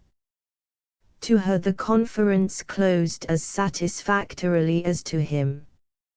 She was in a state of mind to be glad that she had secured her fate beyond recall, that she had pledged herself anew to Southerton, that she was safe from the possibility of giving Crawford the triumph of governing her actions, and destroying her prospects, and retired in proud resolve, determined only to behave more cautiously to Mr. Rushworth in future, that her father might not be again suspecting her. Had Sir Thomas applied to his daughter within the first 3 or 4 days after Henry Crawford's leaving Mansfield, before her feelings were at all tranquilized, before she had given up every hope of him, or absolutely resolved on enduring his rival, her answer might have been different, but after another 3 or 4 days, when there was no return, no letter, no message, no symptom of a softened heart, no hope of advantage from separation, her mind became cool enough to seek all the comfort that pride and self-revenge could give. Henry Crawford had destroyed her happiness, but he should not know that he had done it. He should not destroy her credit, her appearance, her prosperity, too. He should not have to think of her as pining in the retirement of Mansfield for him, rejecting Southerton and London, independence and splendor, for his Sake. Independence was more needful than ever, the want of it at Mansfield more sensibly felt. She was less and less able to endure the restraint which her father imposed. The liberty which his absence had given was now become absolutely necessary. She must escape from him and Mansfield as soon as possible, and find consolation in fortune and consequence, bustle and the world, for a wounded spirit. Her mind was quite determined, and varied not. To such feelings delay, even the delay of much preparation, would have been an evil, and Mr. Rushworth could hardly be more impatient for the marriage than herself. In all the important preparations of the mind she was complete, being prepared for matrimony by an hatred of home, restraint, and tranquillity, by the misery of disappointed affection, and contempt of the man she was to marry. The rest might wait. The preparations of new carriages and furniture might wait for London and spring, when her own taste could have fairer play. The principals being all agreed in this respect, it soon appeared that a very few weeks would be sufficient for such arrangements as must precede the wedding. Mrs. Rushworth was quite ready to retire, and make way for the fortunate young woman whom her dear son had selected, and very early in November removed herself, her maid, her footman, and her chariot, with true dowager propriety, to Bath, there to parade over the wonders of Southerton in her evening parties, enjoying them as thoroughly, perhaps, in the animation of a card table, as she had ever done on the spot, and before the middle of the same month the ceremony had taken place which gave Southerton another mistress. It was a very proper wedding. The bride was elegantly dressed, the two bridesmaids were duly inferior, her father gave her away, her mother stood with salts in her hand, expecting to be agitated, her aunt tried to cry, and the service was impressively read by Dr. Grant. Nothing could be objected to when it came under the discussion of the neighborhood, except that the carriage which conveyed the bride and bridegroom and Julia from the church door to Southerton was the same chaise which Mr. Rushworth had used for a 12-month before. In everything else the etiquette of the day might stand the strictest investigation. It was done, and they were gone. Sir Thomas felt as an anxious father must feel, and was indeed experiencing much of the agitation which his wife had been apprehensive of for herself, but had fortunately escaped. Mrs. Norris, most happy to assist in the duties of the day, by spending it at the park to support her sister's spirits, and drinking the health of Mr. and Mrs. Rushworth in a supernumerary glass or two, was all joyous delight, for she had made the match, she had done everything, and no one would have supposed, from her confident triumph, that she had ever heard of conjugal infelicity in her life, or could have the smallest insight into the disposition of the niece who had been brought up under her eye. The plan of the young couple was to proceed, after a few days, to Brighton, and take a house there for some weeks. Every public place was new to Maria, and Brighton is almost as gay in winter as in summer. When the novelty of amusement there was over, it would be time for the wider range of London. Julia was to go with them to Brighton. Since rivalry between the sisters had ceased, they had been gradually recovering much of their former good understanding, and were at least sufficiently friends to make each of them exceedingly glad to be with the other at such a time. Some other companion than Mr. Rushworth was of the first consequence to his lady, and Julia was quite as eager for novelty and pleasure as Maria, though she might not have struggled through so much to obtain them, and could better bear a subordinate situation. Their departure made another material change at Mansfield, a chasm which required some time to fill up. The family circle became greatly contracted, and though the Miss Bertrams had latterly added little to its gaiety, they could not but be missed. Even their mother missed them, and how much more their tender-hearted cousin, who wandered about the house, and thought of them, and felt for them, with a degree of affectionate regret which they had never done much to deserve. Chapter XXII. Fanny's consequence increased on the departure of her cousins.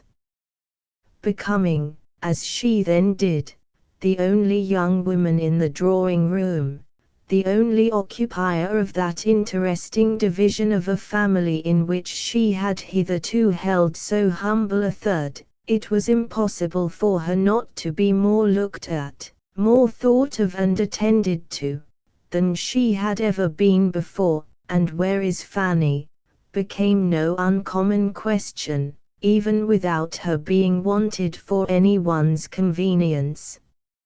Not only at home did her value increase, but at the parsonage too. In that house, which she had hardly entered twice a year since Mr. Norris's death, she became a welcome, an invited guest, and in the gloom and dirt of a November day, most acceptable to Mary Crawford.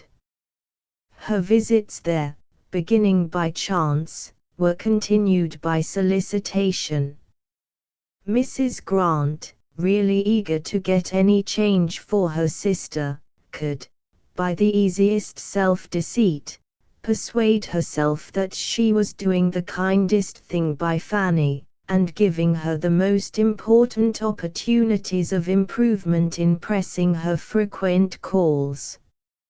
Fanny, having been sent into the village on some errand by her Aunt Norris, was overtaken by a heavy shower close to the parsonage, and being descried from one of the windows endeavoring to find shelter under the branches and lingering leaves of an oak just beyond their premises, was forced, though not without some modest reluctance on her part, to come in.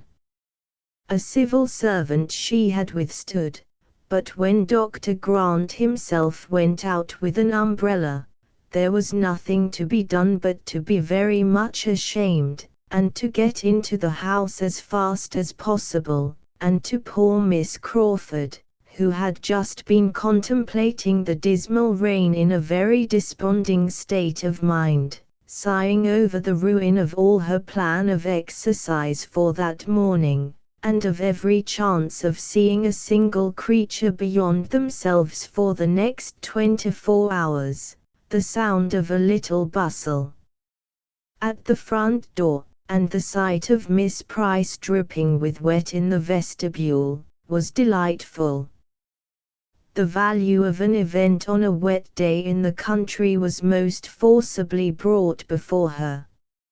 She was all alive again directly, and among the most active in being useful to Fanny, in detecting her to be wetter than she would at first allow, and providing her with dry clothes, and Fanny, after being obliged to submit to all this attention, and to being assisted and waited on by mistresses and maids, being also obliged, on returning downstairs, to be fixed in their drawing-room for an hour while the rain continued, the blessing of something fresh to see and think of was thus extended to Miss Crawford, and might carry on her spirits to the period of dressing and dinner. The two sisters were so kind to her, and so pleasant, that Fanny might have enjoyed her visit could she have believed herself not in the way, and could she have foreseen that the weather would certainly clear at the end of the hour, and save her from the shame of having Dr. Grant's carriage and horses out to take her home, with which she was threatened. As to anxiety for any alarm that her absence in such weather might occasion at home, she had nothing to suffer on that score, for as her being out was known only to her two aunts, she was perfectly aware that none would be felt, and that in whatever cottage Aunt Norris might choose to establish her during the rain, her being in such cottage would be indubitable to Aunt Bertram. It was beginning to look brighter, when Fanny, observing a harp in the room, asked some questions about it, which soon led to an acknowledgment of her wishing very much to hear it, and a confession, which could hardly be believed, of her having never yet heard it since its being in Mansfield. To Fanny herself it appeared a very simple and natural circumstance. She had scarcely ever been at the parsonage since the instrument's arrival. There had been no reason that she should, but Miss Crawford, calling to mind an early expressed wish on the subject, was concerned at her own neglect, and "Shall I play to you now, and what will you have?" were questions immediately following with the readiest good humor. She played accordingly, happy to have a new listener, and a listener who seemed so much obliged, so full of wonder at the performance, and who showed herself not wanting in taste. She played till Fanny's eyes, straying to the window on the weather's being evidently fair, spoke what she felt must be done. "Another quarter of an hour," said Miss Crawford, "and we shall see how it will be. Do not run away the first moment of its holding up. Those clouds look alarming." "But they are passed over," said Fanny. "I have been watching them. This weather is all from the south." "South or north, I know a black cloud when I see it, and you must not set forward while it is so threatening. And besides, I want to play something more to you, a very pretty piece, and your cousin Edmund's prime favorite. You must stay and hear your cousin's favorite." Fanny felt that she must, and though she had not waited for that sentence to be thinking of Edmund, such a memento made her particularly awake to his idea, and she fancied him sitting in that room again and again, perhaps in the very spot where she sat now, listening with constant delight to the favorite air, played, as it appeared to her, with superior tone and expression, and though pleased with it herself, and glad to like whatever was liked by him, she was more sincerely impatient to go away at the conclusion of it than she had been before, and on this being evident, she was so kindly asked to call again, to take them in her walk whenever she could, to come and hear more of the harp, that she felt it necessary to be done, if no objection arose at home. Such was the origin of the sort of intimacy which took place between them within the first fortnight after the Miss Bertrams' going away, an intimacy resulting principally from Miss Crawford's desire of something new, and which had little reality in Fanny's feelings. Fanny went to her every 2 or 3 days. It seemed a kind of fascination. She could not be easy without going, and yet it was without loving her, without ever thinking like her, without any sense of obligation for being sought after now when nobody else was to be had, and deriving no higher pleasure from her conversation than occasional amusement, and that often at the expense of her judgment, when it was raised by pleasantry on people or subjects which she wished to be respected. She went, however, and they sauntered about together many an half-hour in Mrs. Grant's shrubbery, the weather being unusually mild for the time of year, and venturing sometimes even to sit down on one of the benches now comparatively unsheltered, remaining there perhaps till, in the midst of some tender ejaculation of Fanny's on the sweets of so protracted an autumn, they were forced, by the sudden swell of a cold gust shaking down the last few yellow leaves about them, to jump up and walk for warmth. "This is pretty, very pretty," said Fanny, looking around her as they were thus sitting together one day. "Every time I come into this shrubbery I am more struck with its growth and beauty. 3 years ago, this was nothing but a rough hedgerow along the upper side of the field, never thought of as anything, or capable of becoming anything, and now it is converted into a walk, and it would be difficult to say whether most valuable as a convenience or an ornament, and perhaps, in another 3 years, we may be forgetting, almost forgetting what it was before. How wonderful, how very wonderful the operations of time, and the changes of the human mind!"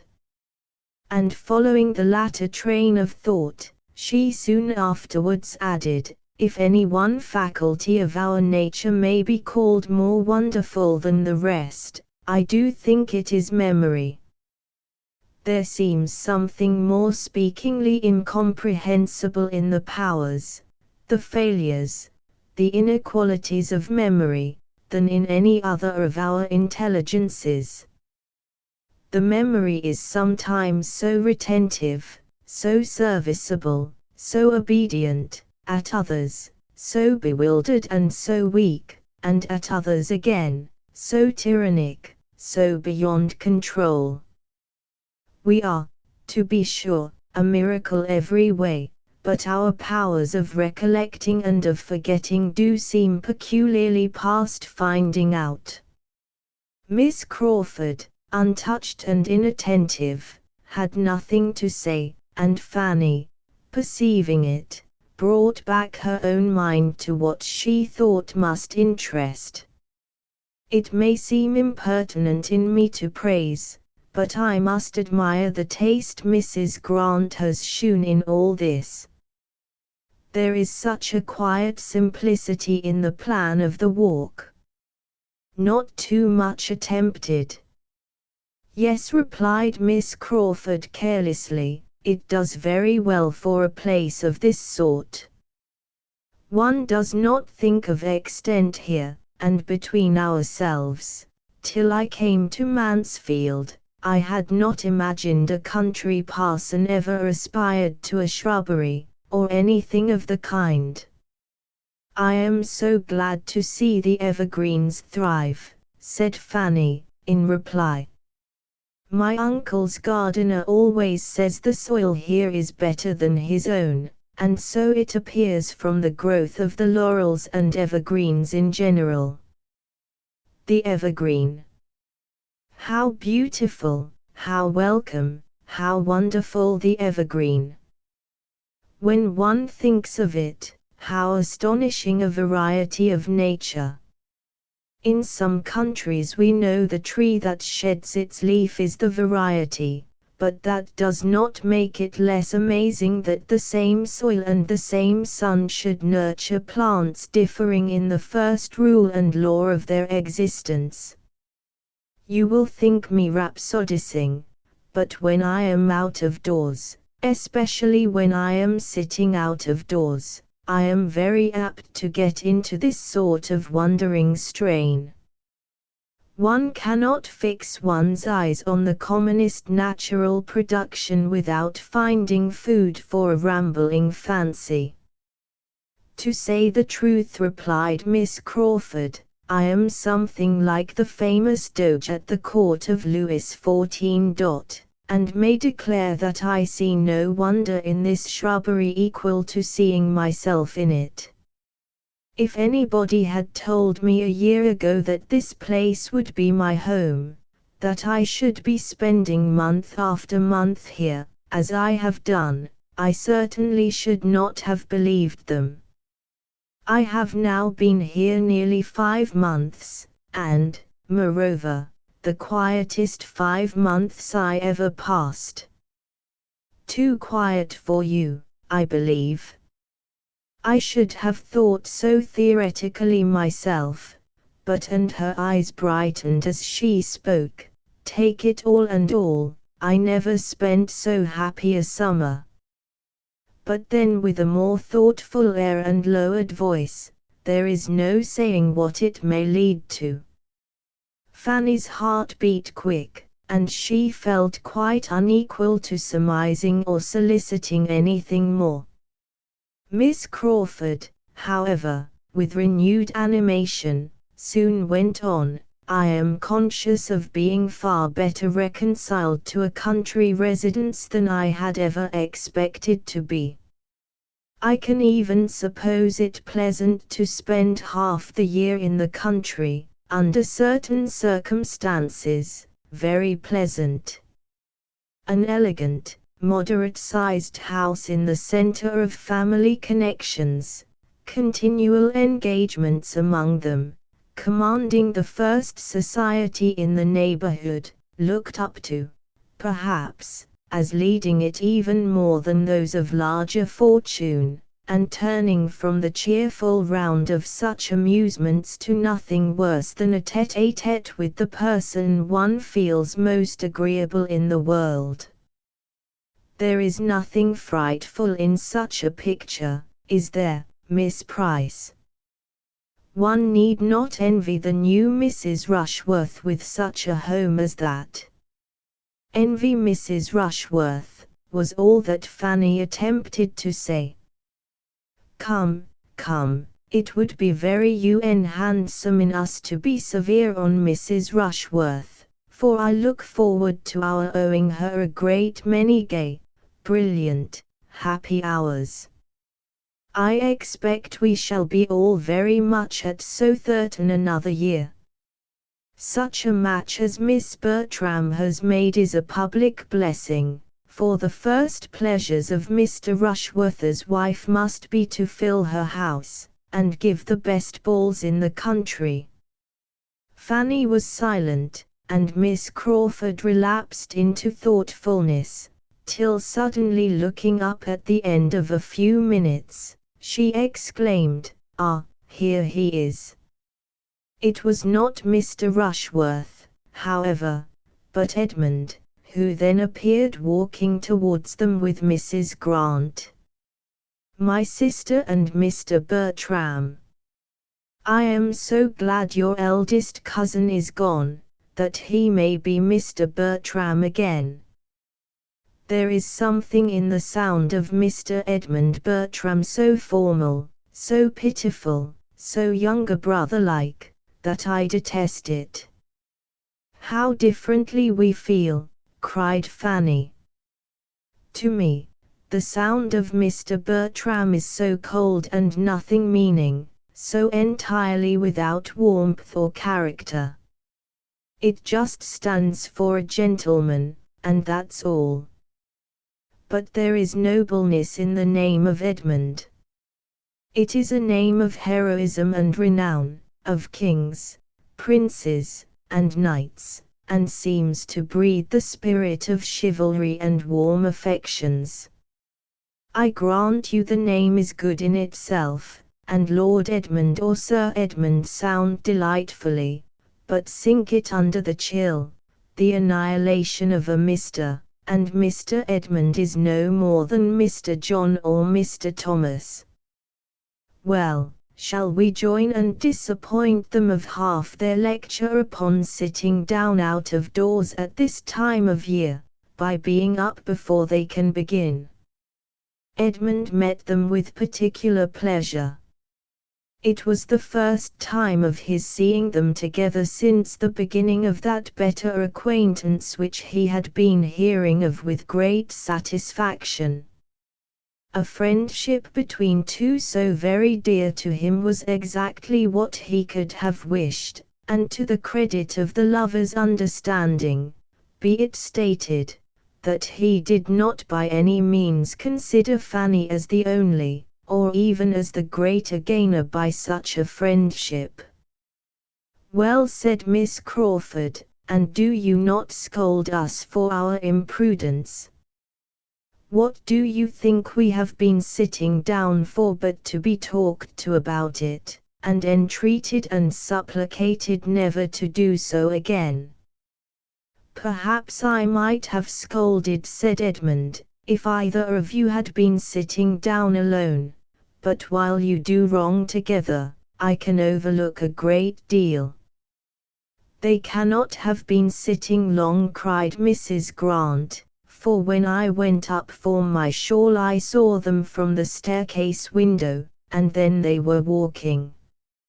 "And really," added Edmund, "the day is so mild, that your sitting down for a few minutes can be hardly thought imprudent. Our weather must not always be judged by the calendar. We may sometimes take greater liberties in November than in May." "Upon my word," cried Miss Crawford, "you are two of the most disappointing and unfeeling kind friends I ever met with. There is no giving you a moment's uneasiness. You do not know how much we have been suffering, nor what chills we have felt. But I have long thought Mr. Bertram one of the worst subjects to work on, in any little maneuver against common sense, that a woman could be plagued with. I had very little hope of him from the first, but you, Mrs. Grant, my sister, my own sister, I think I had a right to alarm you a little. Do not flatter yourself, my dearest Mary. You have not the smallest chance of moving me. I have my alarms, but they are quite in a different quarter, and if I could have altered the weather, you would have had a good sharp east wind blowing on you the whole time, for here are some of my plants which Robert will leave out because the nights are so mild, and I know the end of it will be, that we shall have a sudden change of weather, a hard frost setting in all at once, taking everybody, at least Robert, by surprise, and I shall lose every one, and what is worse, Cook has just been telling me that the turkey, which I particularly wished not to be dressed till Sunday, because I know how much more Dr. Grant would enjoy it on Sunday after the fatigues of the day, will not keep beyond tomorrow. These are something like grievances, and make me think the weather most unseasonably close. The sweets of housekeeping in a country village, said Miss Crawford archly. Commend me to the nurseryman and the poulterer. My dear child, commend Dr. Grant to the Deanery of Westminster or St. Paul's, and I should be as glad of your nurseryman and poulterer as you could be. But we have no such people in Mansfield. What would you have me do? Oh, you can do nothing but what you do already, be plagued very often, and never lose your temper. Thank you, but there is no escaping these little vexations, Mary, live where we may, and when you are settled in town and I come to see you, I dare say I shall find you with yours, in spite of the nurseryman and the poulterer, perhaps on their very account. Their remoteness and unpunctuality, or their exorbitant charges and frauds, will be drawing forth bitter lamentations. I mean to be too rich to lament or to feel anything of the sort. A large income is the best recipe for happiness I ever heard of. It certainly may secure all the myrtle and turkey part of it. You intend to be very rich, said Edmund, with a look which, to Fanny's eye, had a great deal of serious meaning. To be sure. Do not you? Do not we all? I cannot intend anything which it must be so completely beyond my power to command. Miss Crawford may choose her degree of wealth. She has only to fix on her number of thousands a year, and there can be no doubt of their coming. My intentions are only not to be poor. By moderation and economy, and bringing down your wants to your income, and all that. I understand you, and a very proper plan it is for a person at your time of life, with such limited means and indifferent connections. What can you want but a decent maintenance? You have not much time before you, and your relations are in no situation to do anything for you, or to mortify you by the contrast of their own wealth and consequence. Be honest and poor, by all means, but I shall not envy you, I do not much think I shall even respect you. I have a much greater respect for those that are honest and rich.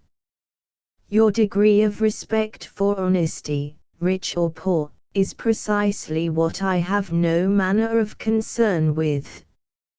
I do not mean to be poor. Poverty is exactly what I have determined against. Honesty, in the something between, in the middle state of worldly circumstances, is all that I am anxious for your not looking down on. But I do look down upon it, if it might have been higher. I must look down upon anything contented with obscurity when it might rise to distinction. But how may it rise? How may my honesty at least rise to any distinction? This was not so very easy a question to answer, and occasioned a no, of some length from the fair lady before she could add, "You ought to be in Parliament, or you should have gone into the army 10 years ago." That is not much to the purpose now, and as to my being in Parliament, I believe I must wait till there is an especial assembly for the representation of younger sons who have little to live on. No, Miss Crawford, he added, in a more serious tone, there are distinctions which I should be miserable if I thought myself without any chance, absolutely without chance or possibility of obtaining, but they are of a different character. A look of consciousness as he spoke, and what seemed a consciousness of manner on Miss Crawford's side as she made some laughing answer, was sorrowful food for Fanny's observation, and finding herself quite unable to attend as she ought to Mrs. Grant, by whose side she was now following the others, she had nearly resolved on going home immediately, and only waited for courage to say so, when the sound of the great clock at Mansfield Park, striking 3, made her feel that she had really been much longer absent than usual, and brought the previous self-inquiry of whether she should take leave or not just then, and how, to a very speedy issue. With undoubting decision she directly began her adieus, and Edmund began at the same time to recollect that his mother had been inquiring for her, and that he had walked down to the parsonage on purpose to bring her back. Fanny's hurry increased, and without in the least expecting Edmund's attendance, she would have hastened away alone, but the general pace was quickened, and they all accompanied her into the house, through which it was necessary to pass. Dr. Grant was in the vestibule, and as they stopped to speak to him she found, from Edmund's manner, that he did mean to go with her. He too was taking leave.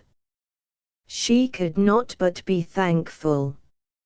In the moment of parting, Edmund was invited by Dr. Grant to eat his mutton with him the next day, and Fanny had barely time for an unpleasant feeling on the occasion, when Mrs. Grant, with sudden recollection, turned to her and asked for the pleasure of her company too.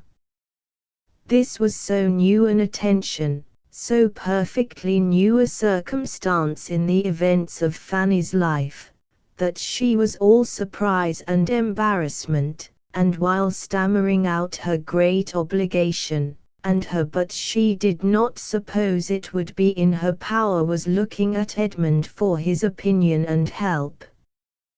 But Edmund, delighted with her having such an happiness offered, and ascertaining with half a look, and half a sentence, that she had no objection but on her aunt's account, could not imagine that his mother would make any difficulty of sparing her, and therefore gave his decided open advice that the invitation should be accepted, and though Fanny would not venture, even on his encouragement, to such a flight of audacious independence, it was soon settled, that if nothing were heard to the contrary, Mrs. Grant might expect her. "And you know what your dinner will be," said Mrs. Grant, smiling. "The turkey, and I assure you a very fine one, for, my dear," turning to her husband, "cook insists upon the turkey's being dressed tomorrow." Very well," cried Dr. Grant, "all the better. I am glad to hear you have anything so good in the house. But Miss Price and Mr. Edmund Bertram, I dare say, would take their chance. We none of us want to hear the bill of fare. A friendly meeting, and not a fine dinner, is all we have in view. A turkey, or a goose, or a leg of mutton, or whatever you and your cook choose to give us." The two cousins walked home together, and, except in the immediate discussion of this engagement, which Edmund spoke of with the warmest satisfaction, as so particularly desirable for her in the intimacy which he saw with so much pleasure established, it was a silent walk, for having finished that subject, he grew thoughtful and indisposed for any other. Chapter 23. "But why should Mrs. Grant ask Fanny?" said Lady Bertram. "How came she to think of asking Fanny? Fanny never dines there, you know, in this sort of way. I cannot spare her, and I am sure she does not want to go." "Fanny, you do not want to go, do you?" "If you put such a question to her," cried Edmund, preventing his cousin's speaking, "Fanny will immediately say no, but I am sure, my dear mother, she would like to go, and I can see no reason why she should not. I cannot imagine why Mrs. Grant should think of asking her. She never did before. She used to ask your sisters now and then, but she never asked Fanny." "If you cannot do without me, said Fanny, in a self-denying tone. "But my mother will have my father with her all the evening." "To be sure, so I shall. Suppose you take my father's opinion, "That's well thought of." "So I will, Edmund. I will ask Sir Thomas, as soon as he comes in, whether I can do without her." "As you please, on that head, but I meant my father's opinion as to the propriety of the invitations being accepted or not, and I think he will consider it a right thing by Mrs. Grant, as well as by Fanny, that being the first invitation it should be accepted." "I do not know. We will ask him. But he will be very much surprised that Mrs. Grant should ask Fanny at all."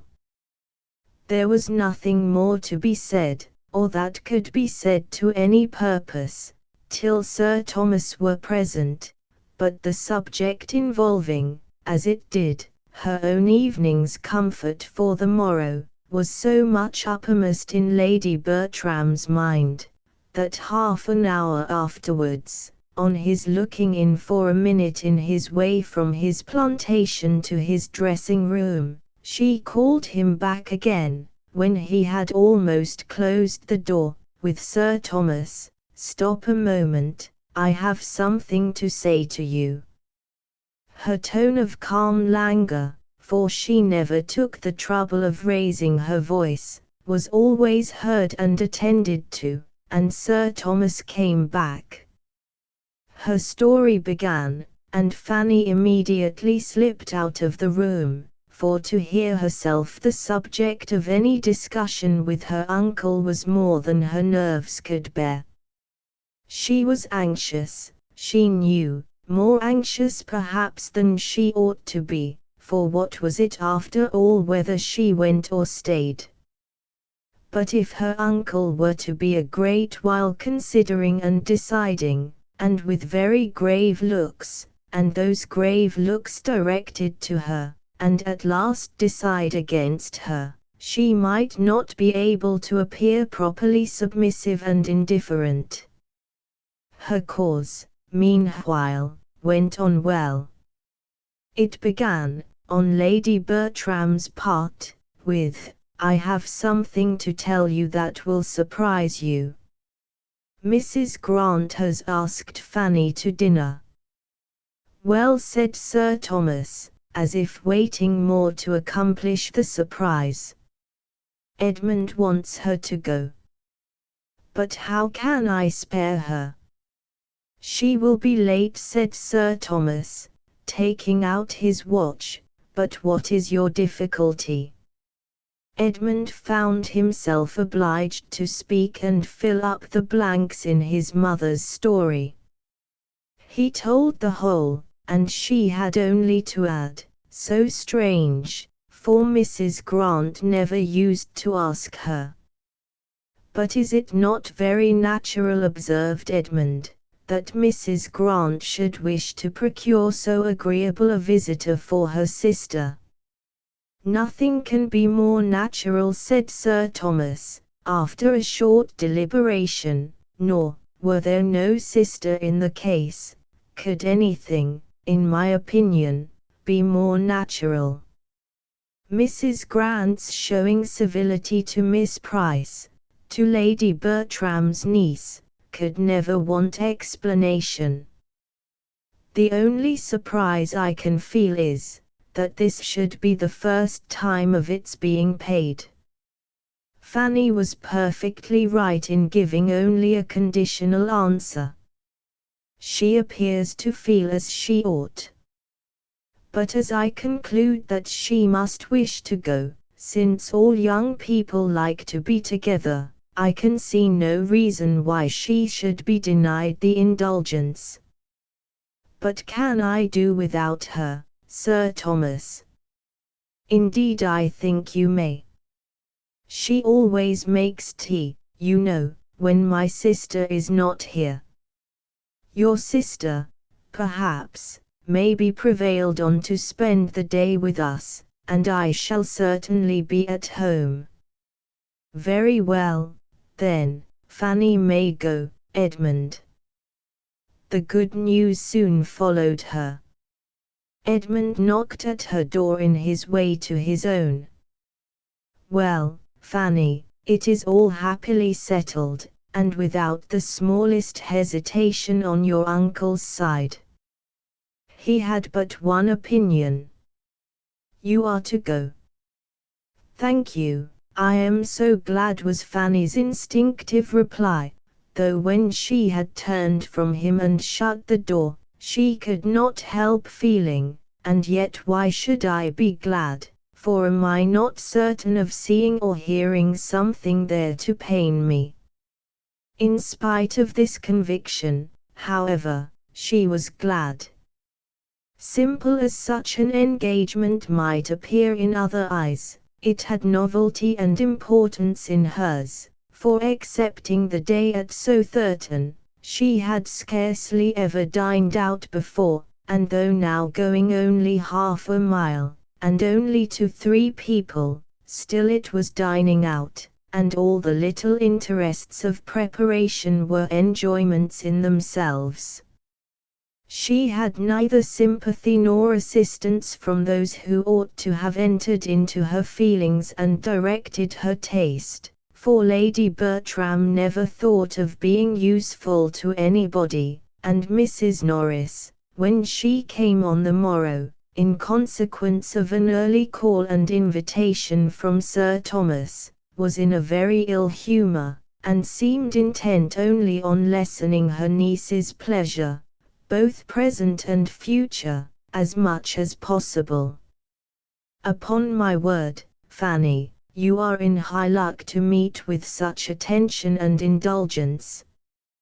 You ought to be very much obliged to Mrs. Grant for thinking of you, and to your aunt for letting you go, and you ought to look upon it as something extraordinary, For I hope you are aware that there is no real occasion for your going into company in this sort of way, or ever dining out at all, and it is what you must not depend upon ever being repeated. Nor must you be fancying that the invitation is meant as any particular compliment to you. The compliment is intended to your uncle and aunt and me. Mrs. Grant thinks it a civility due to us to take a little notice of you, or else it would never have come into her head, and you may be very certain that, if your cousin Julia had been at home, you would not have been asked at all. Mrs. Norris had now so ingeniously done away all Mrs. Grant's part of the favour, that Fanny, who found herself expected to speak, could only say that she was very much obliged to her Aunt Bertram for sparing her, and that she was endeavouring to put her aunt's evening work in such a state as to prevent her being missed. Oh, depend upon it, your aunt can do very well without you, or you would not be allowed to go. I shall be here, so you may be quite easy about your aunt. And I hope you will have a very agreeable day, and find it almighty delightful. But I must observe that 5 is the very awkwardest of all possible numbers to sit down to table, and I cannot but be surprised that such an elegant lady as Mrs. Grant should not contrive better. And round their enormous great wide table, too, which fills up the room so dreadfully.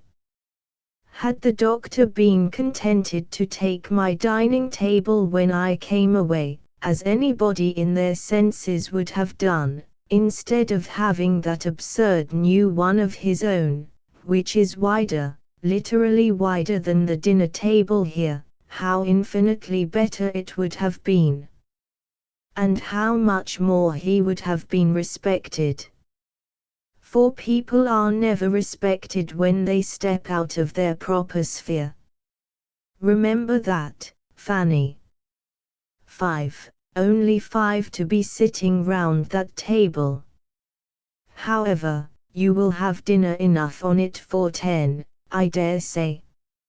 Mrs. Norris fetched breath, and went on again.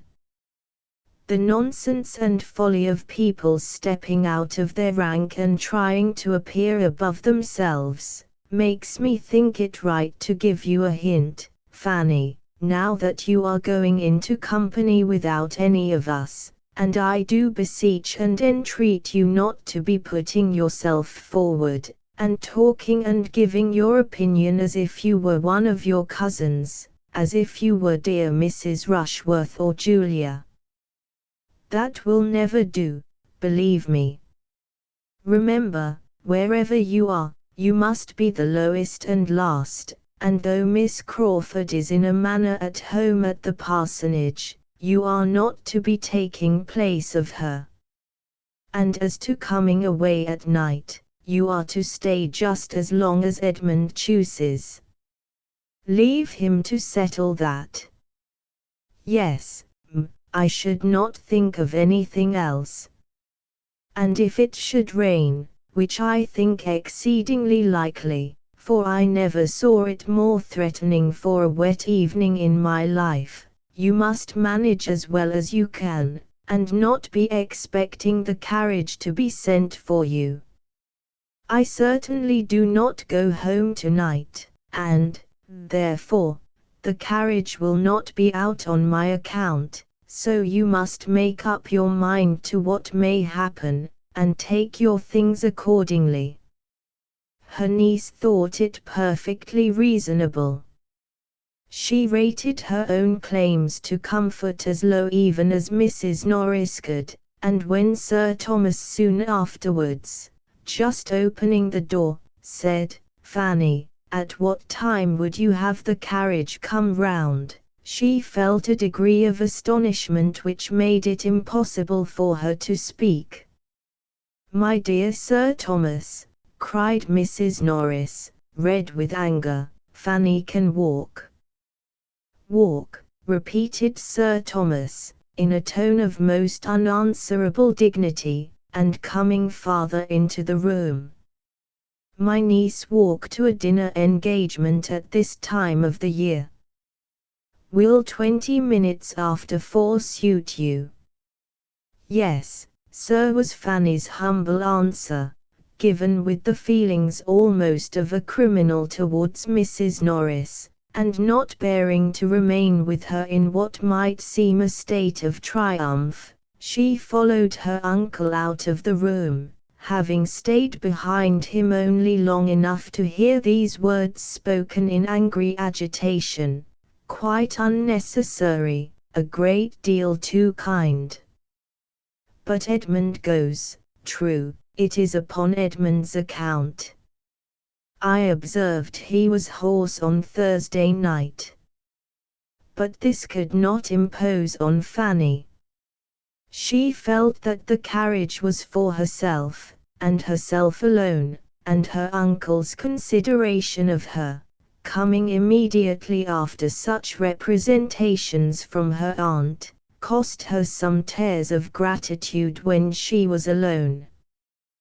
The coachman drove round to a minute, another minute brought down the gentleman, and as the lady had, with a most scrupulous fear of being late, been many minutes seated in the drawing-room, Sir Thomas saw them off in as good time as his own correctly punctual habits required. Now I must look at you, Fanny, said Edmund, with the kind smile of an affectionate brother, and tell you how I like you, and as well as I can judge by this light, you look very nicely indeed. What have you got on? The new dress that my uncle was so good as to give me on my cousin's marriage. I hope it is not too fine, but I thought I ought to wear it as soon as I could, and that I might not have such another opportunity all the winter. I hope you do not think me too fine. A woman can never be too fine while she is all in white. No, I see no finery about you, nothing but what is perfectly proper. Your gown seems very pretty. I like these glossy spots. Has not Miss Crawford a gown something the same? In approaching the parsonage they passed close by the stable-yard and coach-house. Heyday, said Edmund, here's company, here's a carriage, who have they got to meet us? And letting down the side-glass to distinguish, "'Tis Crawford's barouche, I protest." There are his own 2 men pushing it back into its old quarters. He is here, of course. This is quite a surprise, Fanny. I shall be very glad to see him. There was no occasion, there was no time for Fanny to say how very differently she felt, but the idea of having such another to observe her was a great increase of the trepidation with which she performed the very awful ceremony of walking into the drawing-room. In the drawing-room Mr. Crawford certainly was, having been just long enough arrived to be ready for dinner, and the smiles and pleased looks of the 3 others standing round him showed how welcome was his sudden resolution of coming to them for a few days on leaving Bath. A very cordial meeting passed between him and Edmund, and with the exception of Fanny, the pleasure was general, and even to her there might be some advantage in his presence, since every addition to the party must rather forward her favourite indulgence of being suffered to sit silent and unattended to. She was soon aware of this herself, for though she must submit, as her own propriety of mind directed, in spite of her Aunt Norris's opinion, to being the principal lady in company, and to all the little distinctions consequent thereon, she found, while they were at table, such a happy flow of conversation prevailing, in which she was not required to take any part. There was so much to be said between the brother and sister about Bath, so much between the two young men about hunting, so much of politics between Mr. Crawford and Dr. Grant, and of everything and altogether between Mr. Crawford and Mrs. Grant, as to leave her the fairest prospect of having only to listen in quiet, and of passing a very agreeable day. She could not compliment the newly arrived gentleman, however, with any appearance of interest, in a scheme for extending his stay at Mansfield, and sending for his hunters from Norfolk, which, suggested by Dr. Grant, advised by Edmund, and warmly urged by the two sisters, was soon in possession of his mind, and which he seemed to want to be encouraged even by her to resolve on. Her opinion was sought as to the probable continuance of the open weather, but her answers were as short and indifferent as civility allowed. She could not wish him to stay, and would much rather not have him speak to her. Her two absent cousins, especially Maria, were much in her thoughts on seeing him, but no embarrassing remembrance affected his spirits. Here he was again on the same ground where all had passed before, and apparently as willing to stay and be happy without the Miss Bertrams, as if he had never known Mansfield in any other state. She heard them spoken of by him only in a general way, till they were all reassembled in the drawing-room, when Edmund, being engaged apart in some matter of business with Dr. Grant, which seemed entirely to engross them, and Mrs. Grant occupied at the tea-table, he began talking of them with more particularity to his other sister. With a significant smile, which made Fanny quite hate him, he said, "So Rushworth and his fair bride are at Brighton, I understand, happy man." "Yes, they have been there about a fortnight, Miss Price, have they not? And Julia is with them. And Mr. Yates, I presume, is not far off." "Mr. Yates? Oh, we hear nothing of Mr. Yates. I do not imagine he figures much in the letters to Mansfield Park, do you, Miss Price? I think my friend Julia knows better than to entertain her father with Mr. Yates. Poor Rushworth and his 42 speeches," continued Crawford. "Nobody can ever forget them. Poor fellow! I see him now, his toil and his despair. Well, I am much mistaken if his lovely Maria will ever want him to make 42 speeches to her," adding, with a momentary seriousness, "she is too good for him, much too good." And then changing his tone again to one of gentle gallantry, and addressing Fanny, he said, "You were Mr. Rushworth's best friend. Your kindness and patience can never be forgotten, your indefatigable patience in trying to make it possible for him to learn his part, in trying to give him a brain which nature had denied, to mix up an understanding for him out of the superfluity of your own. He might not have sense enough himself to estimate your kindness, but I may venture to say that it had honor from all the rest of the party." Fanny colored, and said nothing.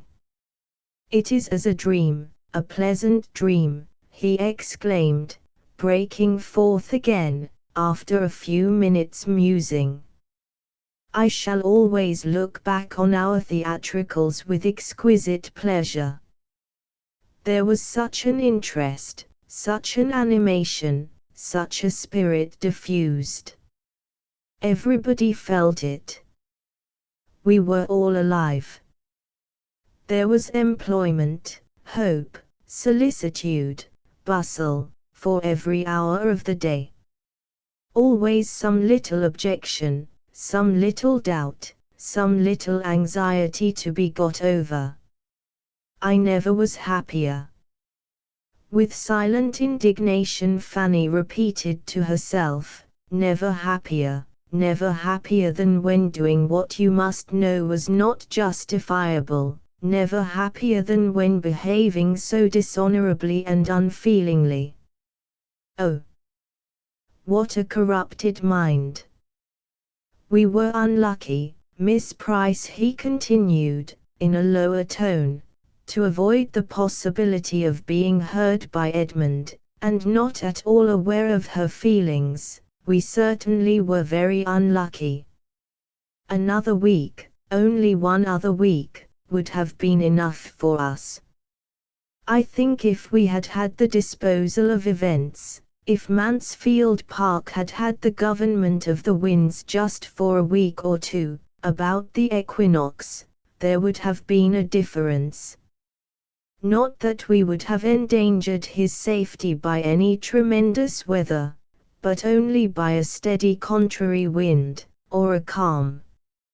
I think, Miss Price, we would have indulged ourselves with a week's calm in the Atlantic at that season. He seemed determined to be answered, and Fanny, averting her face, said, with a firmer tone than usual, as far as I am concerned, sir, I would not have delayed his return for a day. My uncle disapproved it also entirely when he did arrive, that in my opinion everything had gone quite far enough. She had never spoken so much at once to him in her life before, and never so angrily to anyone, and when her speech was over, she trembled and blushed at her own daring. He was surprised, but after a few moments' silent consideration of her, replied in a calmer, graver tone, and as if the candid result of conviction, I believe you are right. It was more pleasant than prudent. We were getting too noisy. And then turning the conversation, he would have engaged her on some other subject, but her answers were so shy and reluctant that he could not advance in any.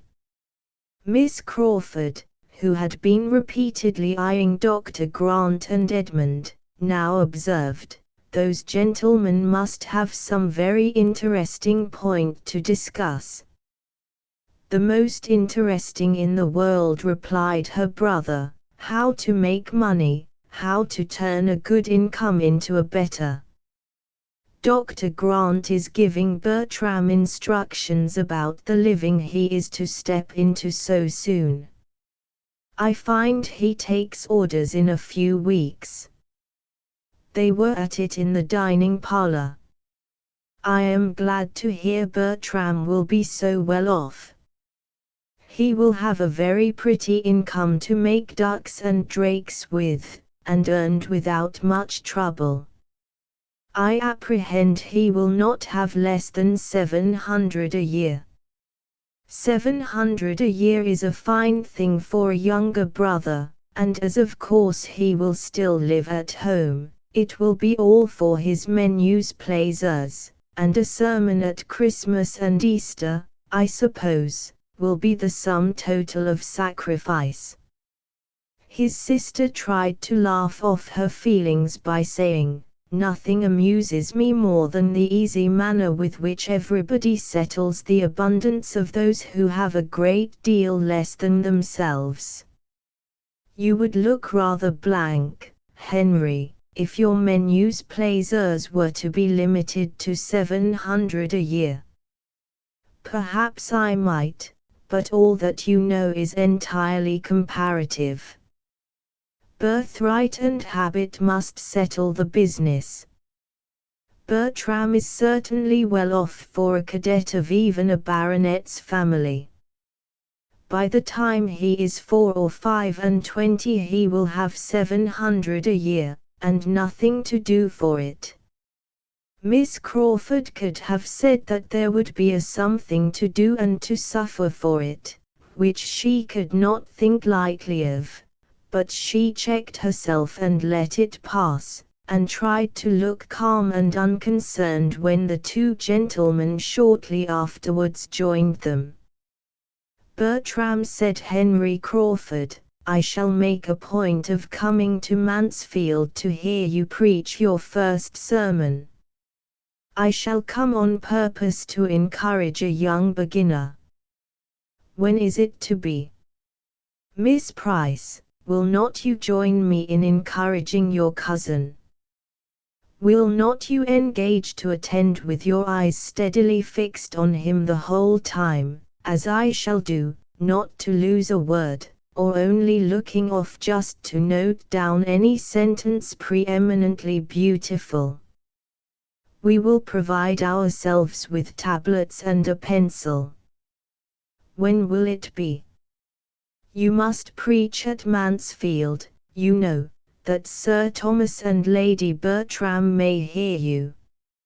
"I shall keep clear of you, Crawford, as long as I can," said Edmund, "for you would be more likely to disconcert me, and I should be more sorry to see you trying at it than almost any other man." "Will he not feel this?" thought Fanny. "No, he can feel nothing as he ought." The party being now all united, and the chief talkers attracting each other, she remained in tranquillity, and as a whist table was formed after tea, formed really for the amusement of Dr. Grant, by his attentive wife, though it was not to be supposed so, and Miss Crawford took her harp, she had nothing to do but to listen, and her tranquillity remained undisturbed the rest of the evening, except when Mr. Crawford now and then addressed to her a question or observation, which she could not avoid answering. Miss Crawford was too much vexed by what had passed to be in a humour for anything but music. With that she soothed herself and amused her friend. The assurance of Edmund's being so soon to take orders, coming upon her like a blow that had been suspended, and still hoped uncertain and at a distance, was felt with resentment and mortification. She was very angry with him.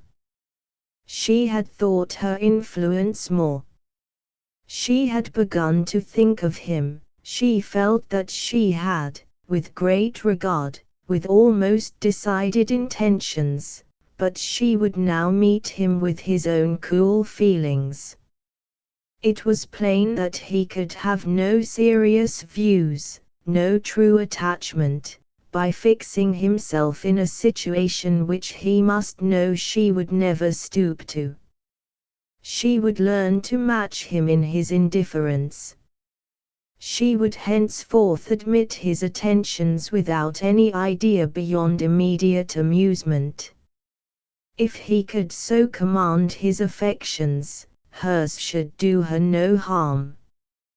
Chapter 6. If Henry Crawford had quite made up his mind by the next morning to give another fortnight to Mansfield, and having sent for his hunters, and written a few lines of explanation to the Admiral, he looked round at his sister as he sealed and threw the letter from him, and seeing the coast clear of the rest of the family, said, with a smile, "And how do you think I mean to amuse myself, Mary, on the days that I do not hunt? I am grown too old to go out more than 3 times a week, but I have a plan for the intermediate days, and what do you think it is? To walk and ride with me, to be sure. Not exactly, though I shall be happy to do both, but that would be exercise only to my body, and I must take care of my mind. Besides, that would be all recreation and indulgence, without the wholesome alloy of labor, and I do not like to eat the bread of idleness. No, my plan is to make Fanny Price in love with me. Fanny Price. Nonsense. No, no. You ought to be satisfied with her two cousins. But I cannot be satisfied without Fanny Price, without making a small hole in Fanny Price's heart. You do not seem properly aware of her claims to notice. When we talked of her last night, you none of you seemed sensible of the wonderful improvement that has taken place in her looks within the last 6 weeks. You see her every day, and therefore do not notice it, but I assure you she is quite a different creature from what she was in the autumn. She was then merely a quiet, modest, not plain-looking girl, but she is now absolutely pretty. I used to think she had neither complexion nor countenance, but in that soft skin of hers, so frequently tinged with a blush as it was yesterday, there is decided beauty, and from what I observed of her eyes and mouth, I do not despair of their being capable of expression enough when she has anything to express. And then, her air, her manner, her tout ensemble, is so indescribably improved. She must be grown 2 inches, at least, since October. Phoo, phoo.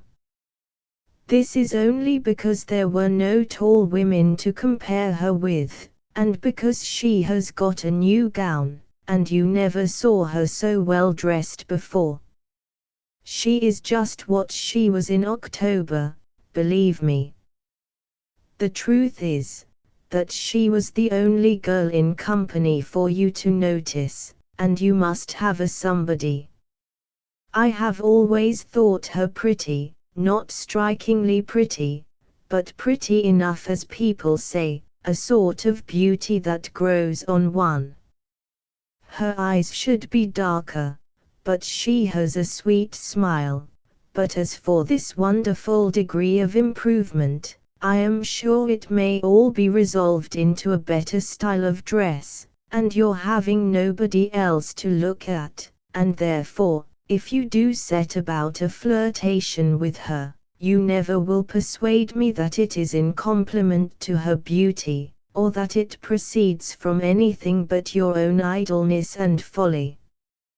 Her brother gave only a smile to this accusation, and soon afterwards said, I do not quite know what to make of Miss Fanny. I do not understand her. I could not tell what she would be at yesterday. What is her character? Is she solemn? Is she queer? Is she prudish? Why did she draw back and look so grave at me? I could hardly get her to speak. I never was so long in company with a girl in my life, trying to entertain her, and succeed so ill. Never met with a girl who looked so grave on me. I must try to get the better of this. Her looks say, I will not like you, I am determined not to like you, and I say she shall. Foolish fellow. And so this is her attraction after all. This it is, her not caring about you, which gives her such a soft skin, and makes her so much taller, and produces all these charms and graces. I do desire that you will not be making her really unhappy. A little love, perhaps, may animate and do her good, but I will not have you plunge her deep, for she is as good a little creature as ever lived, and has a great deal of feeling.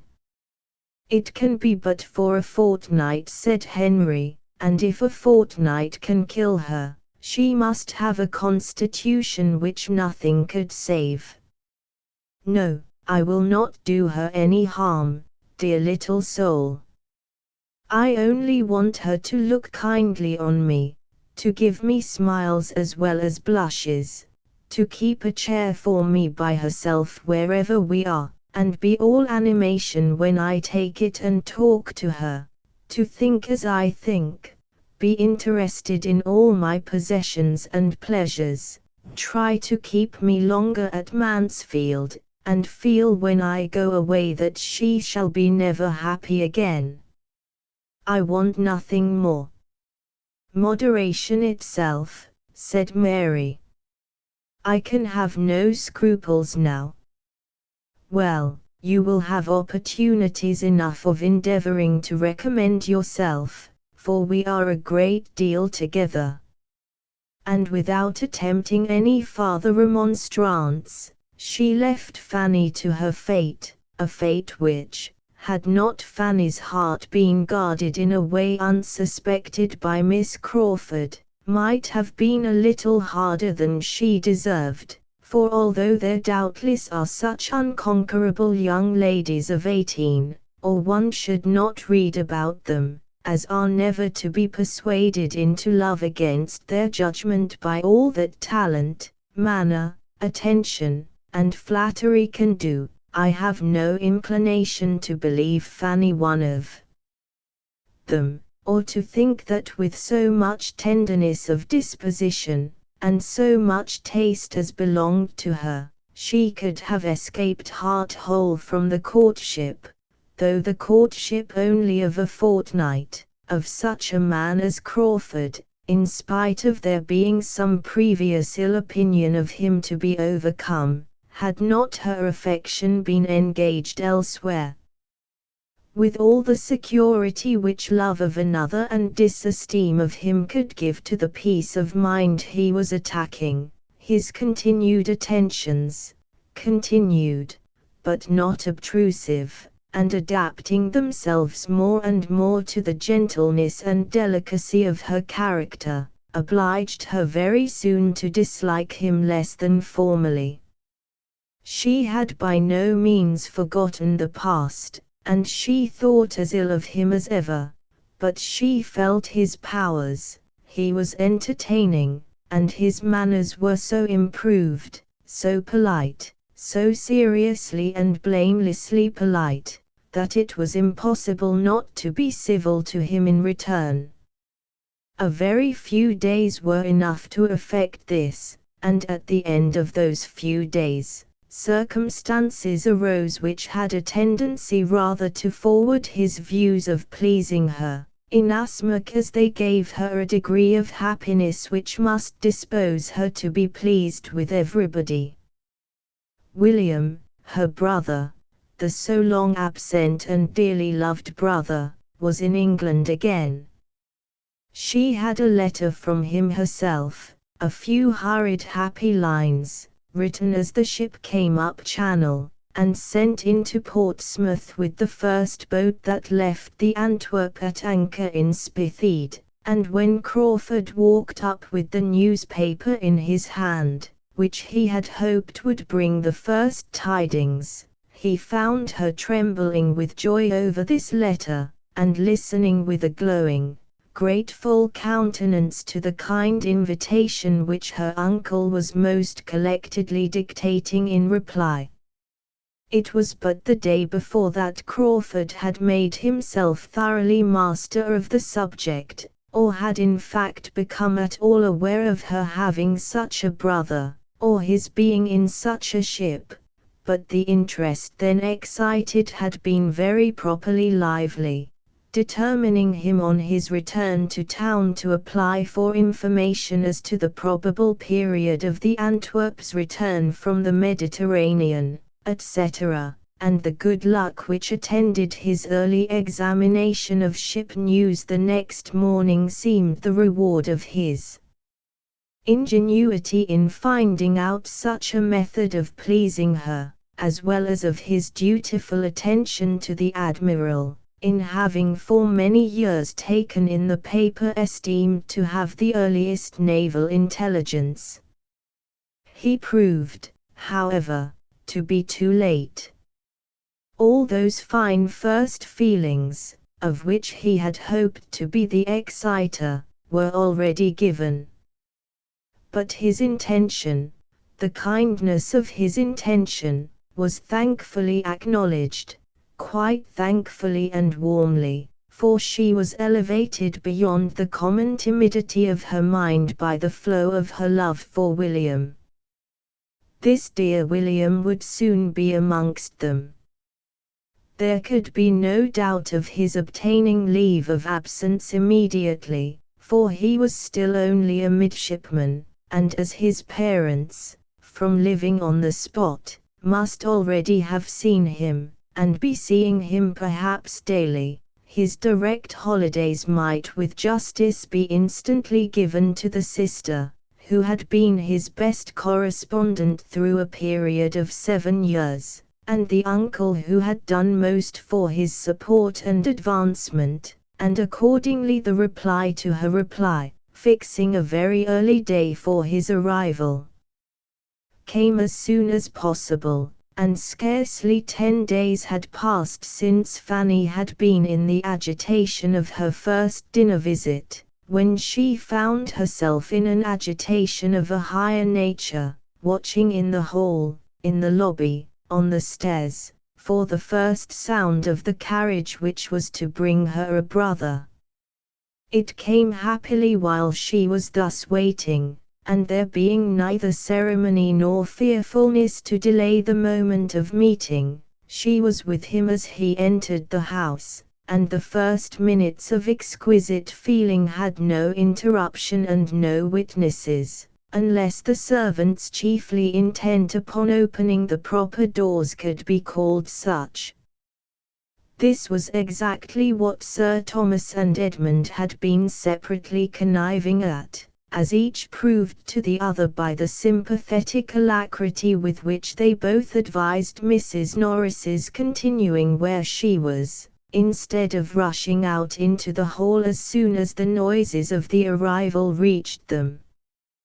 William and Fanny soon showed themselves, and Sir Thomas had the pleasure of receiving, in his protege, certainly a very different person from the one he had equipped 7 years ago, but a young man of an open, pleasant countenance, and frank, unstudied, but feeling and respectful manners, and such as confirmed him his friend.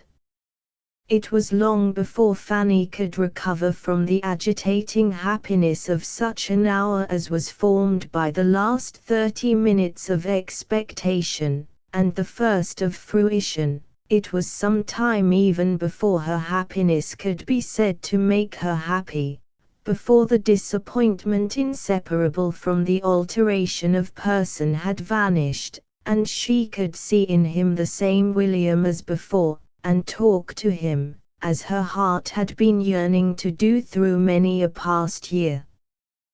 That time, however, did gradually come, forwarded by an affection on his side as warm as her own, and much less encumbered by refinement or self-distrust. She was the first object of his love, but it was a love which his stronger spirits, and bolder temper, made it as natural for him to express as to feel.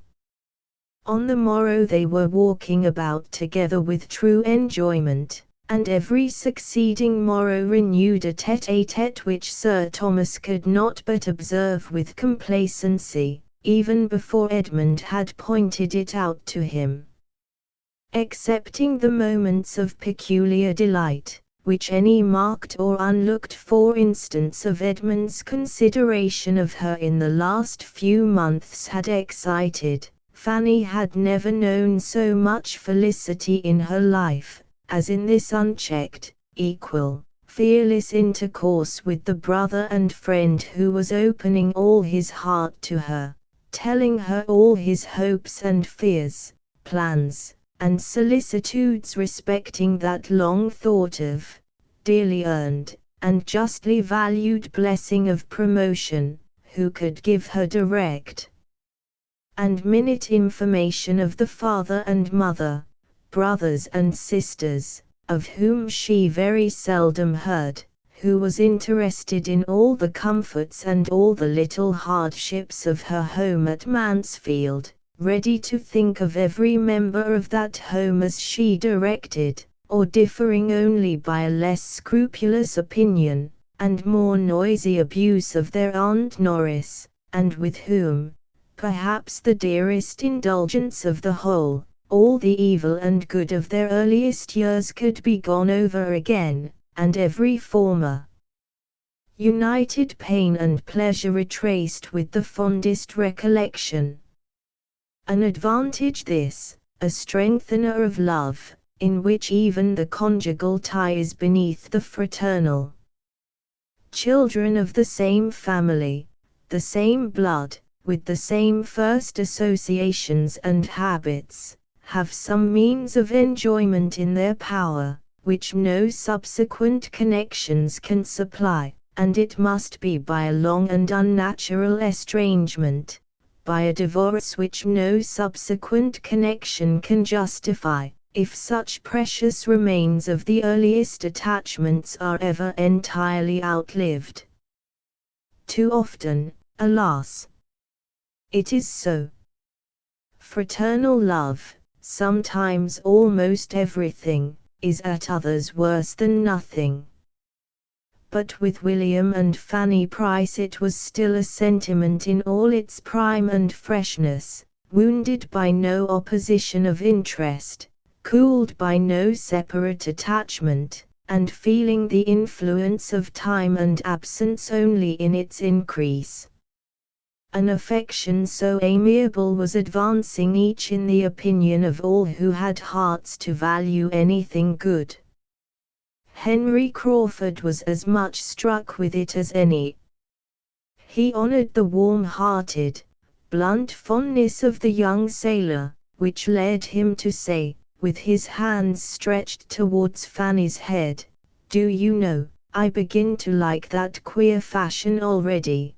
Though when I first heard of such things being done in England, I could not believe it, and when Mrs. Brown, and the other women at the Commissioners at Gibraltar, appeared in the same trim, I thought they were mad, but Fanny can reconcile me to anything," and saw, with lively admiration, the glow of Fanny's cheek, the brightness of her eye, the deep interest, the absorbed attention, while her brother was describing any of the imminent hazards, or terrific scenes, which such a period at sea must supply.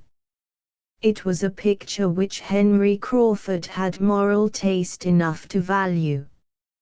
Fanny's attractions increased twofold, for the sensibility which beautified her complexion and illumined her countenance was an attraction in itself. He was no longer in doubt of the capabilities of her heart. She had feeling, genuine feeling. It would be something to be loved by such a girl, to excite the first ardors of her young unsophisticated mind. She interested him more than he had foreseen. A fortnight was not enough. His stay became indefinite. William was often called on by his uncle to be the talker. His recitals were amusing in themselves to Sir Thomas, but the chief object in seeking them was to understand the reciter, to know the young man by his histories, and he listened to his clear, simple, spirited details with full satisfaction, seeing in them the proof of good principles, professional knowledge, energy, courage, and cheerfulness, everything that could deserve or promise well. Young as he was, William had already seen a great deal. He had been in the Mediterranean, in the West Indies, in the Mediterranean again, had been often taken on shore by the favor of his captain, and in the course of 7 years had known every variety of danger which sea and war together could offer. With such means in his power he had a right to be listened to, and though Mrs. Norris could fidget about the room, and disturb everybody in quest of 2 needlefuls of thread or a second-hand shirt button, in the midst of her nephew's account of a shipwreck or an engagement, everybody else was attentive, and even Lady Bertram could not hear of such horrors unmoved, or without sometimes lifting her eyes from her work to say, "Dear me, how disagreeable! I wonder anybody can ever go to sea." To Henry Crawford they gave a different feeling. He longed to have been at sea, and seen and done and suffered as much. His heart was warmed, his fancy fired, and he felt the highest respect for a lad who, before he was 20, had gone through such bodily hardships and given such proofs of mind. The glory of heroism, of usefulness, of exertion, of endurance, made his own habits of selfish indulgence appear in shameful contrast, and he wished he had been a William Price, distinguishing himself and working his way to fortune and consequence with so much self-respect and happy ardor, instead of what he was. The wish was rather eager than lasting. He was roused from the reverie of retrospection and regret produced by it, by some inquiry from Edmund as to his plans for the next day's hunting, and he found it was as well to be a man of fortune at once with horses and grooms at his command. In one respect it was better, as it gave him the means of conferring a kindness where he wished to oblige. With spirits, courage, and curiosity up to anything, William expressed an inclination to hunt, and Crawford could mount him without the slightest inconvenience to himself, and with only some scruples to obviate in Sir Thomas, who knew better than his nephew the value of such a loan, and some alarms to reason away in Fanny. She feared for William, by no means convinced by all that he could relate of his own horsemanship in various countries, of the scrambling parties in which he had been engaged, the rough horses and mules he had ridden, or his many narrow escapes from dreadful falls, that he was at all equal to the management of a high-fed hunter in an English fox chase, nor till he returned safe and well, without accident or discredit, could she be reconciled to the risk, or feel any of that obligation to Mr. Crawford for lending the horse which he had fully intended it should produce. When it was proved, however, to have done William no harm, she could allow it to be a kindness, and even reward the owner with a smile when the animal was 1 minute tendered to his use again, and the next, with the greatest cordiality, and in a manner not to be resisted, made over to his use entirely so long as he remained in Northamptonshire. Chapter XXV. The intercourse of the two families was at this period more nearly restored to what it had been in the autumn, than any member of the old intimacy had thought ever likely to be again. The return of Henry Crawford, and the arrival of William Price, had much to do with it, but much was still owing to Sir Thomas's more than toleration of the neighbourly attempts at the parsonage. His mind, now disengaged from the cares which had pressed on him at first, was at leisure to find the Grants and their young inmates really worth visiting, and though infinitely above scheming or contriving for any the most advantageous matrimonial establishment that could be among the apparent possibilities of any one most dear to him, and disdaining even as a littleness the being quick-sighted on such points, he could not avoid perceiving, in a grand and careless way, that Mr. Crawford was somewhat distinguishing his niece, nor perhaps refrain, though unconsciously, from giving a more willing assent to invitations on that account. His readiness, however, in agreeing to dine at the parsonage, when the general invitation was at last hazarded, after many debates and many doubts as to whether it were worth while, because Sir Thomas seemed so ill-inclined, and Lady Bertram was so indolent, proceeded from good breeding and goodwill alone, and had nothing to do with Mr. Crawford, but as being one in an agreeable group, for it was in the course of that very visit that he first began to think that any one in the habit of such idle observations would have thought that Mr. Crawford was the admirer of Fanny Price.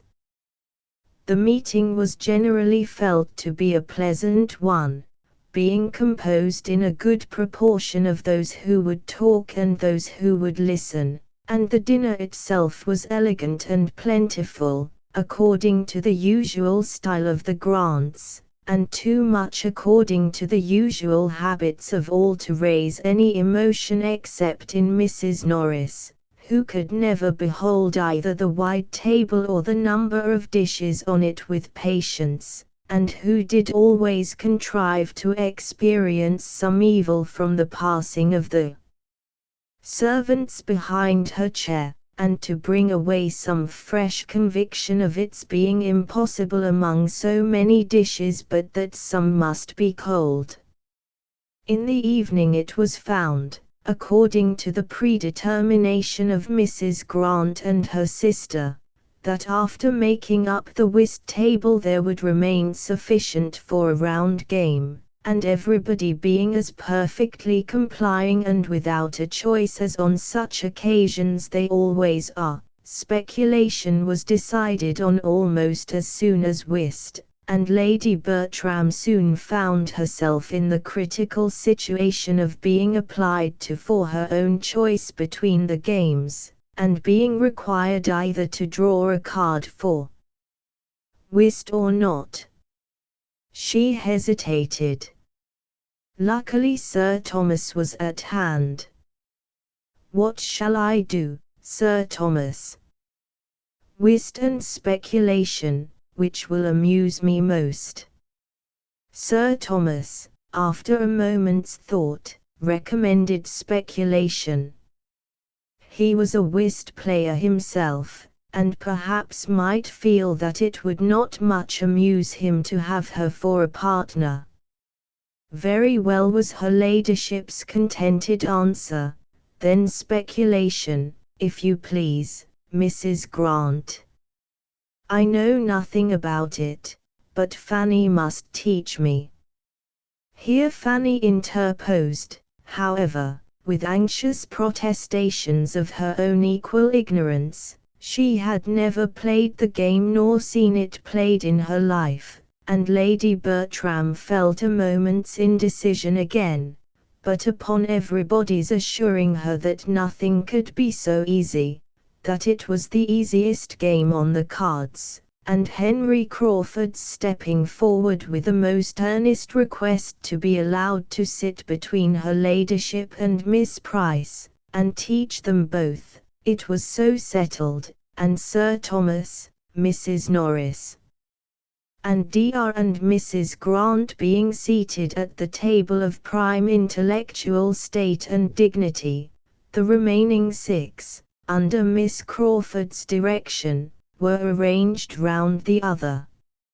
It was a fine arrangement for Henry Crawford, who was close to Fanny, and with his hands full of business, having two persons' cards to manage as well as his own, for though it was impossible for Fanny not to feel herself mistress of the rules of the game in 3 minutes, he had yet to inspirit her play, sharpen her avarice, and harden her heart, which, especially in any competition with William, was a work of some difficulty, and as for Lady Bertram, he must continue in charge of all her fame and fortune through the whole evening, and if quick enough to keep her from looking at her cards when the deal began, must direct her in whatever was to be done with them to the end of it. He was in high spirits, doing everything with happy ease, and preeminent in all the lively turns, quick resources, and playful impudence that could do honor to the game, and the round table was altogether a very comfortable contrast to the steady sobriety and orderly silence of the other. Twice had Sir Thomas inquired into the enjoyment and success of his lady, but in vain. No pause was long enough for the time his measured manner needed, and very little of her state could be known till Mrs. Grant was able, at the end of the first rubber, to go to her and pay her compliments. "I hope your ladyship is pleased with the game." "Oh dear, yes, very entertaining indeed." "A very odd game. I do not know what it is all about. I am never to see my cards, and Mr. Crawford does all the rest." "Bertram," said Crawford, some time afterwards, taking the opportunity of a little languor in the game, "I have never told you what happened to me yesterday in my ride home." They had been hunting together, and were in the midst of a good run, and at some distance from Mansfield, when his horse being found to have flung a shoe, Henry Crawford had been obliged to give up, and make the best of his way back. "I told you I lost my way after passing that old farmhouse with the yew trees, because I can never bear to ask, but I have not told you that, with my usual luck, for I never do wrong without gaining by it, I found myself in due time in the very place which I had a curiosity to see.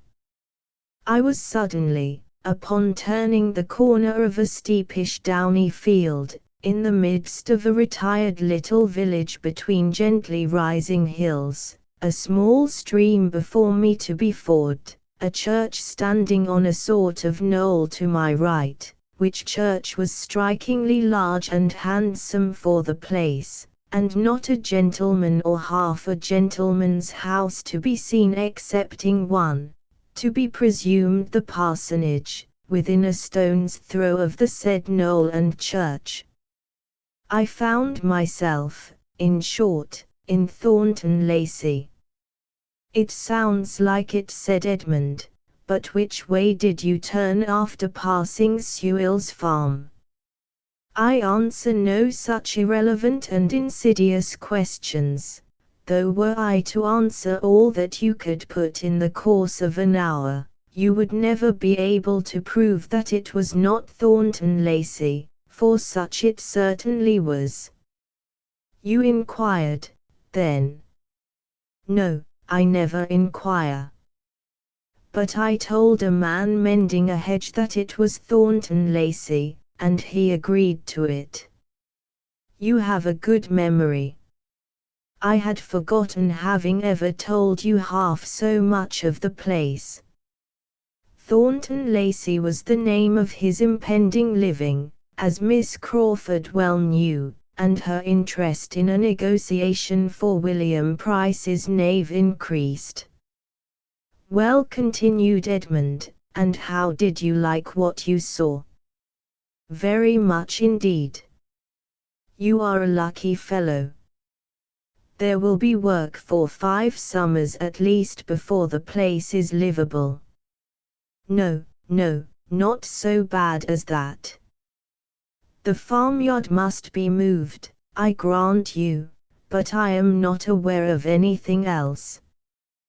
The house is by no means bad, and when the yard is removed, there may be a very tolerable approach to it. The farmyard must be cleared away entirely, and planted up to shut out the blacksmith's shop. The house must be turned to front the east instead of the north. The entrance and principal rooms, I mean, must be on that side, where the view is really very pretty. I am sure it may be done. And there must be your approach, through what is at present the garden. You must make a new garden at what is now the back of the house, which will be giving it the best aspect in the world, sloping to the southeast. The ground seems precisely formed for it.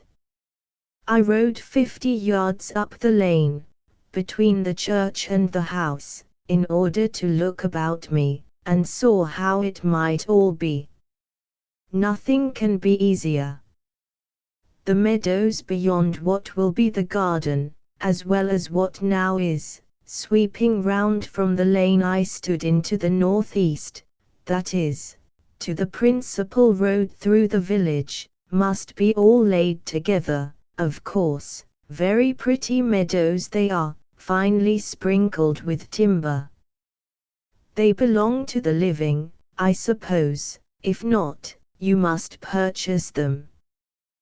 Then the stream, something must be done with the stream, but I could not quite determine what. I had 2 or 3 ideas.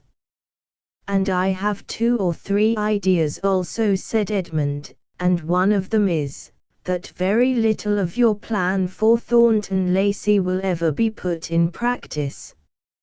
I must be satisfied with rather less ornament and beauty. I think the house and premises may be made comfortable, and given the air of a gentleman's residence, without any very heavy expense, and that must suffice me, and, I hope, may suffice all who care about me. Miss Crawford, a little suspicious and resentful of a certain tone of voice, and a certain half-look attending the last expression of his hope, made a hasty finish of her dealings with William Price, and securing his knave at an exorbitant rate, exclaimed, "There, I will stake my last like a woman of spirit. No cold prudence for me. I am not born to sit still and do nothing. If I lose the game, it shall not be from not striving for it." The game was hers, and only did not pay her for what she had given to secure it. Another deal proceeded, and Crawford began again about Thornton Lacey. "My plan may not be the best possible, I had not many minutes to form it in, but you must do a good deal. The place deserves it, and you will find yourself not satisfied with much less than it is capable of. Excuse me, your ladyship must not see your cards. There, let them lie just before you. The place deserves it, Bertram. You talk of giving it the air of a gentleman's residence. That will be done by the removal of the farmyard, for, independent of that terrible nuisance, I never saw a house of the kind which had in itself so much the air of a gentleman's residence, so much the look of a something above a mere parsonage house, above the expenditure of a few hundreds a year. It is not a scrambling collection of low single rooms, with as many roofs as windows. it is not cramped into the vulgar compactness of a square farmhouse, it is a solid, roomy, mansion-like looking house, such as one might suppose a respectable old country family had lived in from generation to generation, through 2 centuries at least, and were now spending from 2 to 3,000 a year in. Miss Crawford listened, and Edmund agreed to this. The air of a gentleman's residence, therefore, you cannot but give it, if you do anything. But it is capable of much more. Let me see, Mary, Lady Bertram bids a dozen for that queen. No, no, a dozen is more than it is worth. Lady Bertram does not bid a dozen. She will have nothing to say to it. Go on, go on. By some such improvements as I have suggested, I do not really require you to proceed upon my plan, though, by the by, I doubt anybody's striking out a better. You may give it a higher character. You may raise it into a place. From being the mere gentleman's residence, it becomes, by judicious improvement, the residence of a man of education, taste, modern manners, good connections. All this may be stamped on it, and that house receive such an air as to make its owner be set down as the great landholder of the parish by every creature travelling the road, especially as there is no real squire's house to dispute the point, a circumstance, between ourselves, to enhance the value of such a situation in point of privilege and independence beyond all calculation. You think with me, I hope, turning with a softened voice to Fanny. Have you ever seen the place? Fanny gave a quick negative, and tried to hide her interest in the subject by an eager attention to her brother, who was driving as hard a bargain, and imposing on her as much as he could. But Crawford pursued with no, no, you must not part with the Queen. You have bought her too dearly, and your brother does not offer half her value. No, no, sir, hands off, hands off. Your sister does not part with the Queen. She is quite determined. The game will be yours. Turning to her again, it will certainly be yours. And Fanny had much rather it were William's, said Edmund, smiling at her. Poor Fanny, not allowed to cheat herself as she wishes. Mr. Bertram, said Miss Crawford, a few minutes afterwards, you know Henry to be such a capital improver, that you cannot possibly engage in anything of the sort at Thornton Lacey without accepting his help. Only think how useful he was at Southerton. Only think what grand things were produced there by our all going with him one hot day in August to drive about the grounds, and see his genius take fire. There we went, and there we came home again, and what was done there is not to be told. Fanny's eyes were turned on Crawford for a moment with an expression more than grave, even reproachful, but on catching his, were instantly withdrawn. With something of consciousness he shook his head at his sister, and laughingly replied, I cannot say there was much done at Southerton, but it was a hot day, and we were all walking after each other, and bewildered. As soon as a general buzz gave him shelter, he added, in a low voice, directed solely at Fanny, I should be sorry to have my powers of planning judged of by the day at Southerton.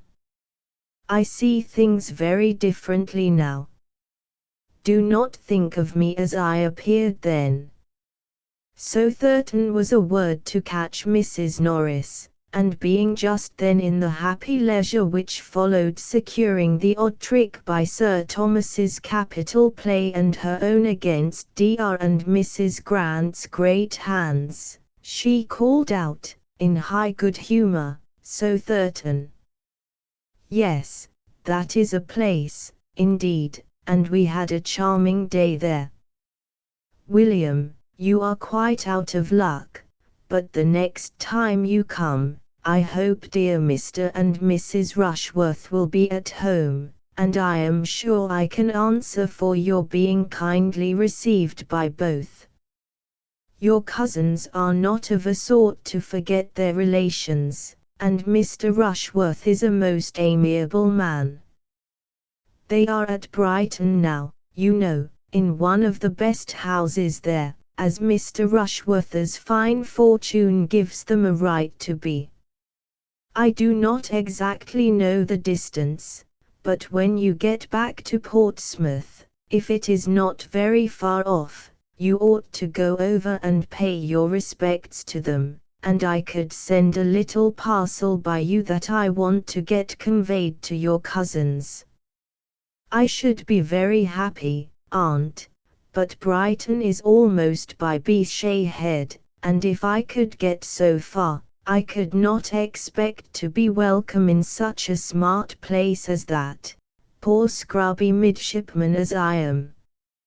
Mrs. Norris was beginning an eager assurance of the affability he might depend on, when she was stopped by Sir Thomas's saying with authority, "I do not advise your going to Brighton, William, as I trust you may soon have more convenient opportunities of meeting, but my daughters would be happy to see their cousins anywhere, and you will find Mr. Rushworth most sincerely disposed to regard all the connections of our family as his own. I would rather find him private secretary to the First Lord than anything else," was William's only answer, in an under voice, not meant to reach far, and the subject dropped. As yet Sir Thomas had seen nothing to remark in Mr. Crawford's behaviour, but when the whist table broke up at the end of the second rubber, and leaving Dr. Grant and Mrs. Norris to dispute over their last play, he became a looker-on at the other, he found his niece the object of attentions, or rather of professions, of a somewhat pointed character. Henry Crawford was in the first glow of another scheme about Thornton Lacey, and not being able to catch Edmund's ear, was detailing it to his fair neighbour with a look of considerable earnestness. His scheme was to rent the house himself the following winter, that he might have a home of his own in that neighbourhood, and it was not merely for the use of it in the hunting season, as he was then telling her, though that consideration had certainly some weight, feeling as he did that, in spite of all Dr. Grant's very great kindness, it was impossible for him and his horses to be accommodated where they now were without material inconvenience, but his attachment to that neighbourhood did not depend upon one amusement or one season of the year. He had set his heart upon having a something there that he could come to at any time, a little home stall at his command, where all the holidays of his year might be spent, and he might find himself continuing, improving, and perfecting that friendship and intimacy with the Mansfield Park family which was increasing in value to him every day. Sir Thomas heard and was not offended. There was no want of respect in the young man's address, and Fanny's reception of it was so proper and modest, so calm and uninviting, that he had nothing to censure in her. She said little, assented only here and there, and betrayed no inclination either of appropriating any part of the compliment to herself, or of strengthening his views in favour of Northamptonshire. Finding by whom he was observed, Henry Crawford addressed himself on the same subject to Sir Thomas, in a more everyday tone, but still with feeling. "I want to be your neighbour, Sir Thomas, as you have, perhaps, heard me telling Miss Price. May I hope for your acquiescence, and for your not influencing your son against such a tenant?" Sir Thomas, politely bowing, replied, "It is the only way, sir, in which I could not wish you established as a permanent neighbour, but I hope, and believe, that Edmund will occupy his own house at Thornton Lacey." Edmund, am I saying too much? Edmund, on this appeal, had first to hear what was going on, but, on understanding the question, was at no loss for an answer. "Certainly, sir, I have no idea but of residence. But, Crawford, though I refuse you as a tenant, come to me as a friend. Consider the house as half your own every winter, and we will add to the stables on your own improved plan, and with all the improvements of your improved plan that may occur to you this spring. We shall be the losers," continued Sir Thomas. "His going, though only 8 miles, will be an unwelcome contraction of our family circle, but I should have been deeply mortified if any son of mine could reconcile himself to doing less. It is perfectly natural that you should not have thought much on the subject, Mr. Crawford. But a parish has wants and claims which can be known only by a clergyman constantly resident, and which no proxy can be capable of satisfying to the same extent. Edmund might, in the common phrase, do the duty of Thornton, that is, he might read prayers and preach, without giving up Mansfield Park. He might ride over every Sunday, to a house nominally inhabited, and go through divine service. He might be the clergyman of Thornton Lacey every 7th day, for 3 or 4 hours, if that would content him. But it will not.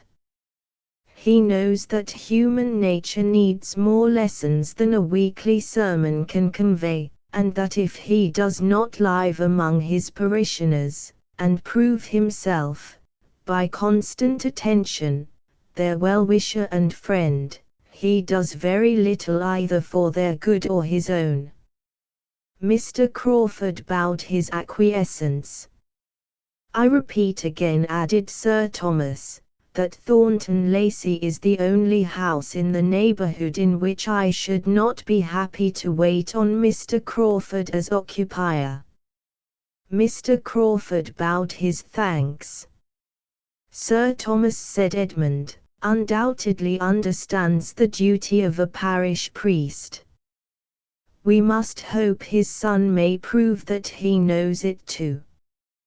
Whatever effect Sir Thomas's little harangue might really produce on Mr. Crawford, it raised some awkward sensations in 2 of the others, 2 of his most attentive listeners, Miss Crawford and Fanny.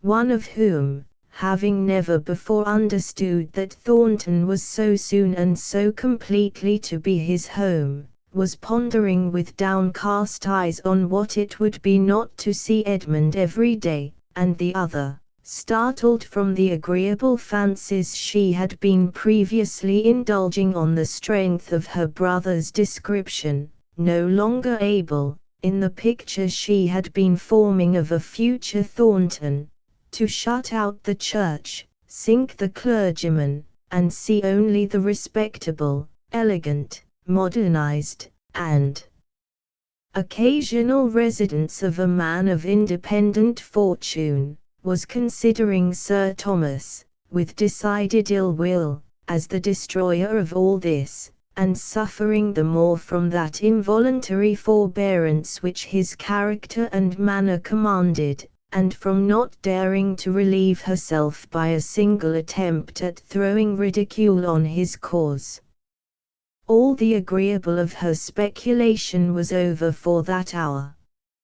It was time to have done with cards, if sermons prevailed, and she was glad to find it necessary to come to a conclusion, and be able to refresh her spirits by a change of place and neighbor.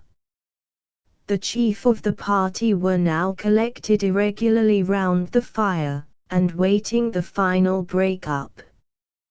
William and Fanny were the most detached. They remained together at the otherwise deserted card table, talking very comfortably, and not thinking of the rest, till some of the rest began to think of them. Henry Crawford's chair was the first to be given a direction towards them, and he sat silently observing them for a few minutes, himself, in the meanwhile, observed by Sir Thomas, who was standing in chat with Dr. Grant. "This is the assembly night," said William. "If I were at Portsmouth I should be at it, perhaps." "But you do not wish yourself at Portsmouth, William?" "No, Fanny, that I do not. I shall have enough of Portsmouth and of dancing too, when I cannot have you. And I do not know that there would be any good in going to the assembly, for I might not get a partner. The Portsmouth girls turn up their noses at anybody who has not a commission. One might as well be nothing as a midshipman. One is nothing, indeed. You remember the Gregorys, they are grown up amazing fine girls, but they will hardly speak to me, because Lucy is courted by a lieutenant. Oh, shame, shame. But never mind it, William," her own cheeks in a glow of indignation as she spoke. "It is not worth minding. It is no reflection on you, it is no more than what the greatest admirals have all experienced, more or less, in their time.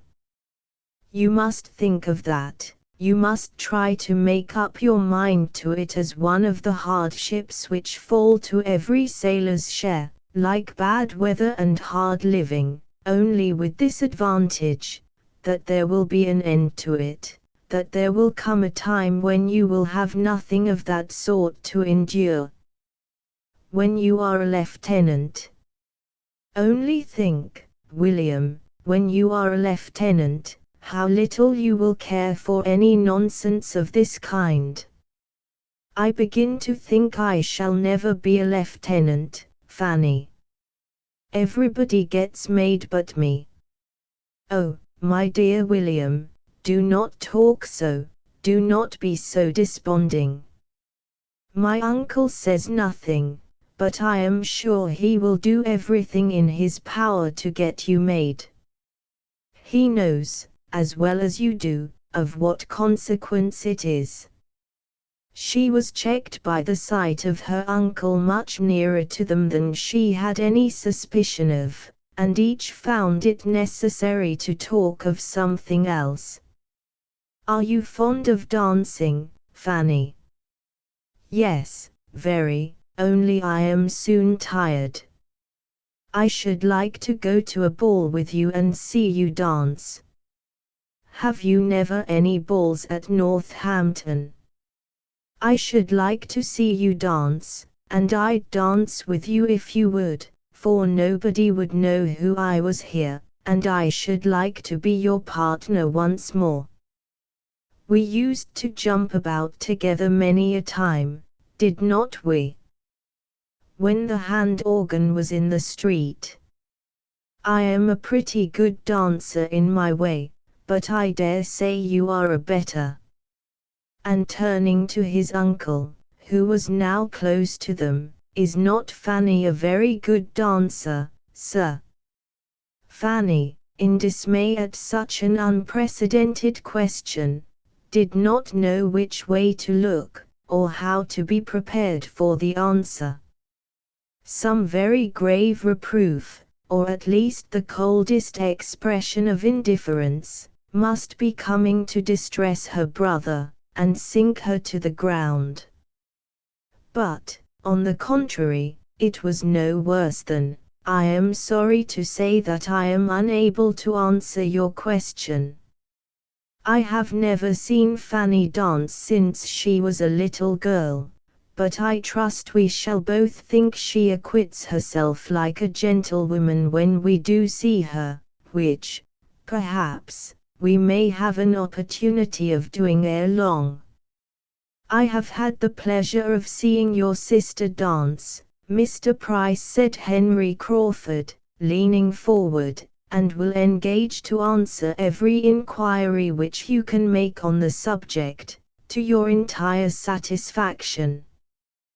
But I believe," seeing Fanny looked distressed, "it must be at some other time. There is one person in company who does not like to have Miss Price spoken of." True enough, he had once seen Fanny dance, and it was equally true that he would now have answered for her gliding about with quiet, light elegance, and in admirable time, but, in fact, he could not for the life of him recall what her dancing had been, and rather took it for granted that she had been present than remembered anything about her.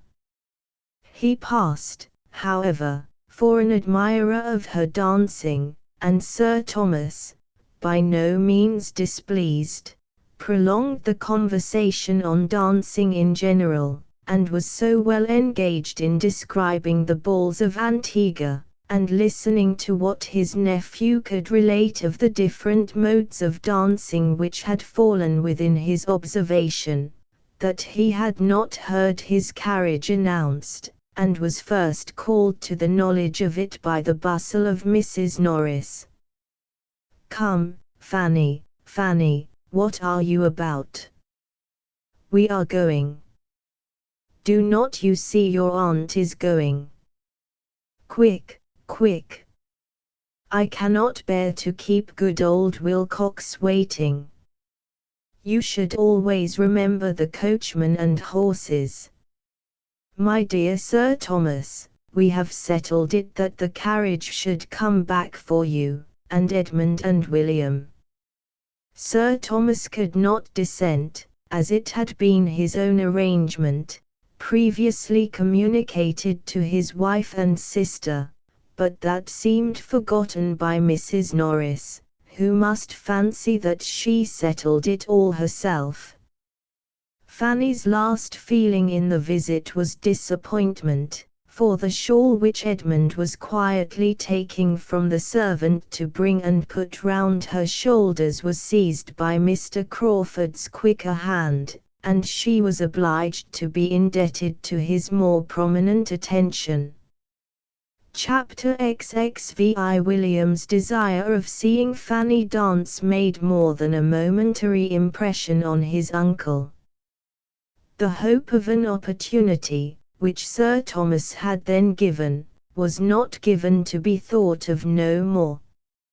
He remained steadily inclined to gratify so amiable a feeling, to gratify anybody else who might wish to see Fanny dance, and to give pleasure to the young people in general, and having thought the matter over, and taken his resolution in quiet independence, the result of it appeared the next morning at breakfast, when, after recalling and commending what his nephew had said, he added, "I do not like, William, that you should leave Northamptonshire without this indulgence.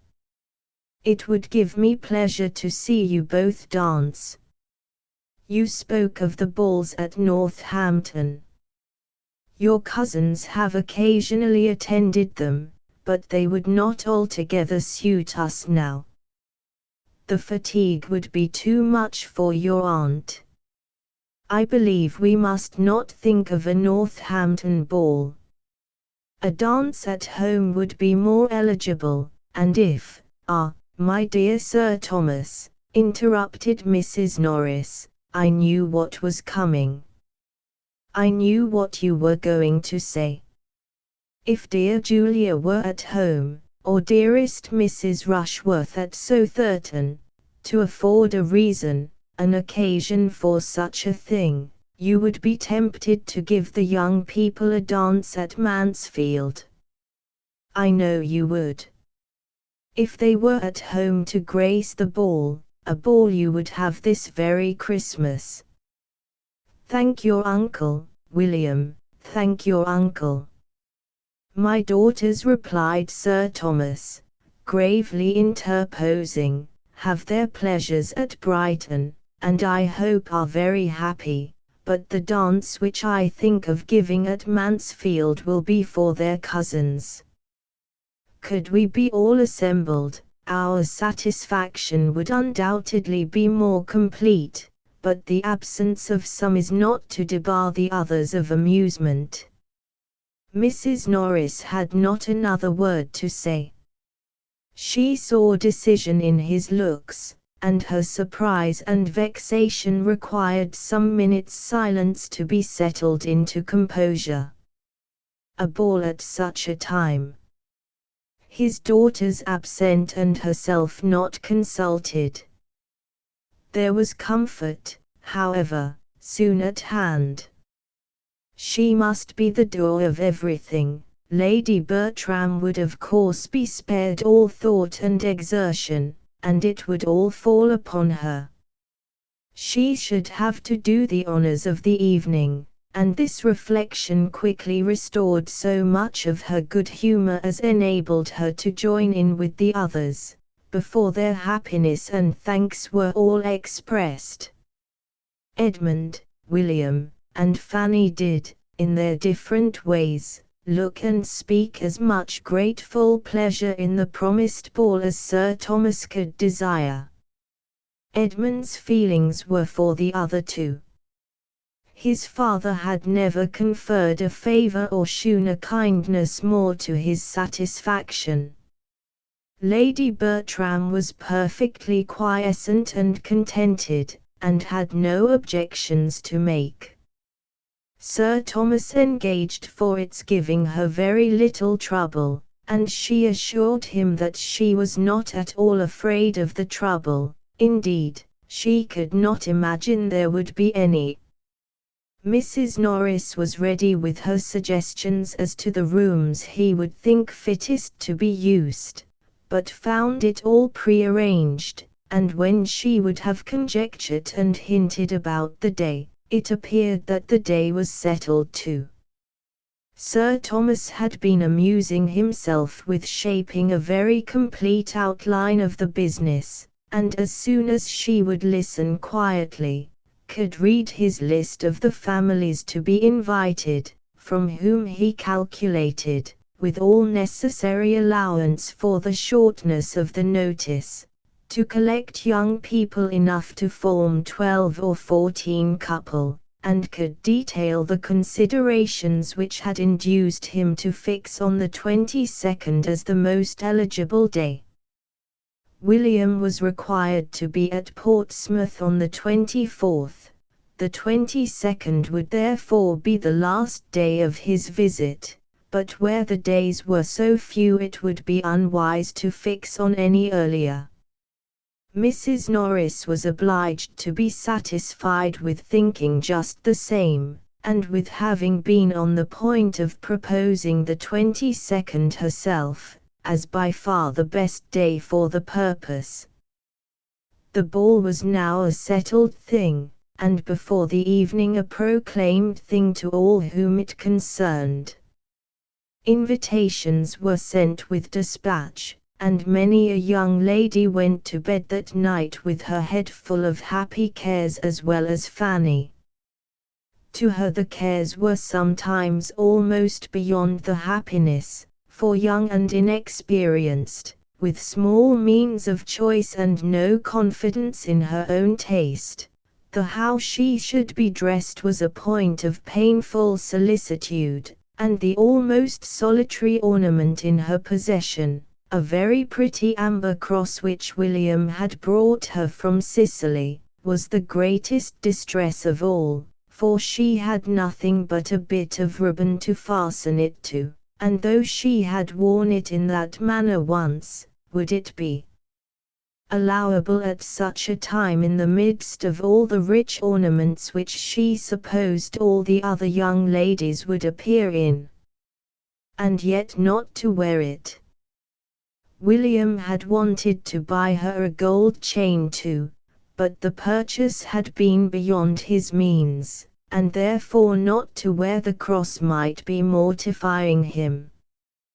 These were anxious considerations, enough to sober her spirits even under the prospect of a ball given principally for her gratification. The preparations meanwhile went on, and Lady Bertram continued to sit on her sofa without any inconvenience from them. She had some extra visits from the housekeeper, and her maid was rather hurried in making up a new dress for her. Sir Thomas gave orders, and Mrs. Norris ran about, but all this gave her no trouble, and as she had foreseen, there was, in fact, no trouble in the business. Edmund was at this time particularly full of cares, his mind being deeply occupied in the consideration of two important events now at hand, which were to fix his fate in life: ordination and matrimony, events of such a serious character as to make the ball, which would be very quickly followed by one of them, appear of less moment in his eyes than in those of any other person in the house. On the 23rd he was going to a friend near Peterborough, in the same situation as himself, and they were to receive ordination in the course of the Christmas week. Half his destiny would then be determined, but the other half might not be so very smoothly wooed. His duties would be established, but the wife who was to share, and animate, and reward those duties, might yet be unattainable. He knew his own mind, but he was not always perfectly assured of knowing Miss Crawford's. There were points on which they did not quite agree, there were moments in which she did not seem propitious, and though trusting altogether to her affection, so far as to be resolved, almost resolved, on bringing it to a decision within a very short time, as soon as the variety of business before him were arranged, and he knew what he had to offer her, he had many anxious feelings, many doubting hours as to the result. His conviction of her regard for him was sometimes very strong.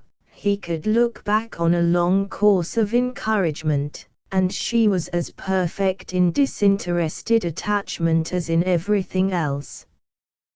But at other times doubt and alarm intermingled with his hopes, and when he thought of her acknowledged disinclination for privacy and retirement, her decided preference of a London life, what could he expect but a determined rejection?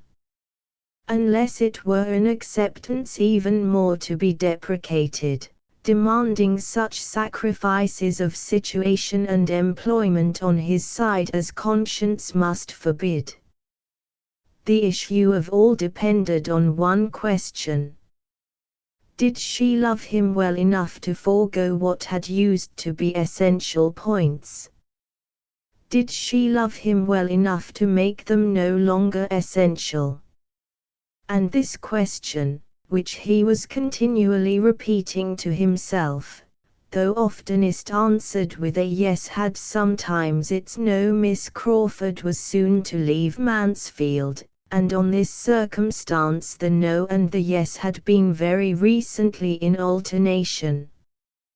He had seen her eyes sparkle as she spoke of the dear friend's letter, which claimed a long visit from her in London, and of the kindness of Henry, in engaging to remain where he was till January, that he might convey her thither. He had heard her speak of the pleasure of such a journey with an animation which had no in every tone. But this had occurred on the first day of its being settled, within the first hour of the burst of such enjoyment, when nothing but the friends she was to visit was before her. He had since heard her express herself differently, with other feelings, more checkered feelings. He had heard her tell Mrs. Grant that she should leave her with regret, that she began to believe neither the friends nor the pleasures she was going to were worth those she left behind, and that though she felt she must go, and knew she should enjoy herself when once away, she was already looking forward to being at Mansfield again. Was there not a yes in all this?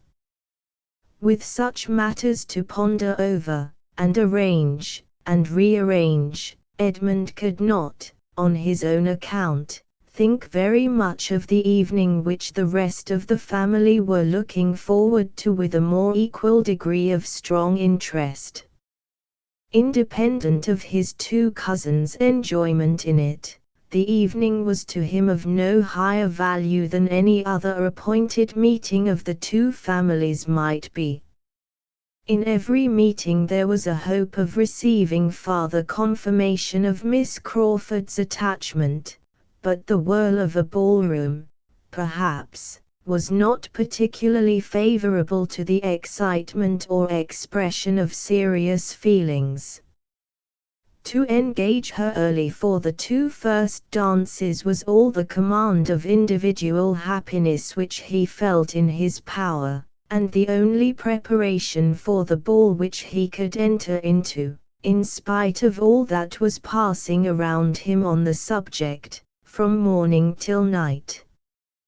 Thursday was the day of the ball, and on Wednesday morning Fanny, still unable to satisfy herself as to what she ought to wear, determined to seek the counsel of the more enlightened, and apply to Mrs. Grant and her sister, whose acknowledged taste would certainly bear her blameless, and as Edmund and William were gone to Northampton, and she had reason to think Mr. Crawford likewise out, she walked down to the parsonage without much fear of wanting an opportunity for private discussion, and the privacy of such a discussion was a most important part of it to Fanny, being more than half ashamed of her own solicitude. She met Miss Crawford within a few yards of the parsonage, just setting out to call on her, and as it seemed to her that her friend, though obliged to insist on turning back, was unwilling to lose her walk, she explained her business at once, and observed, that if she would be so kind as to give her opinion, it might be all talked over as well without doors as within. Miss Crawford appeared gratified by the application, and after a moment's thought, urged Fanny's returning with her in a much more cordial manner than before, and proposed their going up into her room, where they might have a comfortable cause, without disturbing Dr. and Mrs. Grant, who were together in the drawing-room. It was just the plan to suit Fanny, and with a great deal of gratitude on her side for such ready and kind attention, they proceeded indoors, and upstairs, and were soon deep in the interesting subject.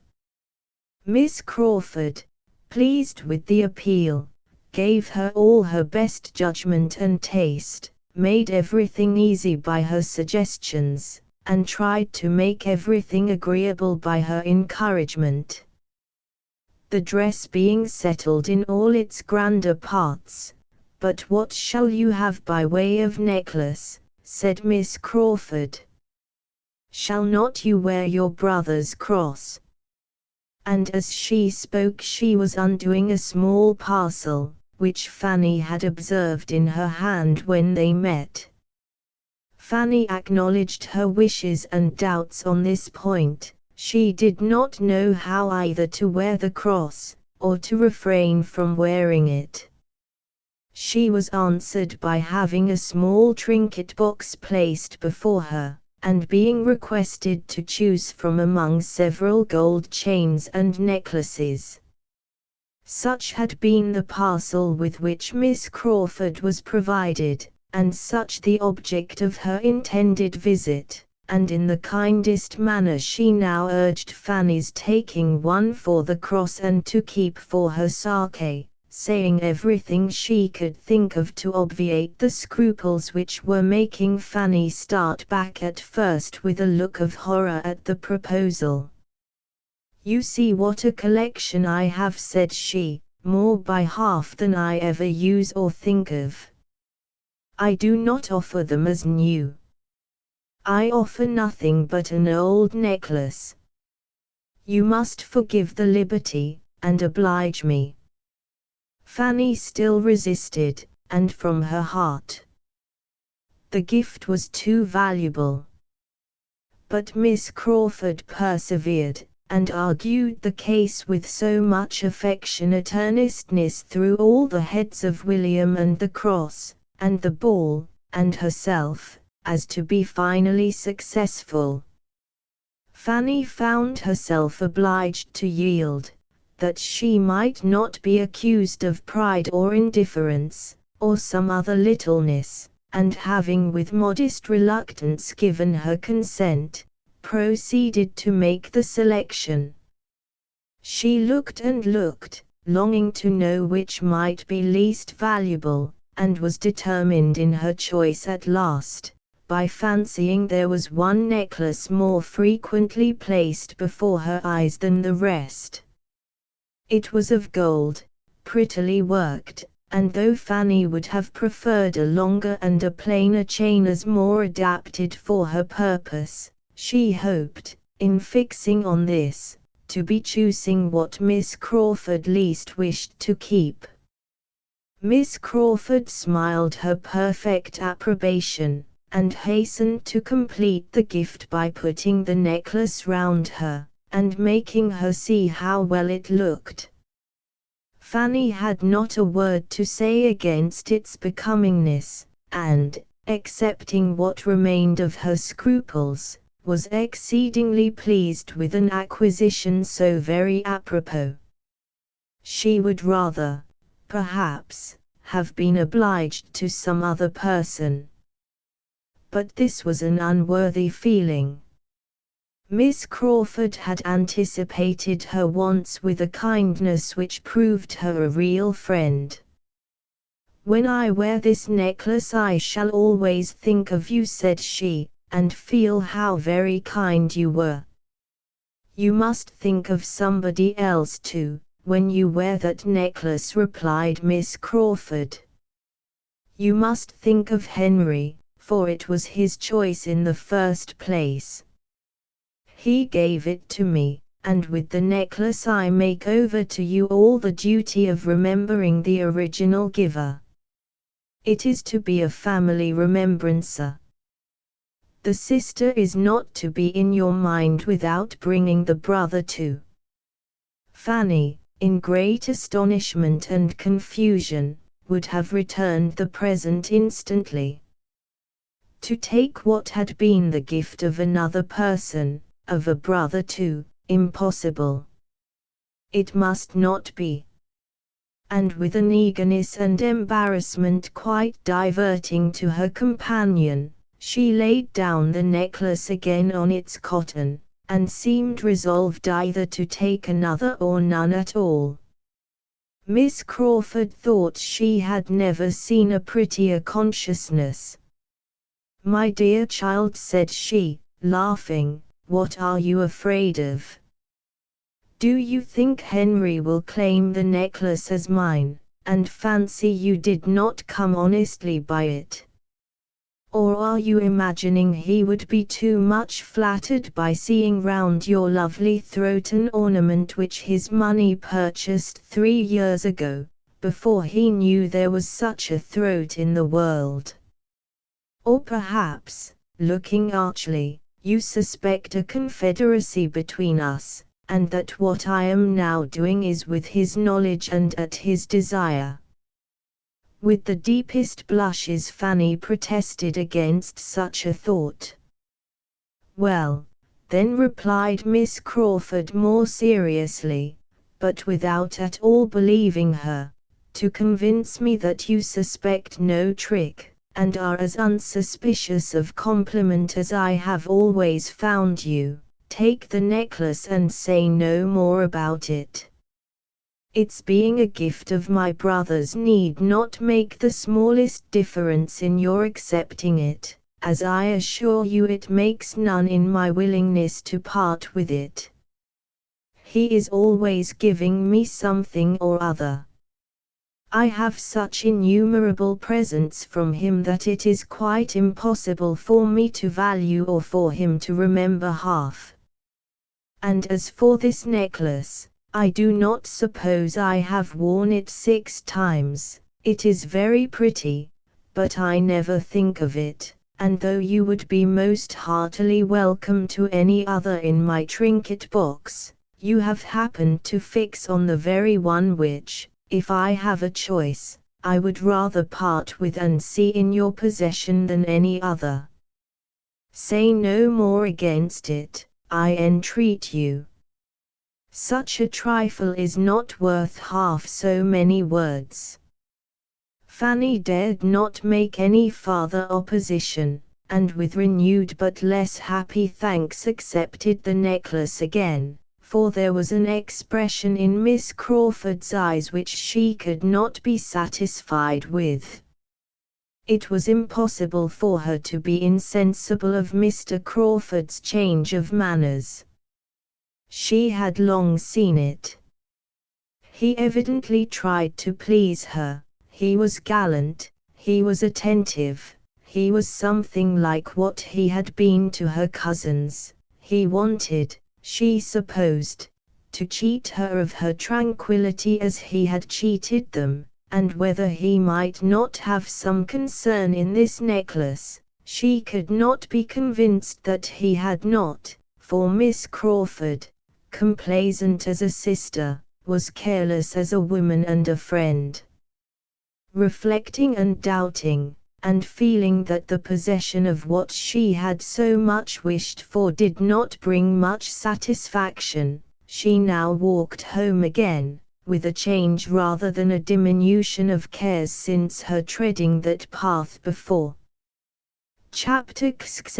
On reaching home Fanny went immediately upstairs to deposit this unexpected acquisition, this doubtful good of a necklace, in some favorite box in the east room, which held all her smaller treasures.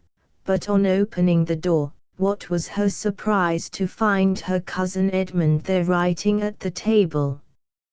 Such a sight having never occurred before, was almost as wonderful as it was welcome. "Fanny," said he directly, leaving his seat and his pen, and meeting her with something in his hand, "I beg your pardon for being here. I came to look for you, and after waiting a little while in hope of your coming in, was making use of your inkstand to explain my errand. You will find the beginning of a note to yourself, but I can now speak my business, which is merely to beg your acceptance of this little trifle, a chain for William's cross. You ought to have had it a week ago, but there has been a delay from my brother's not being in town by several days so soon as I expected, and I have only just now received it at Northampton. I hope you will like the chain itself, Fanny. I endeavored to consult the simplicity of your taste, but, at any rate, I know you will be kind to my intentions, and consider it, as it really is, a token of the love of one of your oldest friends." And so saying, he was hurrying away, before Fanny, overpowered by 1,000 feelings of pain and pleasure, could attempt to speak, but quickened by one sovereign wish, she then called out, "Oh, cousin, stop a moment, pray stop." He turned back. "I cannot attempt to thank you," she continued, in a very agitated manner. "Thanks are out of the question. I feel much more than I can possibly express. Your goodness in thinking of me in such a way is beyond, if that is all you have to say," Fanny smiling and turning away again. "No, no, it is not. I want to consult you." Almost unconsciously she had now undone the parcel he had just put into her hand, and seeing before her, in all the niceness of jeweller's packing, a plain gold chain, perfectly simple and neat, she could not help bursting forth again, "Oh, this is beautiful indeed. This is the very thing, precisely what I wished for. This is the only ornament I have ever had a desire to possess. It will exactly suit my cross. They must and shall be worn together. It comes, too, in such an acceptable moment. Oh, cousin, you do not know how acceptable it is. My dear Fanny, you feel these things a great deal too much. I am most happy that you like the chain, and that it should be here in time for tomorrow, but your thanks are far beyond the occasion. Believe me, I have no pleasure in the world superior to that of contributing to yours. No, I can safely say, I have no pleasure so complete, so unalloyed. It is without a drawback."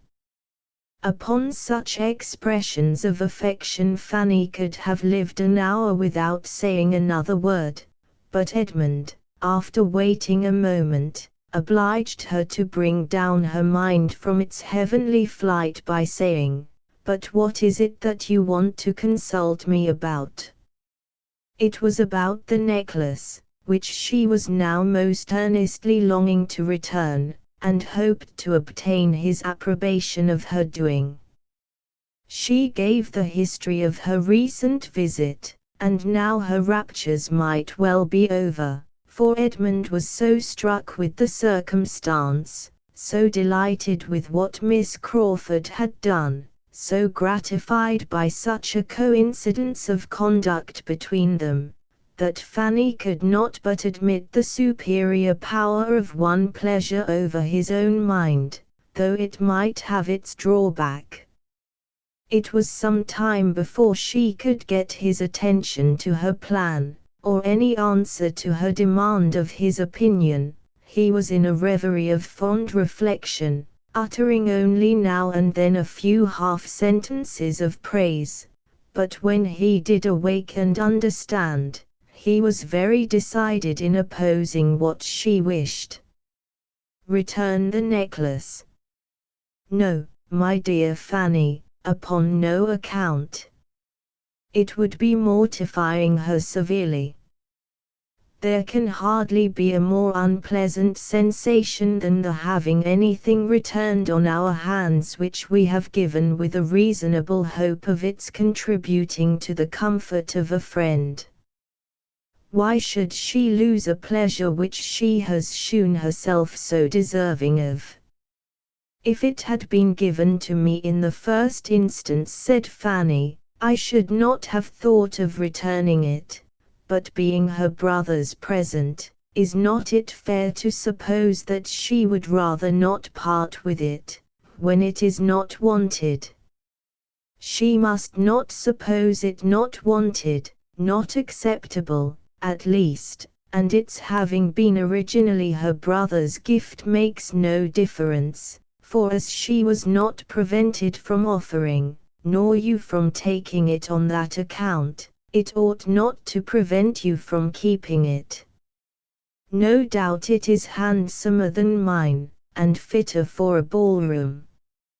No, it is not handsomer, not at all handsomer in its way, and, for my purpose, not half so fit. The chain will agree with William's cross beyond all comparison better than the necklace. For one night, Fanny, for only one night, if it be a sacrifice, I am sure you will, upon consideration, make that sacrifice rather than give pain to one who has been so studious of your comfort. Miss Crawford's attentions to you have been, not more than you were justly entitled to. I am the last person to think that could be, but they have been invariable, and to be returning them with what must have something the air of ingratitude, though I know it could never have the meaning, is not in your nature, I am sure. Wear the necklace, as you are engaged to do, tomorrow evening, and let the chain, which was not ordered with any reference to the ball, be kept for commoner occasions. This is my advice. I would not have the shadow of a coolness between the two whose intimacy I have been observing with the greatest pleasure, and in whose characters there is so much general resemblance in true generosity and natural delicacy as to make the few slight differences, resulting principally from situation, no reasonable hindrance to a perfect friendship. I would not have the shadow of a coolness arise, he repeated, his voice sinking a little, between the two dearest objects I have on earth. He was gone as he spoke, and Fanny remained to tranquilize herself as she could. She was one of his two dearest, that must support her. But the other, the first. She had never heard him speak so openly before, and though it told her no more than what she had long perceived, it was a stab, for it told of his own convictions and views. They were decided. He would marry Miss Crawford. It was a stab, in spite of every long-standing expectation, and she was obliged to repeat again and again that she was one of his two dearest, before the words gave her any sensation. Could she believe Miss Crawford to deserve him, it would be, oh, how different would it be, how far more tolerable. But he was deceived in her, he gave her merits which she had not, her faults were what they had ever been, but he saw them no longer. Till she had shed many tears over this deception, Fanny could not subdue her agitation, and the dejection which followed could only be relieved by the influence of fervent prayers for his happiness. It was her intention, as she felt it to be her duty, to try to overcome all that was excessive, all that bordered on selfishness, in her affection for Edmund. To call or to fancy it a loss, a disappointment, would be a presumption for which she had not words strong enough to satisfy her own humility. To think of him as Miss Crawford might be justified in thinking, would in her be insanity. To her he could be nothing under any circumstances, nothing dearer than a friend. Why did such an idea occur to her even enough to be reprobated and forbidden? It ought not to have touched on the confines of her imagination. She would endeavor to be rational, and to deserve the right of judging of Miss Crawford's character, and the privilege of true solicitude for him by a sound intellect and an honest heart. She had all the heroism of principle, and was determined to do her duty, but having also many of the feelings of youth and nature, let her not be much wondered at, if, after making all these good resolutions on the side of self-government, she seized the scrap of paper on which Edmund had begun writing to her, as a treasure beyond all her hopes, and reading with the tenderest emotion these words: "My very dear Fanny, you must do me the favor to accept," locked it up with the chain, as the dearest part of the gift. It was the only thing approaching to a letter which she had ever received from him. She might never receive another. It was impossible that she ever should receive another so perfectly gratifying in the occasion and the style. 2 lines more prized had never fallen from the pen of the most distinguished author, never more completely blessed the researches of the fondest biographer. The enthusiasm of a woman's love is even beyond the biographer's. To her, the handwriting itself, independent of anything it may convey, is a blessedness. Never were such characters cut by any other human being as Edmund's commonest handwriting gave. This specimen, written in haste as it was, had not a fault, and there was a felicity in the flow of the first 4 words, in the arrangement of "my very dear Fanny," which she could have looked at forever. Having regulated her thoughts and comforted her feelings by this happy mixture of reason and weakness, she was able in due time to go down and resume her usual employments near her Aunt Bertram, and pay her the usual observances without any apparent want of spirits.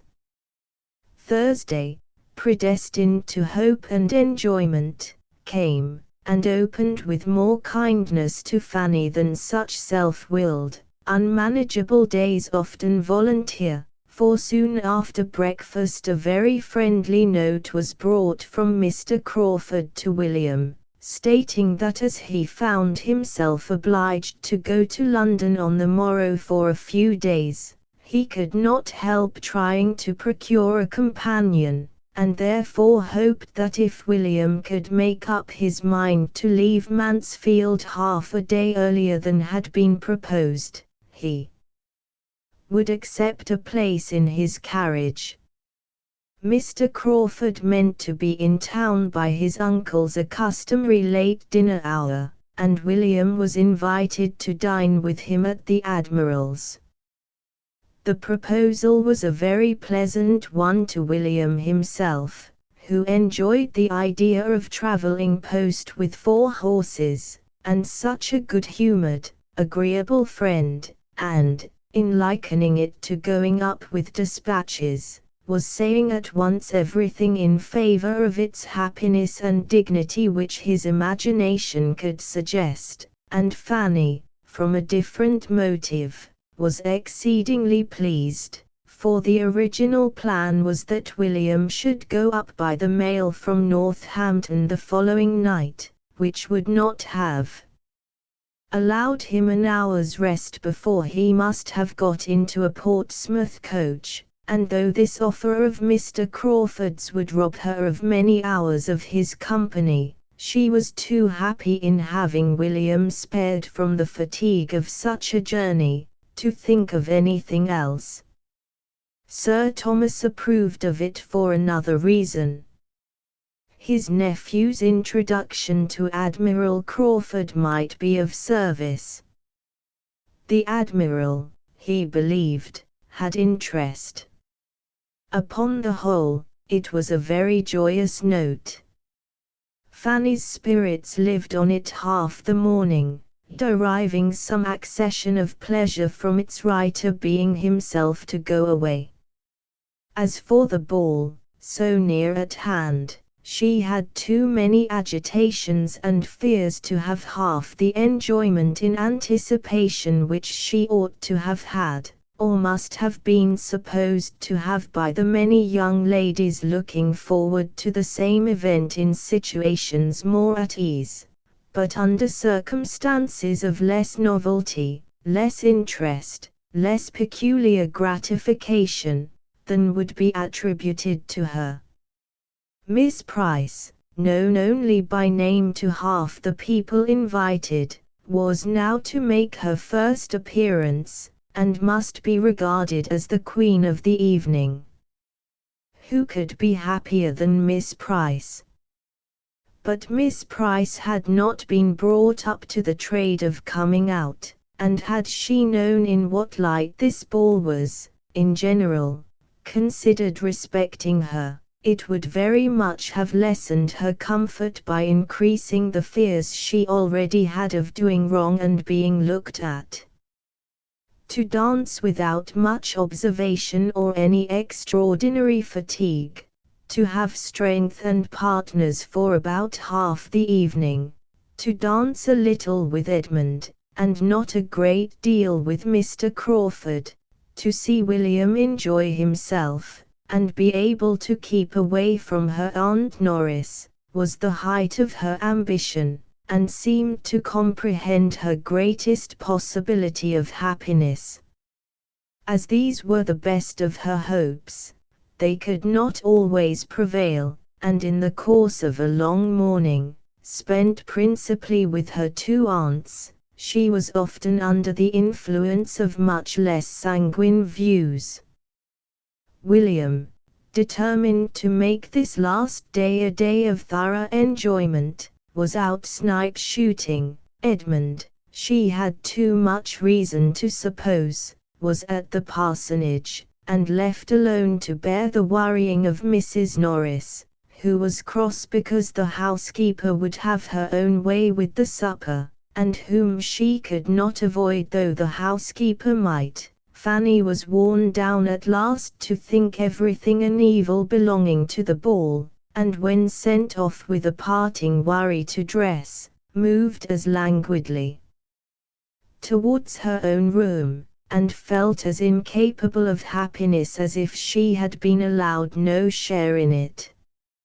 As she walked slowly upstairs she thought of yesterday. It had been about the same hour that she had returned from the parsonage, and found Edmund in the east room. "Suppose I were to find him there again today," said she to herself, in a fond indulgence of fancy. "Fanny," said a voice at that moment near her. Starting and looking up, she saw, across the lobby she had just reached, Edmund himself, standing at the head of a different staircase. He came towards her. "You look tired and fagged, Fanny. You have been walking too far." "No, I have not been out at all." "Then you have had fatigues within doors, which are worse. You had better have gone out." Fanny, not liking to complain, found it easiest to make no answer, and though he looked at her with his usual kindness, she believed he had soon ceased to think of her countenance. He did not appear in spirits. Something unconnected with her was probably amiss. They proceeded upstairs together, their rooms being on the same floor above. "I come from Dr. Grant's," said Edmund presently. "You may guess my errand there, Fanny." And he looked so conscious, that Fanny could think but of one errand, which turned her too sick for speech. "I wished to engage Miss Crawford for the 2 first dances," was the explanation that followed, and brought Fanny to life again, enabling her, as she found she was expected to speak, to utter something like an inquiry as to the result. "Yes," he answered, "she is engaged to me, but," with a smile that did not sit easy, "she says it is to be the last time that she ever will dance with me." She is not serious.